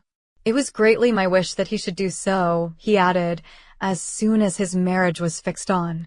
And I think you will agree with me in considering a removal from that corps as highly advisable, both on his account and my niece's. It is Mr. Wickham's intention to go into the regulars, by and among his former friends, there are still some who are able and willing to assist him in the army. He has the promise of an ensigncy in General S. Regiment, now quartered in the north. It is an advantage to have it so far from this part of the kingdom. He promises fairly, and I hope among different people, where they may each have a character to preserve, they will both be more prudent. I have written to Colonel Forster to inform him of our present arrangements and to request that he will satisfy the various creditors of Mr. Wickham Inn and near Brighton with assurances of speedy payment, for which I have pledged myself. And will you give yourself the trouble of carrying similar assurances to his creditors in Meryton, of whom I shall subjoin a list, according to his information. He is given in all his debts. I hope at least he has not deceived us. Haggerston has our directions, and all will be completed in a week. They will then join his regiment, unless they are first invited to Longbourn, and I understand from Mrs. Gardiner that my niece is very desirous of seeing you all before she leaves the south. She is well, and begs to be dutifully remembered to you and her mother. Yours, and C. E. Gardiner. Mr. Bennet and his daughter saw all the advantages of Wickham's removal from the Shire as clearly as Mr. Gardiner could do. But Mrs. Bennet was not so well pleased with it. Lydia's being settled in the north, just when she had expected most pleasure and pride in her company, for she had by no means given up her plan of their residing in Hertfordshire, was a severe disappointment, and, besides, it was such a pity that Lydia should be taken from a regiment where she was acquainted with everybody and had so many favorites. She is so fond of Mrs. Forster, said she, it will be quite shocking to send her away. And there are several of the young men, too, that she likes very much. The officers may not be so pleasant in General S. Regiment. His daughter's request, for such it might be considered, of being admitted into her family again, before she set off for the north, received at first an absolute negative. But Jane and Elizabeth, who agreed in wishing, for the sake of their sister's feelings and consequence, that she should be noticed on her marriage by her parents, urged him so earnestly, yet so rationally and so mildly, to receive her and her husband at Longbourn as soon as they were married, that he was prevailed on to think as they thought and act as they wished. And their mother had the satisfaction of knowing that she should be able to show her married daughter in the neighborhood before she was banished to the north. When Mr. Bennet wrote again to his brother, therefore, he sent his permission for them to come, and it was settled that, as soon as the ceremony was over, they should proceed to Longbourn. Elizabeth was surprised, however, that Wickham should consent to such a scheme, and, had she consulted only her own inclination, any meeting with him would have been the last object of her wishes. Chapter 9. Their sister's wedding day arrived, and Jane and Elizabeth felt for her probably more than she felt for herself. The carriage was sent to meet them and they were to return in it by dinner time. Their arrival was dreaded by the elder Miss Bennets, and Jane more especially, who gave Lydia the feelings which would have attended herself, had she been the culprit, and was wretched in the thought of what her sister must endure. They came. The family were assembled in the breakfast-room to receive them. Smiles decked the face of Mrs. Bennet as the carriage drove up to the door. Her husband looked impenetrably grave, her daughters, alarmed, anxious, uneasy. Lydia's voice was heard in the vestibule. The door was thrown open, and she ran into the room. Her mother stepped forwards, embraced her, and welcomed her with rapture, gave her hand with an affectionate smile to Wickham, who followed his lady, and wished them both joy, with an alacrity which showed no doubt of their happiness. Their reception from Mr. Bennet, to whom they then turned, was not quite so cordial. His countenance rather gained in austerity, and he scarcely opened his lips. The easy assurance of the young couple, indeed, was enough to provoke him. Elizabeth was disgusted, and even Miss Bennet was shocked. Lydia was Lydia still, untamed, unabashed, wild, noisy, and fearless. She turned from sister to sister, demanding their congratulations, and when at length they all sat down, looked eagerly round the room, took notice of some little alteration in it, and observed, with a laugh, that it was a great while since she had been there. Wickham was not at all more distressed than herself, but his manners were always so pleasing that had his character and his marriage been exactly what they ought, his smiles and his easy address, while he claimed their relationship, would have delighted them all. Elizabeth had not before believed him quite equal to such assurance, but she sat down, resolving within herself to draw no limits in future to the impudence of an impudent man. She blushed, and Jane blushed, but the cheeks of the two who caused their confusion suffered no variation of color. There was no want of discourse. The bride and her mother could neither of them talk fast enough, and Wickham, who happened to sit near Elizabeth, began inquiring after his acquaintance in that neighborhood with a good-humored ease, which she felt very unable to equal in her replies. They seemed each of them to have the happiest memories in the world. Nothing of the past was recollected with pain, and Lydia led voluntarily to subjects which her sisters would not have alluded to for the world. "Only think of its being 3 months," she cried, "since I went away. It seems but a fortnight, I declare, and yet there have been things enough happened in the time. Good gracious! When I went away, I am sure I had no more idea of being married till I came back again, though I thought it would be very good fun if I was." Her father lifted up his eyes. Jane was distressed. Elizabeth looked expressively at Lydia, but she, who never heard nor saw anything of which she chose to be insensible, gaily continued, "Oh, mamma, do the people hereabouts know I am married today?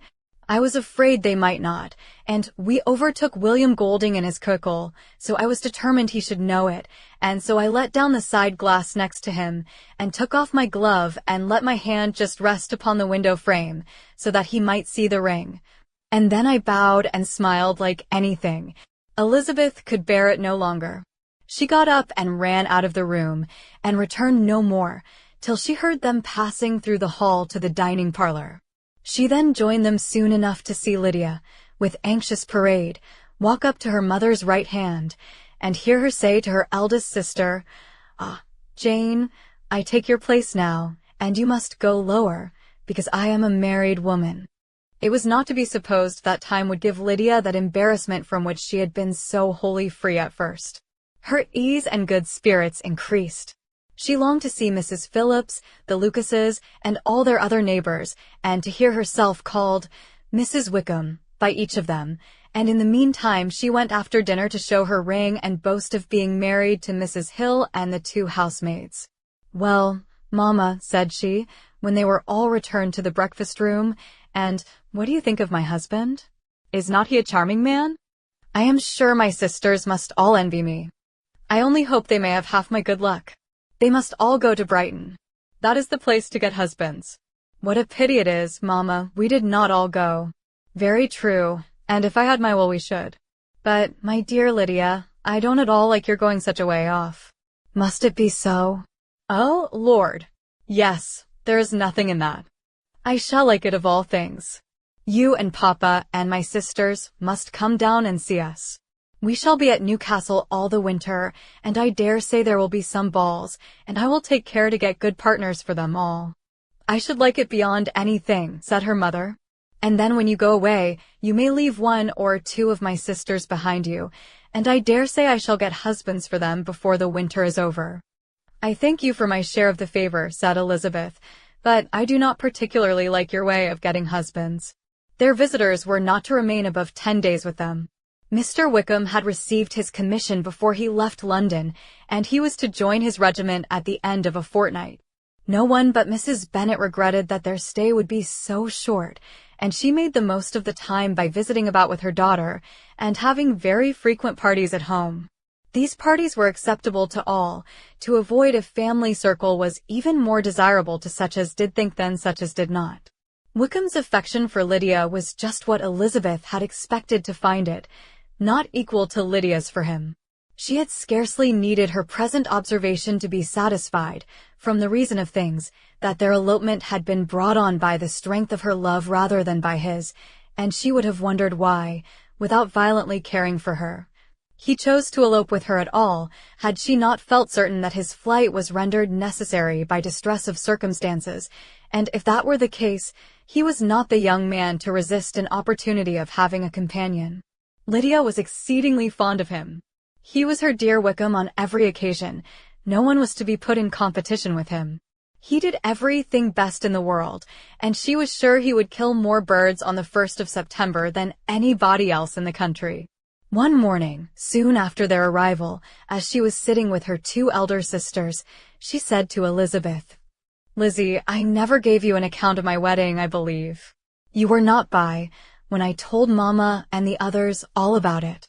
Are not you curious to hear how it was managed?" "No, really," replied Elizabeth. "I think there cannot be too little said on the subject." "La, you are so strange. But I must tell you how it went off. We were married, you know, at St. Clement's, because Wickham's lodgings were in that parish. And it was settled that we should all be there by 11 o'clock. My uncle and aunt and I were to go together, and the others were to meet us at the church. Well, Monday morning came, and I was in such a fuss. I was so afraid, you know, that something would happen to put it off, and then I should have gone quite distracted. And there was my aunt, all the time I was dressing, preaching and talking away just as if she was reading a sermon. However, I did not hear above 1 word in 10, for I was thinking, you may suppose, of my dear Wickham. I longed to know whether he would be married in his blue coat. Well, and so we breakfasted at 10 as usual. I thought it would never be over, for, by the by, you are to understand that my uncle and aunt were horrid unpleasant all the time I was with them. If you'll believe me, I did not once put my foot out of doors, though I was there a fortnight. Not one party, or scheme, or anything. To be sure, London was rather thin, but, however, the little theatrubge was open. Well, and so just as the carriage came to the door, my uncle was called away upon business to that horrid man Mr. Stone. And then, you know, when once they get together, there is no end of it. Well, I was so frightened I did not know what to do, for my uncle was to give me away, and if we were beyond the hour, we could not be married all day. But, luckily, he came back again in 10 minutes' time, and then we all set out. However, I recollected afterwards that if he had been prevented going, the wedding need not be put off, for Mr. Darcy might have done as well. "Mr. Darcy," repeated Elizabeth in utter amazement. "Oh, yes. He was to come there with Wickham, you know. But gracious me, I quite forgot. I ought not to have said a word about it. I promised them so faithfully. What will Wickham say? It was to be such a secret." "If it was to be a secret," said Jane, "say not another word on the subject. You may depend upon my seeking no further." "Oh, certainly," said Elizabeth, though burning with curiosity. "We will ask you no questions." "Thank you," said Lydia, "for if you did, I should certainly tell you all, and then Wickham would be so angry." On such encouragement to ask, Elizabeth was forced to put it out of her power by running away. But to live in ignorance on such a point was impossible, or at least it was impossible not to try for information. Mr. Darcy had been at her sister's wedding. It was exactly a scene, and exactly among people where he had apparently least to do, and least temptation to go. Conjectures as to the meaning of it, rapid and wild, hurried into her brain, but she was satisfied with none. Those that best pleased her, as placing his conduct in the noblest light, seemed most improbable. She could not bear such suspense, and hastily seizing a sheet of paper, wrote a short letter to her aunt, to request an explanation of what Lydia had dropped, if it were compatible with the secrecy which had been intended. "You may readily comprehend," she added, "what my curiosity must be to know how a person unconnected with any of us, and, comparatively speaking, a stranger to our family, should have been amongst you at such a time. Pray write instantly, and let me understand it, unless it is, for very cogent reasons, to remain in the secrecy which Lydia seems to think necessary, and then I must endeavor to be satisfied with ignorance. Not that I shall, though," she added to herself, and she finished the letter. "And, my dear aunt, if you do not tell me in an honorable manner, I shall certainly be reduced to tricks and stratagems to find it out." Jane's delicate sense of honor would not allow her to speak to Elizabeth privately of what Lydia had let fall. Elizabeth was glad of it, till it appeared whether her inquiries would receive any satisfaction. She had rather be without a confidant. Chapter 10. Elizabeth had the satisfaction of receiving an answer to her letter as soon as she possibly could. She was no sooner in possession of it than hurrying into the little copse, where she was least likely to be interrupted. She sat down on one of the benches and prepared to be happy, for the length of the letter convinced her that it did not contain a denial. Grasachich Street, September 6th. My dear niece, I have just received your letter, and shall devote this whole morning to answering it, as I foresee that a little writing will not comprise what I have to tell you. I must confess myself surprised by your application. I did not expect it from you. Don't think me angry, however, for I only mean to let you know that I had not imagined such inquiries to be necessary on your side. If you do not choose to understand me, forgive my impertinence. Your uncle is as much surprised as I am, and nothing but the belief of your being a party concerned would have allowed him to act as he has done. But if you are really innocent and ignorant, I must be more explicit. On the very day of my coming home from Longbourn, your uncle had a most unexpected visitor. Mr. Darcy called, and was shut up with him several hours. It was all over before I arrived, so my curiosity was not so dreadfully racked as yours seems to have been. He came to tell Mr. Gardiner that he had found out where your sister and Mr. Wickham were, and that he had seen and talked with them both, Wickham repeatedly, Lydia once. From what I can collect, he left Derbyshire only one day after ourselves, and came to town with the resolution of hunting for them. The motive professed was his conviction of its being owing to himself that Wickham's worthlessness had not been so well known as to make it impossible for any young woman of character to love or confide in him. He generously imputed the whole to his mistaken pride, and confessed that he had before thought it beneath him to lay his private actions open to the world. His character was to speak for itself. He called it, therefore, his duty to step forward and endeavor to remedy an evil which had been brought on by himself. If he had another motive, I am sure it would never disgrace him.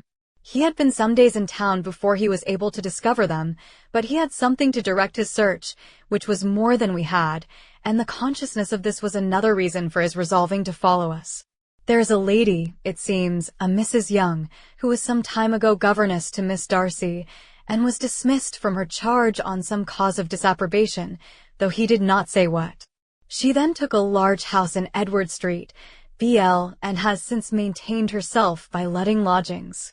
This Mrs. Young was, he knew, intimately acquainted with Wickham, and he went to her for intelligence of him as soon as he got to town. But it was 2 or 3 days before he could get from her what he wanted. She would not betray her trust, I suppose, without bribery and corruption, for she really did know where her friend was to be found. Wickham, indeed, had gone to her on their first arrival in London, and had she been able to receive them into her house, they would have taken up their abode with her. At length, however, our kind friend procured the wished-for direction. They were in street. He saw Wickham, and afterwards insisted on seeing Lydia. His first object with her, he acknowledged, had been to persuade her to quit her present disgraceful situation and return to her friends as soon as they could be prevailed on to receive her, offering his assistance as far as it would go. But he found Lydia absolutely resolved on remaining where she was. She cared for none of her friends. She wanted no help of his. She would not hear of leaving Wickham. She was sure they should be married some time or other, and it did not much signify when. Since such were her feelings, it only remained, he thought, to secure and expedite a marriage, which, in his very first conversation with Wickham, he easily learnt had never been his design. He confessed himself obliged to leave the regiment on account of some debts of honor which were very pressing, and scrupled not to lay all the ill consequences of Lydia's flight on her own folly alone. He meant to resign his commission immediately, and as to his future situation, he could conjecture very little about it. He must go somewhere, but he did not know where, and he knew he should have nothing to live on. Mr. Darcy asked why he did not marry your sister at once. Though Mr. Bennet was not imagined to be very rich, he would have been able to do something for him, and his situation must have been benefited by marriage. But he found, in reply to this question, that Wickham still cherished the hope of more effectually making his fortune by marriage in some other country. Under such circumstances, however, he was not likely to be proof against the temptation of immediate relief. They met several times, for there was much to be discussed. Wickham, of course, wanted more than he could get, but at length was reduced to be reasonable. Everything being settled between them, Mr. Darcy's next step was to make your uncle acquainted with it, and he first called in Gracechurch Street the evening before I came home. But Mr. Gardiner could not be seen, and Mr. Darcy found, on further inquiry, that your father was still with him, but would quit town the next morning. He did not judge your father to be a person whom he could so properly consult as your uncle, and therefore readily postponed seeing him till after the departure of the former. He did not leave his name, and till the next day it was only known that a gentleman had called on business. On Saturday he came again. Your father was gone, your uncle at home, and, as I said before, they had a great deal of talk together. They met again on Sunday, and then I saw him too. It was not all settled before Monday. As soon as it was, the express was sent off to Longbourn. But our visitor was very obstinate. I fancy, Lizzie, that obstinacy is the real defect of his character after all. He has been accused of many faults at different times, but this is the true one. Nothing was to be done that he did not do himself, though I am sure, and I do not speak it to be thanked, therefore say nothing about it, your uncle would most readily have settled the whole. They battled it together for a long time, which was more than either the gentleman or lady concerned in it deserved. But at last your uncle was forced to yield, and instead of being allowed to be of use to his niece, was forced to put up with only having the probable credit of it, which went sorely against the grain. And I really believe your letter this morning gave him great pleasure, because it required an explanation that would rob him of his borrowed feathers, and give the praise where it was due. But, Lizzie, this must go no further than yourself, or Jane at most. You know pretty well, I suppose, what has been done for the young people. His debts are to be paid, amounting, I believe, to considerably more than £1,000, another 1,000 in addition to her own settled upon her, and his commission purchased. The reason why all this was to be done by him alone was such as I have given above. It was owing to him, to his reserve and want of proper consideration, that Wickham's character had been so misunderstood, and consequently that he had been received and noticed as he was. Perhaps there was some truth in this, though I doubt whether his reserve, or anybody's reserve, can be answerable for the event. But in spite of all this fine talking, my dear Lizzie, you may rest perfectly assured that your uncle would never have yielded, if we had not given him credit for another interest in the affair. When all this was resolved on, he returned again to his friends, who were still staying at Pemberley, but it was agreed that he should be in London once more when the wedding took place, and all money matters were then to receive the last finish. I believe I have now told you everything. It is a relation which you tell me is to give you great surprise. I hope at least it will not afford you any displeasure. Lydia came to us, and Wickham had constant admission to the house.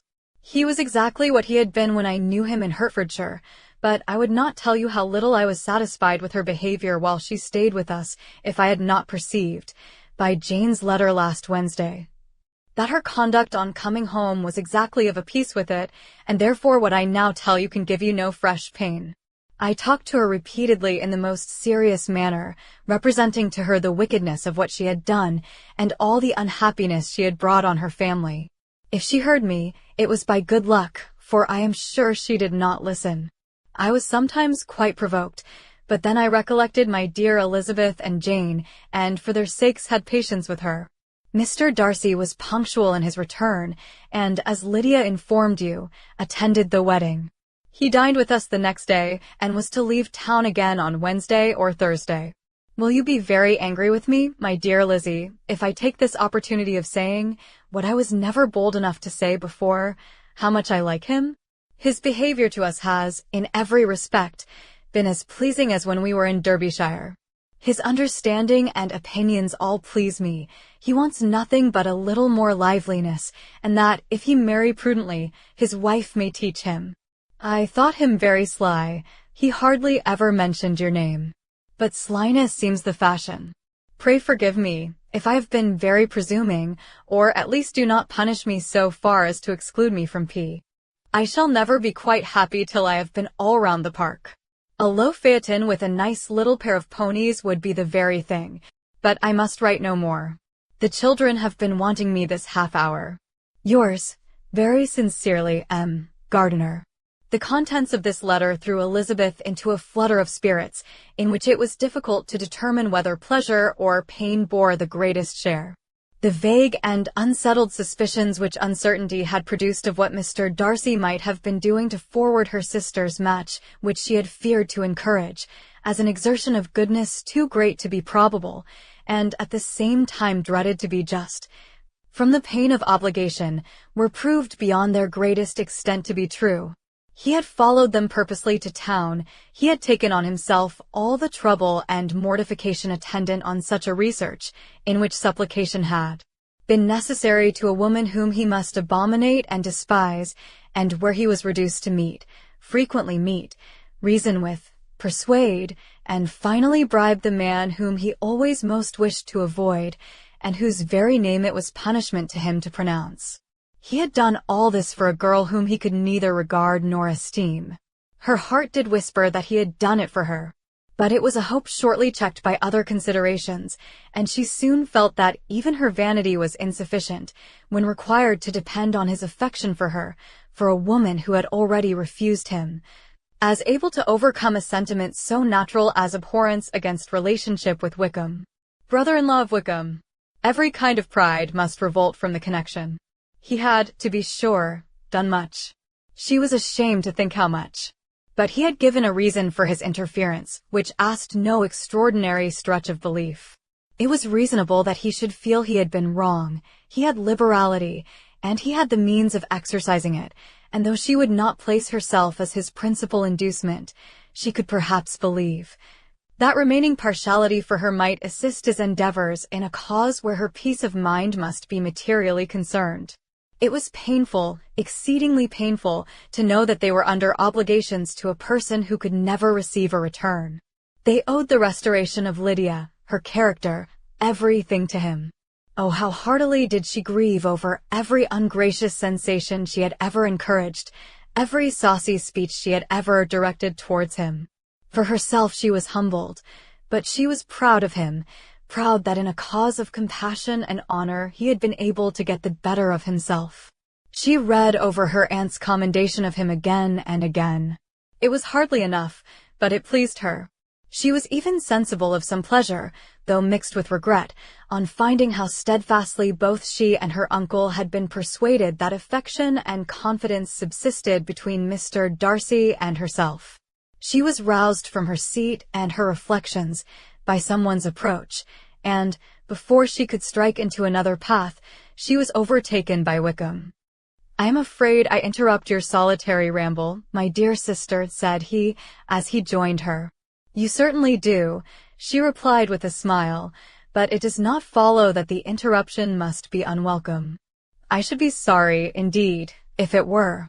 We were always good friends, and now we are better." "True. Are the others coming out?" "I do not know. Mrs. Bennet and Lydia are going in the carriage to Meryton. And so, my dear sister, I find, from our uncle and aunt, that you have actually seen Pemberley." She replied in the affirmative. "I almost envy you the pleasure, and yet I believe it would be too much for me, or else I could take it in my way to Newcastle." "And you saw the old housekeeper, I suppose?" "Poor Reynolds, she was always very fond of me. But of course she did not mention my name to you." "Yes, she did." "And what did she say?" "That you were gone into the army, and she was afraid had not turned out well. At such a distance as that, you know, things are strangely misrepresented." "Certainly," he replied, biting his lips. Elizabeth hoped she had silenced him, but he soon afterwards said, "I was surprised to see Darcy in town last month. We passed each other several times. I wonder what he can be doing there." "Perhaps preparing for his marriage with Miss de Bourgh," said Elizabeth. "It must be something particular to take him there at this time of year." "Undoubtedly. Did you see him while you were at Lambton?" "I thought I understood from the Gardiners that you had." "Yes, he introduced us to his sister." "And do you like her?" "Very much. I have heard, indeed, that she is uncommonly improved within this year or two. When I last saw her, she was not very promising." "I am very glad you liked her. I hope she will turn out well." "I dare say she will. She has got over the most trying age. Did you go by the village of Kimpton? I do not recollect that we did. I mention it because it is the living which I ought to have had. A most delightful place. Excellent parsonage house. It would have suited me in every respect. How should you have liked making sermons? Exceedingly well. I should have considered it as part of my duty, and the exertion would soon have been nothing. One ought not to repine, but, to be sure, it would have been such a thing for me. The quiet, the retirement of such a life would have answered all my ideas of happiness. But it was not to be. Did you ever hear Darcy mention the circumstance when you were in Kent? I have heard from authority, which I thought is good, that it was left you conditionally only, and at the will of the present patron. You have? Yes, there was something in that. I told you so from the first, you may remember. I did hear, too, that there was a time when sermon-making was not so palatable to you as it seems to be at present, that you actually declared your resolution of never taking orders, and that the business had been compromised accordingly. You did. And it was not wholly without foundation. You may remember what I told you on that point when first we talked of it. They were now almost at the door of the house, for she had walked fast to get rid of him, and unwilling, for her sister's sake, to provoke him, she only said in reply, with a good-humoured smile, "Come, Mr. Wickham, we are brother and sister, you know. Do not let us quarrel about the past. In future, I hope we shall be always of one mind." She held out her hand.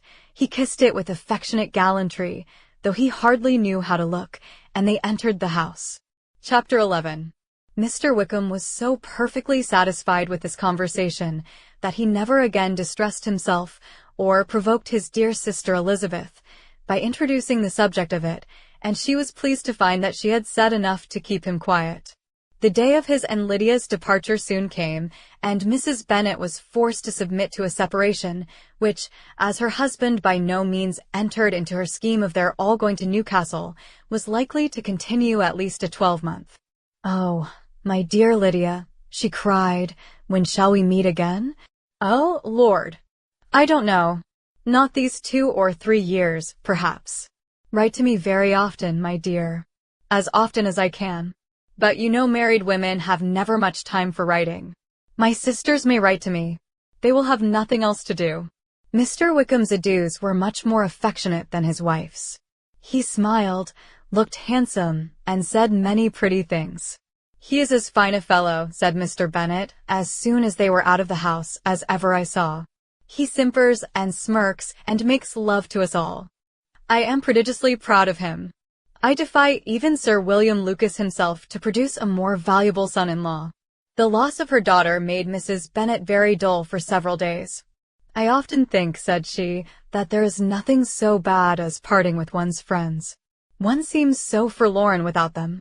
"This is the consequence, you see, madam, of marrying a daughter," said Elizabeth. "It must make you better satisfied that your other 4 are single." "It is no such thing. Lydia does not leave me because she is married, but only because her husband's regiment happens to be so far off. If that had been nearer, she would not have gone so soon." But the spiritless condition which this event threw her into was shortly relieved, and her mind opened again to the agitation of hope by an article of news, which then began to be in circulation. The housekeeper at Netherfield had received orders to prepare for the arrival of her master, who was coming down in a day or 2 to shoot there for several weeks. Mrs. Bennet was quite in the fidgets. She looked at Jane, and smiled, and shook her head, by turns. "Well, well, and so Mr. Bingley is coming down, sister," for Mrs. Phillips first brought her the news. "Well, so much the better. Not that I care about it, though. He is nothing to us, you know, and I am sure I never want to see him again. But, however, he is very welcome to come to Netherfield, if he likes it. And who knows what may happen? But that is nothing to us. You know, sister, we agreed long ago never to mention a word about it. And so, it is quite certain he is coming." "You may depend on it," replied the other, "for Mrs. Nichols was in Meryton last night. I saw her passing by, and went out myself on purpose to know the truth of it, and she told me that it was certainly true. He comes down on Thursday, at the latest, very likely on Wednesday. She was going to the butcher's, she told me, on purpose to order in some meat on Wednesday, and she has got 3 couple of ducks just fit to be killed. Miss Bennet had not been able to hear of his coming without changing color. It was many months since she had mentioned his name to Elizabeth, but now, as soon as they were alone together, she said, "I saw you look at me today, Lizzie, when my aunt told us of the present report, and I know I appeared distressed, but don't imagine it was from any silly cause. I was only confused for the moment, because I felt that I should be looked at. I do assure you that the news does not affect me either with pleasure or pain. I am glad of one thing, that he comes alone, because we shall see the less of him. Not that I am afraid of myself, but I dread other people's remarks." Elizabeth did not know what to make of it. Had she not seen him in Derbyshire, she might have supposed him capable of coming there with no other view than what was acknowledged, but she still thought him partial to Jane, and she wavered as to the greater probability of his coming there with his friend's permission, or being bold enough to come without it. Yet it is hard, she sometimes thought, that this poor man cannot come to a house, which he has legally hired, without raising all this speculation. I will leave him to himself. In spite of what her sister declared, and really believed to be her feelings, in the expectation of his arrival, Elizabeth could easily perceive that her spirits were affected by it. They were more disturbed, more unequal, than she had often seen them. The subject which had been so warmly canvassed between their parents about a 12-month ago was now brought forward again. "As soon as ever Mr. Bingley comes, my dear," said Mrs. Bennet, "you will wait on him, of course." No. You forced me into visiting him last year, and promised if I went to see him, he should marry one of my daughters. But it ended in nothing, and I will not be sent on a fool's errand again." His wife represented to him how absolutely necessary such an attention would be from all the neighboring gentlemen on his returning to Netherfield. "Tea is an etiquette I despise," said he. "If he wants our society, let him seek it. He knows where we live. I will not spend my hours in running after my neighbors every time they go away and come back again. Well, all I know is that it will be abominably rude if you do not wait on him. But, however, that shan't prevent my asking him to dine here, I am determined. We must have Mrs. Long and the Gouldings soon. That will make 13 with ourselves, so there will be just room at table for him." Consoled by this resolution, she was the better able to bear her husband's incivility, though it was very mortifying to know that her neighbors might all see Mr. Bingley in consequence of it before they did. As the day of his arrival drew near, "I begin to be sorry that he comes at all," said Jane to her sister. "It would be nothing. I could see him with perfect indifference, but I can hardly bear to hear it thus perpetually talked of. My mother means well, but she does not know, no one can know, how much I suffer from what she says. Happy shall I be when his stay at Netherfield is over." "I wish I could say anything to comfort you," replied Elizabeth, "but it is wholly out of my power. You must feel it, and the usual satisfaction of preaching patience to a sufferer is denied me, because you have always so much." Mr. Bingley arrived.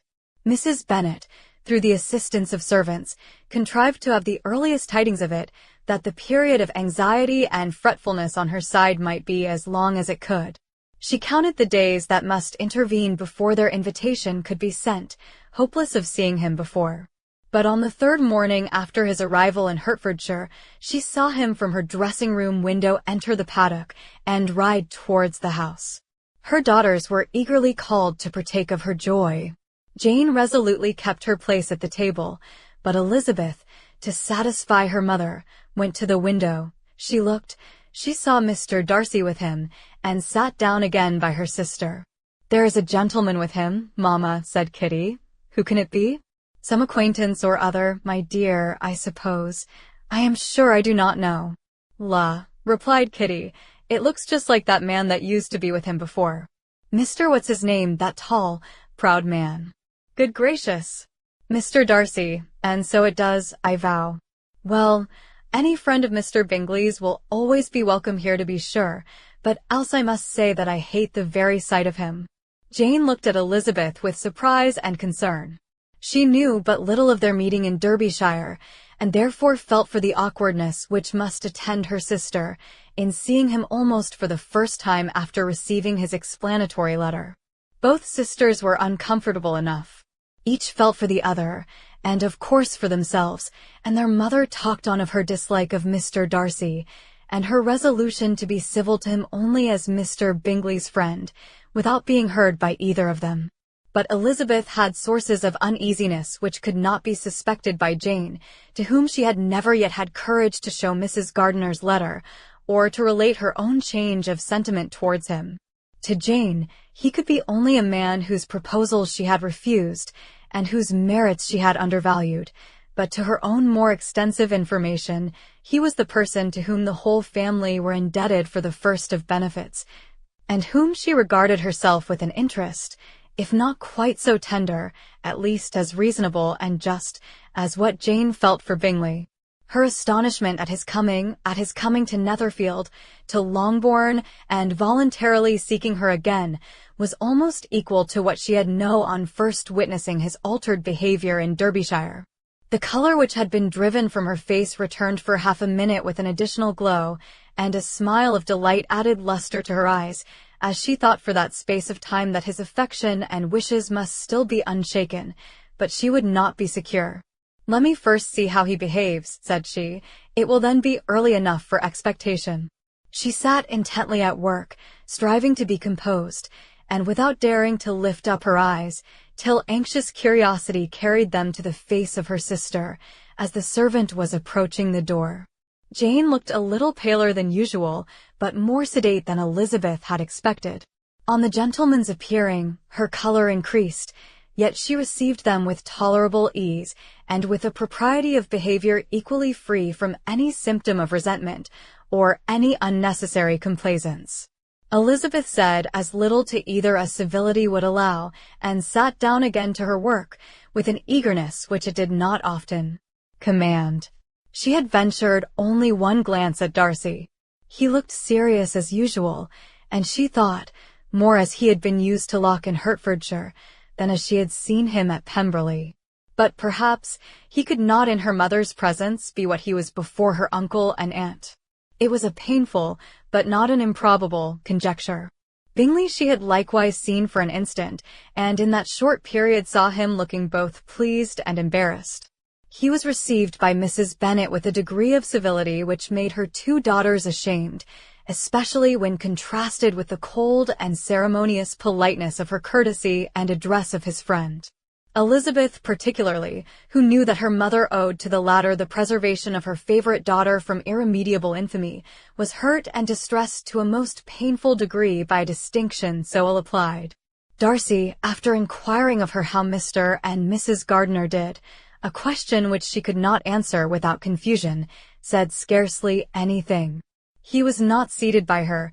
Perhaps that was the reason of his silence, but it had not been so in Derbyshire. There he had talked to her friends when he could not to herself. But now several minutes elapsed, without bringing the sound of his voice, and when occasionally, unable to resist the impulse of curiosity, she raised her eyes to his face, she as often found him looking at Jane as at herself, and frequently on no object but the ground. More thoughtfulness and less anxiety to please than when they last met were plainly expressed. She was disappointed and angry with herself for being so. "Could I expect it to be otherwise?" said she. "Yet why did he come?" She was in no humor for conversation with anyone but himself, and to him she had hardly courage to speak. She inquired after his sister, but could do no more. "It is a long time, Mr. Bingley, since you went away," said Mrs. Bennet. He readily agreed to it. "I began to be afraid you would never come back again. People did say you meant to quit the place entirely at Michaelmas, but, however, I hope it is not true. A great many changes have happened in the neighborhood since you went away. Miss Lucas is married and settled, and one of my own daughters. I suppose you have heard of it. Indeed, you must have seen it in the papers. It was in the Times and the Courier, I know, though it was not put in as it ought to be.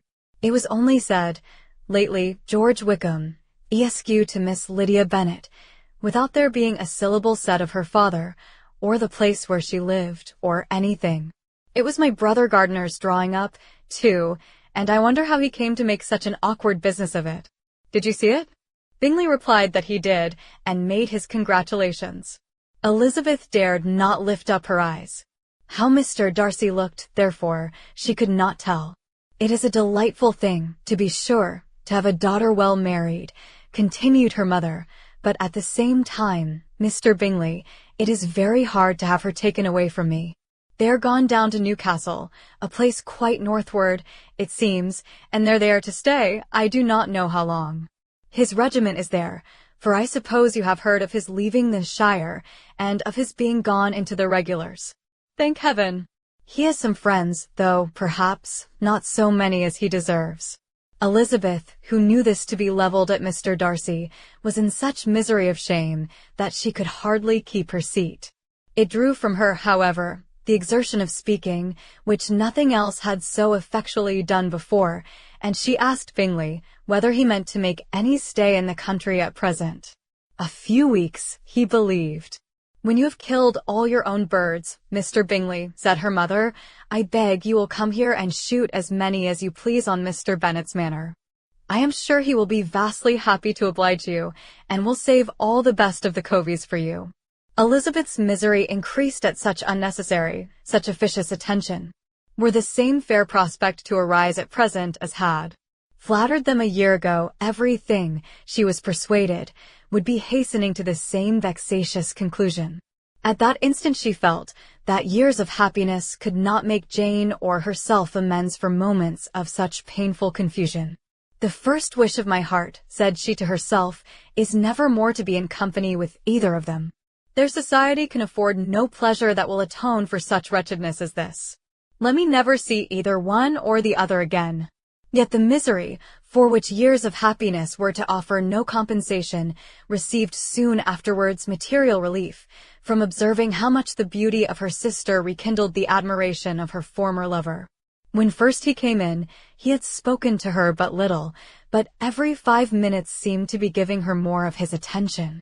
He found her as handsome as she had been last year, as good-natured, and as unaffected, though not quite so chatty.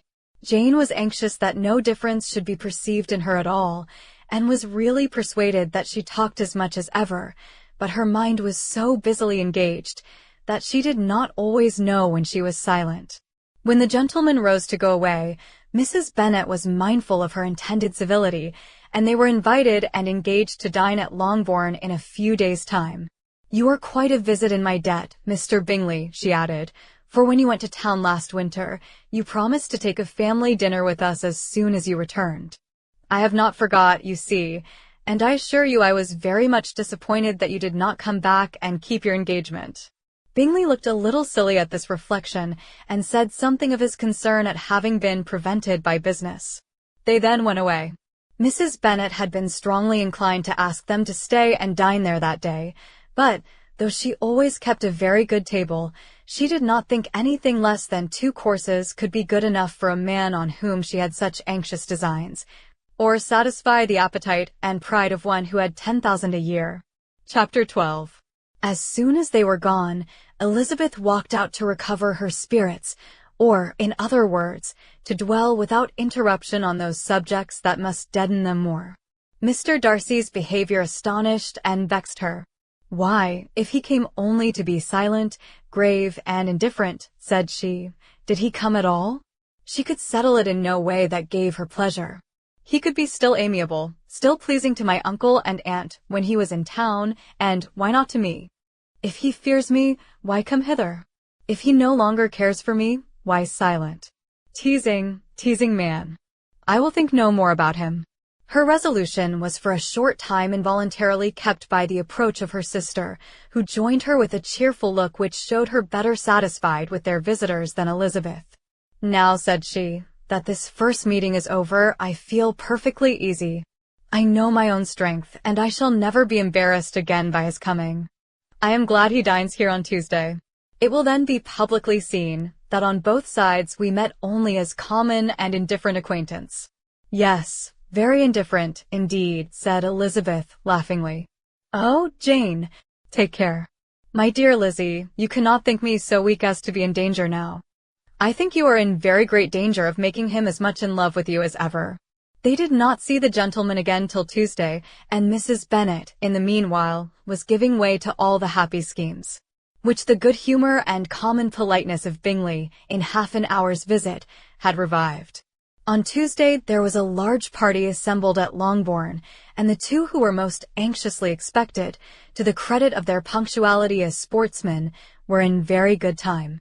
When they repaired to the dining-room, Elizabeth eagerly watched to see whether Bingley would take the place which, in all their former parties, had belonged to him, by her sister. Her prudent mother, occupied by the same ideas, forbore to invite him to sit by herself. On entering the room, he seemed to hesitate, but Jane happened to look round, and happened to smile. It was decided. He placed himself by her. Elizabeth, with a triumphant sensation, looked towards his friend. He bore it with noble indifference, and she would have imagined that Bingley had received his sanction to be happy, had she not seen his eyes likewise turn towards Mr. Darcy, with an expression of half-laughing alarm. His behaviour to her sister was such during dinner-time as showed an admiration of her, which, though more guarded than formerly, persuaded Elizabeth that, if left wholly to himself, Jane's happiness and his own would be speedily secured. Though she dared not depend upon the consequence, she yet received pleasure from observing his behaviour. It gave her all the animation that her spirits could boast, for she was in no cheerful humour. Mr. Darcy was almost as far from her as the table could divide them. He was on one side of her mother. She knew how little such a situation would give pleasure to either, or make either appear to advantage. She was not near enough to hear any of their discourse, but she could see how seldom they spoke to each other, and how formal and cold was their manner whenever they did. Her mother's ungraciousness made the sense of what they owed him more painful to Elizabeth's mind, and she would, at times, have given anything to be privileged to tell him that his kindness was neither unknown nor unfelt by the whole of the family. She was in hopes that the evening would afford some opportunity of bringing them together, that the whole of the visit would not pass away without enabling them to enter into something more of conversation than the mere ceremonious salutation attending his entrance. Anxious and uneasy, the period which passed in the drawing-room, before the gentleman came, was wearisome and dull to a degree that almost made her uncivil. She looked forward to their entrance as the point on which all her chance of pleasure for the evening must depend. "If he does not come to me, then," said she, "I shall give him up forever." The gentleman came, and she thought he looked as if he would have answered her hopes, but, alas! The ladies had crowded round the table, where Miss Bennet was making tea, and Elizabeth pouring out the coffee, in so close a confederacy, that there was not a single vacancy near her which would admit of a chair. And on the gentleman's approaching, one of the girls moved closer to her than ever, and said, in a whisper, "The men shan't come and part us, I am determined. We want none of them, do we?" Darcy had walked away to another part of the room. She followed him with her eyes, envied everyone to whom he spoke, had scarcely patience enough to help anybody to coffee, and then was enraged against herself for being so silly. A man who has once been refused. How could I ever be foolish enough to expect a renewal of his love? Is there one among the sex who would not protest against such a weakness as a second proposal to the same woman? There is no indignity so abhorrent to their feelings. She was a little revived, however, by his bringing back his coffee cup himself, and she seized the opportunity of saying, "Is your sister at Pemberley still?" "Yes, she will remain there till Christmas." "And quite alone? Have all her friends left her?" "Mrs. Annesley is with her. The others have been gone on to Scarborough these 3 weeks." She could think of nothing more to say, but if he wished to converse with her, he might have better success. He stood by her, however, for some minutes, in silence, and at last, on the young ladies whispering to Elizabeth again, he walked away. When the tea things were removed, and the card tables placed, the ladies all rose, and Elizabeth was then hoping to be soon joined by him, when all her views were overthrown by seeing him fall a victim to her mother's rapacity for whist players, and in a few moments after seated with the rest of the party. She now lost every expectation of pleasure. They were confined for the evening at different tables, and she had nothing to hope but that his eyes were so often turned towards her side of the room as to make him play as unsuccessfully as herself. Mrs. Bennet had designed to keep the two Netherfield gentlemen to supper, but their carriage was, unluckily, ordered before any of the others, and she had no opportunity of detaining them. "Well, girls," said she, as soon as they were left to themselves, "what say you to the day?" "I think everything has passed off uncommonly well, I assure you. The dinner was as well dressed as any I ever saw. The venison was roasted to a turn, and everybody said they never saw so fat a haunch. The soup was 50 times better than what we had at the Lucases last week, and even Mr. Darcy acknowledged that the partridges were remarkably well done, and I suppose he has 2 or 3 French cooks at least. And, my dear Jane, I never saw you look in greater beauty. Mrs. Long said so too, for I asked her whether you did not. And what do you think she said besides? Ah, Mrs. Bennet, we shall have her at Netherfield at last. She did, indeed. I do think Mrs. Long is as good a creature as ever lived, and her nieces are very pretty behaved girls, and not at all handsome. I like them prodigiously. Mrs. Bennet, in short, was in very great spirits. She had seen enough of Bingley's behavior to Jane to be convinced that she would get him at last, and her expectations of advantage to her family, when in a happy humor, were so far beyond reason, that she was quite disappointed at not seeing him there again the next day to make his proposals. "It has been a very agreeable day," said Miss Bennet to Elizabeth. "The party seemed so well selected, so suitable one with the other. I hope we may often meet again." Elizabeth smiled. "Lizzie, you must not do so. You must not suspect me. It mortifies me. I assure you that I have now learnt to enjoy his conversation as an agreeable and sensible young man, without having a wish beyond it. I am perfectly satisfied, from what his manners now are, that he never had any design of engaging my affection. It is only that he is blessed with greater sweetness of address, and a stronger desire of generally pleasing, than any other man." "You are very cruel," said her sister. "You will not let me smile, and are provoking me to it every moment. How hard it is in some cases to be believed, and how impossible in others. But why should you wish to persuade me that I feel more than I acknowledge? That is a question which I hardly know how to answer. We all love to instruct, though we can teach only what is not worth knowing. Forgive me, and if you persist in indifference, do not make me your confidant." Chapter 13. A few days after this visit, Mr. Bingley called again, and alone. His friend had left him that morning for London, but was to return home in 10 days' time. He sat with them above an hour, and was in remarkably good spirits. Mrs. Bennet invited him to dine with them, but, with many expressions of concern, he confessed himself engaged elsewhere. "Next time you call," said she, "I hope we shall be more lucky. He should be particularly happy at any time, and if she would give him leave, would take an early opportunity of waiting on them. Can you come tomorrow?" Yes, he had no engagement at all for tomorrow, and her invitation was accepted with alacrity. He came, and in such very good time that the ladies were none of them dressed. In ran Mrs. Bennet to her daughter's room, in her dressing gown, and with her hair half finished, crying out, "My dear Jane, make haste and hurry down. He is come, Mr. Bingley is come. He is, indeed. Make haste, make haste. Here, Sarah, come to Miss Bennet this moment, and help her on with her gown. Never mind Miss Lizzie's hair." "We will be down as soon as we can," said Jane, "but I dare say Kitty is forwarder than either of us, for she went upstairs half an hour ago." "Oh! Hang Kitty! What has she to do with it? Come, be quick, be quick. Where's your sash, my dear?" But when her mother was gone, Jane would not be prevailed on to go down without one of her sisters. The same anxiety to get by themselves was visible again in the evening. After tea, Mr. Bennet retired to the library, as was his custom, and Mary went upstairs to her instrument. 2 obstacles of the 5 being thus removed, Mrs. Bennet sat looking and winking at Elizabeth and Catherine for a considerable time, without making any impression on them. Elizabeth would not observe her, and when at last Kitty did, she very innocently said, "What is the matter, mamma? What do you keep winking at me for?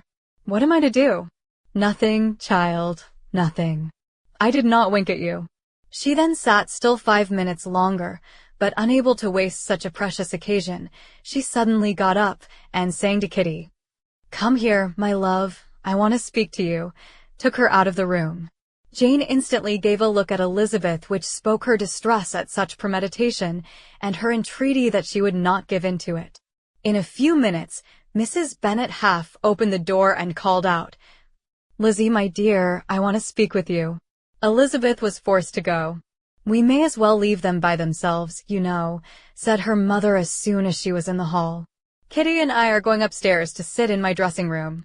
Elizabeth made no attempt to reason with her mother, but remained quietly in the hall till she and Kitty were out of sight, then returned into the drawing room. Mrs. Bennet's schemes for this day were ineffectual. Bingley was everything that was charming, except the professed lover of her daughter. His ease and cheerfulness rendered him a most agreeable addition to their evening party, and he bore with the ill-judged officiousness of the mother, and heard all her silly remarks with a forbearance and command of countenance particularly grateful to the daughter. He scarcely needed an invitation to stay supper, and before he went away, an engagement was formed, chiefly through his own and Mrs. Bennet's means, for his coming next morning to shoot with her husband. After this day, Jane said no more of her indifference. Not a word passed between the sisters concerning Bingley, but Elizabeth went to bed in the happy belief that all must speedily be concluded, unless Mr. Darcy returned within the stated time. Seriously, however, she felt tolerably persuaded that all this must have taken place with that gentleman's concurrence. Bingley was punctual to his appointment, and he and Mr. Bennet spent the morning together, as had been agreed on. The latter was much more agreeable than his companion expected. There was nothing of presumption or folly in Bingley that could provoke his ridicule or disgust him into silence, and he was more communicative and less eccentric than the other had ever seen him. Bingley, of course, returned with him to dinner, and in the evening Mrs. Bennet's invention was again at work to get everybody away from him and her daughter. Elizabeth, who had a letter to write, went into the breakfast room for that purpose soon after tea, for as the others were all going to sit down to cards, she could not be wanted to counteract her mother's schemes.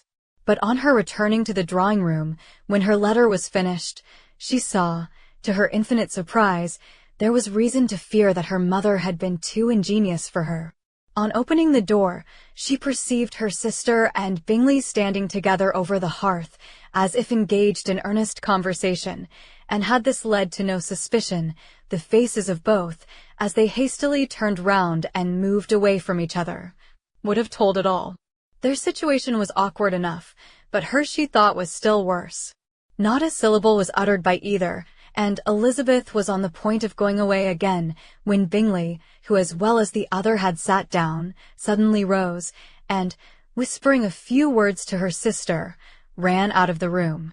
Jane could have no reserves from Elizabeth, where confidence would give pleasure, and instantly embracing her, acknowledged, with the liveliest emotion, that she was the happiest creature in the world. "'Tis too much," she added, "by far too much. I do not deserve it. Oh, why is not everybody as happy?" Elizabeth's congratulations were given with a sincerity, a warmth, a delight, which words could but poorly express. Every sentence of kindness was a fresh source of happiness to Jane, but she would not allow herself to stay with her sister, or say half that remained to be said, for the present. "I must go instantly to my mother," she cried. "I would not on any account trifle with her affectionate solicitude, or allow her to hear it from anyone but myself. He is gone to my father already. Oh, Lizzie, to know that what I have to relate will give such pleasure to all my dear family. How shall I bear so much happiness?" She then hastened away to her mother, who had purposely broken up the card party, and was sitting upstairs with Kitty. Elizabeth, who was left by herself, now smiled at the rapidity and ease with which an affair was finally settled that had given them so many previous months of surprise and vexation.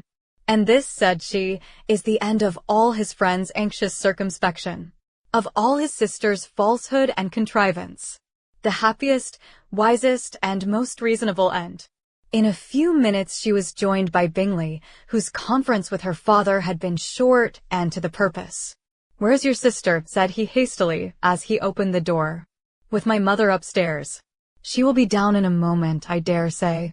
He then shut the door, and, coming up to her, claimed the good wishes and affection of a sister. Elizabeth honestly and heartily expressed her delight in the prospect of their relationship. They shook hands with great cordiality, and then, till her sister came down, she had to listen to all he had to say of his own happiness and of Jane's perfections, and in spite of his being a lover, Elizabeth really believed all his expectations of felicity to be rationally founded, because they had for basis the excellent understanding and excellent disposition of Jane, and a general similarity of feeling and taste between her and himself. It was an evening of no common delight to them all. The satisfaction of Miss Bennet's mind gave such a glow of sweet animation to her face as made her look handsomer than ever. Kitty simpered and smiled, and hoped her turn was coming soon. Mrs. Bennet could not give her consent, or speak her approbation in terms warm enough to satisfy her feelings, though she talked to Bingley of nothing else, for half an hour, and when Mr. Bennet joined them at supper, his voice and manner plainly showed how really happy he was. Not a word, however, passed his lips in allusion to it, till their visitor took his leave for the night, but as soon as he was gone, he turned to his daughter and said, "Jane, I congratulate you. You will be a very happy woman." Jane went to him instantly, kissed him, and thanked him for his goodness. "You are a good girl," he replied, "and I have great pleasure in thinking you will be so happily settled. I have not a doubt of your doing very well together. Your tempers are by no means unlike. You are each of you so complying that nothing will ever be resolved on, so easy that every servant will cheat you, and so generous that you will always exceed your income. I hope not so. Imprudence or thoughtlessness in money matters would be unpardonable in me. Exceed their income. My dear Mr. Bennet," cried his wife, "what are you talking of? Why, he has 4,000 or 5,000 a year, and very likely more." Then addressing her daughter, "Oh, my dear Jane, I am so happy. I am sure I shan't get a wink of sleep all night. I knew how it would be. I always said it must be so at last. I was sure you could not be so beautiful for nothing. I remember, as soon as ever I saw him, when he first came into Hertfordshire last year, I thought how likely it was that you should come together. Oh, he is the handsomest young man that ever was seen. Wickham, Lydia, were all forgotten. Jane was beyond competition her favorite child. At that moment she cared for no other. Her younger sisters soon began to make interest with her for objects of happiness which she might in future be able to dispense. Mary petitioned for the use of the library at Netherfield, and Kitty begged very hard for a few balls there every winter. Bingley, from this time, was of course a daily visitor at Longbourn, coming frequently before breakfast and always remaining till after supper, unless when some barbarous neighbor, who could not be enough detested, had given him an invitation to dinner, which he thought himself obliged to accept. Elizabeth had now but little time for conversation with her sister, for while he was present Jane had no attention to bestow on anyone else, but she found herself considerably useful to both of them, in those hours of separation that must sometimes occur. In the absence of Jane, he always attached himself to Elizabeth for the pleasure of talking of her, and when Bingley was gone, Jane constantly sought the same means of relief. "He has made me so happy," said she, one evening, by telling me that he was totally ignorant of my being in town last spring. I had not believed it possible. "I suspected as much," replied Elizabeth. "But how did he account for it?" "It must have been his sister's doing. They were certainly no friends to his acquaintance with me, which I cannot wonder at, since he might have chosen so much more advantageously in many respects. But when they see, as I trust they will, that their brother is happy with me, they will learn to be contented, and we shall be on good terms again, though we can never be what we once were to each other." "That is the most unforgiving speech," said Elizabeth, "that I ever heard you utter. Good girl. It would vex me, indeed, to see you again the dupe of Miss Bingley's pretended regard. Would you believe it, Lizzie, that when he went to town last November he really loved me, and nothing but a persuasion of my being indifferent would have prevented his coming down again. He made a little mistake, to be sure, but it is to the credit of his modesty." This naturally introduced a panegyric from Jane on his diffidence, and the little value he put on his own good qualities. Elizabeth was pleased to find that he had not betrayed the interference of his friend, for, though Jane had the most generous and forgiving heart in the world, she knew it was a circumstance which most prejudiced her against him. "I am certainly the most fortunate creature that ever existed," cried Jane. "Oh, Lizzie, why am I thus singled from my family, and blessed above them all? If I could but see you as happy! If there were but such another man for you! If you were to give me 40 such men, I never could be so happy as you. Till I have your disposition, your goodness, I never can have your happiness. No, no, let me shift for myself, and perhaps, if I have very good luck, I may meet with another Mr. Collins in time."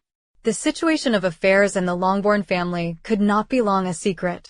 Mrs. Bennet was privileged to whisper it to Mrs. Phillips, and she ventured, without any permission, to do the same by all her neighbors in Meryton.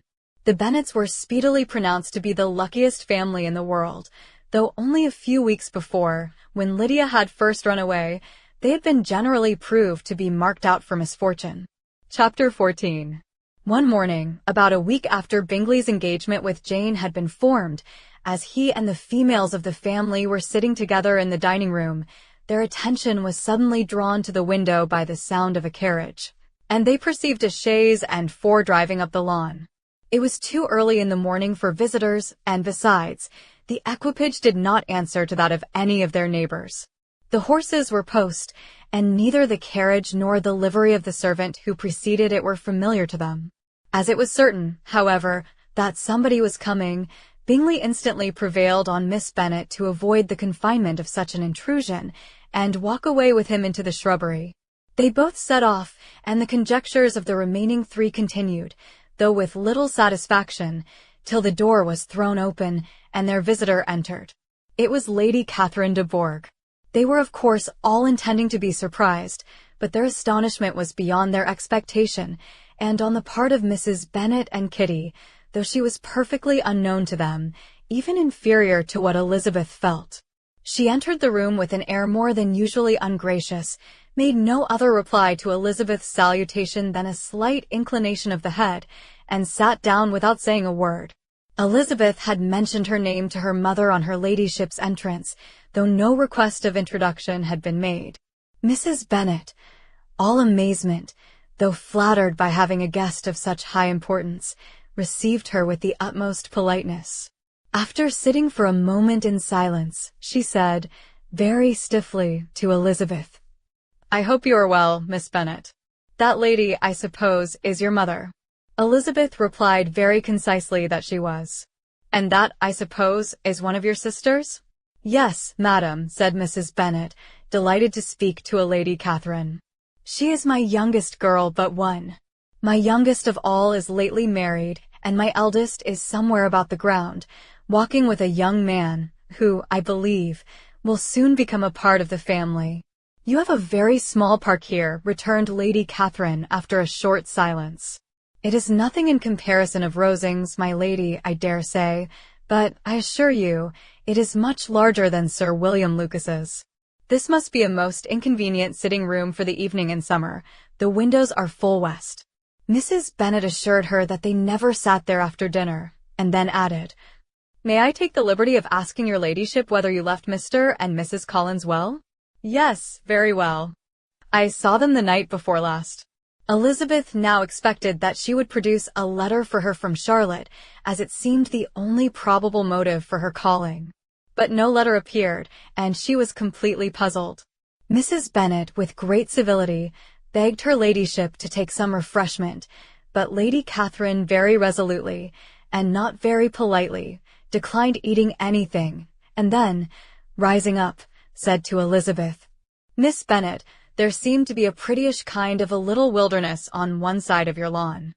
I should be glad to take a turn in it, if you will favor me with your company." "Go, my dear," cried her mother, "and show her ladyship about the different walks. I think she will be pleased with the hermitage." Elizabeth obeyed, and, running into her own room for her parasol, attended her noble guest downstairs. As they passed through the hall, Lady Catherine opened the doors into the dining parlor and drawing room, and pronouncing them, after a short survey, to be decent-looking rooms, walked on. Her carriage remained at the door, and Elizabeth saw that her waiting woman was in it. They proceeded in silence along the gravel walk that led to the copse. Elizabeth was determined to make no effort for conversation with a woman who was now more than usually insolent and disagreeable. "How could I ever think her like her nephew?" said she, as she looked in her face. As soon as they entered the copse, Lady Catherine began in the following manner. "You can be at no loss, Miss Bennet, to understand the reason of my journey hither. Your own heart, your own conscience, must tell you why I come." Elizabeth looked with unaffected astonishment. "Indeed, you are mistaken, madam. I have not been at all able to account for the honor of seeing you here." "Miss Bennet," replied her ladyship in an angry tone, "you ought to know that I am not to be trifled with. But, however insincere you may choose to be, you shall not find me so. My character has ever been celebrated for its sincerity and frankness, and in a cause of such moment as this, I shall certainly not depart from it. A report of a most alarming nature reached me 2 days ago.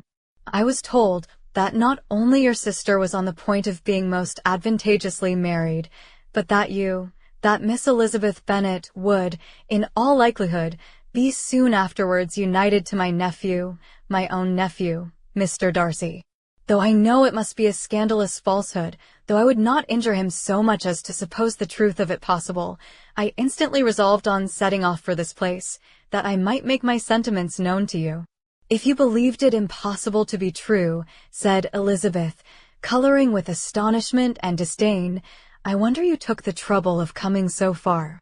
What could your ladyship propose by it?" "At once to insist upon having such a report universally contradicted."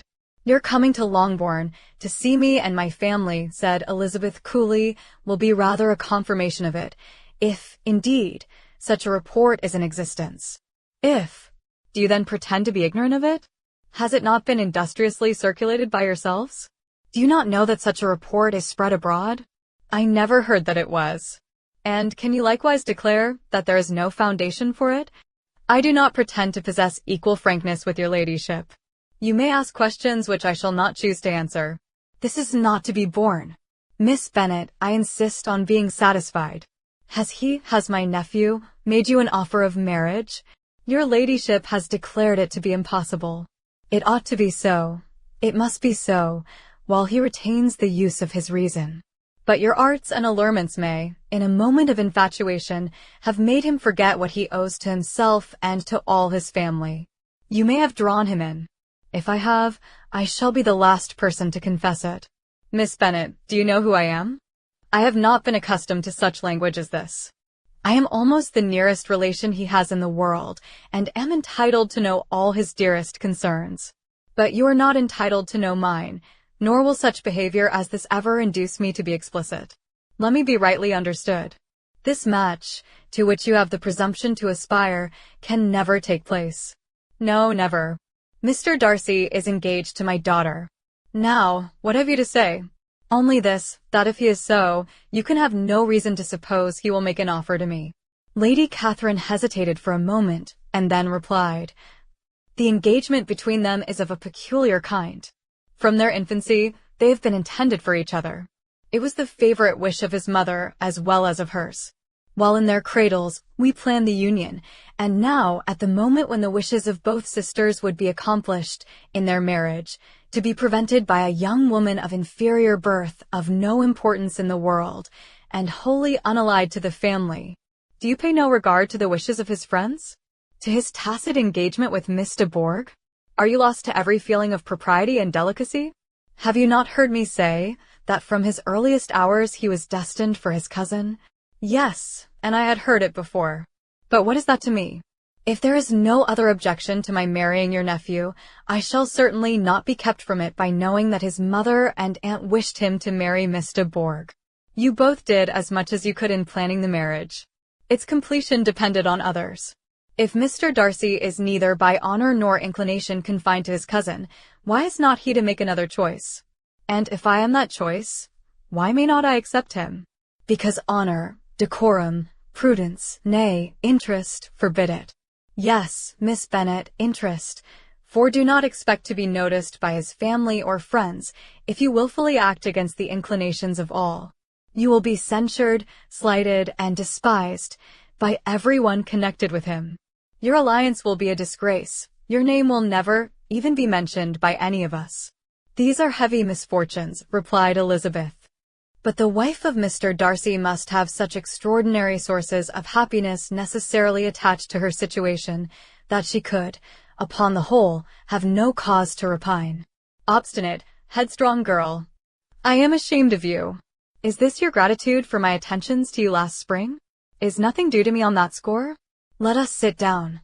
You are to understand, Miss Bennet, that I came here with the determined resolution of carrying my purpose, nor will I be dissuaded from it. I have not been used to submit to any person's whims. I have not been in the habit of brooking disappointment. That will make your ladyship's situation at present more pitiable, but it will have no effect on me. I will not be interrupted. Hear me in silence. My daughter and my nephew are formed for each other. They are descended, on the maternal side, from the same noble line, and, on the father's, from respectable, honorable, and ancient, though untitled, families. Their fortune on both sides is splendid. They are destined for each other by the voice of every member of their respective houses, and what is to divide them? The upstart pretensions of a young woman without family, connections, or fortune. Is this to be endured? But it must not, shall not be. If you were sensible of your own good, you would not wish to quit the sphere in which you have been brought up. In marrying your nephew, I should not consider myself as quitting that sphere. He is a gentleman. I am a gentleman's daughter. So far we are equal. True. You are a gentleman's daughter. But who was your mother? Who are your uncles and aunts? Do not imagine me ignorant of their condition. Whatever my connections may be, said Elizabeth, if your nephew does not object to them, they can be nothing to you. Tell me, once for all, are you engaged to him? Though Elizabeth would not, for the mere purpose of obliging Lady Catherine, have answered this question, she could not but say, after a moment's deliberation, I am not. Lady Catherine seemed pleased. And will you promise me never to enter into such an engagement? I will make no promise of the kind. Miss Bennet, I am shocked and astonished. I expected to find a more reasonable young woman. But do not deceive yourself into a belief that I will ever recede. I shall not go away till you have given me the assurance I require. And I certainly never shall give it. I am not to be intimidated into anything so wholly unreasonable. Your ladyship wants Mr. Darcy to marry your daughter, but would my giving you the wished-for promise make their marriage at all more probable? Supposing him to be attached to me, would my refusing to accept his hand make him wish to bestow it on his cousin? Allow me to say, Lady Catherine, that the arguments with which you have supported this extraordinary application have been as frivolous as the application was ill-judged.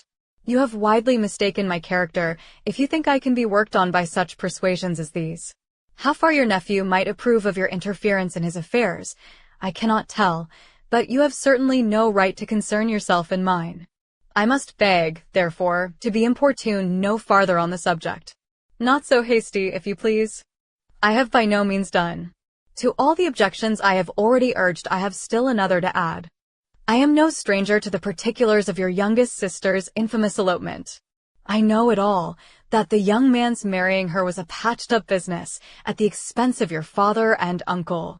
And is such a girl to be my nephew's sister? Is her husband, who is the son of his late father's steward, to be his brother? Heaven and earth, of what are you thinking? Are the shades of Pemberley to be thus polluted? You can now have nothing further to say, she resentfully answered. You have insulted me in every possible method. I must beg to return to the house. And she rose as she spoke. Lady Catherine rose also, and they turned back. Her ladyship was highly incensed. You have no regard, then, for the honor and credit of my nephew. Unfeeling, selfish girl. Do you not consider that a connection with you must disgrace him in the eyes of everybody? Lady Catherine, I have nothing further to say. You know my sentiments. You are then resolved to have him? I have said no such thing. I am only resolved to act in that manner, which will, in my own opinion, constitute my happiness without reference to you, or to any person so wholly unconnected with me. It is well. You refuse, then, to oblige me. You refuse to obey the claims of duty, honor, and gratitude. You are determined to ruin him in the opinion of all his friends, and make him the contempt of the world. Neither duty, nor honor, nor gratitude, replied Elizabeth, has any possible claim on me, in the present instance. No principle of either would be violated by my marriage with Mr. Darcy. And with regard to the resentment of his family, or the indignation of the world, if the former were excited by his marrying me, it would not give me one moment's concern, and the world in general would have too much sense to join in the scorn. And this is your real opinion. This is your final resolve. Very well. I shall now know how to act. Do not imagine, Miss Bennet, that your ambition will ever be gratified. I came to try you. I hope to find you reasonable, but depend upon it I will carry my point. In this manner Lady Catherine talked on till they were at the door of the carriage, when, turning hastily round, she added, I take no leave of you, Miss Bennet. I send no compliments to your mother. You deserve no such attention. I am most seriously displeased. Elizabeth made no answer, and without attempting to persuade her ladyship to return into the house, walked quietly into it herself. She heard the carriage drive away as she proceeded upstairs. Her mother impatiently met her at the door of the dressing-room to ask why Lady Catherine would not come in again and rest herself. She did not choose it, said her daughter. She would go. She is a very fine-looking woman, and her calling here was prodigiously civil. For she only came, I suppose, to tell us the Collinses were well. She is on her road somewhere, I dare say, and so, passing through Meryton, thought she might as well call on you. I suppose she had nothing particular to say to you, Lizzie? Elizabeth was forced to give into a little falsehood here, for to acknowledge the substance of their conversation was impossible. Chapter 15. The discomposure of spirits which this extraordinary visit threw Elizabeth into could not be easily overcome, nor could she for many hours learn to think of it less than incessantly. Lady Catherine, it appeared, had actually taken the trouble of this journey from Rosings for the sole purpose of breaking off her supposed engagement with Mr. Darcy. It was a rational scheme, to be sure, but from what the report of their engagement could originate, Elizabeth was at a loss to imagine, till she recollected that his being the intimate friend of Bingley, and her being the sister of Jane, was enough. At a time when the expectation of one wedding made everybody eager for another, to supply the idea. She had not herself forgotten to feel that the marriage of her sister must bring them more frequently together. And her neighbors at Lucas Lodge, therefore, for through their communication with the Collinses, the report, she concluded, had reached Lady Catherine, had only set that down as almost certain and immediate, which she had looked forward to as possible at some future time.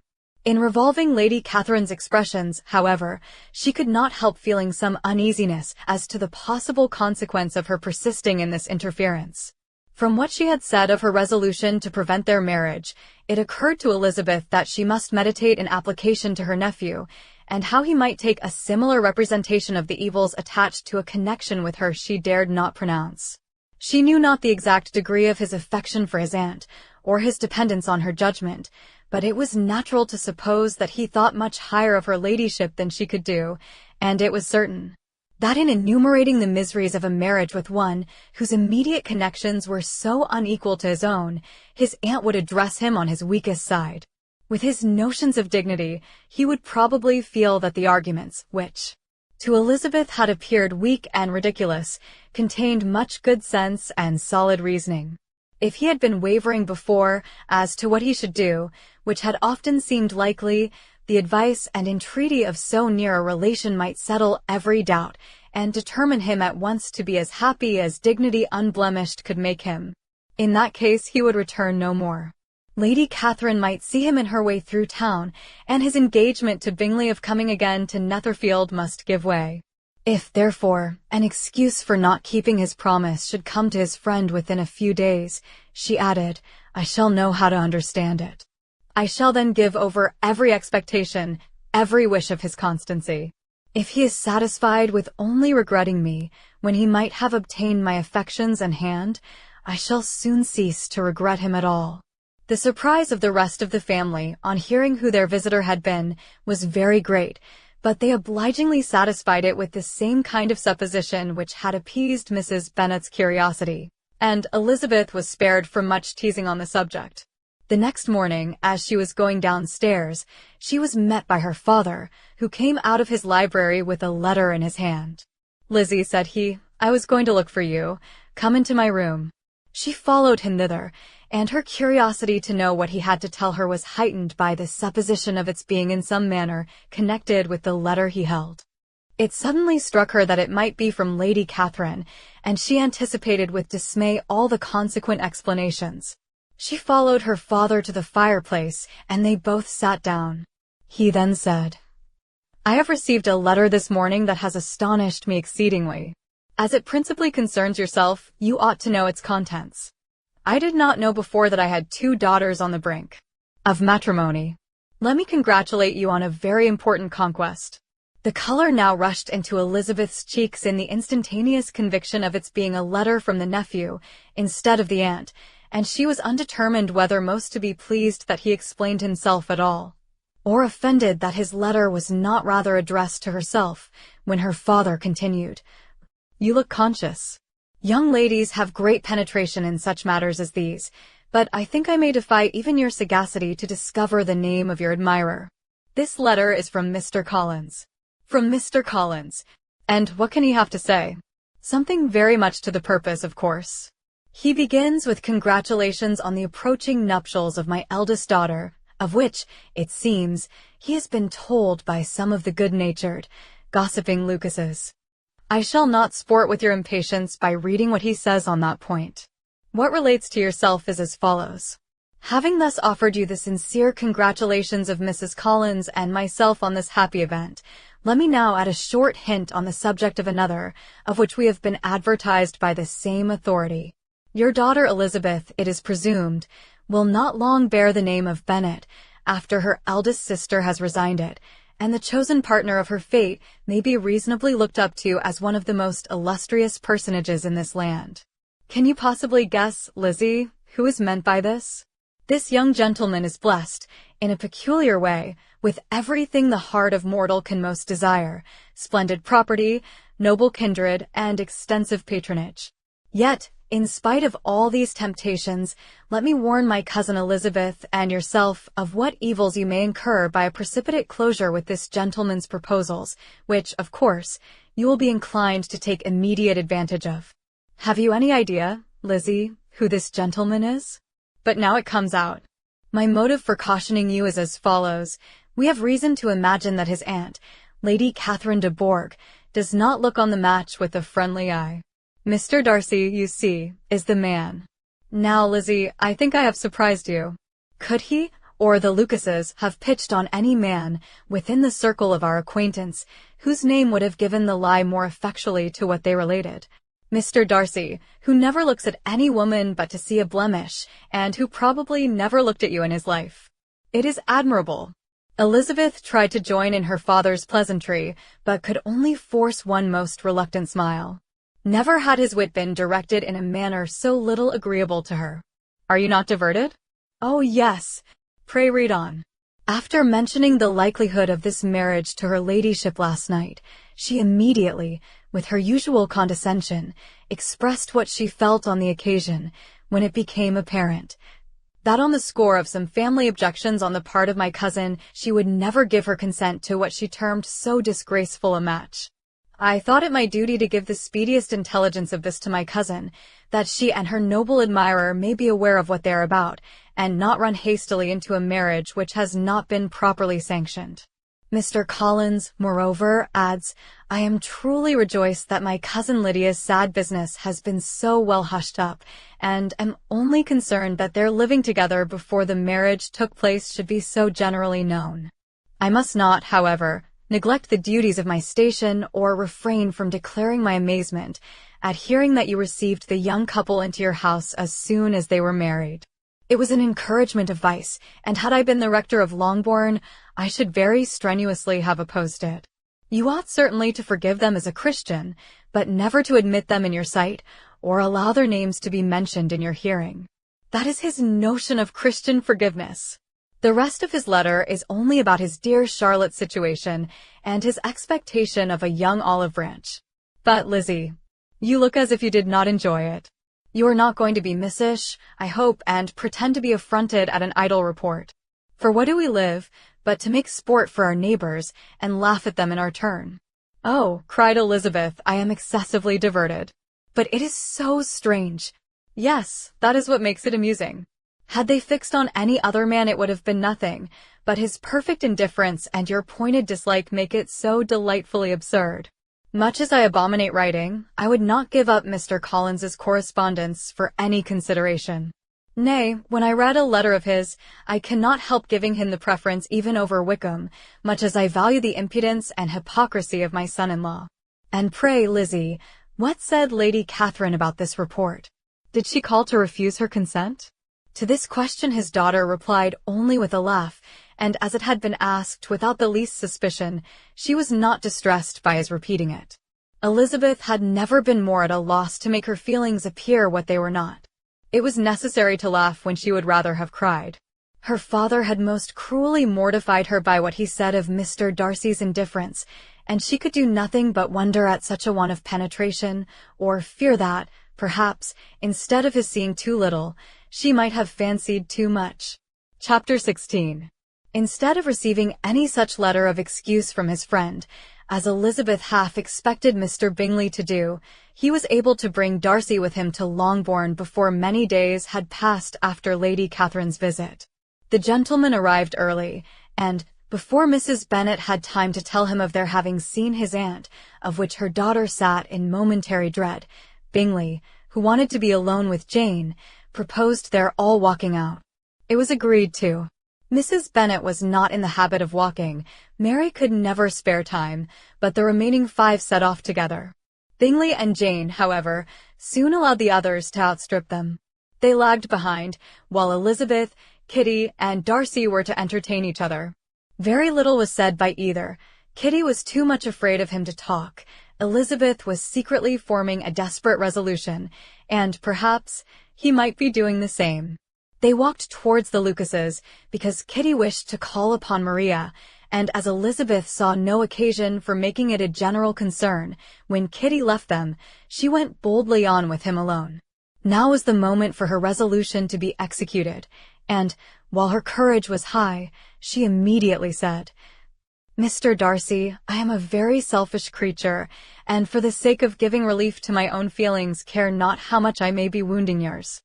I can no longer help thanking you for your unexampled kindness to my poor sister. Ever since I have known it, I have been most anxious to acknowledge to you how gratefully I feel it. Were it known to the rest of my family, I should not have merely my own gratitude to express. I am sorry, exceedingly sorry, replied Darcy, in a tone of surprise and emotion, that you have ever been informed of what may, in a mistaken light, have given you uneasiness. I did not think Mrs. Gardiner was so little to be trusted. You must not blame my aunt.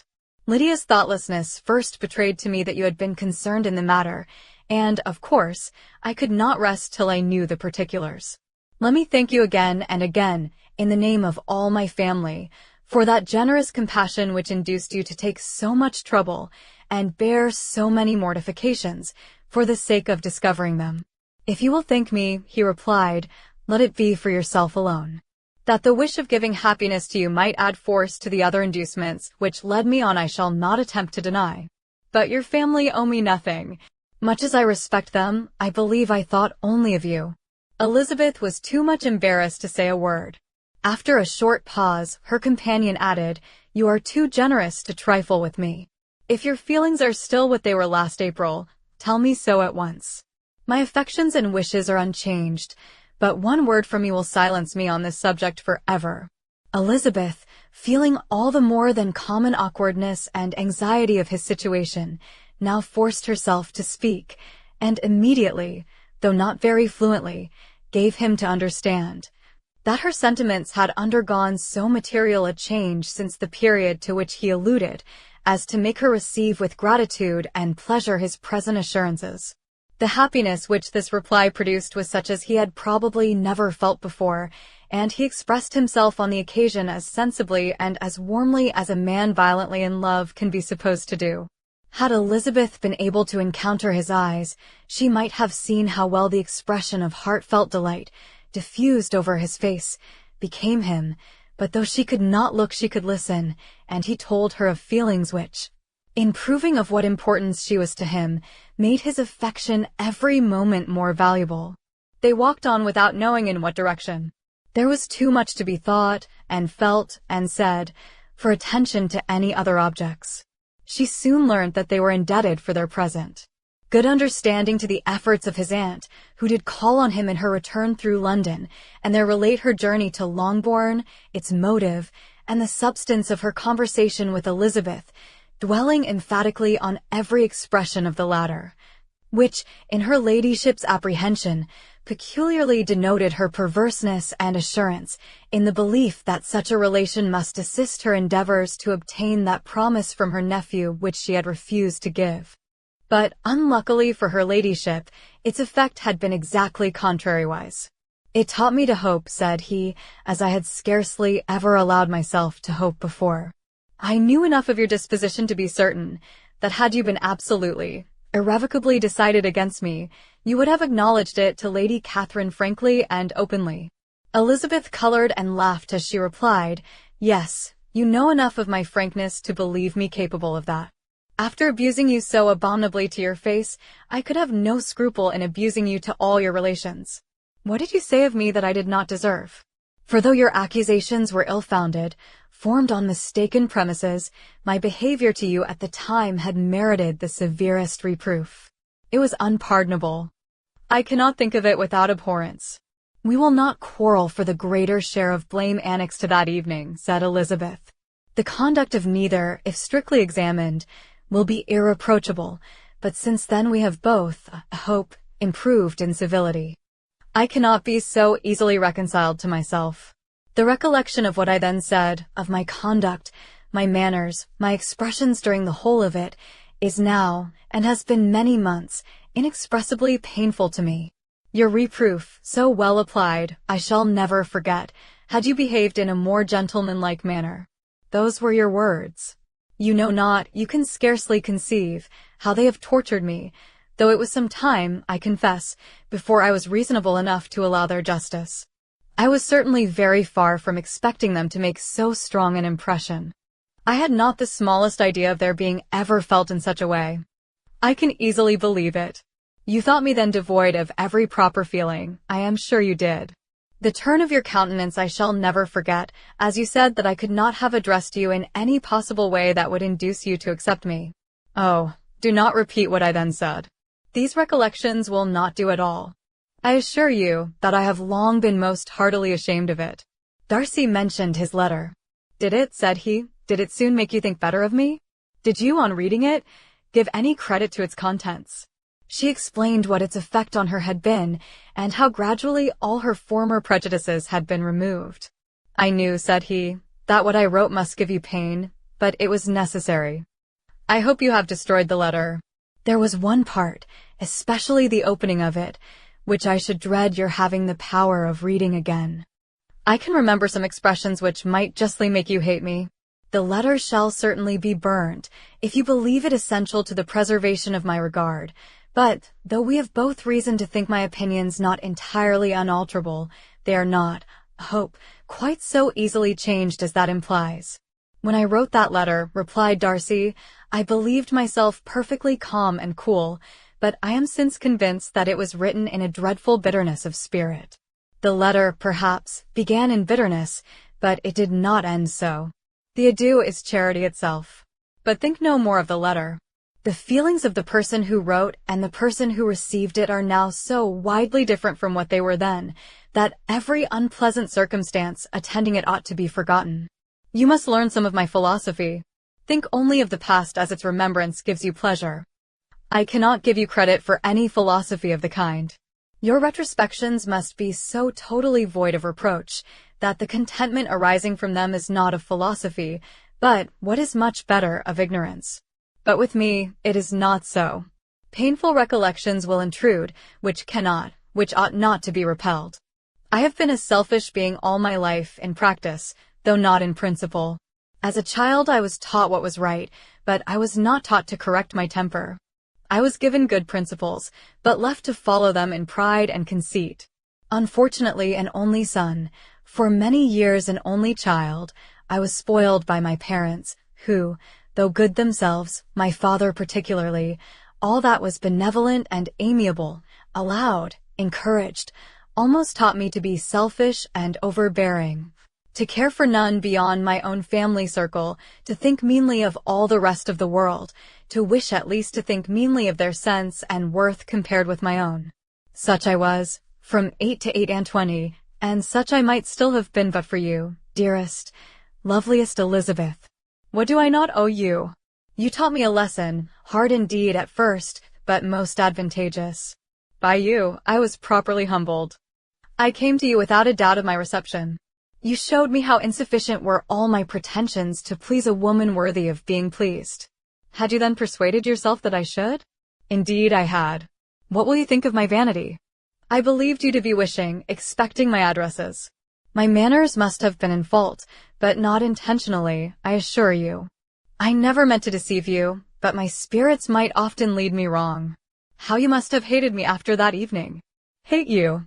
I was angry, perhaps, at first, but my anger soon began to take a proper direction. I am almost afraid of asking what you thought of me when we met at Pemberley. You blamed me for coming? No, indeed, I felt nothing but surprise. Your surprise could not be greater than mine in being noticed by you. My conscience told me that I deserved no extraordinary politeness, and I confess that I did not expect to receive more than my due. My object then, replied Darcy, was to show you, by every civility in my power, that I was not so mean as to resent the past, and I hope to obtain your forgiveness, to lessen your ill opinion, by letting you see that your reproofs had been attended to. How soon any other wishes introduced themselves, I can hardly tell, but I believe in about half an hour after I had seen you. He then told her of Georgiana's delight in her acquaintance, and of her disappointment at its sudden interruption, which naturally leading to the cause of that interruption. She soon learned that his resolution of following her from Derbyshire in quest of her sister had been formed before he quitted the inn, and that his gravity and thoughtfulness there had arisen from no other struggles than what such a purpose must comprehend. She expressed her gratitude again, but it was too painful a subject to each to be dwelt on farther. After walking several miles in a leisurely manner, and too busy to know anything about it, they found at last, on examining their watches, that it was time to be at home. What could have become of Mr. Bingley and Jane was a wonder which introduced the discussion of their affairs. Darcy was delighted with their engagement. His friend had given him the earliest information of it. I must ask whether you were surprised, said Elizabeth. Not at all. When I went away, I felt that it would soon happen. That is to say, you had given your permission. I guessed as much. And though he exclaimed at the term, she found that it had been pretty much the case. On the evening before my going to London, said he, I made a confession to him, which I believe I ought to have made long ago. I told him of all that had occurred to make my former interference in his affairs absurd and impertinent.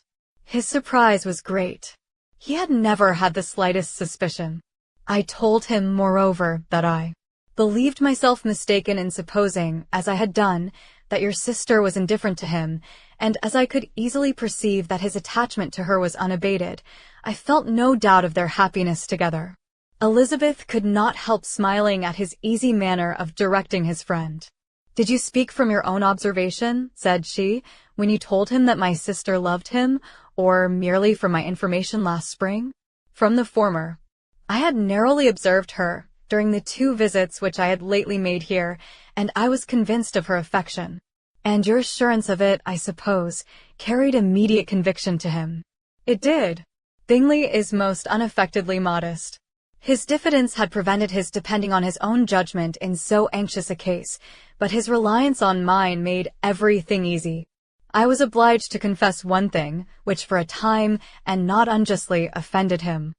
I could not allow myself to conceal that your sister had been in town 3 months last winter, that I had known it and purposely kept it from him. He was angry. But his anger, I am persuaded, lasted no longer than he remained in any doubt of your sister's sentiments. He has heartily forgiven me now. Elizabeth longed to observe that Mr. Bingley had been a most delightful friend, so easily guided that his worth was invaluable, but she checked herself. She remembered that he had yet to learn to be laughed at, and it was rather too early to begin. In anticipating the happiness of Bingley, which of course was to be inferior only to his own, he continued the conversation till they reached the house. In the hall they parted. Chapter 17. "My dear Lizzie, where can you have been walking to?" was a question which Elizabeth received from Jane as soon as she entered the room, and from all the others when they sat down to table. She had only to say in reply that they had wandered about till she was beyond her own knowledge. She colored as she spoke, but neither that, nor anything else, awakened a suspicion of the truth. The evening passed quietly, unmarked by anything extraordinary. The acknowledged lovers talked and laughed, the unacknowledged were silent. Darcy was not of a disposition in which happiness overflows in mirth, and Elizabeth, agitated and confused, rather knew that she was happy than felt herself to be so, for, besides the immediate embarrassment, there were other evils before her. She anticipated what would be felt in the family when her situation became known. She was aware that no one liked him but Jane, and even feared that with the others it was a dislike which not all his fortune and consequence might do away. At night she opened her heart to Jane. Though suspicion was very far from Miss Bennet's general habits, she was absolutely incredulous here. "You're joking, Lizzie. This cannot be. Engaged to Mr. Darcy? No, no, you shall not deceive me. I know it to be impossible. This is a wretched beginning, indeed. My sole dependence was on you, and I am sure nobody else will believe me, if you do not. Yet, indeed, I am in earnest. I speak nothing but the truth. He still loves me, and we are engaged." Jane looked at her doubtingly. "Oh, Lizzie, it cannot be. I know how much you dislike him. You know nothing of the matter. That is all to be forgot. Perhaps I did not always love him so well as I do now, but in such cases as these, a good memory is unpardonable. This is the last time I shall ever remember it myself." Miss Bennet still looked all amazement. Elizabeth again, and more seriously, assured her of its truth. "Good heaven! Can it be really so? Yet now I must believe you," cried Jane. "My dear, dear Lizzie, I do congratulate you, but are you certain? Forgive the question. Are you quite certain that you can be happy with him? There can be no doubt of that. It is settled between us already that we are to be the happiest couple in the world.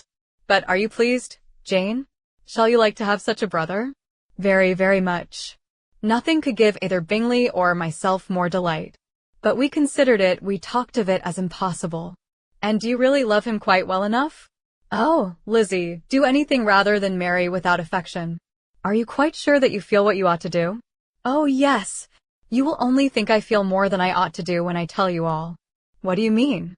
"Why, I must confess that I love him better than I do Bingley. I am afraid you will be angry." "My dearest sister, now be serious." "I want to talk very seriously. Let me know everything that I am to know without delay. Will you tell me how long you have loved him? It has been coming on so gradually that I hardly know when it began, but I believe I must date it from my first seeing his beautiful grounds at Pemberley." Another entreaty that she would be serious, however, produced the desired effect, and she soon satisfied Jane by her solemn assurances of attachment. When convinced on that article, Miss Bennet had nothing further to wish. "Now I am quite happy," said she, "for you will be as happy as myself. I always had a value for him. Were it for nothing but his love of you, I must always have esteemed him, but now, as Bingley's friend and your husband, there can be only Bingley and yourself more dear to me. But, Lizzie, you have been very sly, very reserved with me. How little did you tell me of what passed at Pemberley and Lambton? I owe all that I know of it to another, not to you." Elizabeth told her the motives of her secrecy. She had been unwilling to mention Bingley, and the unsettled state of her own feelings had made her equally avoid the name of his friend, but now she would no longer conceal from her his share in Lydia's marriage. All was acknowledged, and half the night spent in conversation. "Good gracious," cried Mrs. Bennet as she stood at a window the next morning, "if that disagreeable Mr. Darcy is not coming here again with our dear Bingley. What can he mean by being so tiresome as to be always coming here? I had no notion but he would go a-shooting or something or other, and not disturb us with his company. What shall we do with him? Lizzie, you must walk out with him again, that he may not be in Bingley's way." Elizabeth could hardly help laughing at so convenient a proposal, yet was really vexed that her mother should be always giving him such an epithet. As soon as they entered, Bingley looked at her so expressively, and shook hands with such warmth, as left no doubt of his good information, and he soon afterwards said aloud, "Mrs. Bennet, have you no more lanes hereabouts in which Lizzie may lose her way again today?" "I advise Mr. Darcy and Lizzie and Kitty," said Mrs. Bennet, "to walk to Oakham Mount this morning. It is a nice long walk, and Mr. Darcy has never seen the view." "It may do very well for the others," replied Mr. Bingley, "but I am sure it will be too much for Kitty." "Won't it, Kitty?" Kitty owned that she had rather stay at home.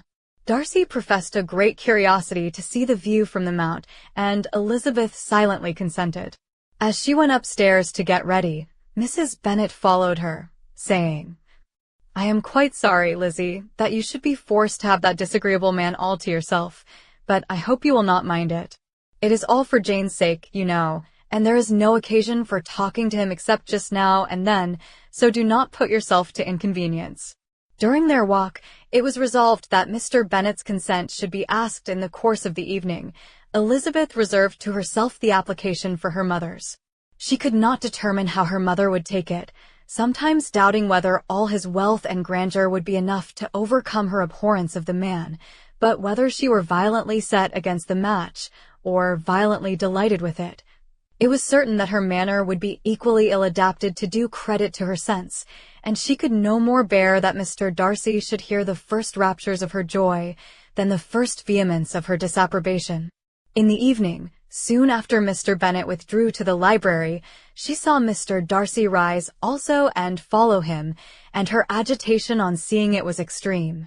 She did not fear her father's opposition, but he was going to be made unhappy, and that it should be through her means, that she, his favorite child, should be distressing him by her choice, should be filling him with fears and regrets in disposing of her, was a wretched reflection, and she sat in misery till Mr. Darcy appeared again, when, looking at him, she was a little relieved by his smile. In a few minutes he approached the table where she was sitting with Kitty, and, while pretending to admire her work, said in a whisper, "Go to your father. He wants you in the library." She was gone directly. Her father was walking about the room, looking grave and anxious. "Lizzie," said he, "what are you doing? Are you out of your senses to be accepting this man? Have not you always hated him?" How earnestly did she then wish that her former opinions had been more reasonable, her expressions more moderate. It would have spared her from explanations and professions which it was exceedingly awkward to give, but they were now necessary, and she assured him, with some confusion, of her attachment to Mr. Darcy. "Or, in other words, you are determined to have him. He is rich, to be sure, and you may have more fine clothes and fine carriages than Jane. But will they make you happy?" "Have you any other objection," said Elizabeth, "than your belief of my indifference?" "None at all. We all know him to be a proud, unpleasant sort of man, but this would be nothing if you really liked him." I do like him," she replied, with tears in her eyes. "I love him. Indeed, he has no improper pride. He is perfectly amiable. You do not know what he really is, then pray do not pain me by speaking of him in such terms."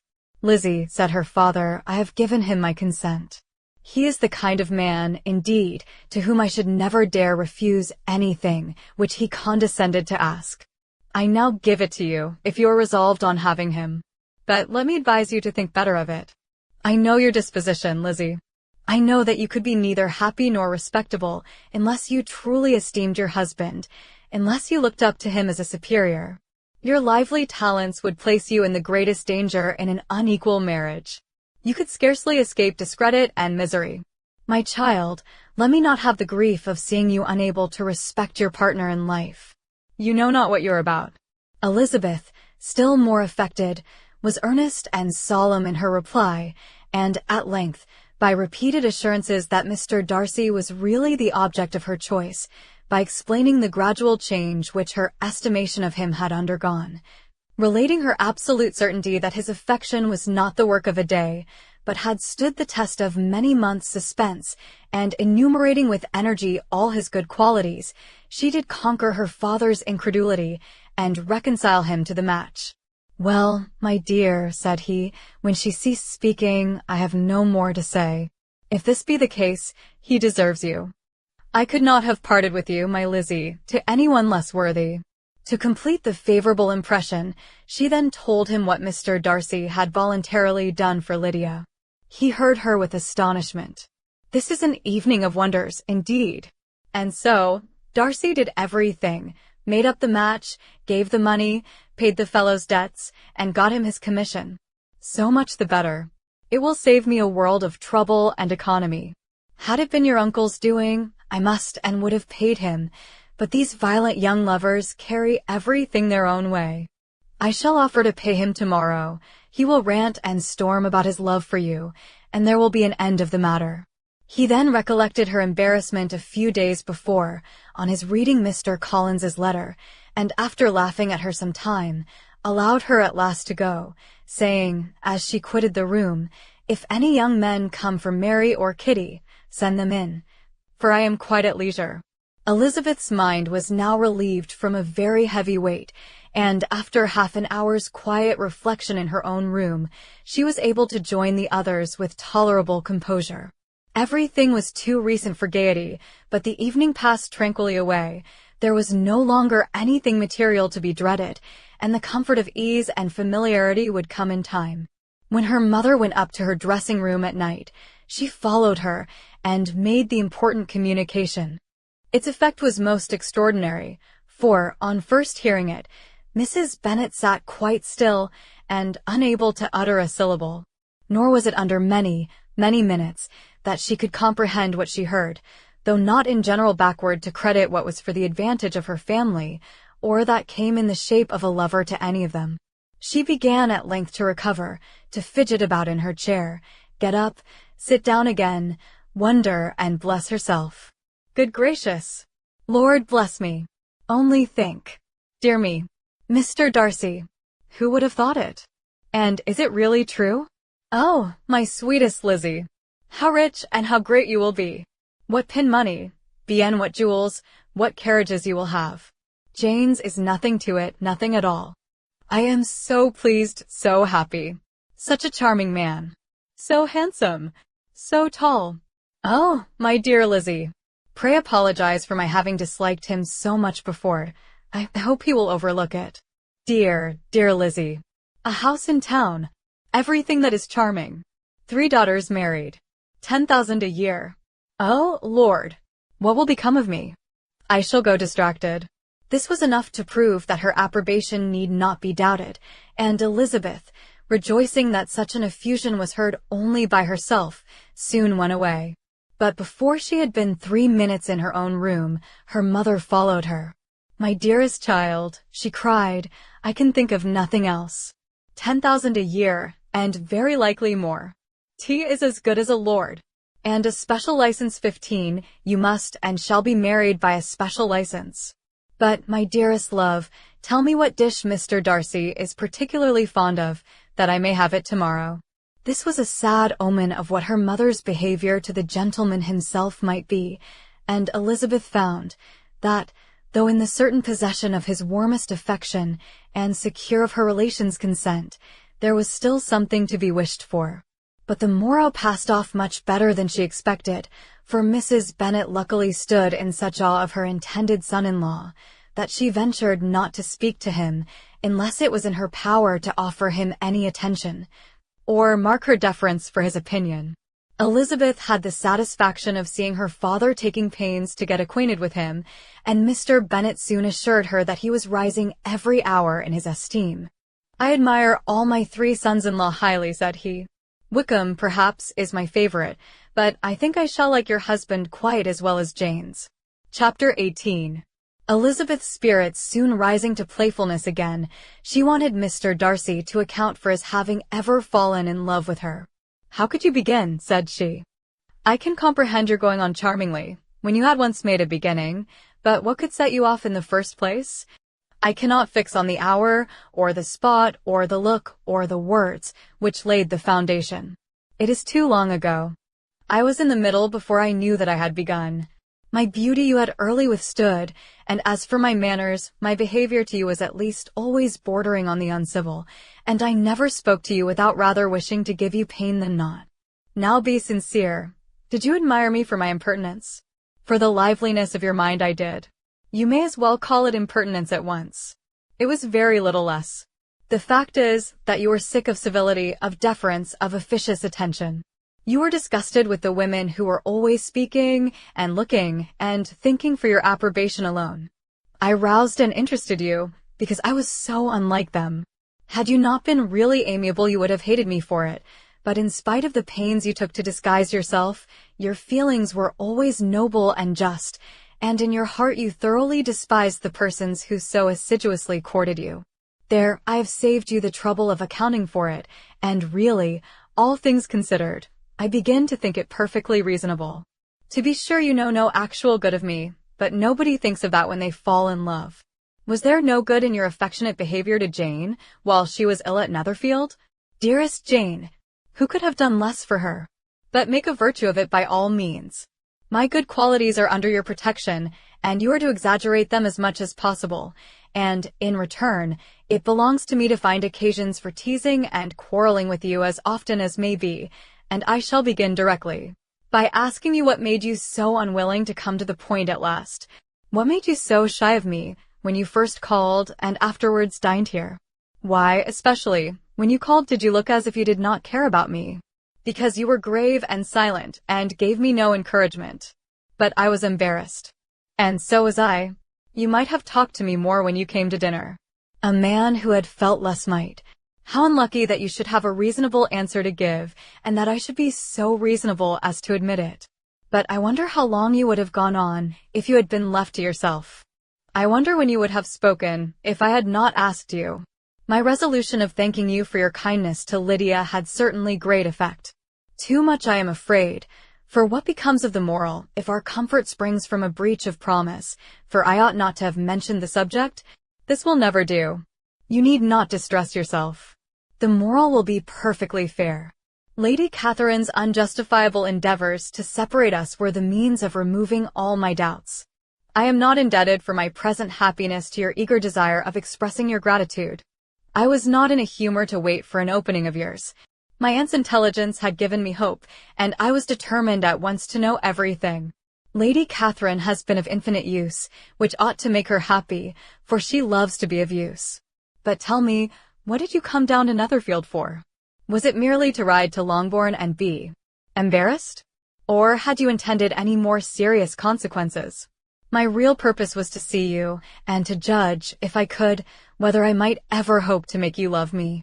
My avowed one, or what I avowed to myself, was to see whether your sister was still partial to Bingley, and if she were, to make the confession to him which I have since made.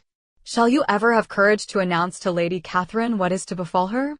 I am more likely to want time than courage, Elizabeth. But it ought to be done, and if you will give me a sheet of paper it shall be done directly. And if I had not a letter to write myself, I might sit by you, and admire the evenness of your writing, as another young lady once did. But I have an aunt, too, who must not be longer neglected. From an unwillingness to confess how much her intimacy with Mr. Darcy had been overrated, Elizabeth had never yet answered Mrs. Gardiner's long letter, but now, having that to communicate which she knew would be most welcome, she was almost ashamed to find that her uncle and aunt had already lost 3 days of happiness, and immediately wrote as follows. I would have thanked you before, my dear aunt, as I ought to have done, for your long, kind, satisfactory detail of particulars, But, to say the truth, I was too cross to write. You supposed more than really existed. But now suppose as much as you choose. Give a loose to your fancy. Indulge your imagination in every possible flight which the subject will afford, and unless you believe me actually married, you cannot greatly err.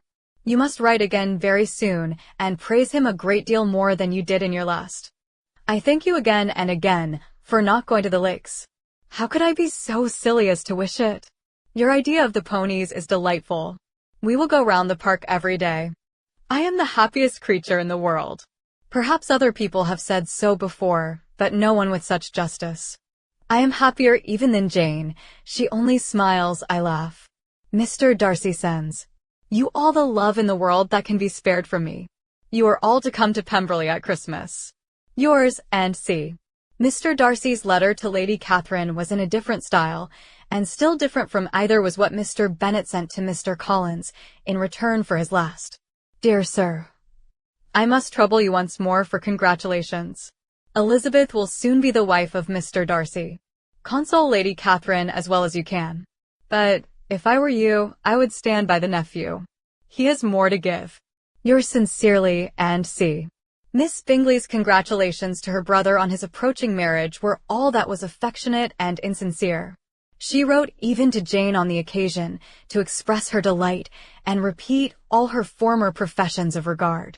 Jane was not deceived, but she was affected, and though feeling no reliance on her, could not help writing her a much kinder answer than she knew was deserved. The joy which Miss Darcy expressed on receiving similar information was as sincere as her brother's in sending it. For sides of paper were insufficient to contain all her delight and all her earnest desire of being loved by her sister. Before any answer could arrive from Mr. Collins, or any congratulations to Elizabeth from his wife, the Longbourn family heard that the Collinses were come themselves to Lucas Lodge. The reason of this sudden removal was soon evident. Lady Catherine had been rendered so exceedingly angry by the contents of her nephew's letter that Charlotte, really rejoicing in the match, was anxious to get away till the storm was blown over. At such a moment, the arrival of her friend was a sincere pleasure to Elizabeth, though in the course of their meetings she must sometimes think the pleasure dearly bought, when she saw Mr. Darcy exposed to all the parading and obsequious civility of her husband. He bore it, however, with admirable calmness. He could even listen to Sir William Lucas when he complimented him on carrying away the brightest jewel of the country and expressed his hopes of their all meeting frequently at St. James's with very decent composure. If he did shrug his shoulders, it was not till Sir William was out of sight. Mrs. Phillips's vulgarity was another, and, perhaps, a greater tax on his forbearance, and though Mrs. Phillips, as well as her sister, stood in too much awe of him to speak with the familiarity which Bingley's good humour encouraged, yet, whenever she did speak, she must be vulgar. Nor was her respect for him, though it made her more quiet, at all likely to make her more elegant.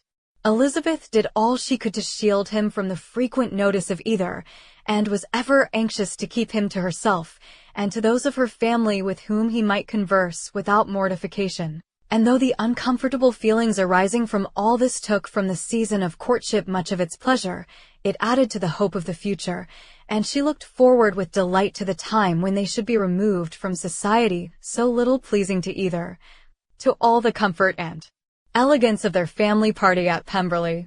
Chapter 19. Happy for all her maternal feelings was the day on which Mrs. Bennet got rid of her two most deserving daughters.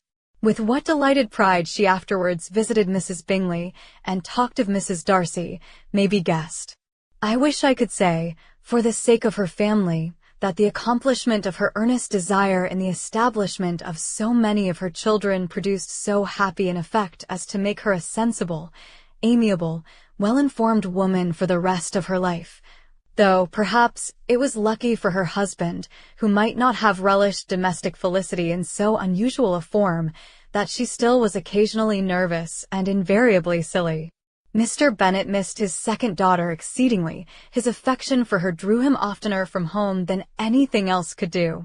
He delighted in going to Pemberley, especially when he was least expected. Mr. Bingley and Jane remained at Netherfield only a 12-month. So near a vicinity to her mother and Meryton relations was not desirable even to his easy temper or her affectionate heart. The darling wish of his sisters was then gratified. He bought an estate in a neighboring county to Derbyshire, and Jane and Elizabeth, in addition to every other source of happiness, were within 30 miles of each other.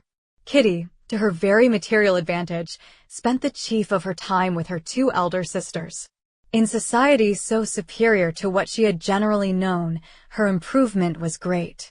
She was not of so ungovernable a temper as Lydia, and, removed from the influence of Lydia's example, she became, by proper attention and management, less irritable, less ignorant, and less insipid. From the further disadvantage of Lydia's society, she was of course carefully kept, and though Mrs. Wickham frequently invited her to come and stay with her, with the promise of balls and young men, her father would never consent to her going. Mary was the only daughter who remained at home, and she was necessarily drawn from the pursuit of accomplishments by Mrs. Bennet's being quite unable to sit alone. Mary was obliged to mix more with the world, but she could still moralize over every morning visit, and as she was no longer mortified by comparisons between her sister's beauty and her own, it was suspected by her father that she submitted to the change without much reluctance. As for Wickham and Lydia, their characters suffered no revolution from the marriage of her sisters. He bore with philosophy the conviction that Elizabeth must now become acquainted with whatever of his ingratitude and falsehood had before been unknown to her, and, in spite of everything, was not wholly without hope that Darcy might yet be prevailed on to make his fortune. The congratulatory letter which Elizabeth received from Lydia on her marriage explained to her that, by his wife at least, if not by himself, such a hope was cherished. The letter was to this effect: "My dear Lizzie, I wish you joy. If you love Mr. Darcy half so well as I do my dear Wickham, you must be very happy. It is a great comfort to have you so rich, and when you have nothing else to do, I hope you will think of us. I am sure Wickham would like a place at court very much, and I do not think we shall have quite money enough to live upon without some help. Any place would do of about 300 or 400 a year, but, however, do not speak to Mr. Darcy about it if you had rather not. Yours, and C." As it happened that Elizabeth had much rather not, she endeavored in her answer to put an end to every entreaty and expectation of the kind. Such relief, however, as it was in her power to afford, by the practice of what might be called economy in her own private expenses, she frequently sent them. It had always been evident to her that such an income as theirs, under the direction of 2 persons so extravagant in their wants, and heedless of the future, must be very insufficient to their support, and whenever they changed their quarters, either Jane or herself were sure of being applied to for some little assistance towards discharging their bills. Their manner of living, even when the restoration of Peace 16 dismissed them to a home, was unsettled in the extreme. They were always moving from place to place in quest of a cheap situation, and always spending more than they ought. His affection for her soon sunk into indifference. Hers lasted a little longer, and, in spite of her youth and her manners, she retained all the claims to reputation which her marriage had given her. Though Darcy could never receive him at Pemberley, yet, for Elizabeth's sake, he assisted him further in his profession. Lydia was occasionally a visitor there, when her husband was gone to enjoy himself in London or Bath, and with the Bingleys they both of them frequently stayed so long that even Bingley's good humor was overcome, and he proceeded so far as to talk of giving them a hint to be gone. Miss Bingley was very deeply mortified by Darcy's marriage, but as she thought it advisable to retain the right of visiting at Pemberley, she dropped all her resentment, was fonder than ever of Georgiana, almost as attentive to Darcy as heretofore, and paid off every arrear of civility to Elizabeth. Pemberley was now Georgiana's home, and the attachment of the sisters was exactly what Darcy had hoped to see. They were able to love each other, even as well as they intended. Georgiana had the highest opinion in the world of Elizabeth, though at first she often listened with an astonishment bordering on alarm at her lively, sportive manner of talking to her brother. He, who had always inspired in herself a respect which almost overcame her affection, she now saw the object of open pleasantry. Her mind received knowledge which had never before fallen in her way. By Elizabeth's instructions, she began to comprehend that a woman may take liberties with her husband, which a brother will not always allow in a sister more than 10 years younger than himself. Lady Catherine was extremely indignant on the marriage of her nephew, and as she gave way to all the genuine frankness of her character, in her reply to the letter which announced its arrangement, she sent him language so very abusive, especially of Elizabeth, that for some time all intercourse was at an end. But at length, by Elizabeth's persuasion, he was prevailed on to overlook the offense and seek a reconciliation, and, after a little further resistance on the part of his aunt, her resentment gave way, either to her affection for him, or her curiosity to see how his wife conducted herself, and she condescended to wait on them at Pemberley, in spite of that pollution which its woods had received, not merely from the presence of such a mistress, but the visits of her uncle and aunt from the city. With the Gardeners, they were always on the most intimate terms.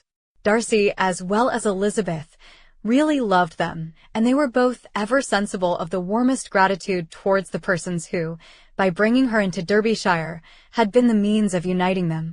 The end.